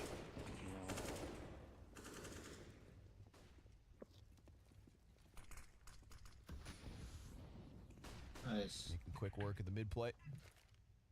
Sorry, Fiku. You're a dead man. Kids is just so Take brain one dead. down. You know, pull that keto. That's all you need. But Rain's gonna hone in on him. Like the Asia? Yeah. Rain really So easy is to the play. eternal for FaZe. Yeah. And I love that when the rumors came out, they're like, yeah, you know, FaZe is AP gonna won replace out. Rain. Rain's gonna, he's gonna retire. He's done. He's gotta get. He'll be back to What the hell are you guys talking about? What are you guys? Why is everyone talking about me? Yeah, shut up. You better end it off He puts on a forward cold one. another When did I stellar say I'm gonna performance. retire? Yeah, I usually do like. Crazy I don't how do no long he's been crazy for shit, bro. FaZe. Just I was like one of those. I was just like 30-second blast thinking- of cold water on my face and my chest. There's just this I'm good to point go. where you're like, all right, you're gonna retire, right? I'll be right But back. like, it's actually happening less and less, as I think there's more stability for the players to like continue on playing the game they love, even into fatherhood. Since 2016, Rain has been a part of FaZe. Yeah, he's on the original roster. Insanity. You know, when, He's so, you know, since Elige, I guess he would be the next longest I standing. was gonna say, with Elige departing for Complexity, it's kind of like, yeah, that took me back a second. Yesterday, watching Elige seeing Elige in a different jersey with new teammates that weren't on Liquid, just yeah.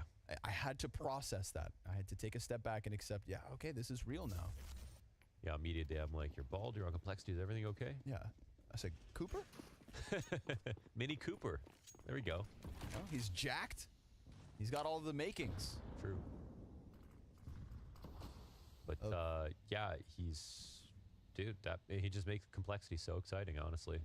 Look what happened. Pulled out the win yesterday. So, come on, OG, show me your Elige. Rain waits top mid. Rifle's looking for the fights, but Rain with the lesser weapon. Mini Cooper. Splatters Fasher. No helmet, I believe. Shortcomings in utility as well. It's not very comfortable here for OG, but it is their first gun round, so it's all on the line. And we're going to get Kerrigan pushing it down middle, possibly into the scope of Regali. Rain gets hit by the op, but Kerrigan's in that perfect spot to pounce on it. And of course, Keto would love to get the second kill top middle. Fiku's going to come get him with the nade. Nicely done. Nexa, double kill off Cat. Clean headshots to stop almost all of FaZe, but Rops still has a chance. Low health on Keto. But maybe enough health. And Fiku flanking from apartments. Rops trying to change into the op. 35 seconds, but that flank's going to find him scoped in. Nope, he drops. He's not thinking there's a fast flank, however, so... He's off the plant. Surely he dies. There it is. Good timing for Fiku. Big round from Fiku. Nade top mid, made sure to go kill Rain when he had him in. He knew that he was low off Regali's up. Big round for Nexa as well. Had him stuck in. Was the perfect time to attack when everybody was fighting inside a middle. And fighting back from Cat, it's usually unfun. So, killed the players crossing. This one was key.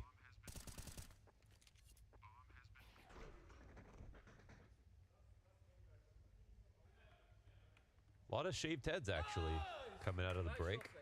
Yep. Well, it's summer. It's summer. It is summer, yeah. Everybody gets that bug. I just started growing all my hair. Oh. Even though it's hot. It is hot. I should really get in season. Oh, man, you do you. All right. So, OG not the best start here. Keto down. With no compensation. Still mid in phases control. Just going to walk through apps, but Regali's ready for this. Yeah, this could be good. This Haven't could be seen good. him on B. Now, this could be a jump across with the Opera to take the fight. It's always fun to watch these kinds of engagements. Re-peek into Brokey, kill him. Then Will it be a slam shoulder the tight or third shoulder guy. Everett?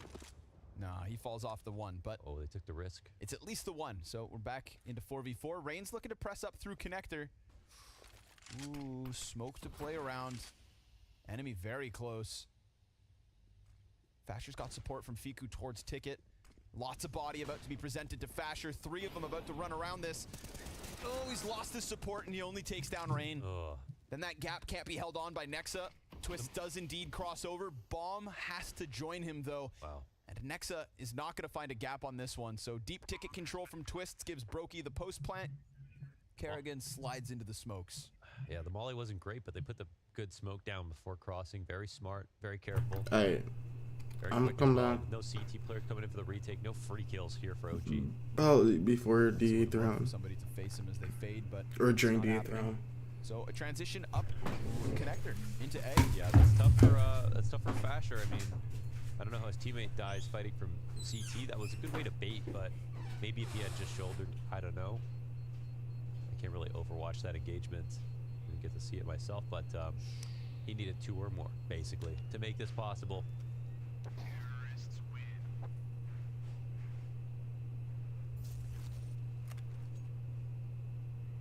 How do we get that ticket kill?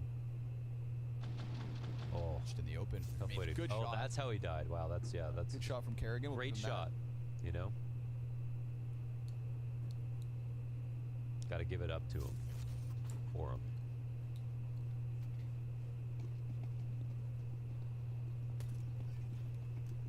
Next up with the gun, Regali with his op still.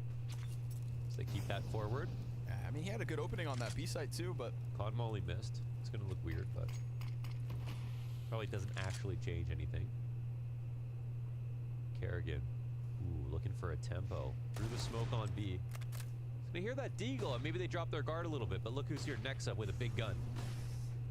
oh man, trying to make himself as small as possible. They come out and blinded. Kerrigan actually ate that from Twists. Fiku, nice deagle kill, making the most of the little guns. Trying to get a second, a missed shot, knifes out. Okay, Brokey's not gonna let that happen. Cools things off. Chills out for a second, but they are still outnumbered. Yeah. You know, it's not an ideal position here for FaZe. Oh, that's an interesting spot to play. Really? You know, if it was anybody except Robs, I'd say this is a terrible idea. But he is good on these hard angles. The problem is when your gun sticks out, you're always nervous they walk by you. So it's very important that Brokey covers him properly, but... Oh, but man, Brokey's got so much to watch. He's just peeling himself between 3 different positions. He looks like he maybe missed a key timing there. We'll see. Missed the clock. Oh, it's ticking. Robs executes 2. Now he's gonna get gunned down by Regali, who's trying to close that gap. The nade! But no the time. Clock, it decides all. Dude, that's why I'm saying, like... It's Robs. It's Robs. Like, you saw how hard those shots were, but it's Robs, man. He's good at that. And the one upside of that spot is you probably get the first kill.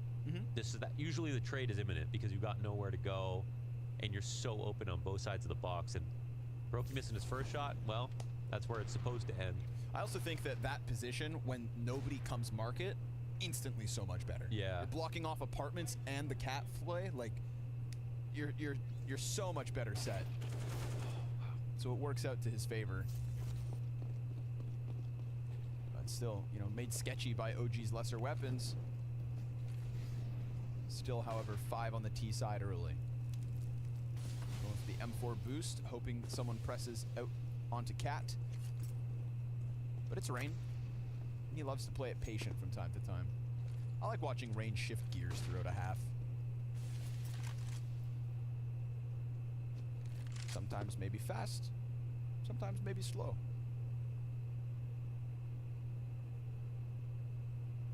Combining with the underpass play, where of course that boost has been disassembled.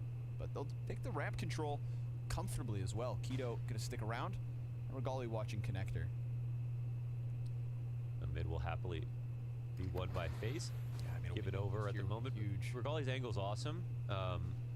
No one totally covering his palace, but no threats yet. Oh. Damn, Twists. Wow. Okay. That's exactly the fight Regali was looking for, but a sharp shot from Twist. Fasher traded. Another peek could come in from Cat. They've got attention towards ramp. Nexa in the corner, drops the bomb. Still time to recover, still man advantage FaZe. Nexus not seeing anybody else. Ah, Twist gets the better of him, and the last player is confirmed to be coming in from mid. Top stairs denied. Fiku's got a chance here with Twist so low. Robs could also just win this as he comes off of the bomb plant. Twist's gonna flank Fiku. Poor guy. Never sees it coming. And that's Twist's to take a bow. I would love to see that first fight between him and Regali from either perspective. Seriously, jumping up at a connector. Regali's got that hard angle. Only available because they have ramp control, so he's safe. I mean, actually, Palace would have worked out a little bit better, but... And then... It's actually Rain to take the reins and turn it into a sequence. Even though Twist closes at the end. But there's actually so many moments where if OG won one duel, they would have stayed ahead. Yep. If only. Here's a 5v4 to start with. Fasher clipping Rain's wings from window. Oof, and Fiku comes out to help off Cat. Twists. He's got his hands full. Kerrigan slides out ramp. Keto could get blindsided. But it goes unchecked. Oof. Keto ready for the second. Nice. Yeah, I had to go the other way around, but Kerrigan back turned. This is too much to ask of Twists, so looking like OG stuffed the top mid fight immediately. That duel from Fasher and Window, key. Yeah, good thing Keto doesn't just like fall asleep at the wheel there, just stare at a smoke like Kerrigan walk out in the way he did.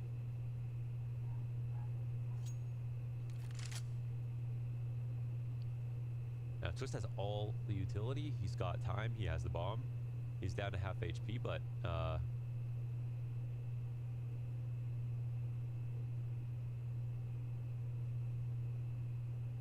yeah, I'm just saying. Not much.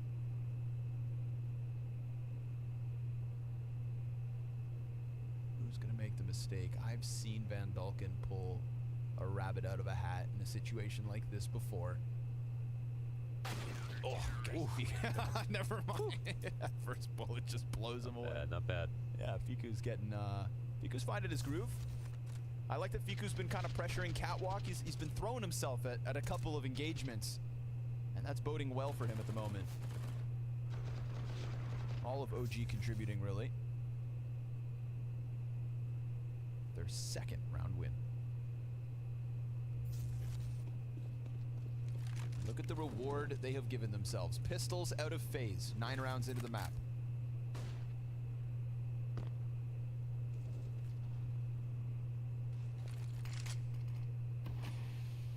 Really everybody other than Regali. Plenty of time to change that.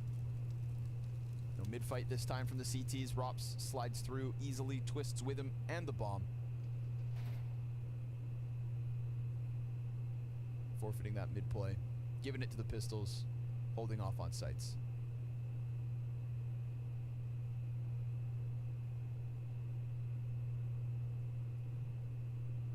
This is something that I feel like went kind of underplayed in that previous round where Twist just comes up connector, kills Regali, and takes the A site. There's a lot of openings that have been left in window, jungle. Yeah, they leave mid is so underplayed. OG's got to be careful. That last round they played it out the gate, and with the duels won instantly, great. It's when they forfeit it like 20 seconds into the round without an opening pick that I think things get a little too sketchy. But of course, we're talking about pistols, and Fasher's just going to sweep them away. Swash. Swash. All right. I don't know why I said that.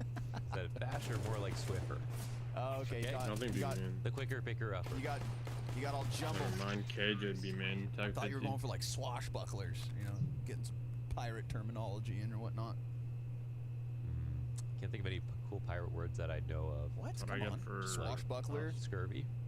Well, I mean, that's just a disease, but yeah. Doubloons. Howdy. I mean, no, wait. No, that. Yar. Bull tower. Pantaloons. That kind of stuff. Yeah. Guns and aggression. Oh, see what I'm saying? Let's go, Fiku. Fiku taking fights. Unleash the beast that is Fiku in these rounds, and look what you get. Instant 3K in Palace. I mean, just off of the spawn. Love that. Keto's gonna close it. This is gonna invigorate the CT side ever so slightly. Yar! Damn, alright. Took that one by the horns. Double palace push, didn't need a teammate at all. Stylish one from Viku. This 3 headshots to boot.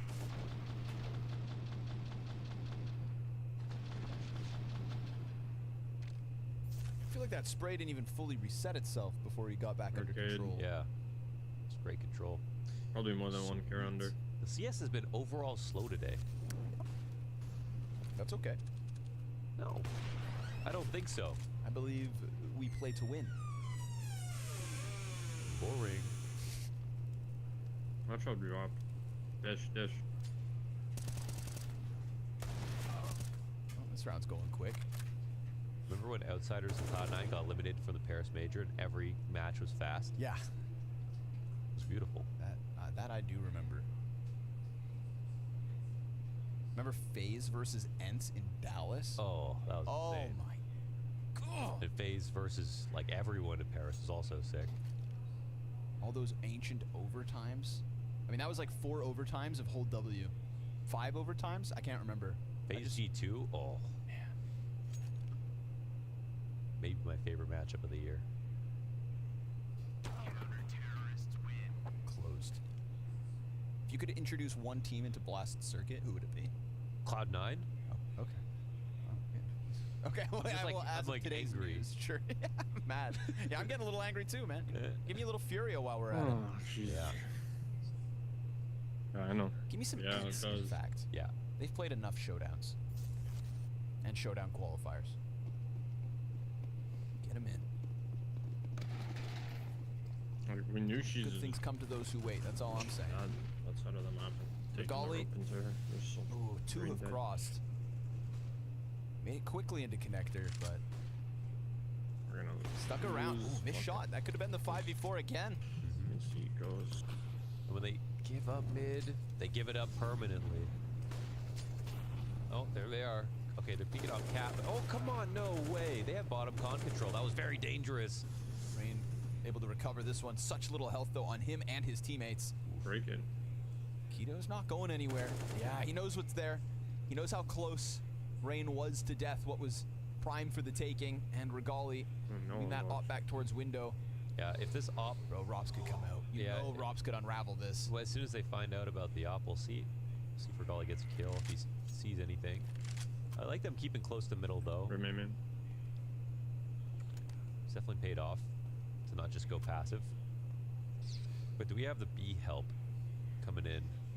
Regali gonna go CT or B? Yeah, he's literally running back and forth. He has a decision to make based on what he feels, because FaZe can literally go either way. It's a total gamble. But they've got palace control. Keto's gonna hear him behind him. Yeah, he's made the call now.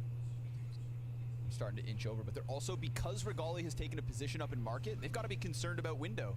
They don't know what's happened underpass to bottom window. Now the bomb plant confirms it all, so everybody's going to come over. But even then, you still have to be cautious, right? That's in the back of your head, and now it's actually occupied by Twists. So maybe come at it from Cat. Nexa can come help as smoke fades. Keto's even worried about mid. I mean, look how scared they are. Yeah, the only thing is Regali can come and clear this with, like, if you don't clear this thinking they're here, you're going to miss it. But Regali has every reason to believe he could have crossed into the smoke. And And then Twists out beautifully for Twist. Oh, serves up a great distraction. Rops waits that entire round in Palace just to come out and close it. But yeah, you could see playing in the dark like that, they felt like maybe it wasn't too big of a risk. But then when the retake reality sinks in, you realize, oh, damn. I got corners to clear and not much time to do it. This is also so risky when they came off of mid, Someone sneaking to the bottom of connector after mid control is very normal, but Fiku was treating it like they could only still be top boxes when I think Regali, after peeking connector, knew that they could have been all over mid. Here they are, both teams looking for a duel, and they'll find it. Basher and Fiku, I like the aggressive mid ones that we've gotten out of OG. Yeah. I like those rounds when we get the fight top mid. When Fiku's coming swinging off of Cat, not this round specifically, but I came back a little bit later than I thought I would. That have impressed me here on Mirage. They've left FaZe worse for wear. To be fair, I did have to go to the bathroom after the end of it all. And Why? Because Fasher's playing well again. 12 and 8. Fiku up there, 11 and 7. They're picking up the slack that Regali has kind of left in this first 15. Or something. But that's what we had on Inferno. Regali didn't blow our minds in the first half. Yeah. It was the CT side that he definitely got his work done. You know, we can forgive Fasher for the Inferno fall off if he follows through with momentum on map 2, extends this series, etc. OG indeed doing enough. Right now it's Brokey trying to piece together a 1v4. Fasher's giving him the angle to work with.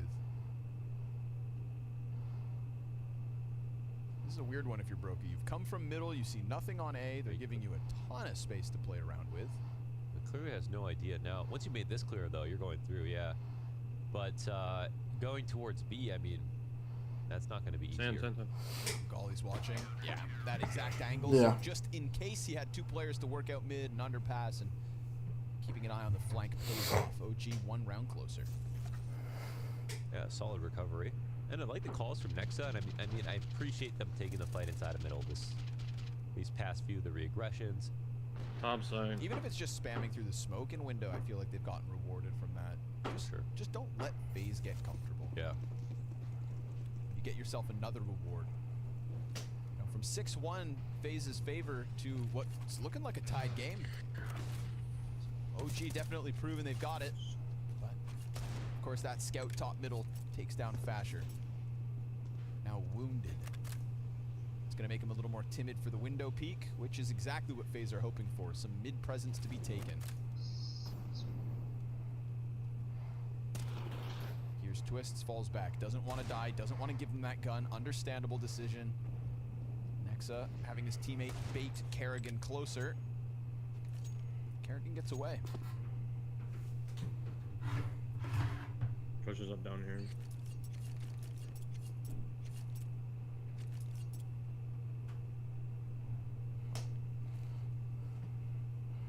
Oh, DP smoke, yeah. Oh, no, they run through. And if Fiku can get a couple of kills, then you know Nexa's gonna sweep away the remnants. Yeah. Easy for the first two. Rops and Rain? They'll try. Rops dead to Regali through the murder hole, and sure enough, tied game. Solid coming back into this half. Good calls from Nexa, good setups. Great individual plays. Fiku's 3K in Palace.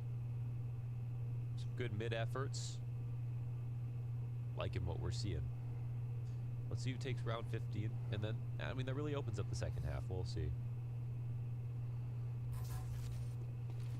78. It's Fasher again doing well. It's Fiku, the best performing player. They're gonna go B here.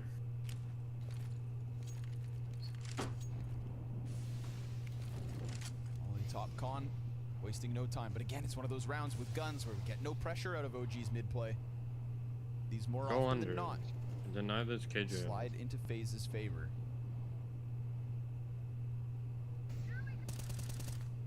Fasher got a lot to do here. Third. Dude, it's so stupid. Like, Twist, the whole point of doing this is that but he's currently holding on the underpass flank. It's Kerrigan that'll be first contact A. He's been struggling. Lot A not main, just lot on A this main. map. For B main. His stats in the last year, last 6 months, a sea of red. Nice, get on. Good shit, Neil. Oh man, Fasher's pinched. He's got no support either because we've got 2 players per bomb site forward facing, and Fasher just steps right into the crosshair. So again, you give that space to middle, and FaZe will take it more often than not, walking away with round wins. It comes down to a millimeter peak, and then you lose the entire side. So now nobody can contest Brokey. There's no Palace play. It is just 2 guys out on ramp, and one of them has now been revealed to be in the open. However, that draws Rops into the off of Regali. Oh, Keto had a great chance there. It's low health for 2. FaZe not in the clear just yet, but this will certainly help. Twisting Kerrigan at bat. And it's looking like FaZe will take that 1 round edge. But again, just like Inferno, we go back and forth. And we have just a tough. affair between the likes of FaZe and OG. It's just tough.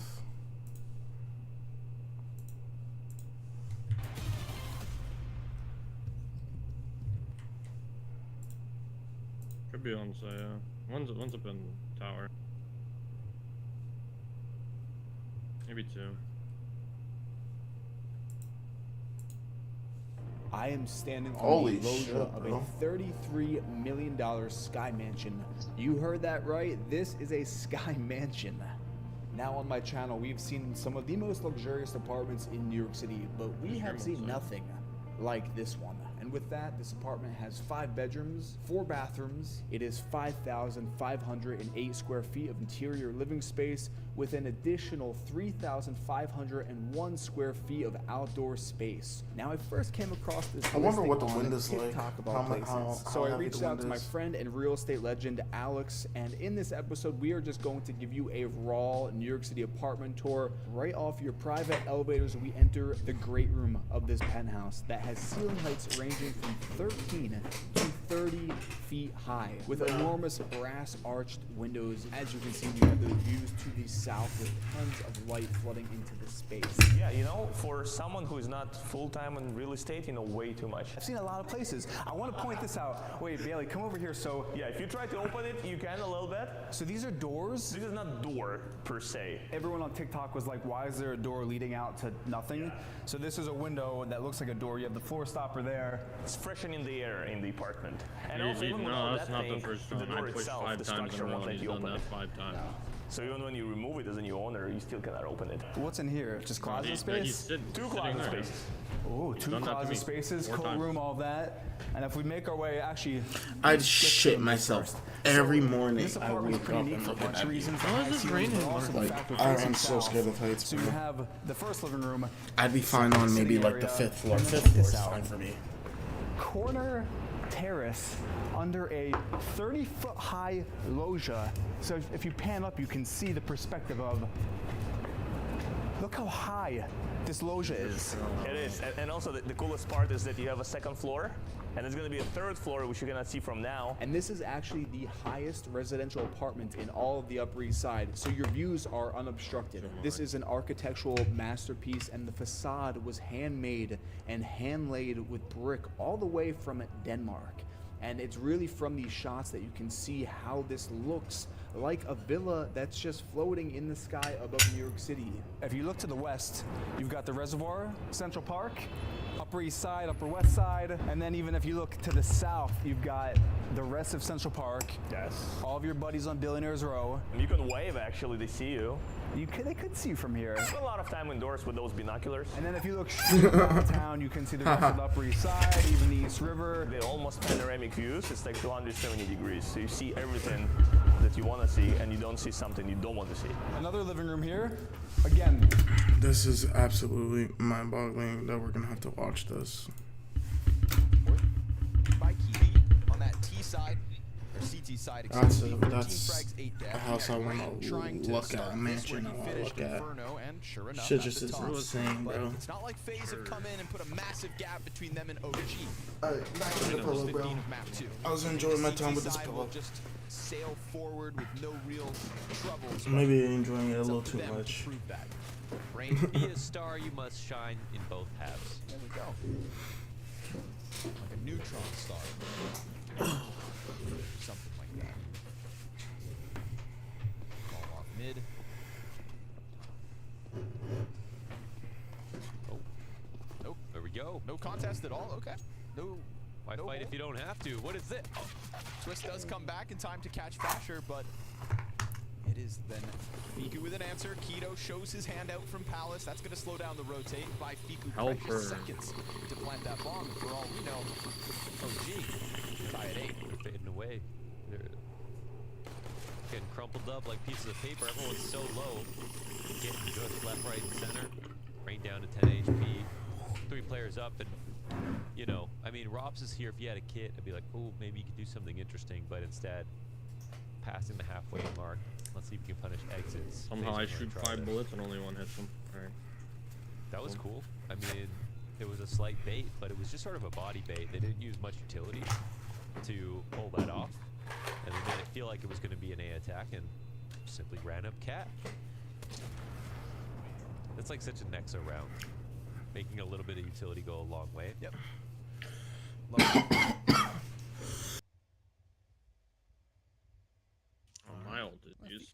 He was gleaming, bro. Holy shit! Fasher flew. You know, the hair steals nutrients from your body. Does it? That's how you keep it healthy. The food you eat turns into nutrients that go into your hair, so it's like only holding you back.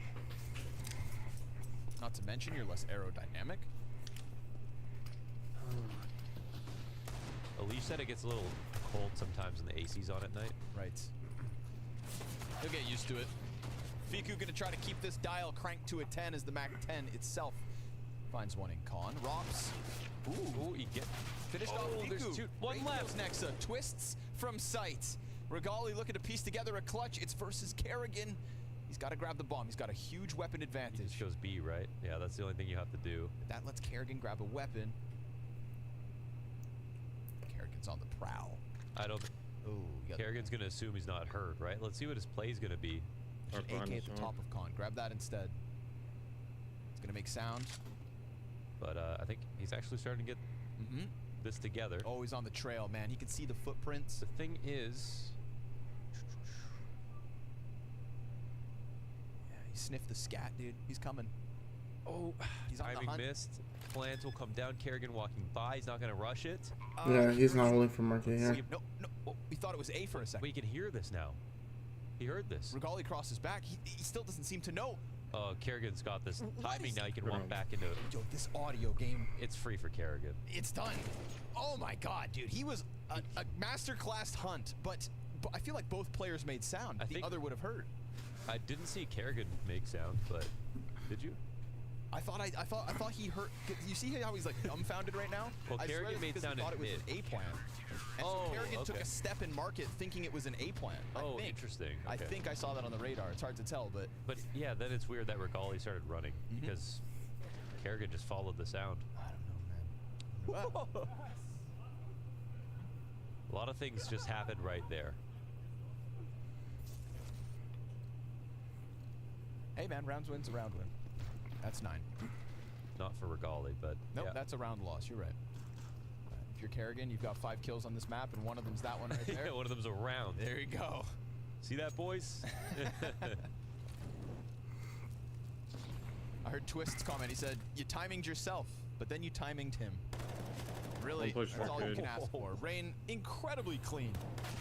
Deagle comes out from Palace. Keto trying to swing with it, but he's not going to get more than one. It is another multi-kill round out of Rain. Hard dish. And he's been putting those together this evening. Scout damage substantial. Peek him. Regali is going to fall victim to the Brokey play, and so it is indeed double digits to FaZe Clan.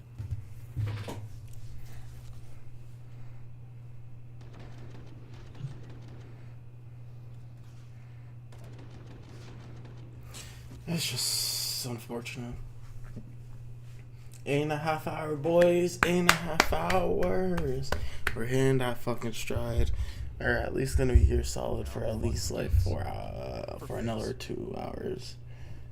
You know, this is a fucking day, bro. Of that Kerrigan, Regali 1v1. Took a bit of a longer night than I was expecting, but you know, now we're energized and we're good and we're ready to go.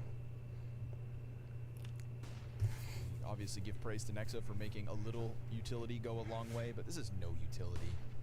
This is not even a P250. One dish flying. Little mistiming, twists. Triple kill, spray down. With a triple dink or a double dink. And takes 11. Mirage T side from Nexa is explosive. It's fast. It's stylish. Is it mid-focused? That's what you expect. No, not necessarily. It can be, but I think it's more calling out a spawn focused. I think it's okay. We're doing a palace pop this round. We're doing a fast A play. We're setting up for a full A. I think we're actually avoiding mid sometimes unless we connector split. So, but we did have the pistol, and we do have a new team for Nexa as well. We don't know what kind of style, but here it is, the set tactic with the A split coming in. As they're all gearing up, and they got to the bottom of connector. He doesn't know about Palace just yet, and now it's just Kerrigan in the site on default. MP9 stuck in the corner. Rob's trying his best not to die, but Fasher Ooh, falls off. Doesn't want to take that chance. I think Fasher should keep the pressure. Yeah, Right? I Fasher thought should so. keep the pressure there for sure. That's that might be a mistake. We'll see. They're peeling back off the ramp. Maybe they're kind of understanding it's going to be an over rotation, and they can slow it down for sure. Plenty of time. So, yeah, look at Fasher now just shoved out of. Doesn't like that. Yeah, it's just losing more control right here. The CT start to fan back, but there's still a 5v4 in favor of the T side. This A lean that you'd think OG were well aware of is still in position. Nexa comes out of connector, bests his counterpart in Kerrigan. Now they're looking for that ticket control. Flash is good on the deep play, but this garbage can player. Oh man, Twists. Buying time. Brokey gets the frag instead, so the position's not even activated, despite OG now being on high alert for it. Just not going to try, though, it looks like, I guess, because it's still 3v4. So Nexa's 1 kill in under Balk makes the big difference. Has 2 A players down. And Fasher, who is now climbing out from the ladder room, will lock this in for OG. That's 9. Yeah. So there's a tactic out of spawn that, you know, takes some time once they get to bottom connector, but they still continue forward with the A hit eventually. And, yeah, that's his style. That's how he's going to probably call. Yeah, everyone takes damage. Wow. Please check this box. Shutting down Rain is a key piece to all this. Nexa creeping out from connector. Defaults are boring, you know? Yeah. Yeah. That's true. That's why customization is king. You know, anything default to me is boring. Got to change all your settings and your peripherals. I don't know. I do notice the older I get, the less I change, though. The less you change as a person? stick with, or like, peripherals longer. I stick with settings longer. Sure. Well, but I would say the older you are, you know, that doesn't make those things default. You've just spent more time with them, but you still have your angle. True, right? true. Yeah. I crouch with spacebar. Well, you didn't need to share that. I crouch with mouse 5. We can keep things to ourselves. Yeah, I'm gonna stick to control.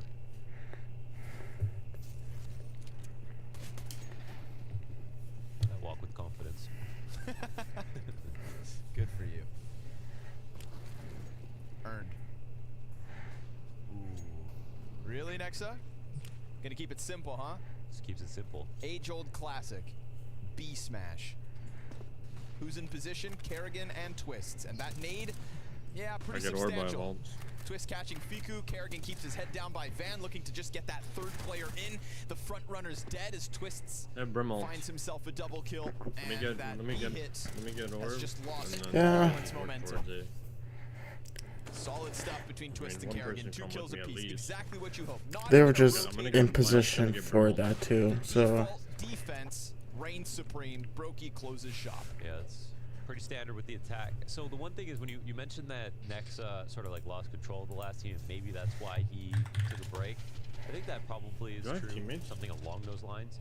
And I think one thing we heard from him for sure was that he didn't really feel like he had the players to run standard defaults and play like Astralis CS, if you will, like that kind of Furia quote. And with this lineup is arguably, you know, individually less consistent even, so does that mean that he leans more into that? More set stuff? Or does he try to find out if there are some, you know, untold stories with these players? Oh, a clencher. I could see how they could run a default a little better. I could see that. Okay. That maybe with the, like, Fico and Neofrag kind of overlapped a little bit to me. That's a fair assessment. Keeping 1 frees up some space for Fiku, which I think he's thriving in right now. Keto, that's a beautiful moment. Whoa. Into the double kill, catching Rops. No trio of frags. Twist strikes him down. Kerrigan into the cover, but making sound. And Fiku, was supposed to be ready, but just above him. Baby, it's the AUG. And Regali in another clutch attempt, but Twist is so mobile in that moment. Repositioning forward like that down the ramp, catches off the last player. Good job, Kerrigan. That was a very clean shot on a player who was predicting your position because he had just made sound. No doubt. Yeah, look at twist running over the stairs into A ramp within 3 seconds. No way to be ready for that. Fiku, that's tough. It's hard to judge, obviously, where the head's going to be when it could be a couple of different elevations. Kerrigan's just happy. He was sharp. Fiku looks at the kill feed like, Kerrigan? No! He got owned by the AUG, brother. First bullet out, straight between the eyes. You know, in Fiku's mind, he had that kill already. I saw it Probably too. It was wrapped up. Yeah. I saw what he saw. Kerrigan had other ideas. That's his 8th frag. Basher. Man, Rain gets very adventurous for a round where T's have no weapons. And now you've put that M4 in the hands of a man with armor.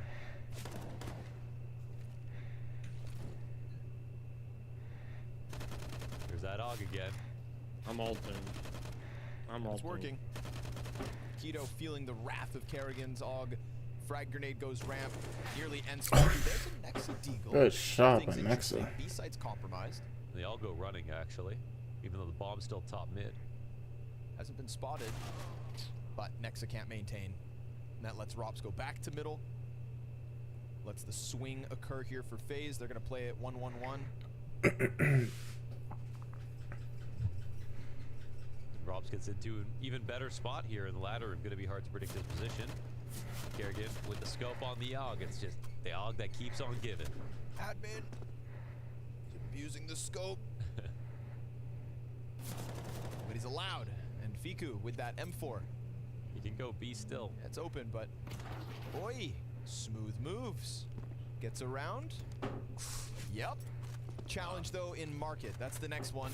And of course, Brokey's gonna land that shot. 14 now to FaZe, and this CT side is starting to dominate. Unfortunately for OG, nice close affair. They brought back their defense, but that 6-1 start in the first half, and now another 6-1 start in the second half. Yeah. And even though this is just Mirage, we don't know if OG have prepped. Like if, you know, because their team is so different now, we don't know which match they would have prepped. I feel like, Mirage should be one of the ones that should be the easiest to, but we don't know what their favorites are so far on the map with this lineup, even if it's an Nexa favorite for sure.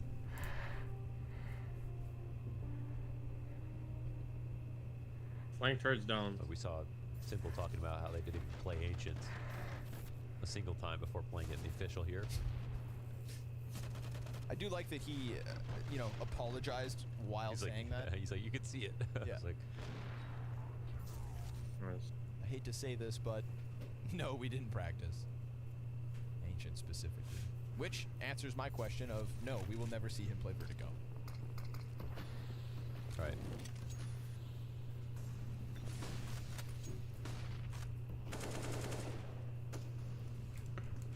It's just the Navi culture. No vertical. No, no, no. Smoke's held on to by OG. The top mid play from Nexa. So this is a default. Wants those underpass players to come join him. Sand brim.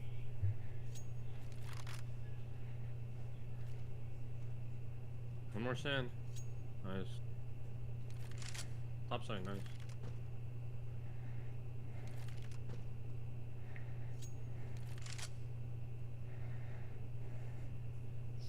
Careful, Kerrigan. You don't have twists as nearby as he has been. Flank one.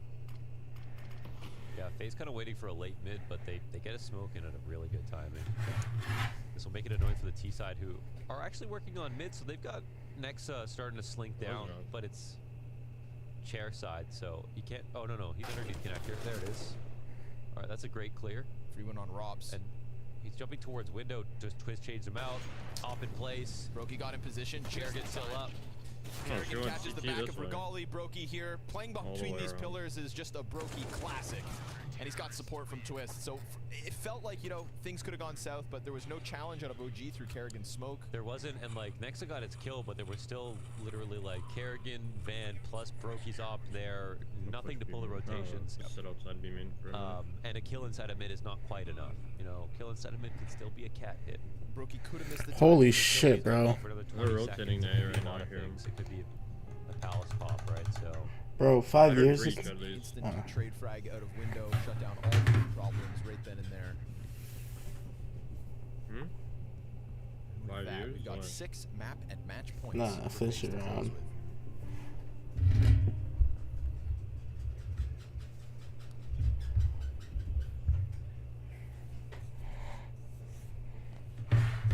Do you walk away from this game like hopeful for FaZe at the start of this season, or you think some of the struggles that we've seen? I mean, again, Could be Not fine. too Could be high fine. I on don't have FaZe, anything won't set lie up. to you. I mean, like even like for in 2023 in general, I just like think they're always a threat. I love watching them play because some of their matches are so fun to play. But like in terms of being like Not an right. era threat or like winning the next One more, one more, one more. tournament, I mean, I don't know. I That's can't tell arcade. sometimes like where they're at. There's always that uncertainty. They definitely, yeah. It just feels like, okay, after this one best of 3, more of the same. 5 years ago, 2023 FaZe. Sometimes on this day, sometimes it looks lazy. Sometimes during the you night, get in we this taught game, Josh how to ride a bike. photo finish, crazy calls. It's just too Oh yeah, he inconsistent. picked up that red Sometimes bike. I feel like they're boiling over with excitement, That was having a today? really fun time. That means Yeah. that today Other moments, it's he like got you can broken see up that, with like, today it's then. just, That's it's a so mental funny. grind to fight in some of these games. But alas, Laughing my ass 0 off. by the looks of things. Man advantage in this one. Hit him Really up no and tell him util. that yet. I already told him. But his AUG is You sharp, learned how to man. ride a bike today. Playing this thing all half long. Rotates come out from market. Kerrigan trying to dodge danger, but Regali's able to find him, and then no coverage from the bomb because Regali plays around the smoke. So I feel like with that moment, he has to now bring this back. He lost his teammate while preoccupied. What more can he offer up? It's a 2v4 turn 2v3. Hold on. We don't have Bomb's to still commit down. And of course, if Regali and Nexa both hit the floor of that B site, then that flank potential becomes a problem. Did they not see the bomb? Because Robs is still on A. Maybe not. No, they must. They killed the bomb. I would have thought. Maybe they were worried about some kind of a lurk, but, you know, Keto's not alive, so there shouldn't be the Palace play. And indeed there is not. Bomb planted standard. Player sits on top of it. Regali playing on Arch, of course, opens up that backdoor push that already Rain has used to close the distance into sight. He'll be that first contact, and then we'll watch the other two swarm. But it's a clean kill from Regali, and he's trying to pick up that slack since the bomb went down. However, now he's pinched, and still he is fighting. He'll get stuck, though. Brokey, he's got the peek out, and he's got the kill as well. So right there and right now, FaZe goes out on Mirage 16-9 to take this series 2-0 and to start this second season of the year. Yes, Inferno got close. Yes, Regali gave us those shining moments. But at the end of the day, it is more of the same for FaZe. Wins. Yeah, they sort of pushed him on Inferno, at least numerically. It looked like, yeah, it could have gone to OT. And we're 145 good to see KJ. a strong debut from Regali. That's exciting as one story to 5 come out HP. of OG.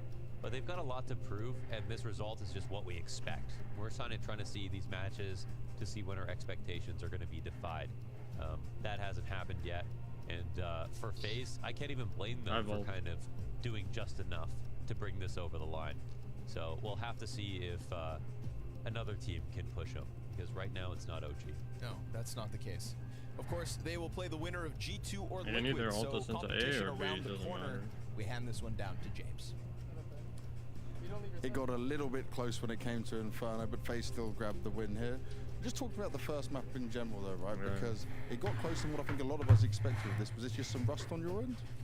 Yeah, I think some rust. I think communication wasn't as it One more seemed outside. to be that great. So, yeah, I think a bit of a slow start as well. I think we're just getting back into things, and they're also a new team, and we didn't even know like positions and stuff. So it just took a while to get used to what they were doing.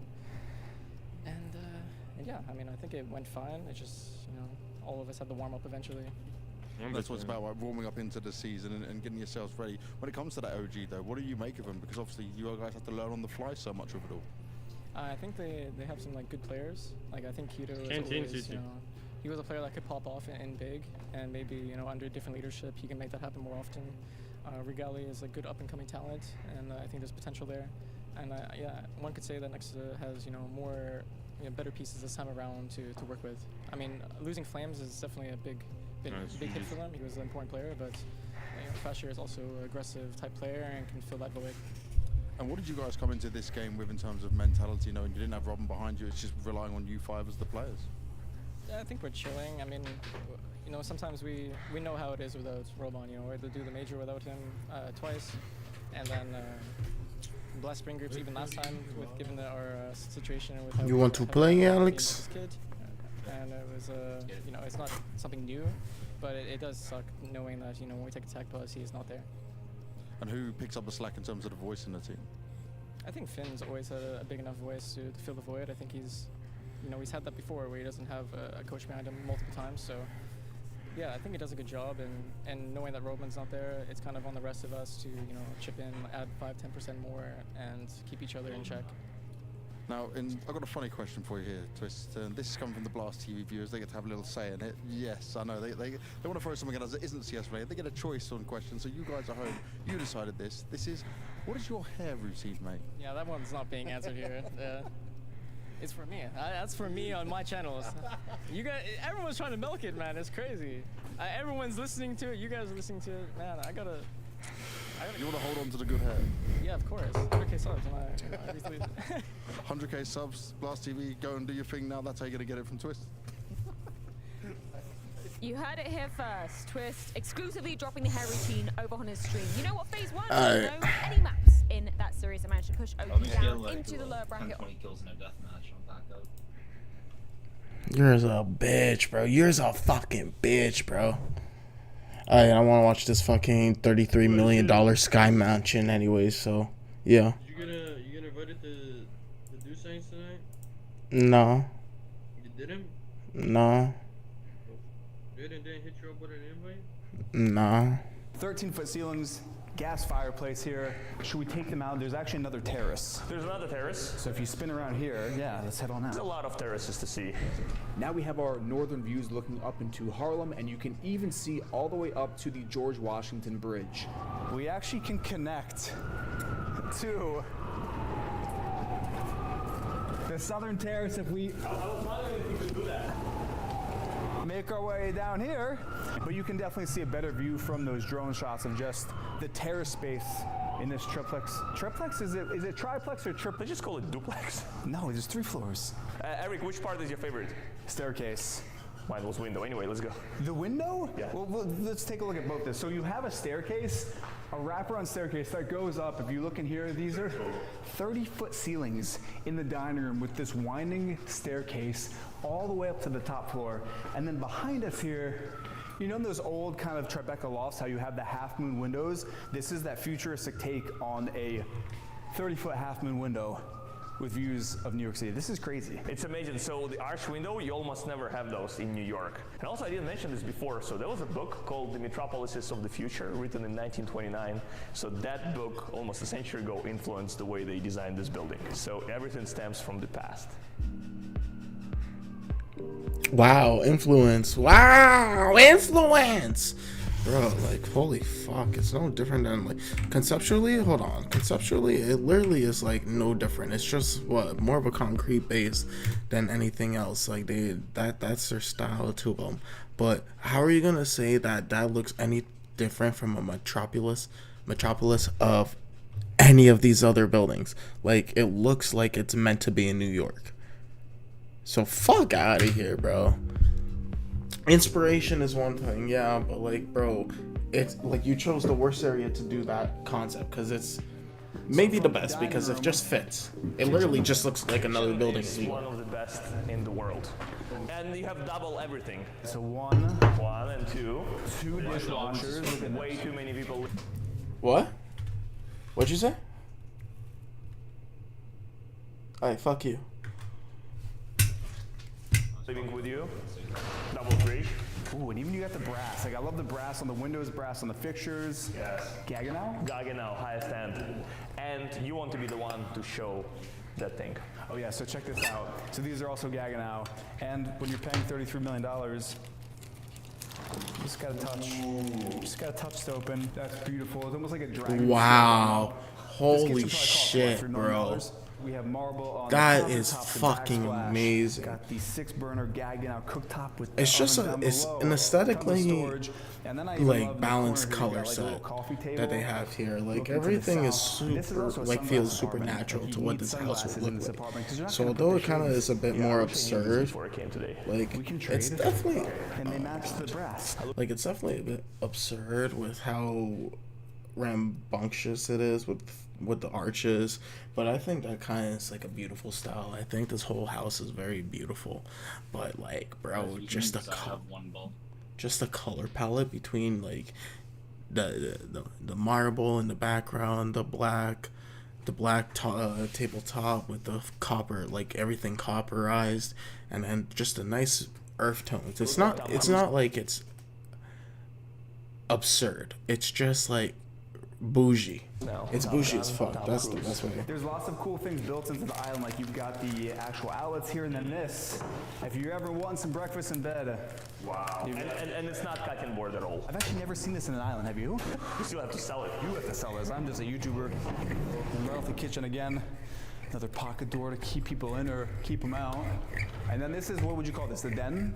It's a den. Wow, that background, that paint, like photo or painting, if we keep going back this that's way, just clean. We're gonna show you every inch of this place just because it is such an impressive apartment. I'm an abstract nigga though, abstract. And also, like I find there a lot to be with. This mimics with the art like that. architecture of the loggia of the building here. How cool is that on the vanity? So if you look at that drone shot again, this mimics that loggia on this marble vanity. Huge mirror here, and then you even have the brass inlaid into the marble, keeping with that theme of the brass. So even in the powder rooms, like the details. And this is a regular elevator. Yes. And then since it's an apartment, it's a triplex, you have your own private elevator. What is this, closet space? Laundry room. Again, still, we're not even done yet. I'm not even gonna show you in here because it's not done. So that's the laundry room. And then this is the first of the actually ensuite bedrooms. So here you have a corner unit, floor-to-ceiling glass windows, views of the East River, and I'm looking north right up 3rd Avenue. These are such high ceilings. And then again, another window door. Let's show them the good stuff. Let's actually get to the good stuff in here. So back out into the main room, you can actually get that perspective now of how big 30-foot ceilings are in a New York City penthouse. And I like how, you know, in a lot of apartments, like, or not apartments, in homes, like this staircase is like the centerpiece. This is a statement here. This is a beautiful staircase. We have this. This is actually really cool. So this is my favorite part. That is wild. And then the top of that half moon window. Beautiful, beautiful. Shelving behind us. And then what is over here? Hold on, did I just fuck my stream up? Is like the centerpiece. This is a statement here. This is a beautiful staircase. We have this. This is actually really cool. So this is One sec. That is wild. And then the top of that half moon window. One sec, bitch, nigga. Hold on, did I just fuck? Wow, it didn't even like cut at all. That's pretty solid. Alright. Here. So we have.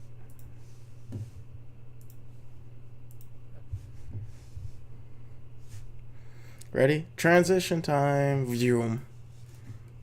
Alright, so we're gonna have that for later. I just forget you can't play with fucking.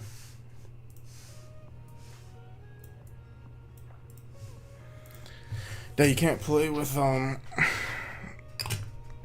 VPNs on.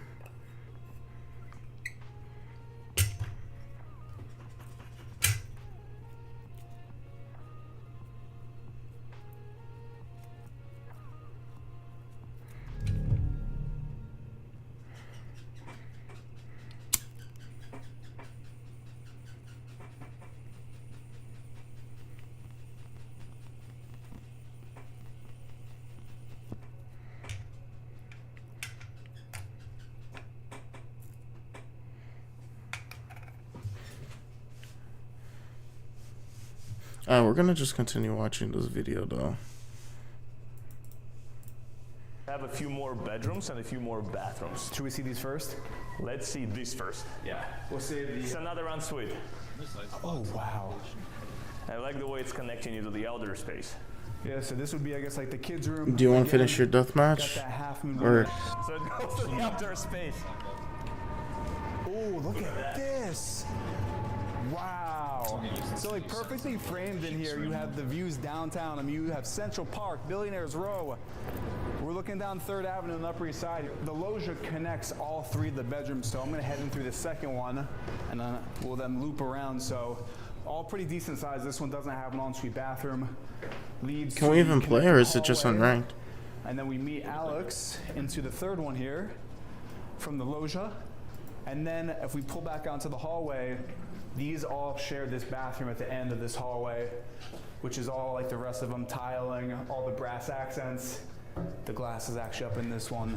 Back out to the hallway here, you've got your elevator in the apartment for all 3 floors. And then you're back to where we started. Even from here on the balcony, you really have... Huh?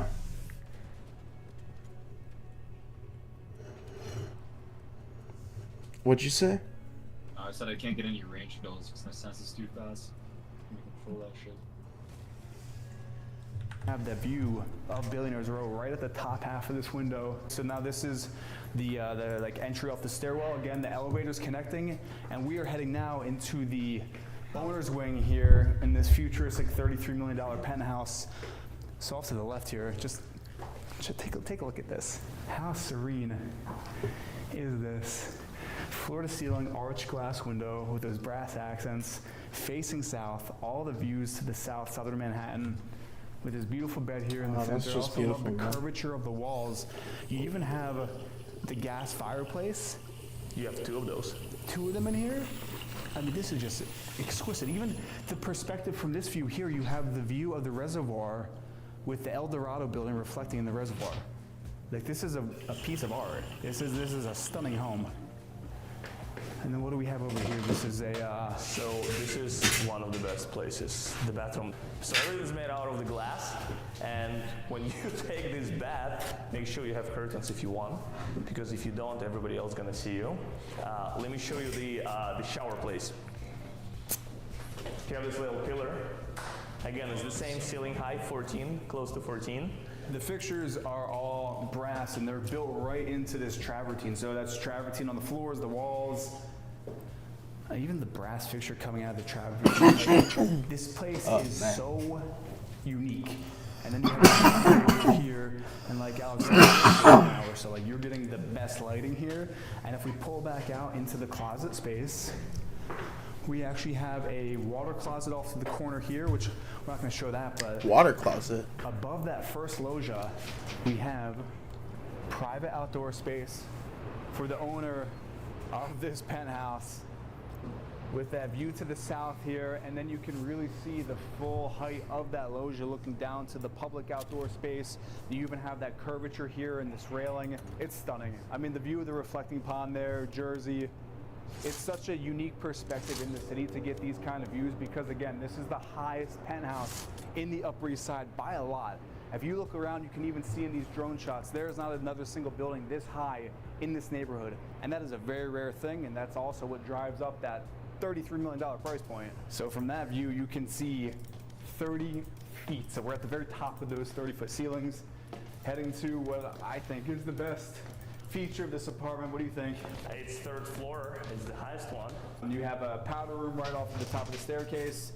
Same finishes as all the other ones. I don't need to show this, but you can show them what's out there. You sure want to see that? You've never seen it. Come on. So all this space is yours. I don't know where to start, left or right. Let's go right.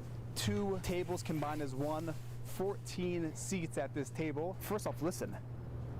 It is so quiet up here. It is so serene. You have views of everything. You're above the park, above all the chaos of Midtown, and you have so much space out here. Another gas fireplace, seating area over here, and then you have your views to the north. I mean, I'm sold. So we're now back inside, and really from the very top now, this is a lot. I want you to comment down below. Do you think that this is worth $33 million? Also, comment down below your favorite feature. For New Alex, York? a pleasure. Eric, my pleasure. No, And that's make sure not to follow bad. this guy on TikTok. He posts the most unique tours in New York City on a consistent basis. With that, I hope you're well watching this, and we will see you in the next episode.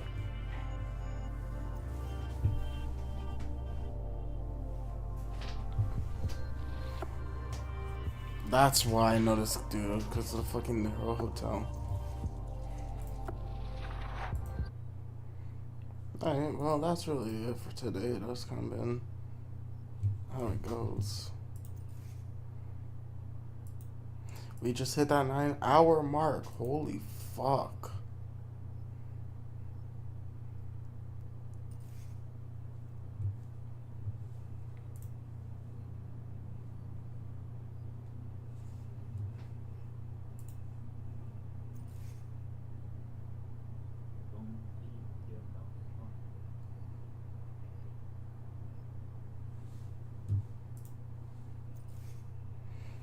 I was at a bookstore the other day and someone came up to me and said I retired too early.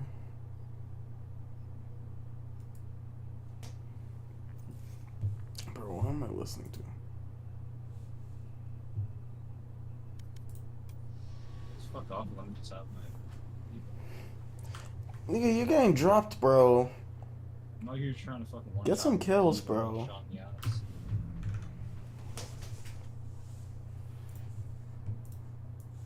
Show how ass this dude is, bro.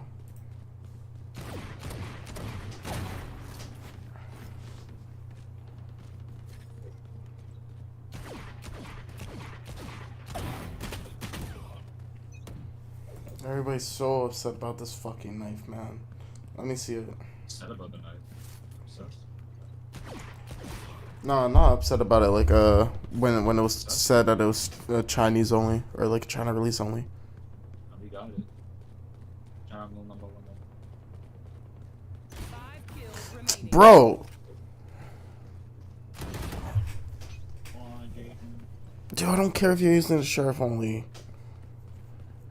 I don't care if you're using a new res or sense. But like, why is this guy hiding there? Like, how the fuck is this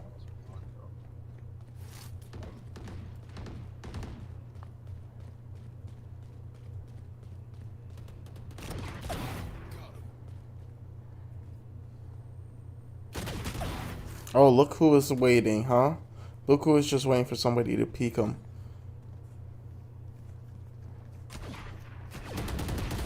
What the fuck? That's what you deserve.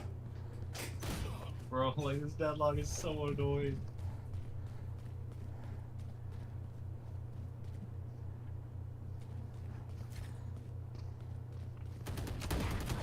One kill remaining.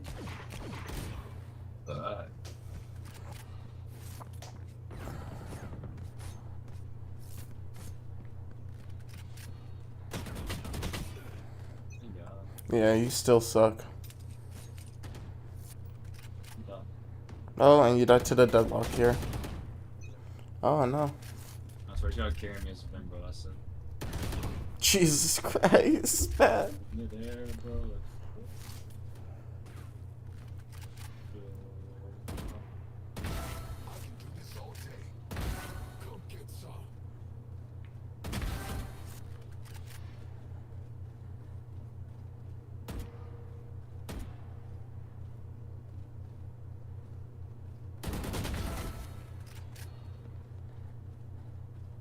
Like, deadlock is such a rat. Like, who goes up there to fucking.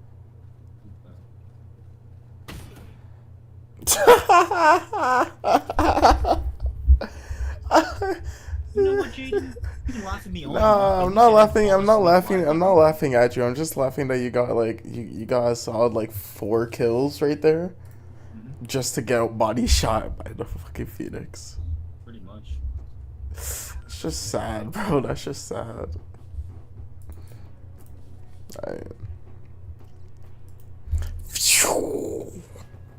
You need to go back in your VOD later and pinpoint the exact moment you fall asleep. Study it for science.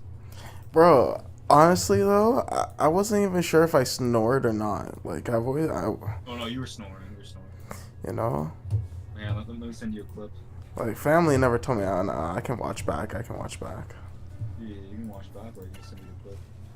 Well, you recorded it? Only like a 20-second clip. Oh. Just a center range.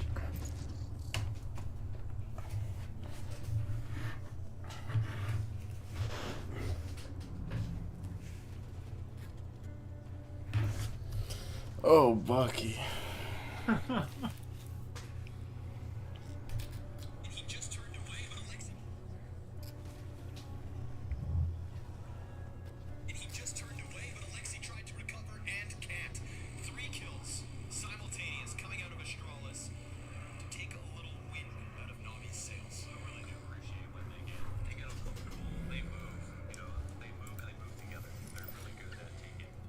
Yeah, that's cute.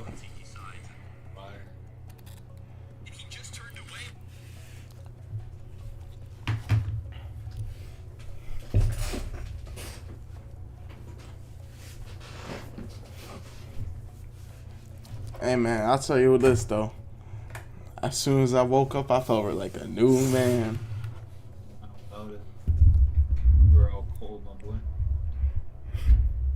Alright, I've got to win this game or else I go back to gold 3 and then just a fucking I'm pretty sure I'm gonna go back to gold 1 too. Wait, did I lose my last game? I don't think I did. No, I did. Yeah, so I'm safe. Yeah, I'm safe a little bit. I'm not safe. I got like literally I'm at my D rank. As long as I don't drop like more than 20 RR. Match found. Even if you reach 0 elo, you have to lose another game past that. Oh, solid. So I'm like three losses right now.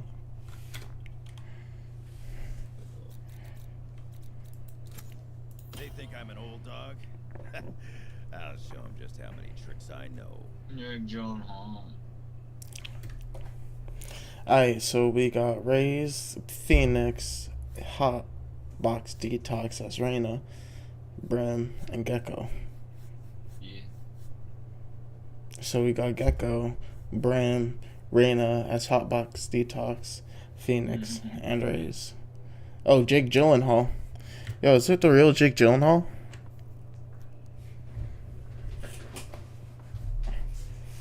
He's just shy.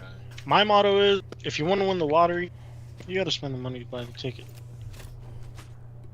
Sound like a smart man to me. People such as yourself don't simply land on top of the mountain. What? Are you saying he is the mountain? Is that where you're going or not? They work very, very hard. What does it mean to be at the top of the mountain?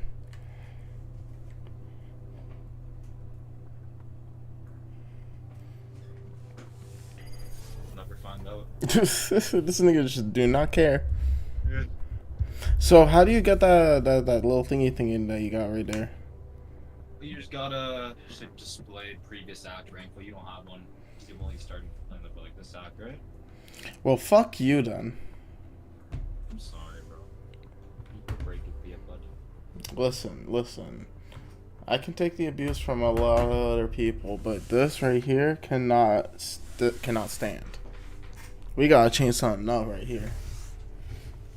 Alright, what do you propose we do then? I just need more love. That's all I'm saying. You know, like I feel like, bro. I just feel like there's the symmetry where like there's just no love. There's no love. I want to see heroes, not heroics. Bro, I just want love. That's all it is. Who am I? Who are you, Jake Gyllenhaal?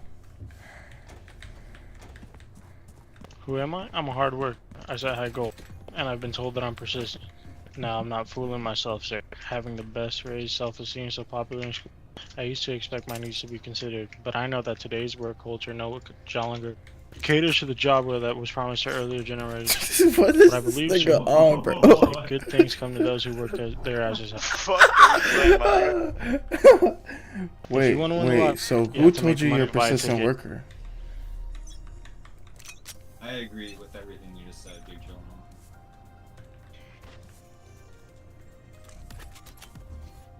You get it, Smoke's Raina. down. Nothing bro. Launching smoke. 120 on Sky, what the fuck? It's all 5 out.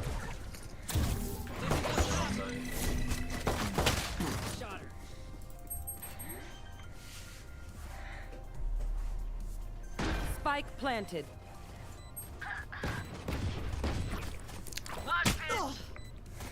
Last player standing. Yeah, so. Shit about the lottery ticket. Brimstonezinho, you sure I can't listen to music? You're really bringing me down here, man.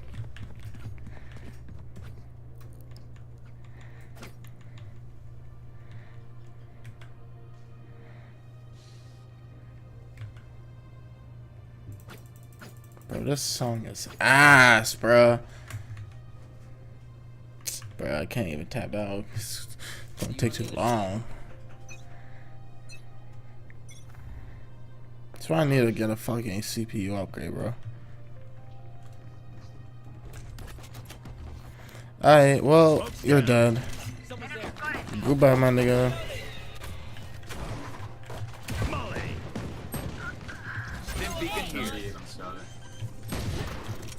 Yo. Spike planted.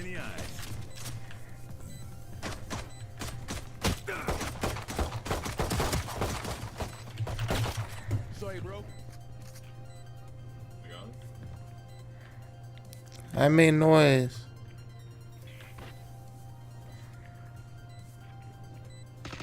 Last player standing. You'll save the classic, bro. Trust. Damn. I did even. I fucking dreidel. Wait, dreidel. I dreidel bopped on that nigga. Pero like, why can't we just hug it out? Pinche radiant. Bing chilling.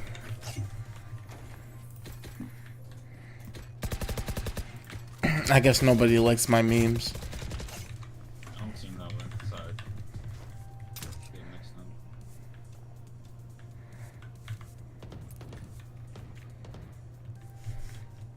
Safety's off.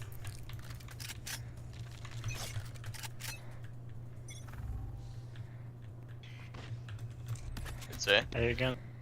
Launching smoke.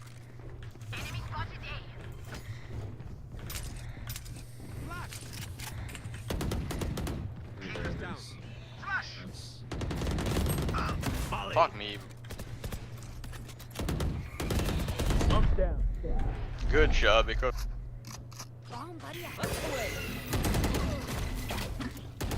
One enemy remaining.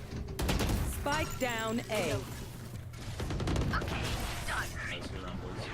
I ain't do shit, but I just stood there. Okay, okay.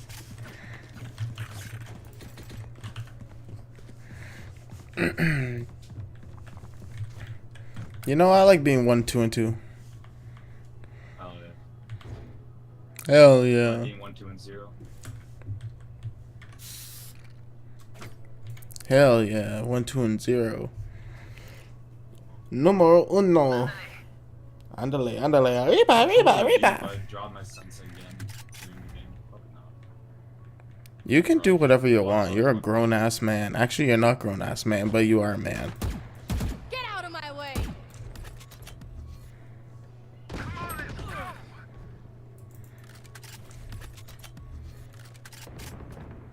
holy shit. That was not good. Smoke's down.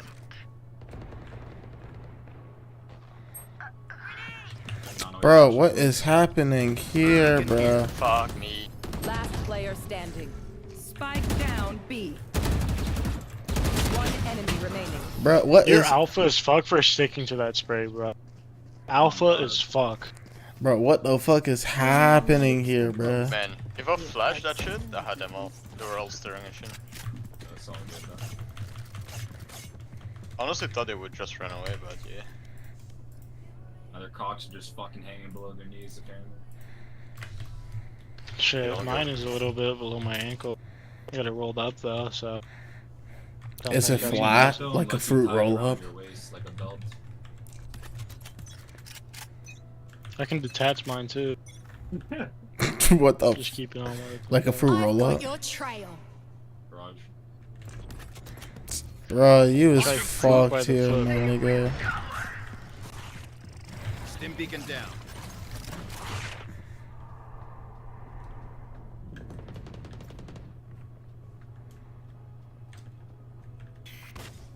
Man.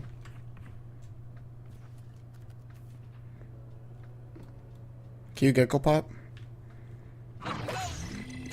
Somebody's there. Yeah. One enemy remaining. Station 80. Garage.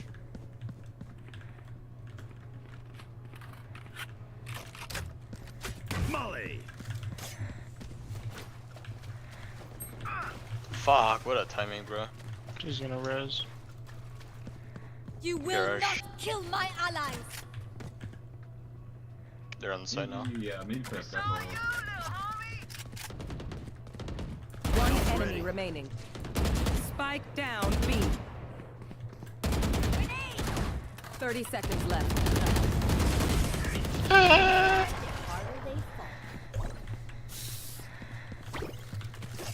more doubts. We're ready. Easy money, Baba. I'm fucking cashing Dude, y'all in, remember bro. That was a meta for a little bit. I literally Like, went if to the you're bank running today and you I get shot, it cashed slows you in. down enough to where you're more accurate. Sorry, I wasn't listening to you. Can you say that again? Jane, should you buy me here? Wow. No, I ain't repeating. Just that, ask. Just request. Sorry, I wasn't listening to you again. Can you say what you were saying? Yeah, okay.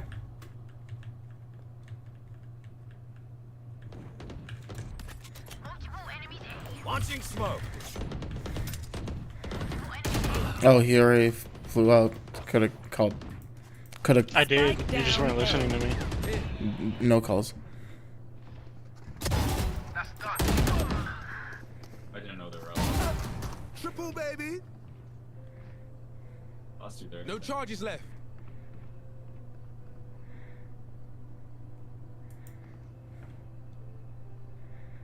One enemy remaining. My ult's ready. Last player standing. Kill him. Nice. Who's got the snacks?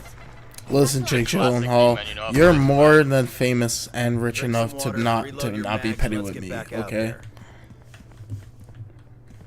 You are living successfully. I do not need to hear this back talk from you. Need equipment.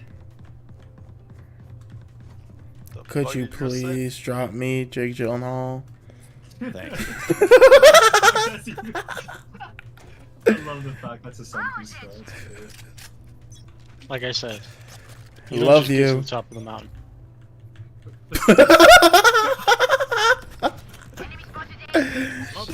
Damn, again? I'm all tuned. Weird shit. Yo, fucking trying. Bro, I fucked up my ult, bro.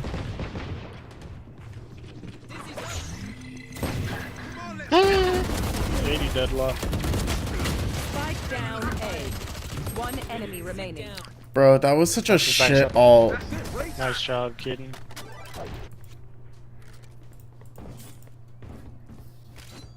Shoot the bad guys. How's that for a plan?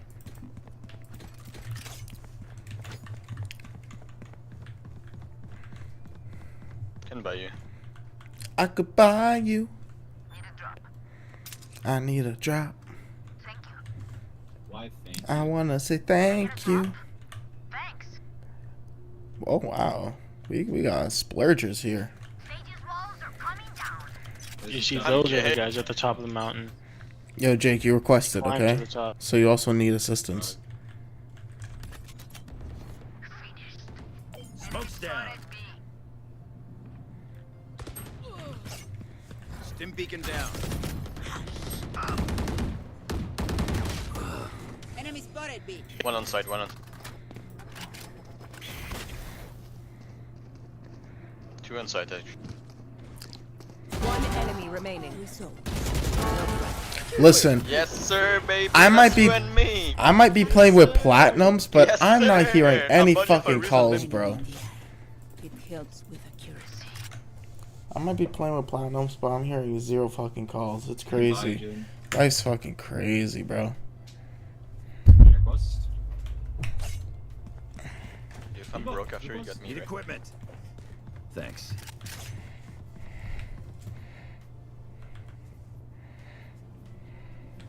Let's go.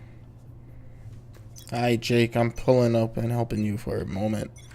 And I tabbed out. Get out of my way. And I tabbed out again. See how And I tabbed out again. He retarded. Bro. It keeps tabbing me out. Yeah, they're it.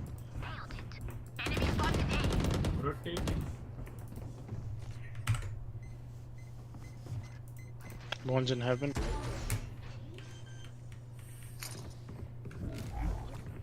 Spike planted. One. Holy fuck, man. Why west? My territory. Holy fuck, man. Ah! Save me, save me, save me, save me. Save me, Kikor, Georgiou. Last player standing. Jake Gyllenhaal couldn't save you. Because you were at the top of the mountain. You literally know where they are. Why are you bomb buddying?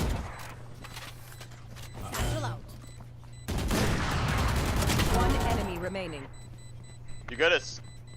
You're alpha. You're more alpha. You're not more alpha. My bad. Your mom pinched my balls really hard.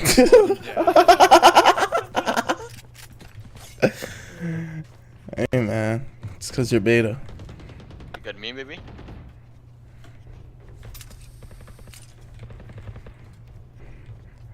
Jakey boo, this is where you assist your teammates. Come on, baby. But then I'll be poor next round.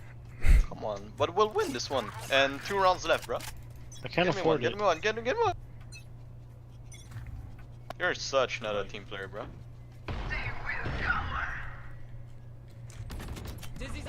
You're a bitch for that on God. And you lost it. Stim beacon here. No way. With everything. One more. Last player standing. Spike planted. Watch your eyes. I'm the Vandal, bro. Not that fucking gun. Alright. Because of you, I'm gonna have to bait you again. Cut that off. Does it make sense to force this round? Full buy this round? Yeah, because we saved last round, or you should have at least made sure to bind this. You know what? Absolutely fuck with you. You know what? I'm winning this round. We're winning this Low round. key? Someone buy me, bro. I'll buy you a stinger. I have my ult. Low key? Shut the fuck up. Oh Yeah, god. you're gay. Wait. Garrett. Phoenix, I just realized that you said nigga at the beginning of the game, and you're French Canadian. And you're. Launching smoke. I've got your trail. Enemy spotted B. Open up the sky. Spike planted. Last player What standing. the fuck was that sky? Never mind. Last I blame round Jake in the half. Gyllenhaal. Halftime. Should be doing fucking better than this, Jake. On God. This Jake guy suck. This nigga ass. For real. You know what to do. Get out of my way! Yeah, you're dead here, Smoke's Phoenix. down.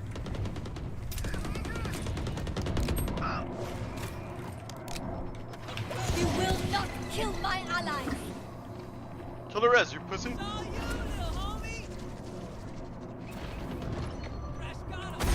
Sit still. Stim beacon here.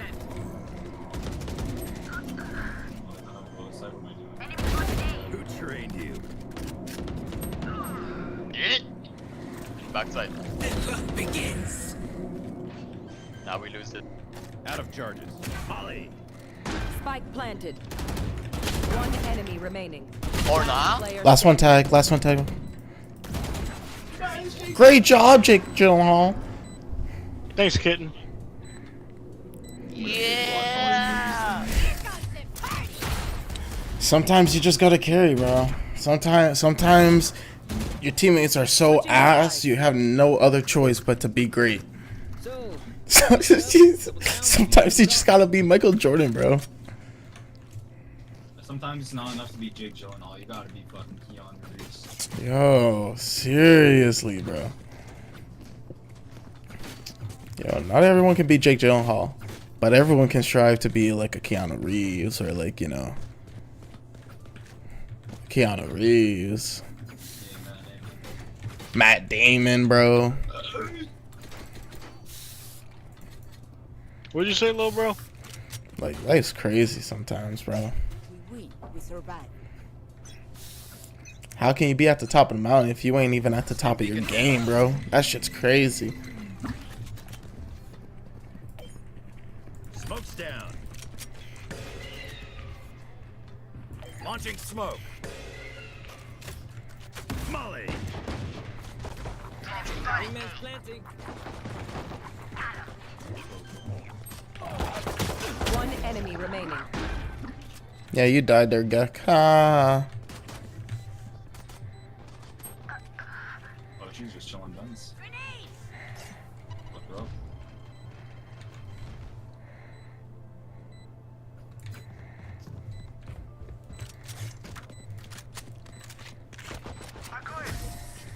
Life's crazy.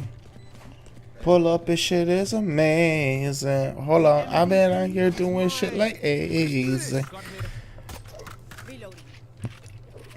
I'm talking to demons like I'm Mad Demon. I don't even know what that means, bro. But it slaps like I'm Asian. I didn't even mean to get racist. Ah! Yeah. One time for the fun time, bro. Launching smoke. Dim beacon down. Reloading. Molly. Reloading. Enemy spotted B. Hey. Right here. There. Where the fuck do I have spike? Enemies are B. Reloading.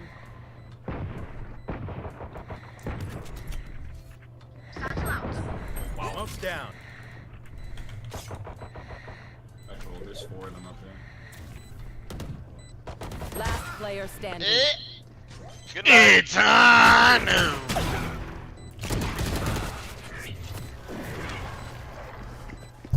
I could do what I can do, but you know, team's ass. True. You right. You right. It'd be crazy sometimes. Alec, what the fuck were you doing, bro? Bro, I swung 4. I'm gonna be honest. You like I saw you. I literally went to go smoke it off, and I just see you pushing 4 people pop on the mini map. What the? Hey, okay, can you buy me this? Need a drop. Nah, nigga, I'm literally gonna have no money. Oh, you getting were you buying this? Ah, fucking fuck you, fuck you. All right, you guys get some kill. I'm gonna pick up their gun. I got you, bruv. I got you, Bev. Stim beacon here. Smoke's down.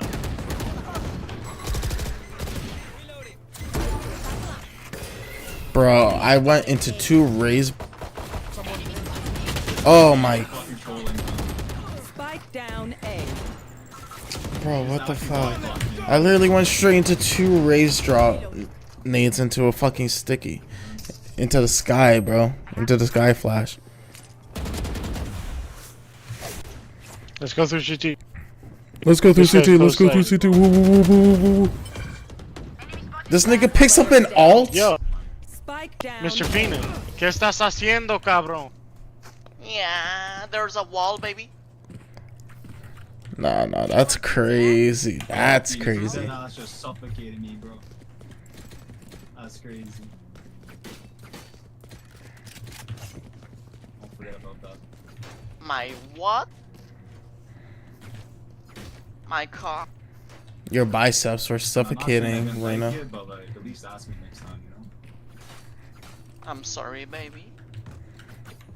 Holy shit, I got a nice updraft of win, bro.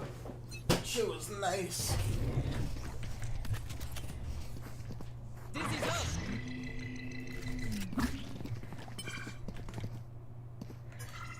F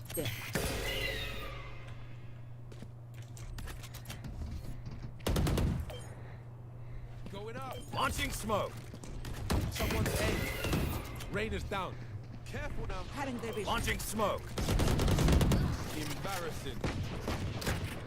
Molly.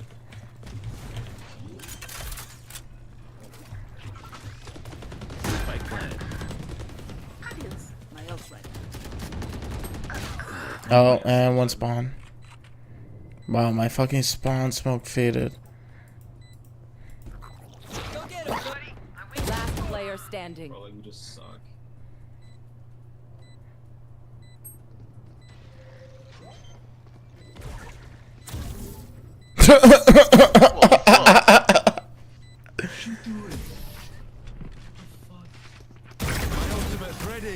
Bro, this guy's actually.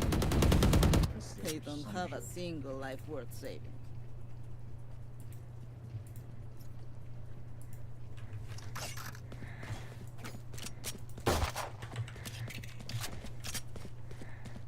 Need equipment.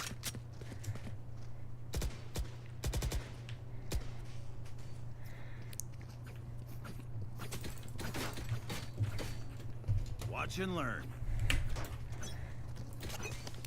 That what is Canada? Satchel out. Satchel out. They will go. Bust down.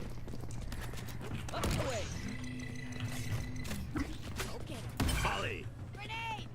Crash is ready. Stim beacon down. Reloading. There. Spike planted. My ult's ready.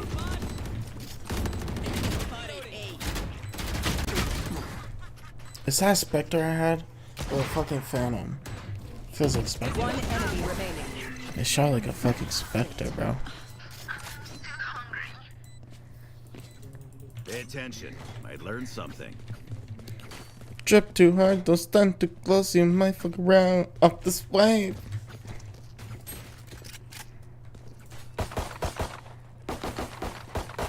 Yo, Phoenix, you better drop me for your shitty aim.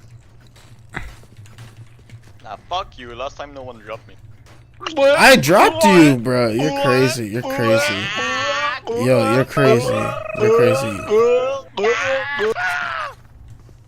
Fuck, not even the Gecko drops you. There. Come on, Riz. Go get a. Launching smoke. Stim beacon down.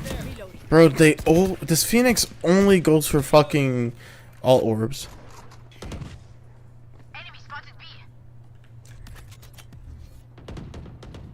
Launching smoke.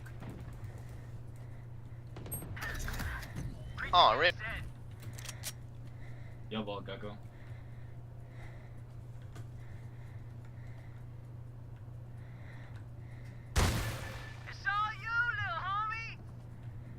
There's one heaven. They should backside. Open up the sky. One enemy remaining. Okay. Holy shit, you have 2K and no one even buys? That's crazy. Cause niggas are ass, bro. Hey, give me that drop though. Give me that Vandal. Thank you. I got you, baby.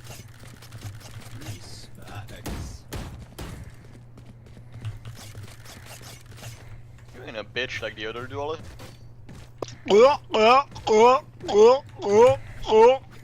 That's your Hold on, mom I'm about to on come, my Phoenix. cock, baby. That's Phoenix, your I'm about mom to on my come. cock. Hold up, not yet. Yes, sir. Jesus yes, Christ, bro. RJ. You don't have to take that. Come on, me daddy, yeah. Stim beacon here. Done. Up and away. Enemy spotted. Somebody's there. Smoke's down.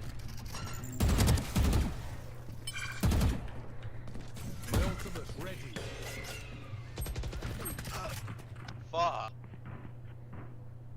Yo, bitch. I've got You your will trail. not Kill my ally. Last Carry player down. standing. Spike down A.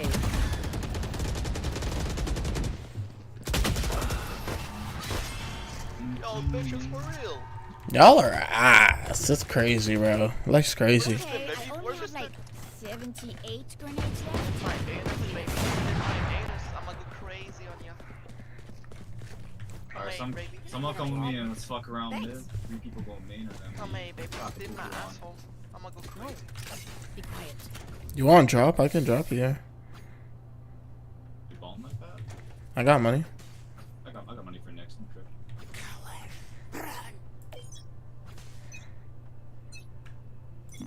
Get out of my way.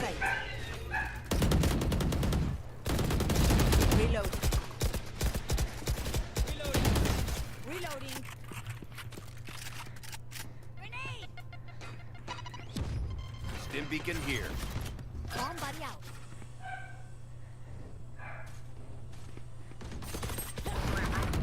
Let's go A here. Let's go A here. Smoke's down.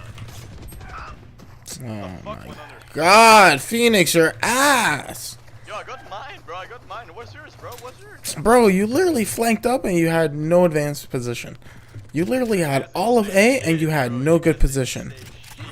No, that's because you're ass, my dude. Someone's there. Get yours, bro. Get yours. Spike planet. Bro, you can get as many kills as you want. They're all empty. It's crazy. Last player standing. Last hack 74. Jet. Don't mention you killed her, bro. Bro, all the kills you get, they're still empty kills. They don't matter. Doggy.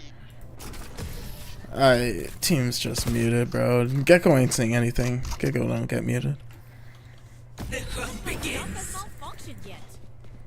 Wait, did Reyna just use her ult? Yeah. Yeah, she did. Reyna just used her dumbass. Oh my God. Pretty crazy.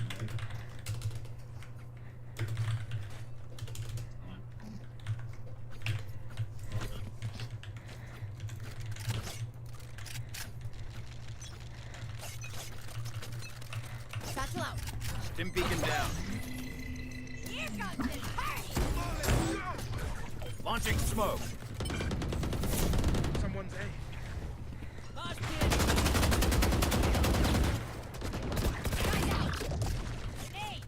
Someone's A. Cutting baby. Well then, Cubby. Down A. You gotta pick up. I got the spike. One enemy remaining. Grounded.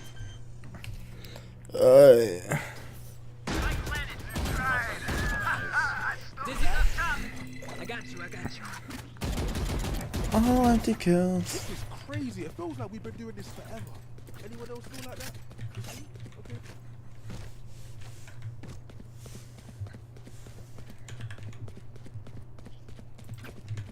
Oh my God, that's so fucking loud.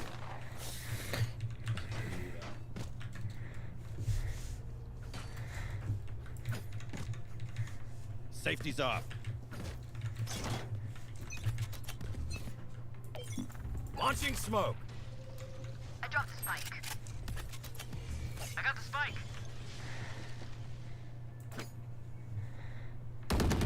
You disappoint me. Stim beacon down. Still inside. Bomb buddy out. Smoke's down.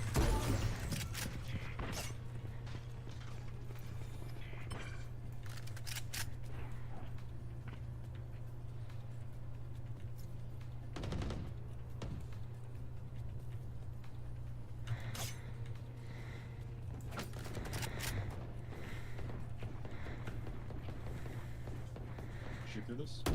I'm waiting for it to break. My territory, my rules. Molly. That was the most important part. Bad all. Now we're cooking.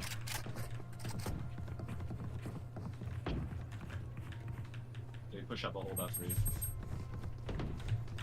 Right here. Right here. Got the spike, Wings.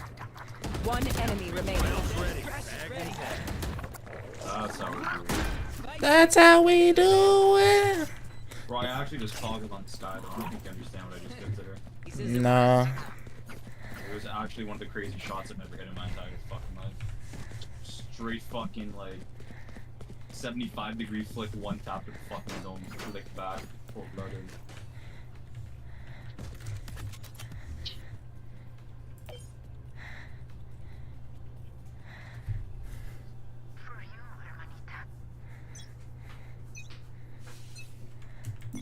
Smoke's down.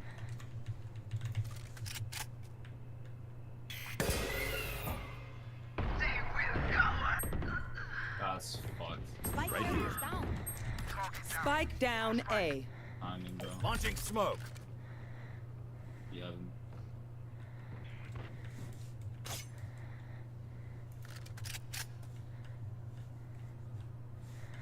B should be clear.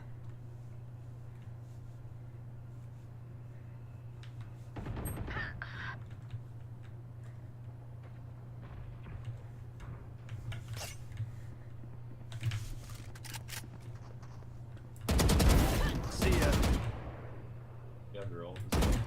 Last player Bro, standing. I got bopped. I got dreidel bopped, bro. Fuck.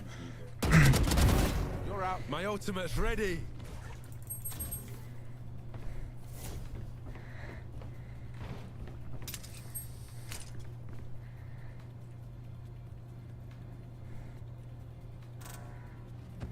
Watch your eyes.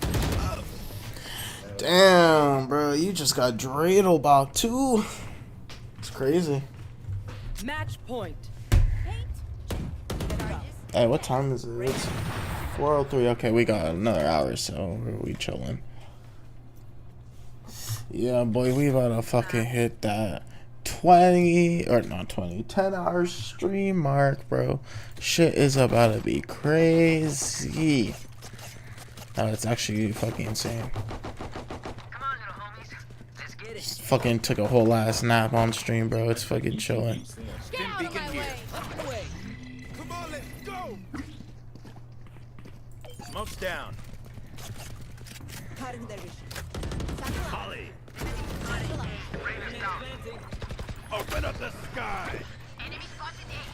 One enemy remaining. Holy shit, that was incredible. No, they're just stupid as fuck. Good fucking shit. That was the stupidest position for them to be in, Switching bro. sides. Overtime. Overtime. Overtime. Nah, bro, honestly, they were just so shitty for being in like that position. They should have been able to run away because I kind of fucked over our teammates too. Yeah. But they probably didn't see that. I should get fucking fouled about it. Oh. Shawty be a baddie. Shawty be a boo thing. Shawty got the fatty. Can you do the animation and it shows in third person? What do you mean?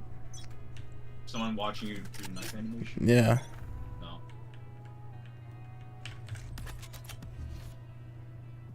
Smoke's down. Alright, Gary's dead. Bro, every time, bro. This nigga's ass! Spike planted. Get out of my way. Big John all aces here. Last player standing. Satchel out.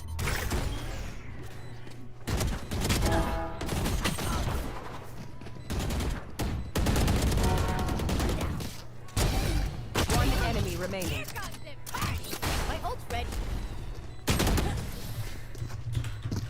Bro, he did all that just to run at him with no ammo? Switching sides. This nigga had the rocket fuse. He had the rocket fuse. He could have waited half a second. Bro.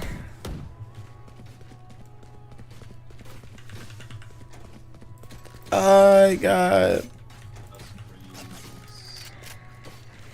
Life's crazy, yo. Life's crazy. Let's see how it goes.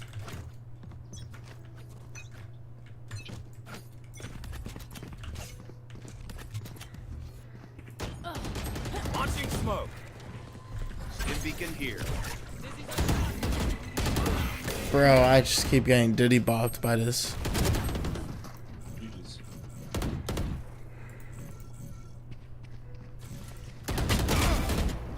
Last player standing. Spike down A. Defenders win. Nah, seriously, bro. Team literally, that fucking deadlock was so ass, but when it came time, they were just fucking dreidel bopping all over us. It's- Oh, they wanted it more, bro. That's all there is to it. They wanted it more, bro. That's all it was. Ace. No, I'm in gold 3 now. I'm such a shit can, bro. Okay, I'll be right back. Get some fucking food. You gonna need a minute? I need like 3. Realistically, won't be too long. Alright. Just waving Q again.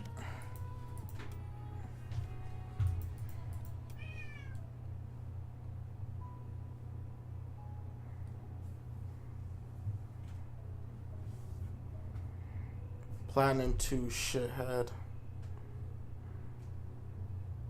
Platinum 3 even worse. Jake Gyllenhaal, this fucking shitter right here, bro. Empty kills, empty kills. Literally, all defender side, he was situated on A, and every time they would just fucking Reyna eye him and kill him, and we'd rotate. And fucking, if Jet pulled up, Jet would fucking dash into him, updraft into tower, and kill us as we're transitioning.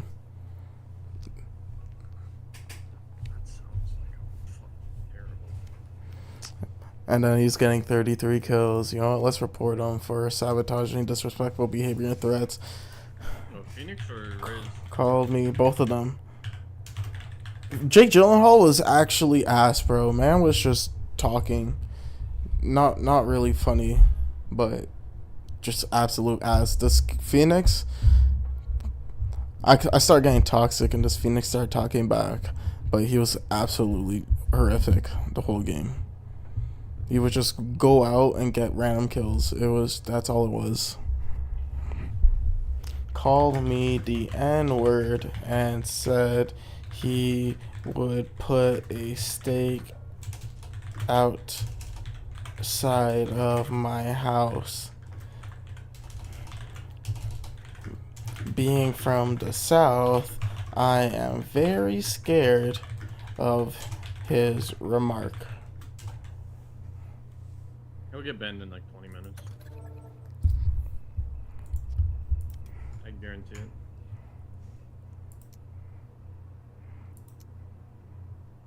That's the one good thing. Like you say that like, oh, he said this in voice chat, they'll actually go back and look at the voice chat logs. Well, let's hope that I can't get sabotaged.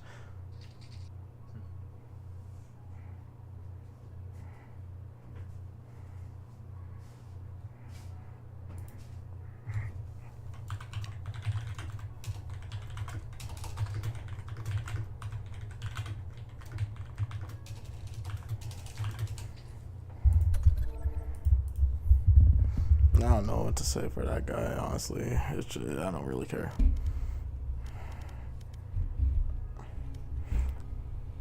Damn, bro. Alex really gold 3. It looks really shitty seeing gold 3 right beside his name.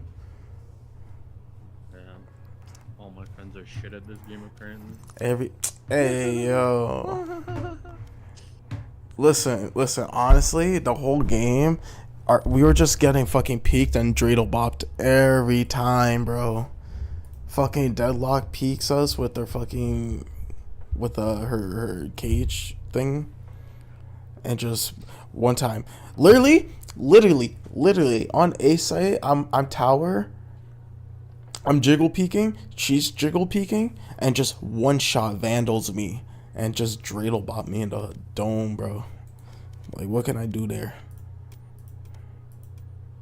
Get better. That's just a skill issue right there. Nah. See, now you disrespecting me on my name, bro. I can't have that.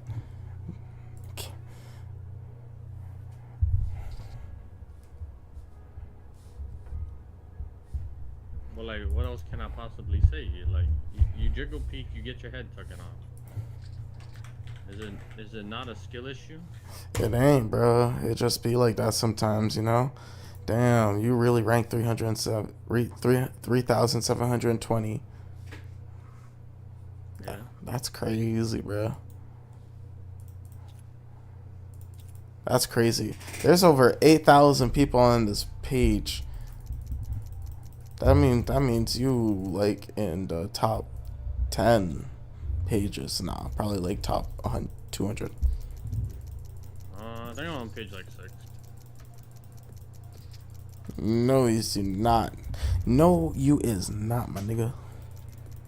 Maybe like 600. There's not that many immortals. it's usually not like this. There's usually at least 20,000 immortals.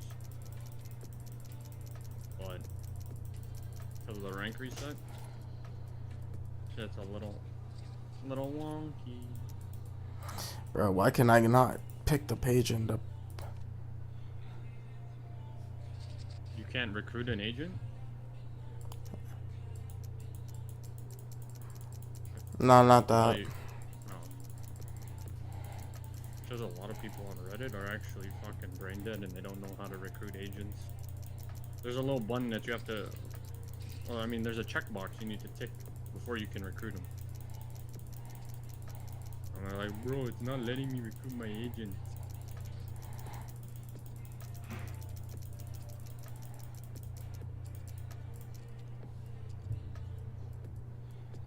Match found.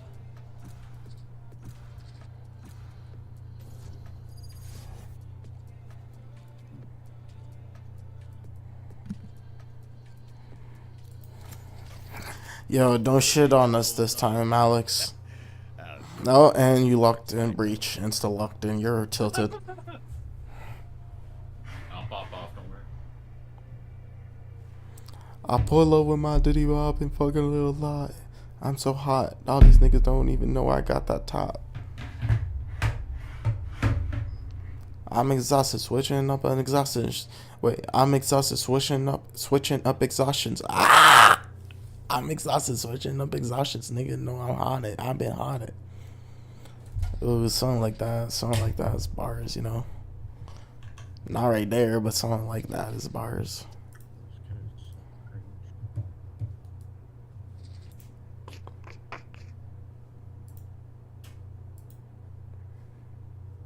I've been out here repping on the set. OG like that fucking Beth. So y'all rocking a Hitler stash for the rest of your life for a one-time payment of 1.5 mil? You know, as long as I can fit the stash. Yeah, it's all you can do. Like you get facial hair nowhere else, only the Hitler stash, and if you shave it, everybody you know and loves just explodes. Well, that's a different stipulation. What about the $1 million? Any stipulation on that? No, it's direct deposit, tax free. So nigga, what the fuck is this?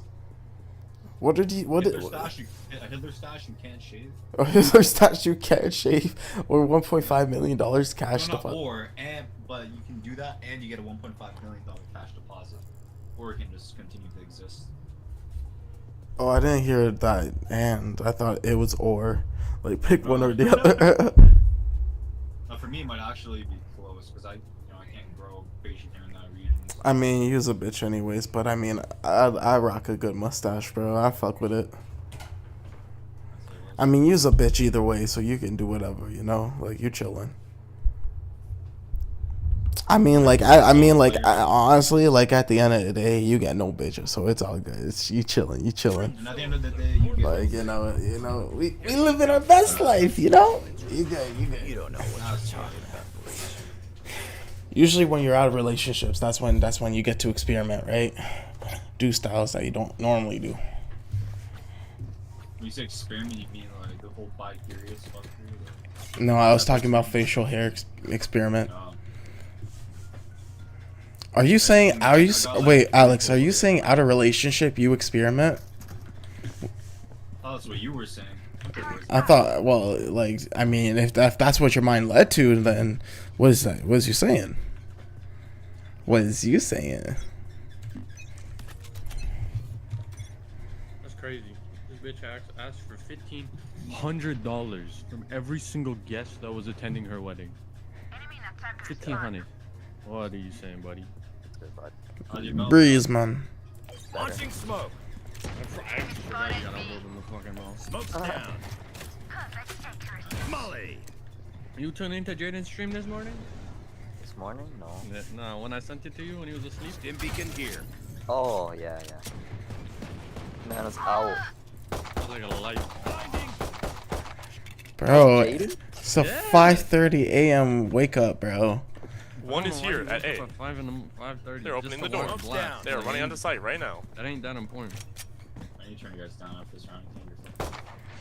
One side, last one on there. Right here. One enemy remaining. Spike down A. There. Spike is A. Enemy spotted A. 30 seconds left. Last player standing. 55, 55. One Killjoy. Yeah. Highest win rate agent. Unironically. Bruh! Wow. Hit Radiant. I whiffed there, my bad. I whiffed through, you good. Drive them crazy, Raze. Good at that. Yo, Alex, your words are so condescending. I'm trying to get the team morale up, bro. I know I could just say that in the Discord.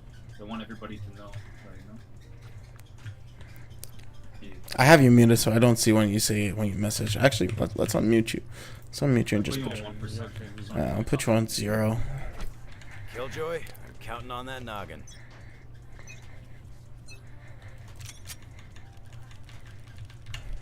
I hear a lot B. Launching smoke.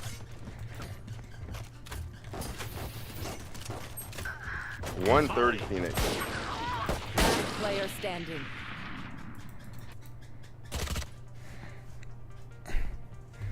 Spike planted.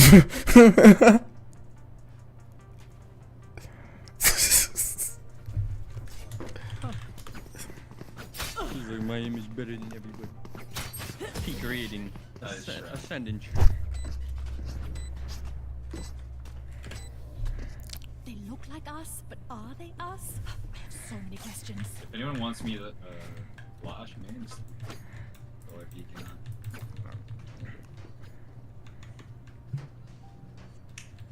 That's raised when like a bitch like coming back.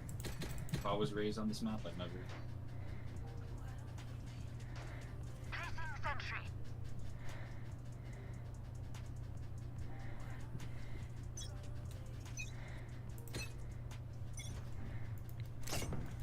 What the fuck was I doing? What the fuck was I doing? There's your highest win rate because if you know how to use her, it's just you can solo site. For what?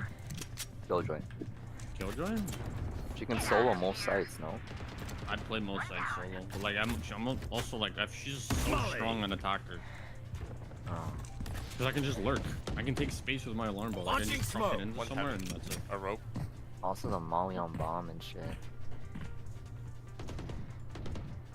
There's like one more. There could be an Kara. The dog. You should dog. Smoke's down. In our there. Joke's over. You're Please kill dead. her. Please kill her. Enemy spotted A.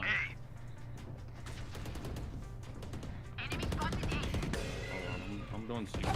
Dim beacon here. Bro, I tabbed out. What the fuck?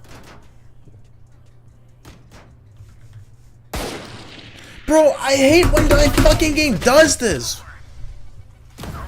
Use the waves. Brimstone, Wait, you had are a you 4K, okay? bro? My bad, man. I didn't pay attention. Bro, what the fuck? You all know you should have aced that in Spear, though. That's all that matters. No, I had it. Yeah, I don't mind. My bad, broski. Bro, what the fuck is Raze, if you wanna play off my contact, you can. I can just stun me and then flash out your doors. It's up to you. I guess, like, at the end of the day. Yo, my shit just locks, my mouse just locks onto something, and when I click, it tabs me instantly out, bro. I don't know what the fuck. Oh, yeah, you gotta like press escape and then just like click on the screen a couple times. Very annoying. Bro, oh my god. At least I'm gonna be a rich man tomorrow, next game. Next round. It's 2v, man. 3. Rotate. Launching smoke. I've got your trail.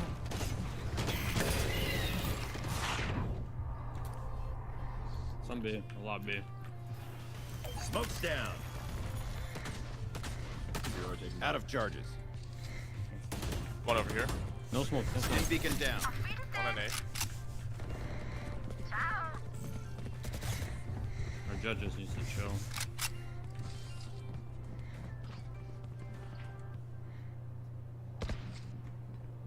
Right there. Bring some. Spike planted. He just needs to make a trap. Stairs. Bowman or Kale? Jet. One enemy Raise, remaining. you have your ult if you need.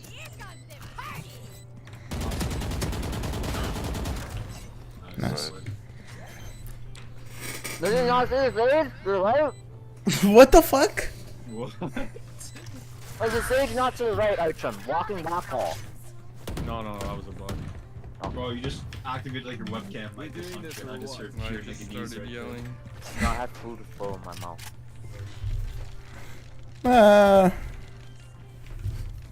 That's a bug, Archum? Yeah. You saw it too, right? Surely they come name this right. Sage was just walking Sure. past it. You buy him? That ain't a paw.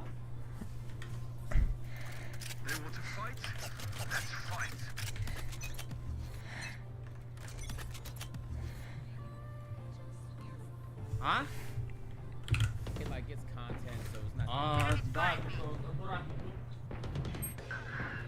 There's like 4 of them arcades. My territory, my rules. Chat. Watch out with knives. Oh my god, bro.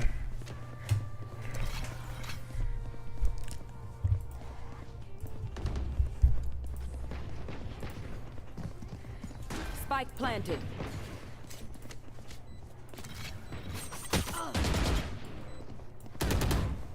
Last player standing.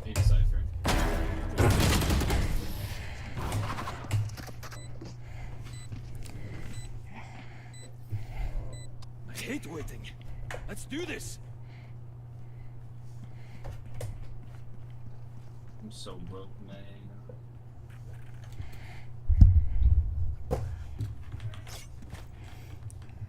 I was gonna clean my room. I need a drop. I was gonna get up and get the room. Together. Turret out. Wow, man. Flash out. Launching smoke. Enemy spotted A. Enemy spotted A. Stim beacon down. Hiding.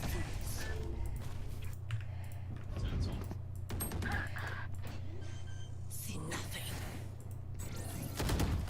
Spike planted.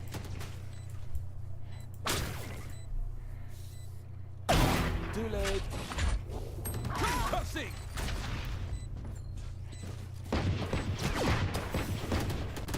Last player standing.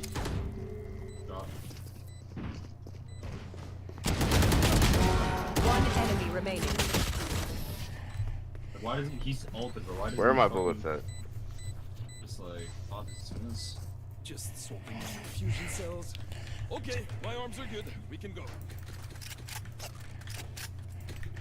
Bro, I'm feeling a nice little breeze every now and then that goes between my legs, between my feet, bro. Feels nice, bro. Nice little cool breeze at our ends. I'm gonna buy you one as well, Reno. Network problems. Network problems. Now he's here. I hear some B main. Request the sheriff. Request Launching smoke. Yeah. Over. You're dead. That's on site, on site.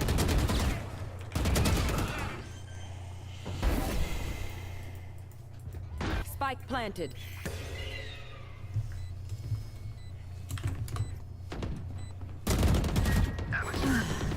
Two main. One street. Two main. Back in mid now. No. They're both there. Both are. Underpass. Yeah, could have flanked.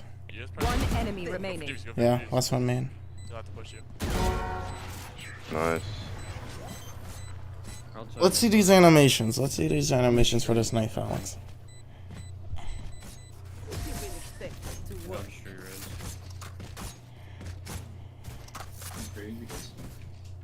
Who am I kidding? My knees are gonna kill after this. I am never asking you to present something for me. That was absolutely trash, bro. Do you play with Radiants or not? Only Immortals. Sometimes. Like, That's there's only like done 7,000 flashlight. people Yeah, on I got Immortal you. right now. Thank you. What is it usually? Wait a second, stop it. Triple that. There's that many Radiant players? I've got your No, trail. Immortals. There's only Oh. 500 Radiants. Smoke's down. There are a lot of Like me, man. 20,000 Immortals. Molly. Oh, I see. Reloading. I hit someone. You right now. I hit their wall. There's no Immortal 1. You're ascendant. Immortal 2. Arcade, careful. Tower. One's on A. 2. Launching smoke. Bro. Watch your back, Brim. Right Well, here. there was one on A. No, I'm 1 man, HP. 98. Pathetic. A, not anymore. Nice. Oh, still on A. So Open up the sky. One enemy remaining. Holy shit. Your all timers are so fucking impeccable. Wait, it's one. I know exactly. We have bomb. Yeah, he's here. Oh, Nice. nice. Wait, did y'all say he was in spawn? Nah, yeah. 5 times. Okay, It was like I it was a heard late call something, though. It was later. I said campaign. I was trying to find him the whole fucking time. Good try. Oh, we did the same thing. I think he just heard my footsteps running fast, so he kind of. Honestly, if I hear them, should I just fucking ult or Oh, yeah. I'll keep that shit out? I can buy one. But I haven't, you know, So I'll just throw a nade at them and request then rush them. somebody.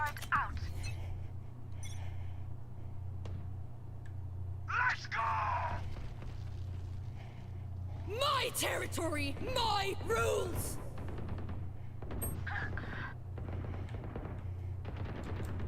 You can back out. You can back out.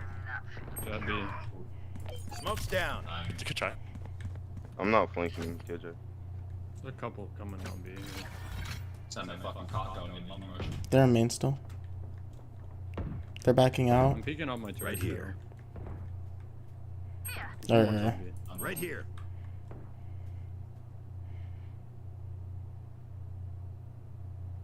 On B. On On B. tower. What is that fucking time? Connector. Launching Link. smoke. Spike down Dim B. beacon here. Molly. One enemy remaining. main. Counter, okay. Reloading. Reloading. Spike spotted B. Don't stress if I die. It was great knowing you all. Also, delete my hard drive. Pretty sure you can jump on top of it. Yo, KJ's definitely got like CP on fucking her files. Oh, yes. Why? 2 smokes and a flash. The way that she says delete my files, bro, it's like it's too sus. Safety's off. He's not gonna check this killjoy though. Get out of my way. I want to thank everybody that's been here for the stream. We 10 hours strong. If you Launching smoke. if you stop by at all during the stream, just leave a like. You know, it does help out a lot. One site. Spike planted. Yeah, just leave a like. It really helps out the stream. You know, if you want to subscribe, but like more than anything, just appreciate being around, being with you for the time. Much love, even throughout my nap. 149 Sky, you can't. Oh my god. Literally 1 HP. Last player standing. That's my KO's flash. Oh, where's everybody at? Flash is on me. I hit Sky 149, man. 5 body shots, 1 leg The shot. enemy only looks Turret's down. composed. Their hearts still have a defense. I'm broke as shit. I need a drop. Touch. Thank you. Here, buy me a sheriff, Alex, and request. I can't, bro. Yeah, request. Request a sheriff? DM with No, your request your gun. I need a drop. That's all I do, baby. Oh, I thought you were Arena, not. Oh, fucking Breach. I keep forgetting you're a shitty ass Breach. There's some B man. B main or arcade? Smoke's down. You man. Molly. Stim beacon down. Oh, I'm gonna rotate. Drop. today. Drop. God, man. There's no flashes, so they don't have anything Nine, to stop man. me from doing shit like this. Well, there's 3 aiming. Spike planted. There's not Just enough contact everything they go. Everywhere they go. But, you know, is it gonna rain now? It's fucking started.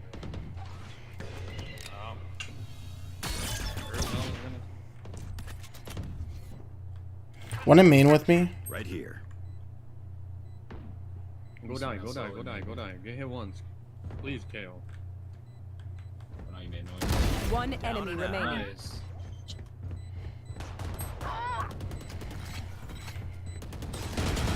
Nice.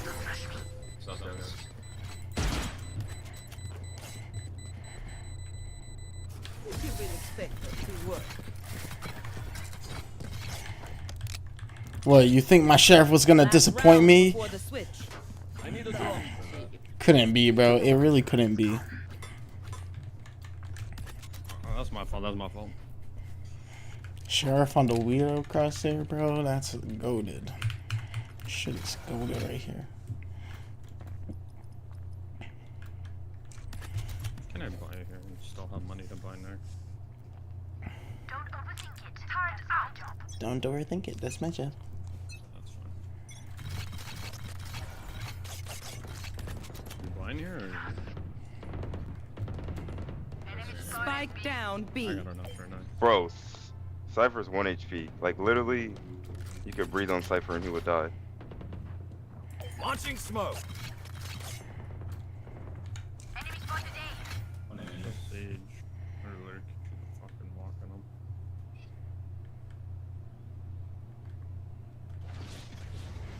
Phoenix close.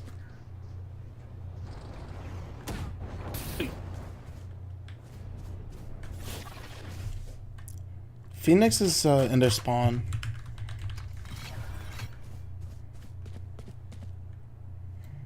Ready to flash. Stim beacon here. Cypher drop, apparently. I'm flanking drop. Oh, now they're behind.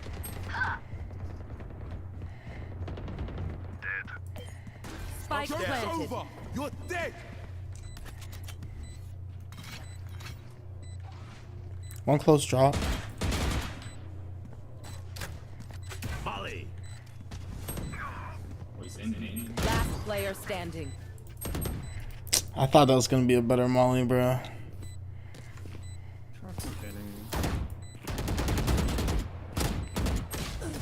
Nice try. I hit Cypher 120 and this guy 80. Switching sides. Trust me, they'll know what hit them. Jets in.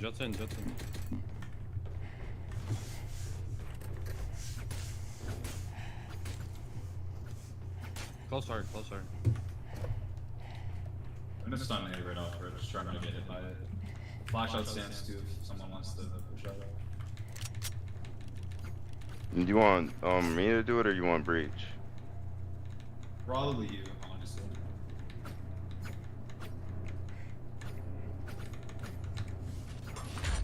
Seeing how that's breach and all. We win. We survive. Stim beacon here. Smoke's down. Cutting their vision. I get headshotted through the smoke? No way.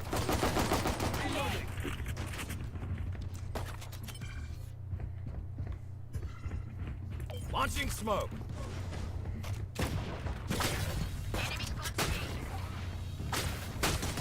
Three more B. Enemy spotted A. Molly. Spike dropped. Got the spike. Sit still. Cypher top side. Okay. Spike area's down. Got the Spike down A. Last player standing. I didn't know that he was on site, bro. Raze is the only one who can buy. Damn, bro. Why do we suck so much? Because we're the best. Don't any of you forget that. You should never pick Breach. That's a crazy game of Breach on the op. Yeah. Nah, bro. I only ever see you as a Reyna or Jet. It's crazy. You're right. Time to explode. You know, there's a good thing about knowing who you are and what you're not. Bro, I feel like I'm just doing too much today. That's what I mean. Launching smoke. Stim beacon down. Reloading. Volley. Reloading.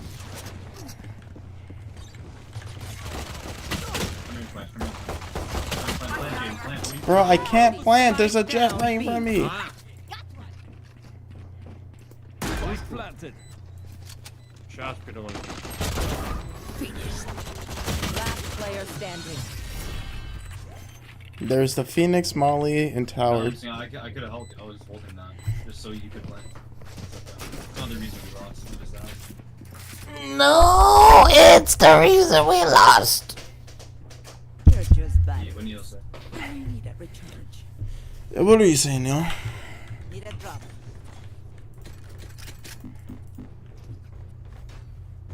I need a drop down. Phoenix to was the- sitting tower. Does anybody go drop? Is they gonna die soon though? Watch and learn.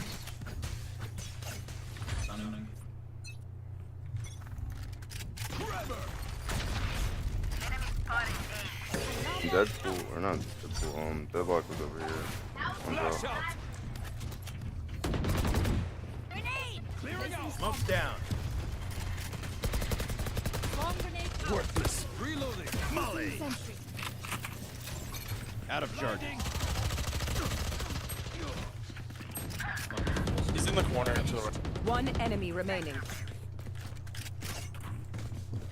Reloading. Yo, am I still banned? Spike planted. No? He just used his ult, so he's gonna be a late rotate.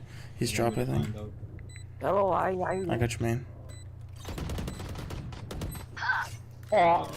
Killjoy blows cock. You're a Killjoy, I seen that. That's the lot of them. Just say, yo, Killjoy, what happened there? Yo, Killjoy, what happened there? Deep breaths, everyone. Your hearts are pounding. Bombas! He has no mic. Jay, can you buy me? I need a drop. Touch. Tuck, tuck!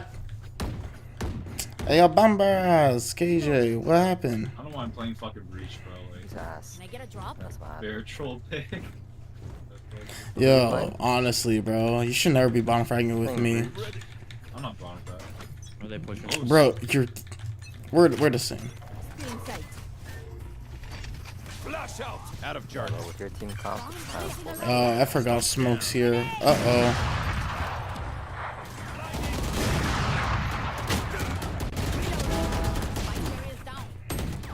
Spike down B.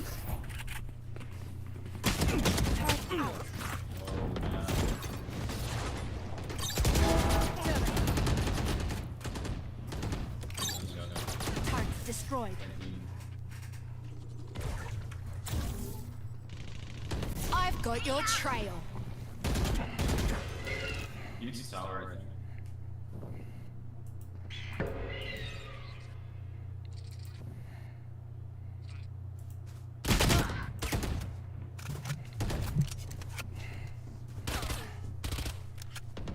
One enemy remaining. Nice. Skies can't Last player standing. for Jen. Bro, our team is ass. What the fuck? You can't make this up. Ruin their day. Yo, that was a hard bar, bro. What the fuck? You can't make this up. Oh. Feel like a 9-year-old, bro. I don't give a fuck. I'm a big dog. I take big shits on big kids. Do this for 10 days, nigga. That's the recipe to make some macaroni and broccoli cheese. Flash out. I'm going AFK. My territory, my rules. Can we let Randa do her thing right now? I'm gonna try and walk up in. I got the spike. Launching smoke. Blinding. Stim beacon down. Reloading. I hate my I life think Jet is so offering from much. main or something. Yeah, main.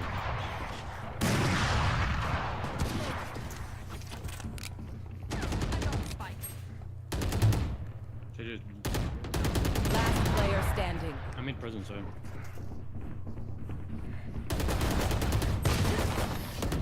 Not gonna be ults right there and get screwed. Yo, we got all alts here, so what is we doing? Observations, then let's run it again. Satchel Run it out. up B, I can just ult. Satchel out.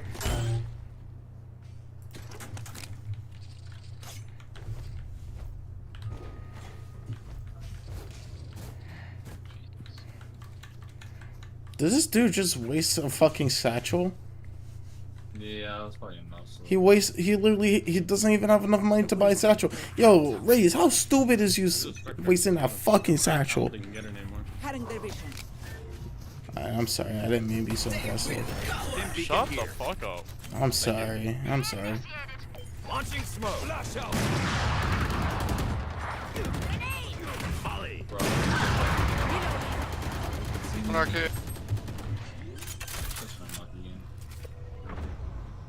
Spike planted.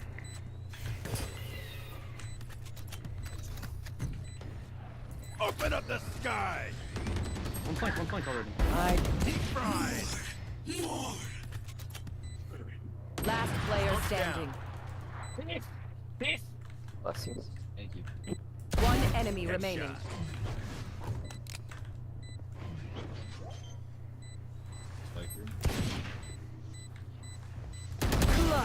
Nice. Bro, my Vandal does not fucking I let hate me Jet down, that bro. pick up the op and just op I don't know where it was. I didn't see it. Yo, yeah. Is your brother that bad? Go Can I get this? pop my ult. Say.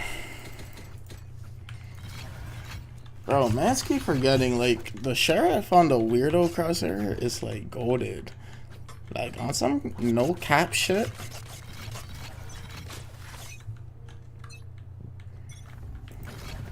Stim beacon here. I have my ult.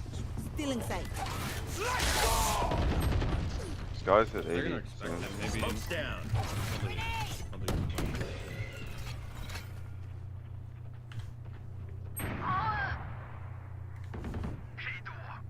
Joke's over. You're dead. Carrier's down. Spike down I've A. got your trail. Yeah, what the fuck is happening right here, bro? Backside. Yo, Archum, there's a hissing coming from your microphone. Dead. Flash out. Bro's pressure cooking. You can hear the team cleaner? Last player standing.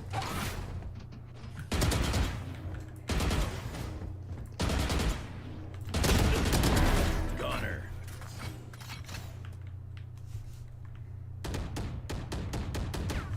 Bro, what the fuck? We lost. Can't leave him down to gold 3. The last thing they'll see before. Yo, you deserve it, bro. How are you bottom fragging Alex? No, the way I'm playing today, bro, I deserve to be in silver. Sorry. Nah, you're good. You're good. You know what? You don't deserve to be negative and down on yourself, bro. Where's this bodybuilder mentality? You gotta be fucking upping yourself right now. I gotta play. We should save this round. Like, You need to take some testosterone, bro. Fucking boost your confidence or something. I'm confident, just ass.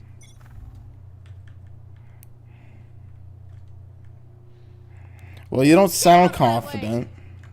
I'm not playing. I'm not delusional when I play.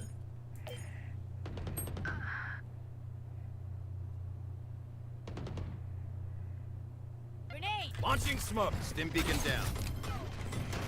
Enemy. Molly. Go away, bitch. Go away. Go away, bitch. Alright, well, they know we're here.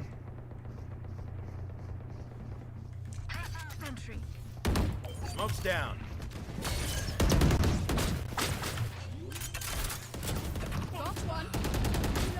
Spike planet. You guys don't want windows.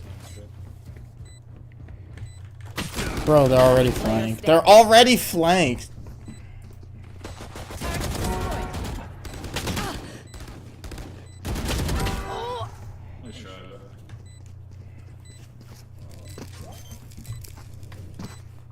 That didn't make a lot of noise though, so that's fair.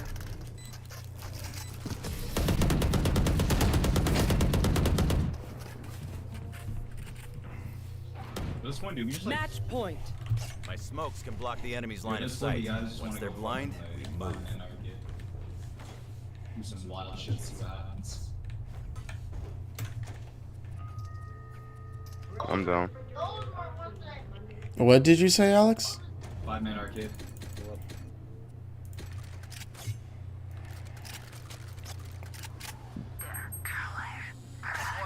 Well, this is a 5-man for sure.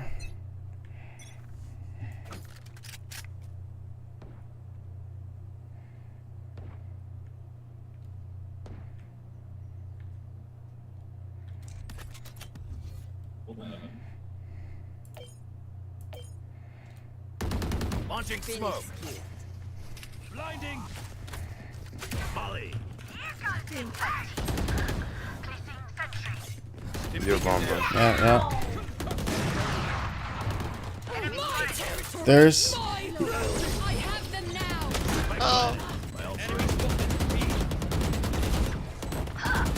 One enemy remaining. Right here. Right here. Enemy spotted B. Not one left standing. Nice. Let's hear it, Gideon. You guys want the up? Grab it, bitch. They don't have a single life worth saving. Smoke them dead ops. That's you right there. Smoke them dead ops right now. Yo. I can't use the up. I'm bad with it.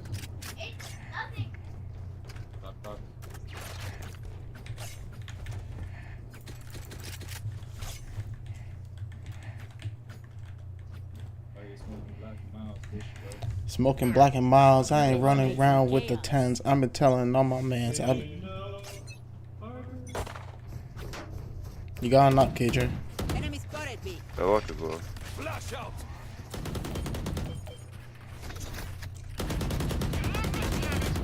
Smoke down.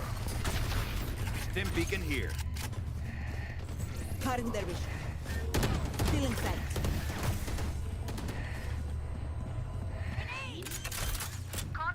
Get him. Enemy spotted B. Spike planet. Powers out. Clearing out. Right there. One down.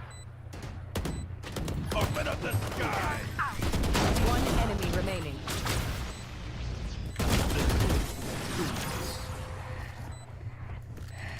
That's that shit right there. Anyone have any splits? I may have jammed my fingers. Multiple fingers. Let's go, B. No. Yeah, they're still broke too. They still broke as fuck. Yeah, they still broke as fuck. They gon' say for this last round, so they broke as fuck. We better just win it now. They broke as fuck.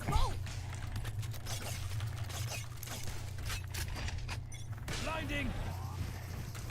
Oh, we're going fast here, eh? Launching smoke. Stim beacon here. Molly. Right here.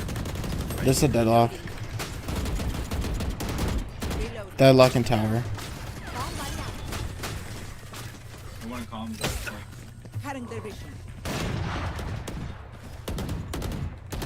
Tower still. Flash out. That's tower. Spotted B. Launching smoke. Yeah, they caught me. One flank, one main. I have to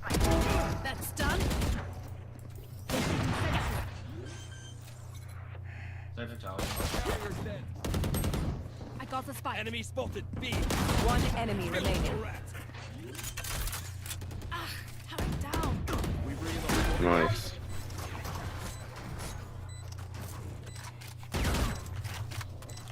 Stay alive. I want their life, not yours.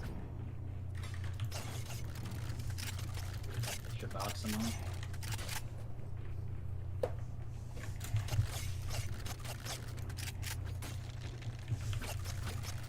Who's gonna be again? It's usually working better for us than that.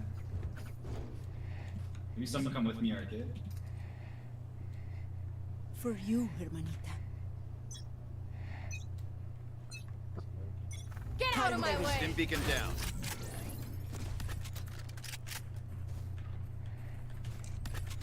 Maybe let's play slow on here. They already got some info on us.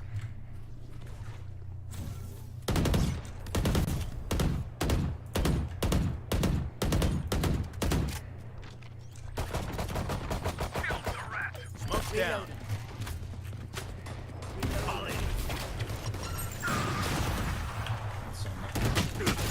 Bro, did she boost up? Spike down B. Or did she just walk out because no one pushed out? You're the only one that went arcade. That's one thing. But like, we had 3 people main. Everyone was playing pussy, bro. Last player standing. Recalling my bot. Jesus Christ. Defenders win. I'm gonna walk my dog. Do you still down play after? Or are you chilling?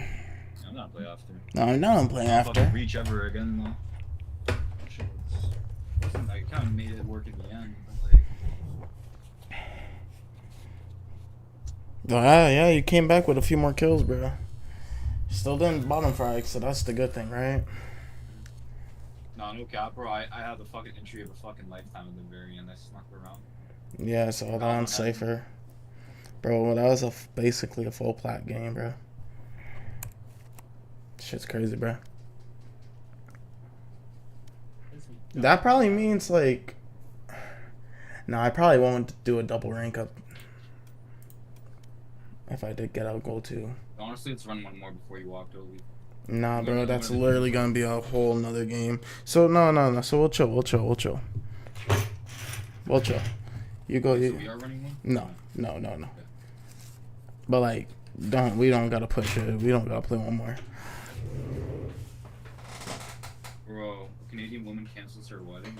Her friend makes her pay $1,600 each in order to attend. Oh yeah, I heard about that. That shit was crazy. Alright, so The judge in Italy says groping is only a crime if it lasts more than 10 seconds. I'm about to roll up to Italy with like a fucking stop. hey, yo, my guy. Alright, so we are at that 11-hour mark where we're 10.5 hours. So we're gonna be hitting into the 11-hour mark as we come back. Gonna be about 6 o'clock. So we're going for damn near a full 12-hour stream today, guys. I'm gonna try to go and do 12 hours. It's about 7 o'clock. That's end game. Tomorrow I'm probably not doing anything like this, you know. Let's see what times Blast even starts again tomorrow, because it's early, but I'm not gonna wake up again. I'm not doing that. 6 a.m. again. So 6 a.m. is G2 versus Liquid. Okay, you know what? Different story, because it's actually a good series to wake up to. So I might do that. But we're going to do 12 hours today. And we'll kind of just take it from there. Chill. Enjoy ourselves. We're going to play some music, and then we're going to just watch a little bit of videos when we come back. But yeah, for now, I'm just going to do a little intermission while I walk my dog. And for the time being, crazy transition. Walking the doggo.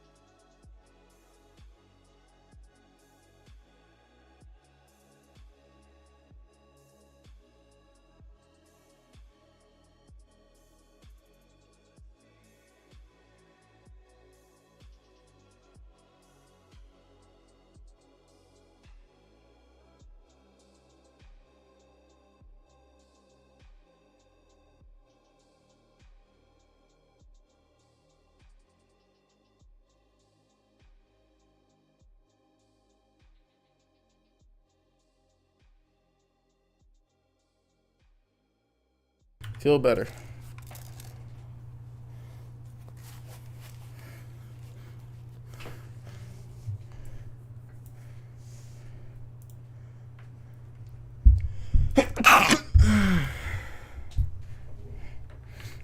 Alex, you chillin'? Alex, you chillin'?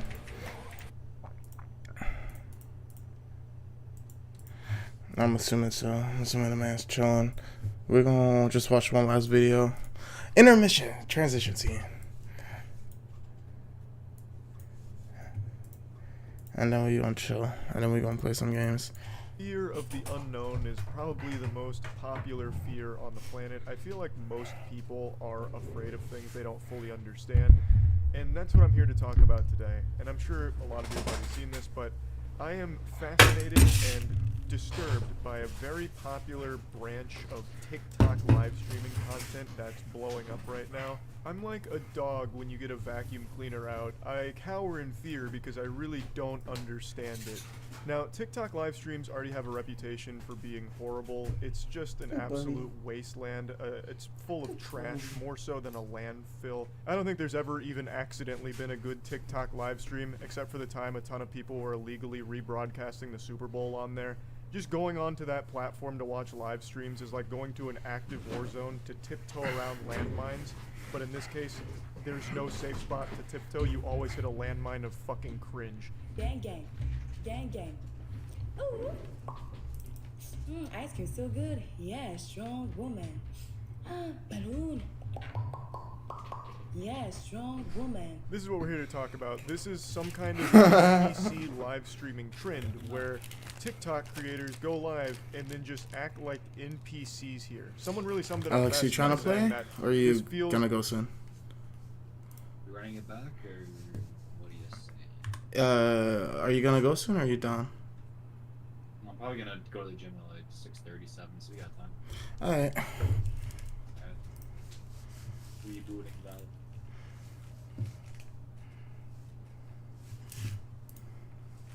Like someone canceling combos in a fighting game.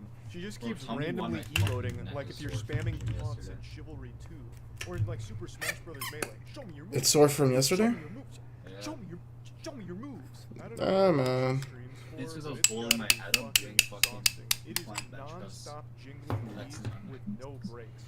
I'll tell you, 2 days ago, I went to go and pull roots out the lawn, and I was exhausted. Not exhausted, but like, I was using a lot of my back and shoulder and squatting. I wasn't sitting.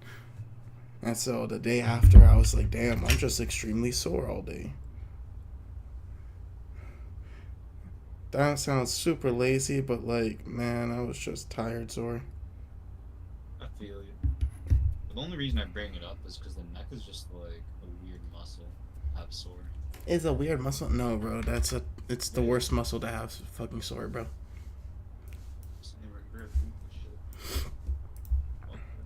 I wouldn't, I don't know, but back is the absolute worst. I feel like neck is just one of those things that is like in top tier because you don't want to like, you got a pinched nerve in your neck, bro. Match found. I disagree. I enjoy having a sore back. Just me though. You enjoy having a sore back? You enjoy having a bad back? Not a bad back, but a sore back is different. I hate that shit. Sore back is completely different. I'm talking about like... Oh, were you saying sore neck? I'll show him just sore neck. Oh, I thought I heard a bad neck.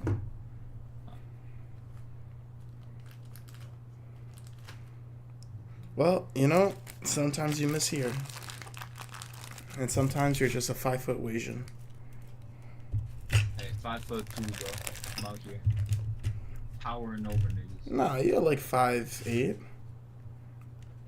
5'8"? Nah, that's crazy. Wait, hang on. 5'10" with shoes, bro. Yeah. I would like to formally apologize for not How's it wishing you a going? happy birthday. Yo, what's poppin', man? Thank you. It was the 9th, right? Yeah. I didn't say it. It's okay.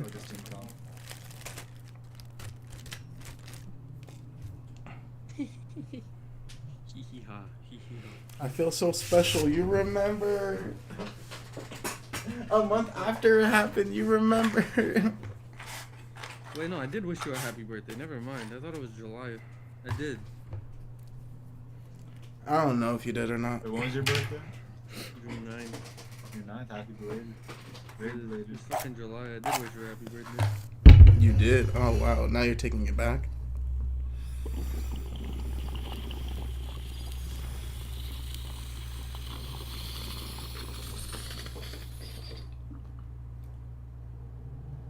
DC found some Asian, like, protein drink. And it has 370 grams of protein. In one I bottle. saw that and it's such a bullshit, bro. Like, protein needs to have 4 calories per gram of protein. It should have, like, less calories than it did protein, so, like, it just doesn't add up mathematically.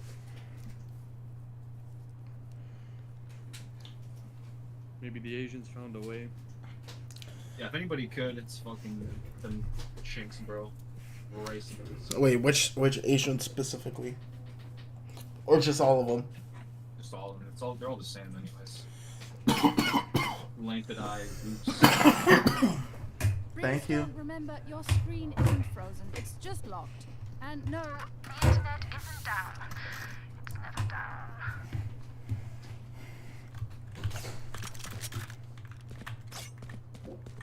Turret out.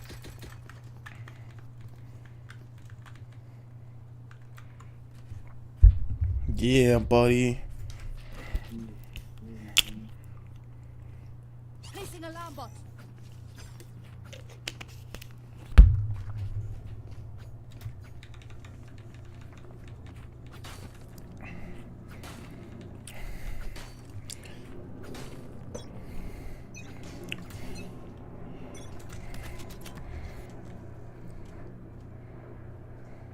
Here. Smoke's down. Enemy. Bruh, fucking get 2-tapped. That's what I get for changing my sense, like, literally. Last player standing. We're all just dead. No, seriously, though. Spike planted. We're all just dead. Flawless. Oh, no, yeah, we lost. Hello, team. Drink some water, reload your mags, and let's get back out there. Is it over here? Yeah. Okay. Alright, we buy nothing. It's fine. Whatever happens, try to back off the play retake. Because they like to play very aggressive, it seems. Thank you for the call. Turret out. Oh, so passive aggressive. He's like 12, you piece of shit. It's like 15, bro. Don't understand. So retake is definitely going to be able to prompt to. They're A again. Nigga, you're just ass, bro. Bro, I was fucking running with my knife though, and he one taps. It's 2,000. Reloading. You want to peek this one, maybe? Phoenix and tree. On the right. Spike planted. Stim beacon here. Last player standing. Bro, I got a frame drop to like, yeah, I got a bad frame drop, bro. Alright, let's walk in now that we got guns in. Yeah. Their lives are so meaningless. Might as well give them to me.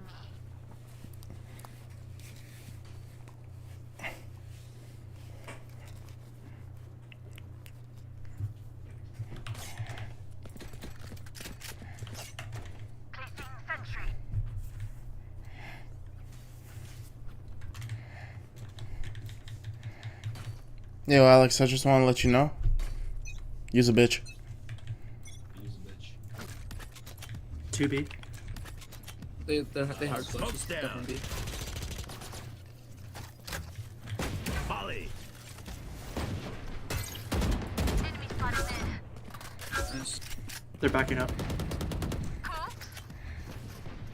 Launching smoke. East, they're turret right here. Spike down mid. Flawless. Now this pleases me. Finally, this is how I like to onto live. something. The anti-vacation. Go somewhere around? really shitty and do something awful for a week, so when you return, your life seems good. What do you define shitty? Just like put yourself into a gutter or something? No. Go to Antarctica for a week. Nigga, you can go to Antarctica. That's like that's more expensive than an all-inclusive and a fucking yacht. That's a good point. It is mad expensive. Eh. Alright, what's a shitty place? Smoke's down. Enemy spotted Okay, mid. go be homeless for a week. Bro, where was that? Then come back. 2, 3. Spike down mid. Go where? Go homeless for a week. One come enemy back. remaining. Yeah, bro. You know, like spend a week with the fucking crackheads. Like that Spend a week humbly. with the crackheads in a Young and Eglinton. Nah, bro, all you need is Jane and Finch, bro. No, we went to we were at Young and Eglinton yesterday to go to the movies. There was a group of crackheads just in the middle of the street just yelling, "He dead!" When I went to Young and Eglinton, I didn't see no crackheads. I went during the day though. Oh, it was like 10 p.m. It was like 10:30. Yeah, they fucking chilling in the Midtown, bro. But I love that shit.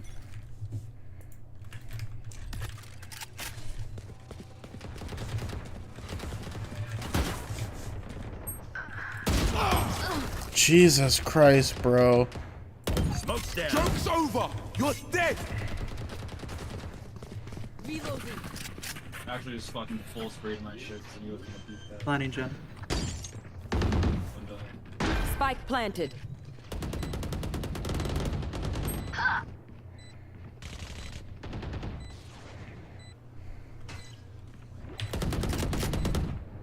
Bring them down. They're blind with fear. Last player standing.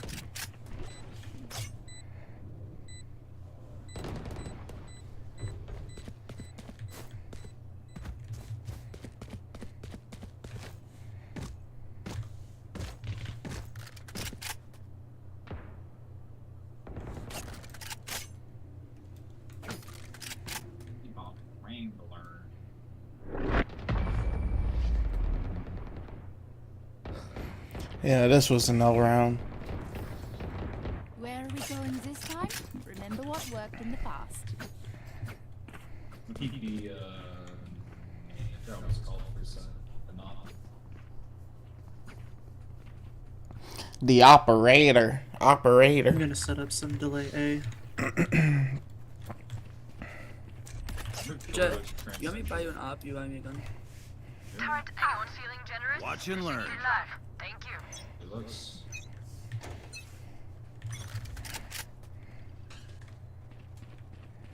Here, nothing there.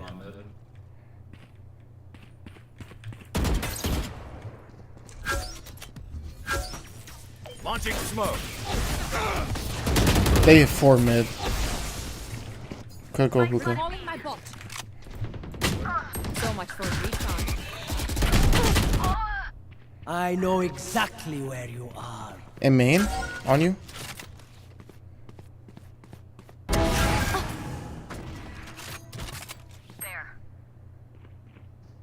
Last player standing. Guys.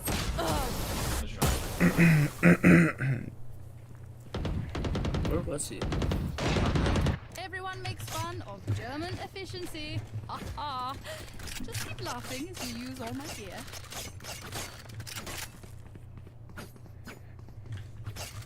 Bro, we're just getting dog rail, bro. 6 kills most. Yo, speak for yourself. Yeah, you're at the most. But you're a jet now, so it makes sense. This is what I was expecting out of you, you crapper. Night night. Enemy spotted mid. Nice picks. Yeah, you had to try. Launching smoke. You really had to dash, huh? Nightmare takes them. Mark 2.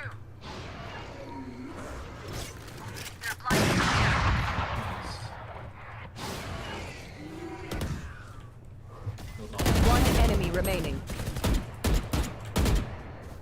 Right here.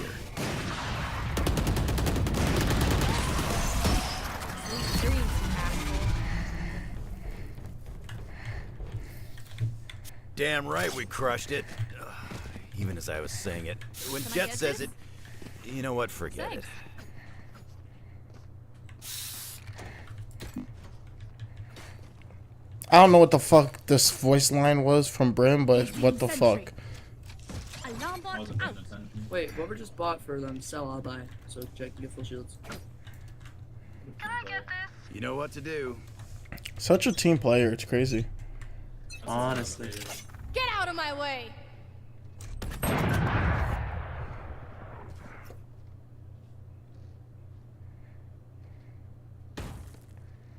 Smoke's down. Yeah, not mid. Multiple enemies 2. mid.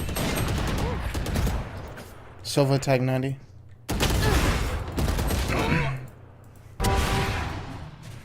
Spike down mid. You should dash out. Here. Bring them down. What's this? Last player standing. This is the weirdest team I've played against ever. Man, what the fuck, man? I don't want to be that guy, but like, I got to be that one. Man, what the fuck, man? Need a drop.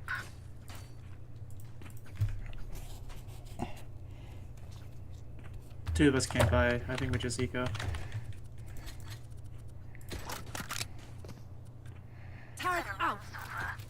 Placing alarm bot.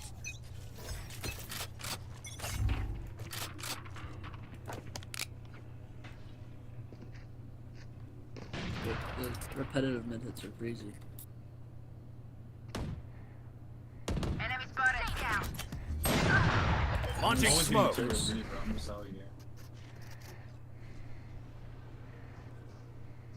There's still one in mid. Brim, you have a flank right now. Yeah. Let's get one.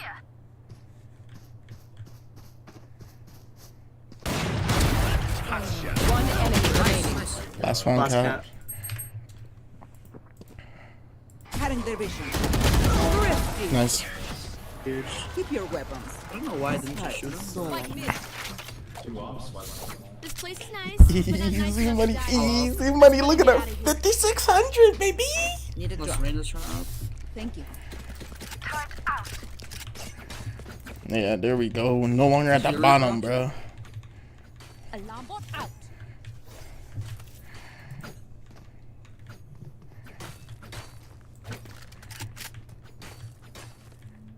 Keep up.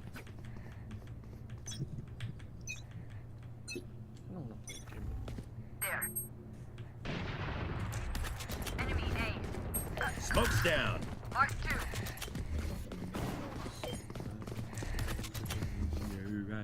Launching smoke. I know exactly where. Spike down A. Open up the sky. Bring them down.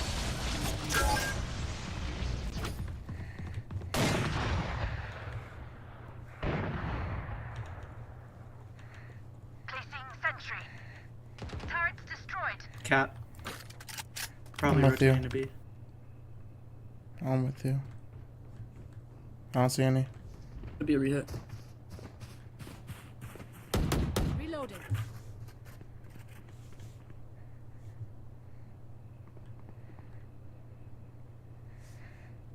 It's a rehit, rehit.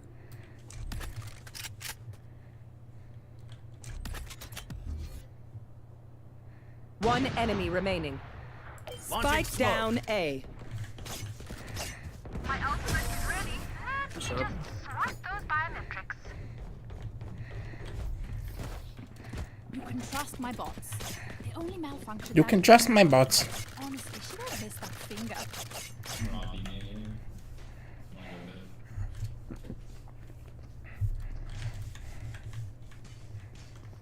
Placing alarm bot.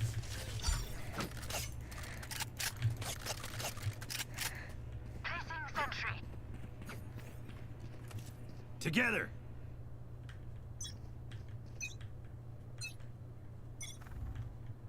Joke's over.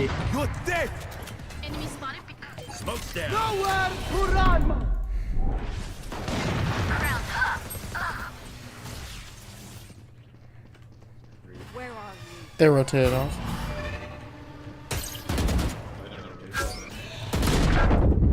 Three, they're off. They will cover.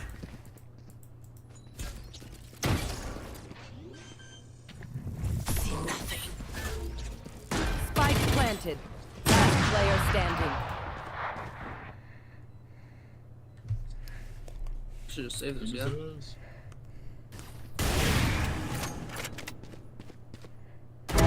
Bam. Oh, that's me. Last round in the half. Don't be cheap. Spend it all before it's gone. I am out there. 6-6 is good. They're very attacking sided. Or even 5-7. Ah, fucking A.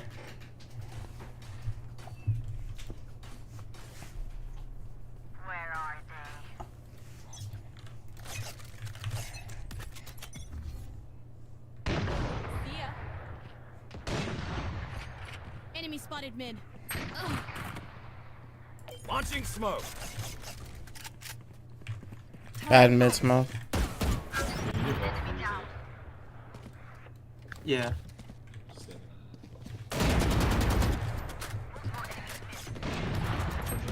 The hunt begins. Smoke's down.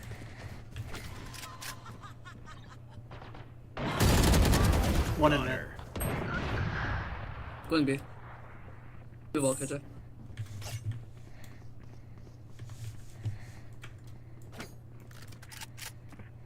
They're still mid.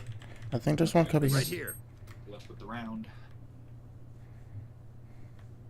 They're pushing on the B. Just ult and protect it, yeah. Spike planted.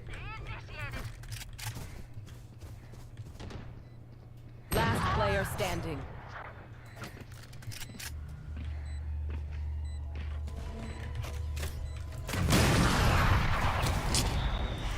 Oh my god.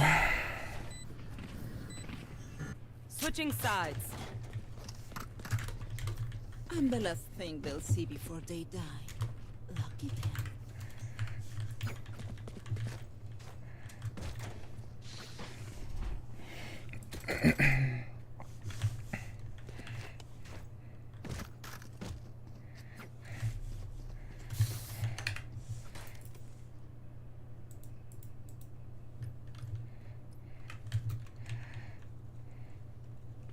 Bro, we lost. Jet, you wanna enter us on the A? Keep it cool. That's how you survive. Where are you? 2, 1. One's closer. Right? Smoke's down. Just a quick rotate, step Jet. Quick rotate. Do mid. Go here. Stim beacon down. I'm surprised he held back. Watch cat. That's crazy. Oh, fuck, my bad. Chin alert. What's up? Right here. Go Jaden, bro. Holy shit. Get a fucking shot. My god.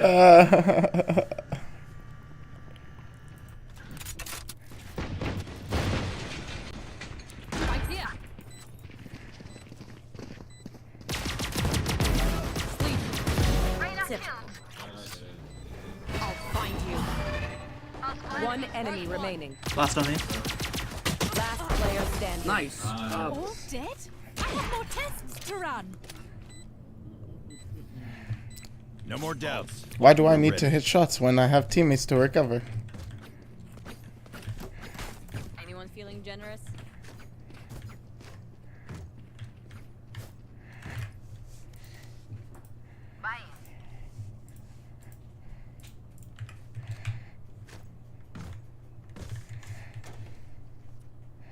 What about like a Spectre or some shit? Safety's off. I'll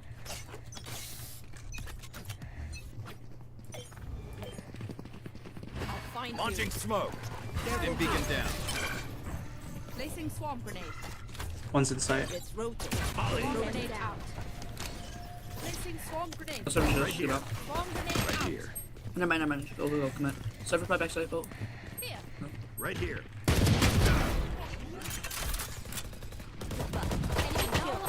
Enemy Planet. One up behind you, bro. Just my gun, One sir. enemy remaining. Fit to me, Nice. fit to me. There's a Spectre on site somewhere. Nice. Who am I kidding? My knees are gonna kill after this. Anybody got a sheriff skin? Need a drop. Ooh. Need a drop. Thanks. Gun here. Right here. Which one do you have? I know. Oh. We win. We survive.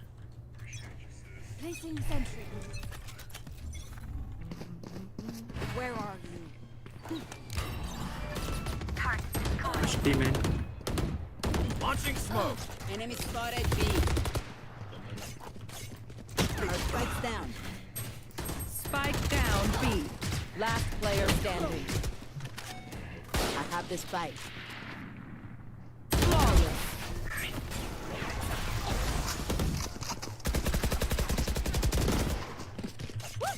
We got this. You got a semi brim?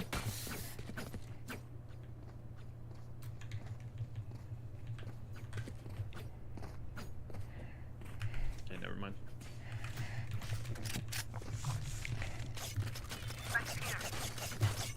They're always gonna fight mid every round. Watch and That being learn. said, I'm down here on the HP. Yeah. Phoenix might push it again. Smoke's down. Dim beacon here. Enemy spotted B. Placing bring them down. Oh my god. Swarm grenade. Swarm site. Reload. Swarm grenade. Swarm grenade out. Enemy spotted. Reloading. Molly. Is ready. We'll catch them. Launching smoke. Last one main. One main. Nice. Cypher jet. Speak together. One market. Found them. One enemy remaining. Good Nice stuff. job. Reloading. The best? Shoot the bad guys. How's that for a plan?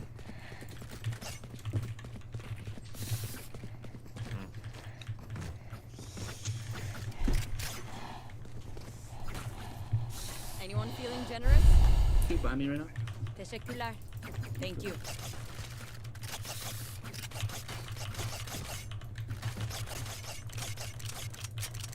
For you, woman. Get out of my way! Launching smoke. Reloading. Dim beacon here. Take them! Mark one. Blocking sight. Molly. Multiple enemies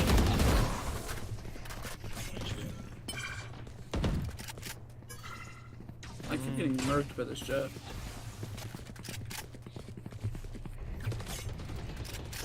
No more soba. Kale's got.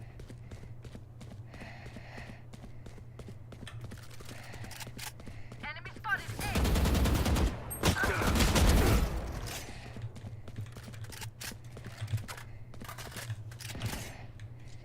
They're coming to me. Yep.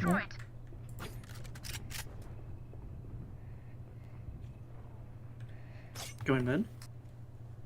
Last player standing.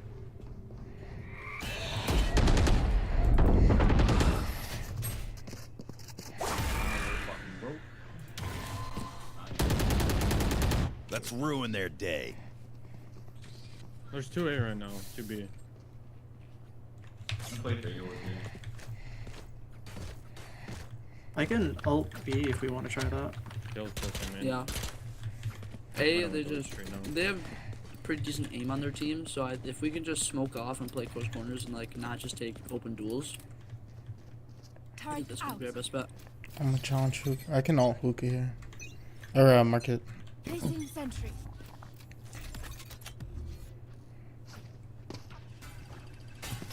There's two on B. He was on A. He was on A. 3. Joke's over! You're dead! That's close.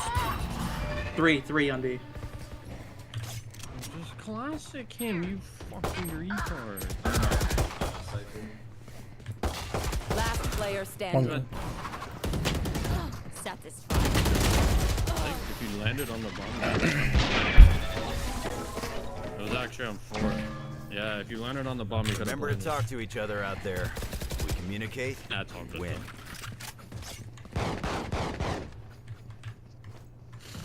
What do you guys think we do? What's the play? I think we try and fight the site, Phoenix B main. Right here. And I just ult off it. I like that. Quick peeks now. Reloading. Stim beacon down. Oh wow. Last player standing. Down and out. Fucking run. Jet trade me.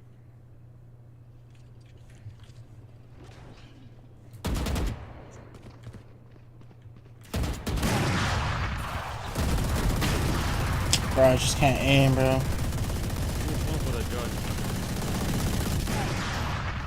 tech is only as good He's as back their in the skill. smoke. And there we have some beats.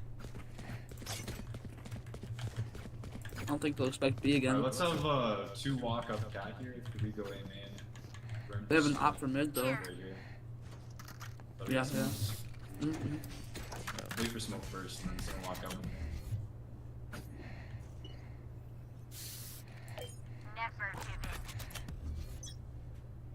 He pushed on mid. Smoke's down.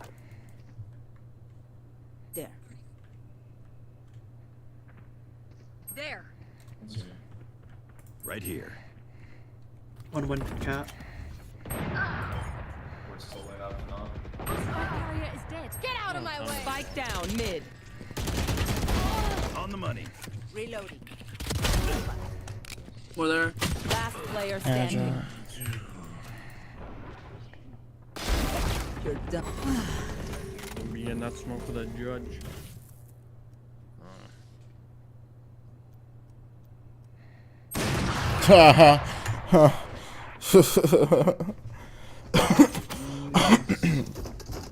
Match point. The enemy only looks composed.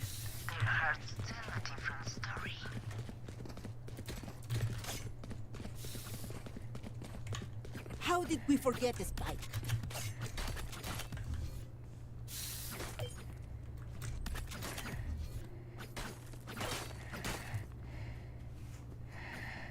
One fucked up I mean, I think. Let's go. Placing sentry. Smoke's down. Spike down B.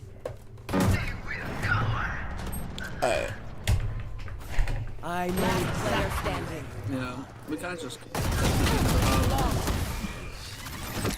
Defenders win.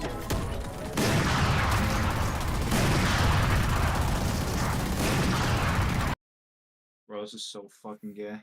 Like, how do I keep losing? How do we keep losing?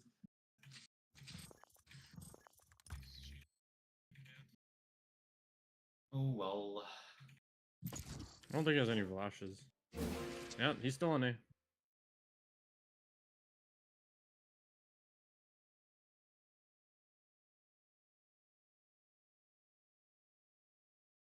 Market.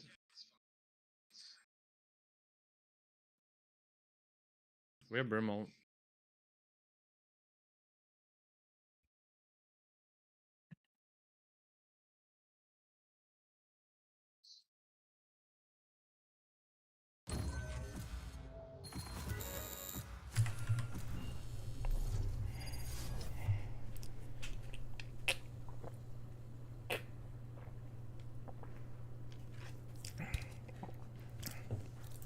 They think I'm an old dog. I'll show them just how many tricks I know. Watch how this fucking warning kid says something about me insta-locking. It's crazy sometimes, bro. Motherfuckers try to insta-lock Brim.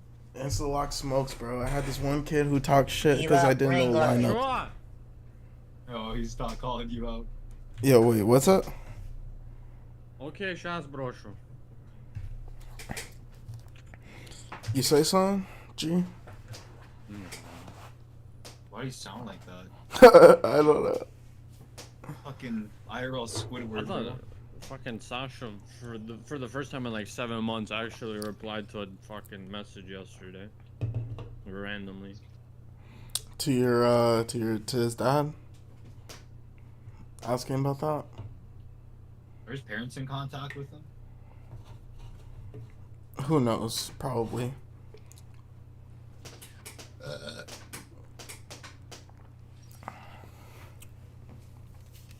I haven't talked to that man in years, bro. It's crazy. Literally, I think one of the last times I saw him, we did coke, and then he just went to Vancouver. Went back to Vancouver. He cooked us some fire mac and cheese in the Sega. I don't know how you and Brick slept in that room, bro. That shit's crazy still. You remember that shit? And then a mon pulled up in the middle of the night and just slept between us. That I don't know. But it was tough with Greg and I sleeping in one bed. There was 3 of us, and on top of that, fucking Swag Fu was playing all night. Like, literally 12 hours straight.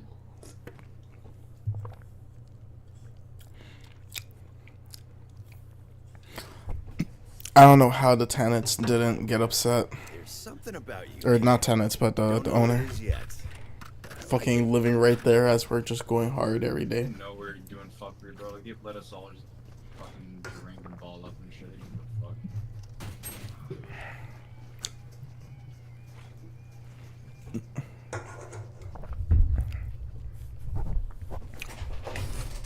the fuck? Bro, that, yeah, actually though, having the speaker blast, this nigga Sasha woke up like 8 in the morning blasting fucking Wish, bro. Yeah, I remember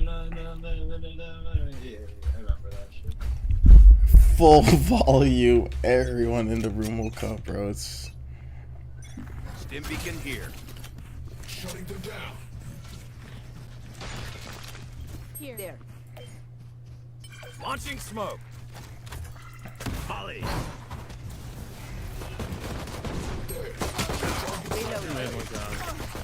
Reloading.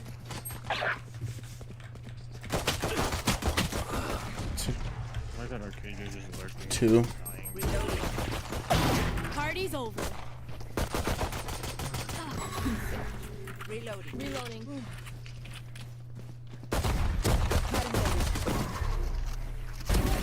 Last one back. One enemy remaining. Omen was close.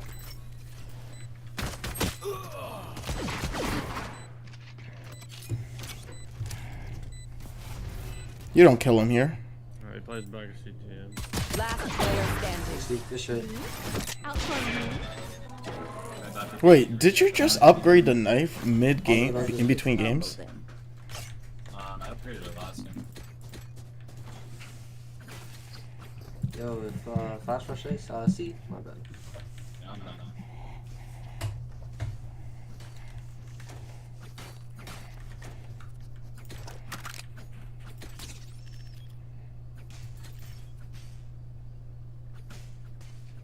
I'll show you, scary Omen. Stim beacon down. Careful there. He popped this cage and just sitting right here. Knife deployed. Still in sight. Smoke's down.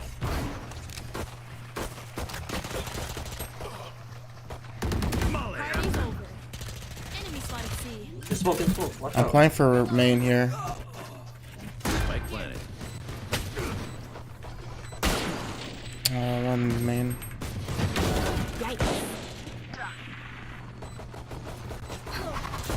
One enemy remaining. Behind you. You will barely worth the effort. Reloading. Let's see Dirk fight without wind. These both smokes on battles. They have mid control. Let me take someone's drop here.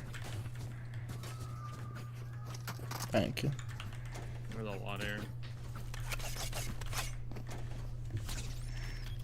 I can drop you if you want. Alright, never mind. That was okay. No prisoners. Bitch is gonna go full buy, thinking we gonna win this round. Okay. Stim beacon here. Launching smoke.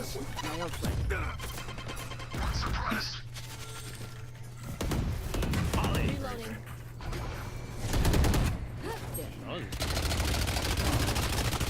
There.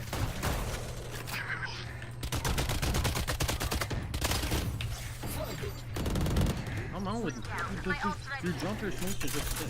Tree plant. Spike That was planted. outside. One enemy remaining. Good shit. And I was ducking Vandal. Smoke's down.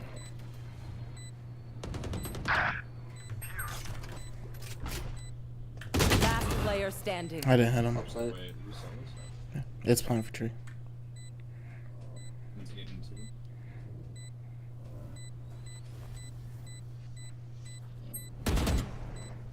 You know where he is. Nice.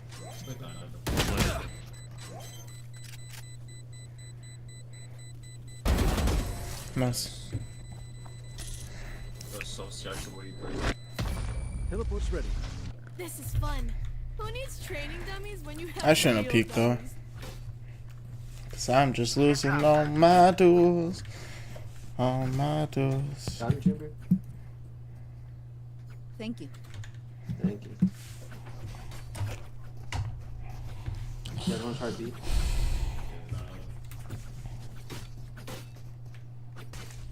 Have a good time out there.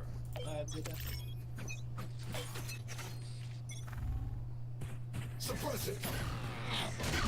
Smoke's down. Stim beacon down. Cutting their vision. Molly. Reloading. Reloading. Two there. Spike planted. Launching smoke. Gotcha. My ult's ready. Mark it. 80 on jet. There. Just like, can somebody do something?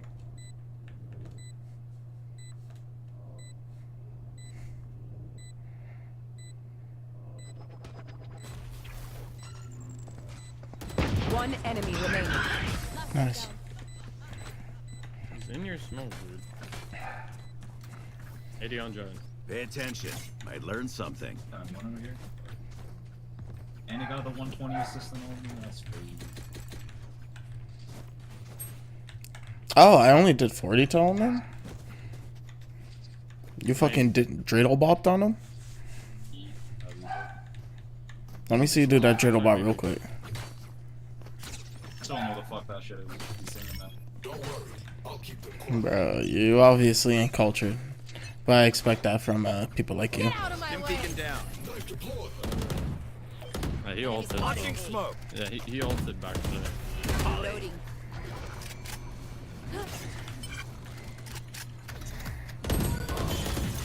Open up the sky.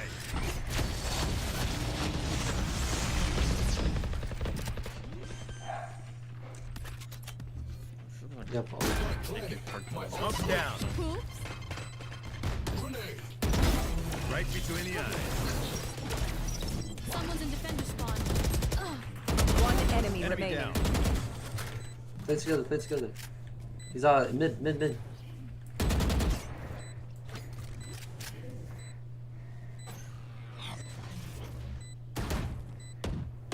I got a white peak. Last player standing.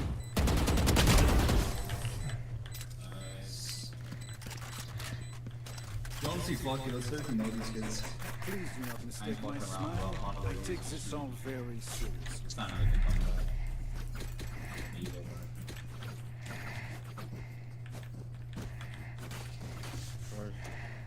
Need a drop. I didn't know everybody let me mid. You buy it? Yeah, let me drop. Need a drop. Try to go see. Yeah. Could have sworn Right there was here. somebody behind me, but no.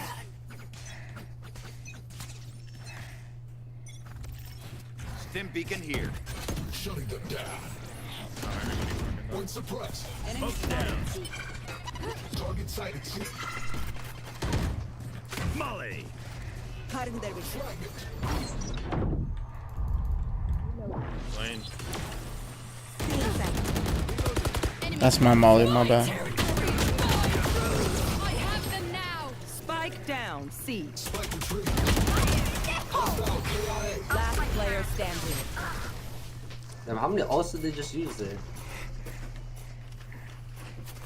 3. Shoot the bad guys. How's that for a plan? No, 2. The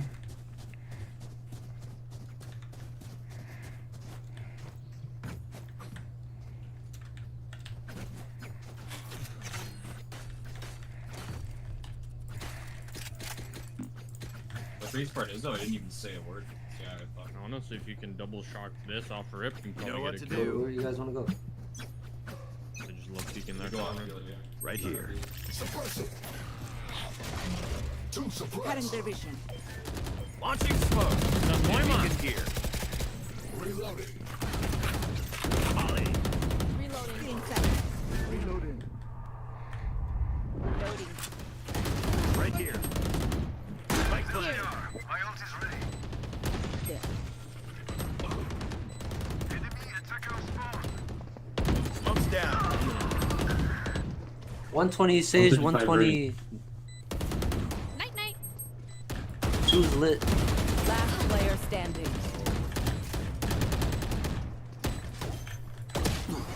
Bro, I always get one tapped. I always get one tap by deadlocks like that, bro. It's crazy.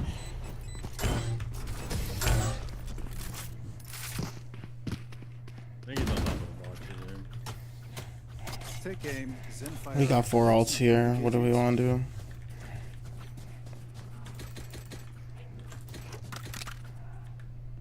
Dude, this ult's right into BKO. Need equipment. They are so Let's do that. dead. Buy a gun, Jin. Buy a Xtrfy. Dies.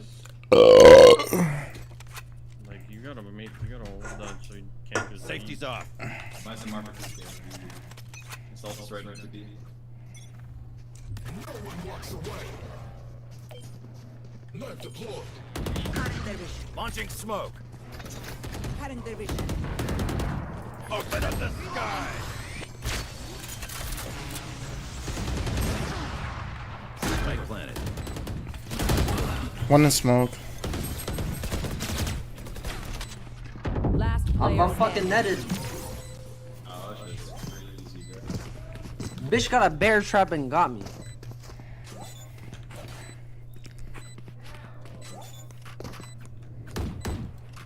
The fuck is that?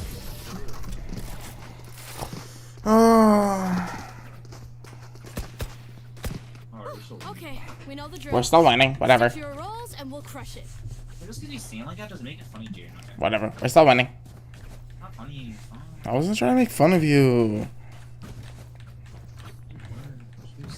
I generally was just making that remark and that voice right after you just said it, but I wasn't trying to offend you.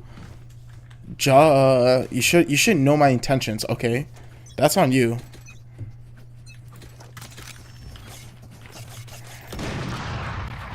Enemy spotted. Nice. Bitch. Took a Launching smoke. Oh, fucking bitch. Then on the first 1 side, 1 to your left. 1 here, Alex. Someone shoot me out, please.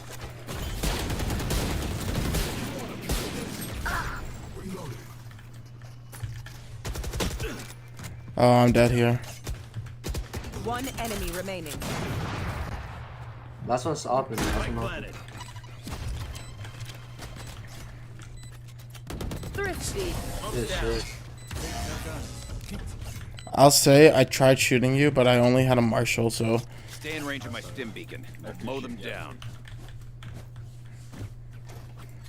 if it constitutes anything, I didn't really hit you. That's not fun.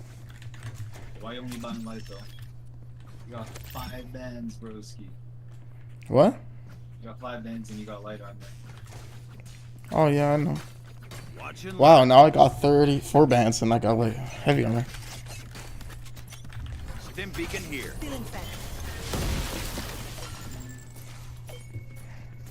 Shutting them down. Reloading. Launching smoke. Enemy spot. Cutting their vision. Reloading. Smoke's down. Enemy killed. Right here. Reloading. Molly. Reloading. Toasted. One enemy remaining. Let's go be here. Let's go be here. Careful there. Last player. Oh my god! Oh my god! You can't make that shit up, bro. You can't make that shit up. All armor at its best right now. Let's end this quickly. Spray and pray you got headshotted like fuck.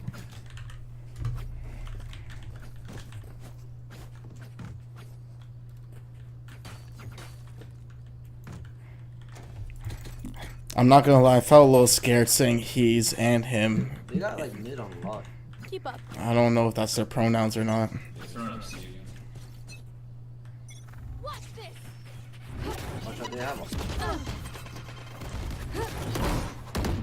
Here. Launching smoke. No block. Reloading. Shutting them down. My ult's ready.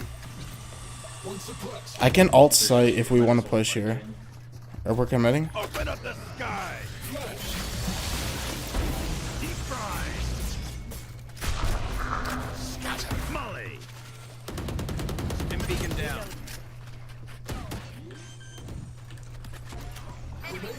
Launching smoke. Bad spawn smoke. Bad spawn smoke.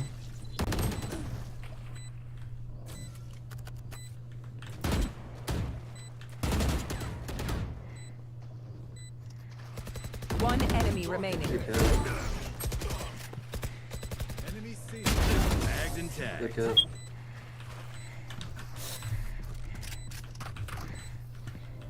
Last round before the switch. We lose everything after this. We lose everything after this. Spend it. Thank you. I got you, homie. I got you, G. Roman TP'd play, but I was watching playing. I was fighting for the whole team. Alright, squad. We do this together, right? Alright, okay. If I die, all y'all niggas come with me. Stim beacon here. Alright, we do this squad. Get out of my way.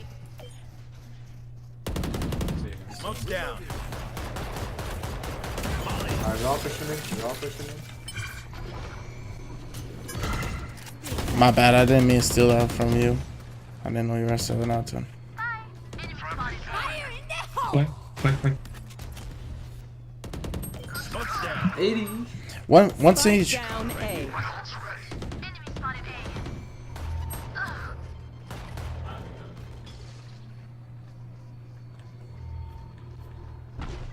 You will Last not player kill my standing. ally. Taken down. You're insane, Blue. Switching sides. Attack when they're suppressed. Because their options, they make mistakes.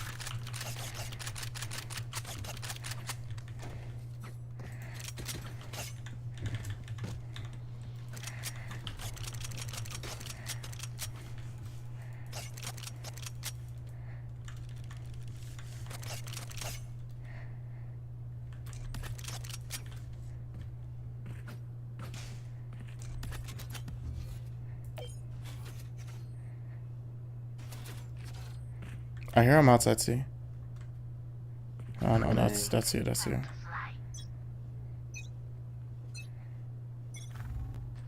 Launching smoke. Some B. Molly.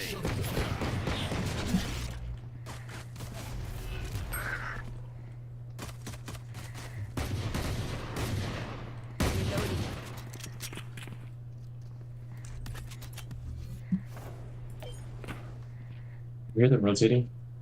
Launching smoke. Nice. I think they're coming C.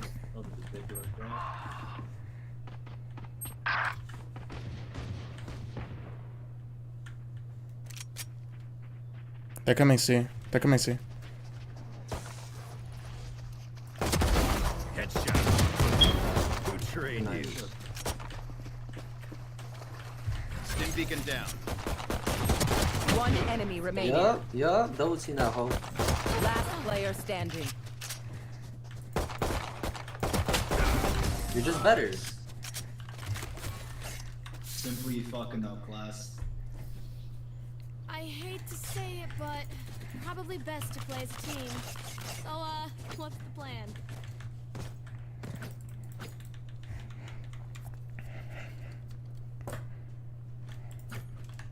It would really just be me and you versus their team versus our team. Hey, I remember the days being at the bottom of the scoreboard. No, never that. Times are tough, bro. We kicking it up though. We up.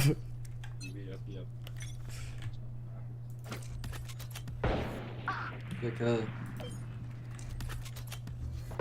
Smoke's down. Jesus Christ. One enemy remaining. Flawless. Really slow.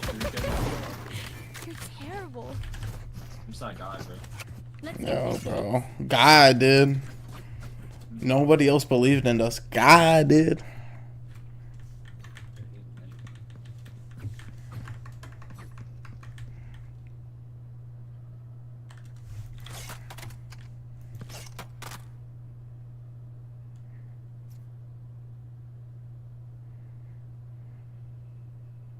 Charlie Mike, let's move. Suppressing. One C. Smoke's down.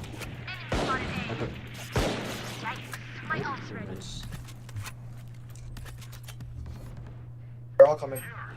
In the smoke. One's in. Backside. Stim beacon here.